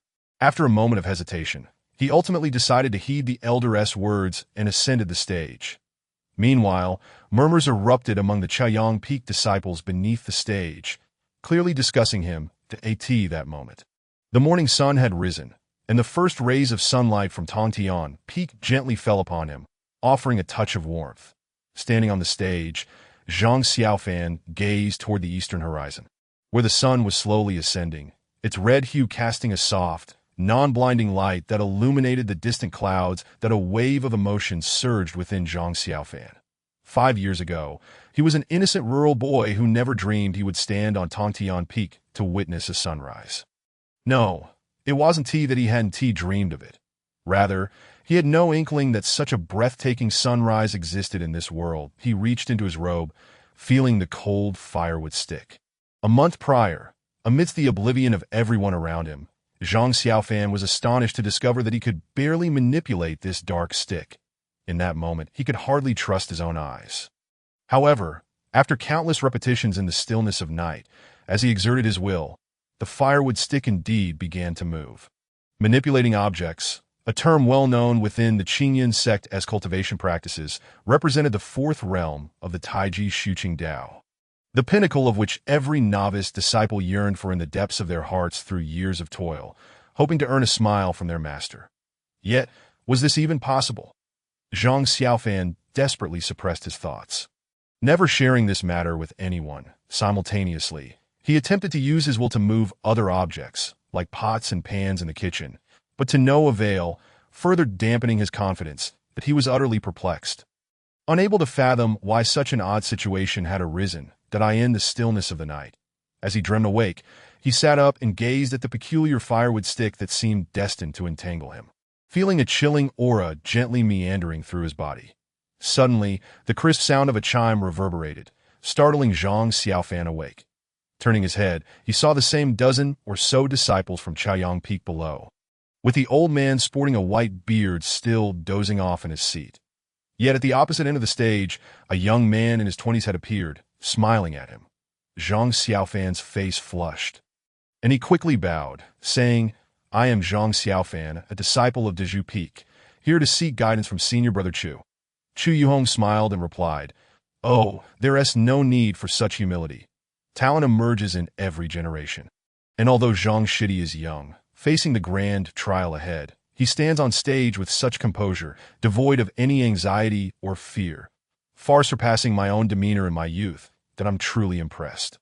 Zhang Xiaofan paused momentarily, then stammered, "To be honest, Senior Brother, I was just daydreaming." That a wave of laughter erupted from the audience, the Qingyun Peak disciples collapsing in mirth. Chu Yuhong was momentarily taken aback, unable to suppress his laughter before quickly regaining composure. "Zhang Shidi is jesting, da-da. The time has come. I shall now seek your counsel." Zhang Xiaofan's heart raced with tension as he slowly said, "Please, Senior Brother Chu, show mercy." Chu Yuhong merely smiled, appearing confident, with a flick of his right hand. A resounding clang echoed as a celestial sword, exuding a soft yellow glow, was summoned. "This is the Sheng sword. Zhang Shidi, please." Zhang Xiaofan glanced at the Sheng sword, noticing its gentle and pure yellow light, invigorating his spirit, indicating it was no ordinary weapon. He swallowed hard, feeling warmth creep to his cheeks. Yet he ultimately reached into his robe, grasping the unsightly firewood stick and presenting it. All eyes in the arena fell upon the dark, unremarkable stick. Enveloped in silence, someone in the crowd broke the stillness with laughter, and soon the audience erupted in uproarious mirth, interspersed with inquiries. What is that?" I had long suspected that the folks from Dezhu Peak were eccentric. Yesterday, that lanky fellow became a laughingstock with his dice, and today, we have someone wielding a firewood stick. Truly, this is too hilarious. Ha! Even Chu Yuhong could not hold back his laughter, struggling to regain composure. "Zhang Shidi, this is, I beg your pardon, I cannot contain myself. That I ask this truly your magical artifact." Zhang Xiaofan, overwhelmed by the laughter surrounding him, felt his face burn crimson. Rendered speechless, he was acutely aware that presenting this firewood stick was an embarrassing choice, inviting ridicule, yet he could not summon anything else, and a flicker of hope resided within him, a faint wish that it might validate his worth. Ultimately, he had brought forth the stick, only to be met with scorn and mockery. As laughter echoed around him, Zhang Xiaofan lowered his head, his gaze fixating solely on the ugly black firewood stick in his grasp. Their laughter rang out, reminiscent of the raucous mirth shared by his fellow disciples before his departure. Even the sister he cherished deeply lingered, joining in their laughter. He bowed his head and closed his eyes. That a chilling sensation seemed to awaken deep within him, swirling slowly through his being.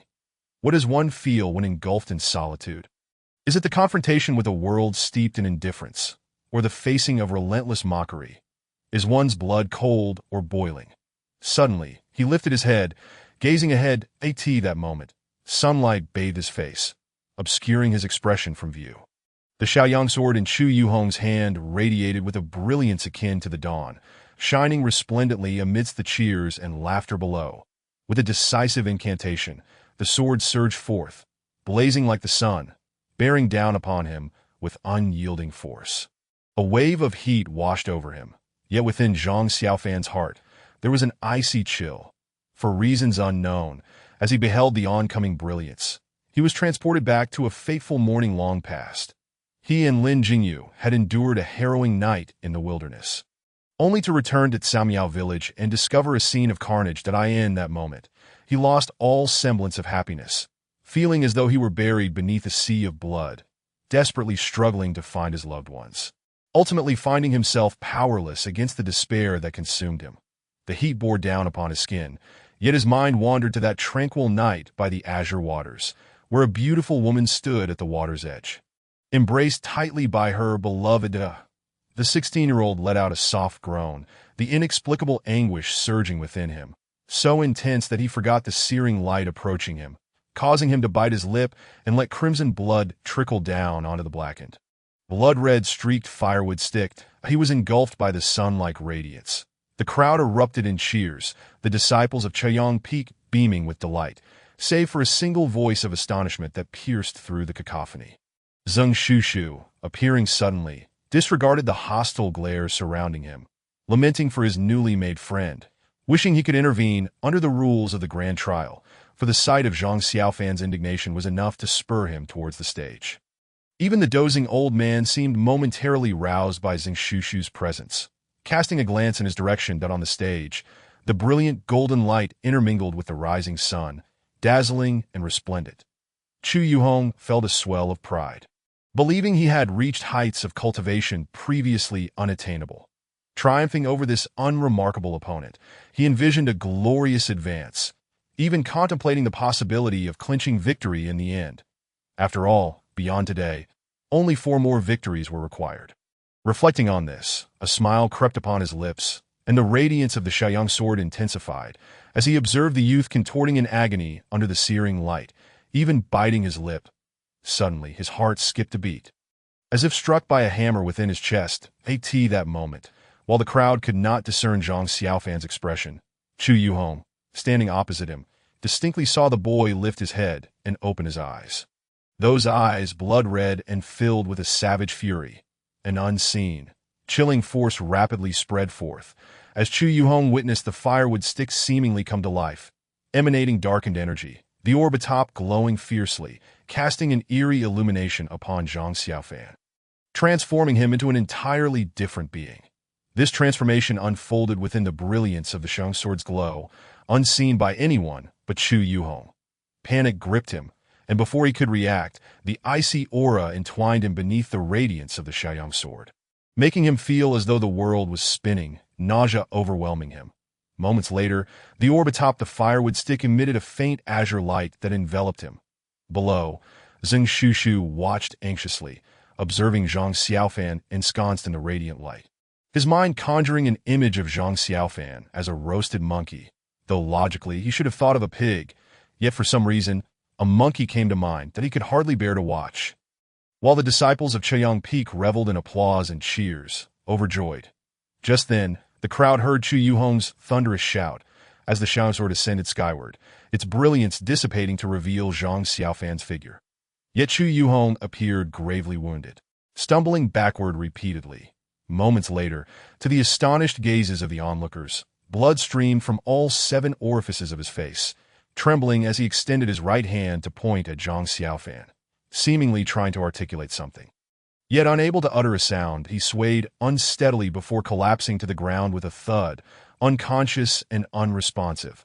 Silence enveloped the stage and audience, all present exchanging bewildered glances, stunned into speechlessness.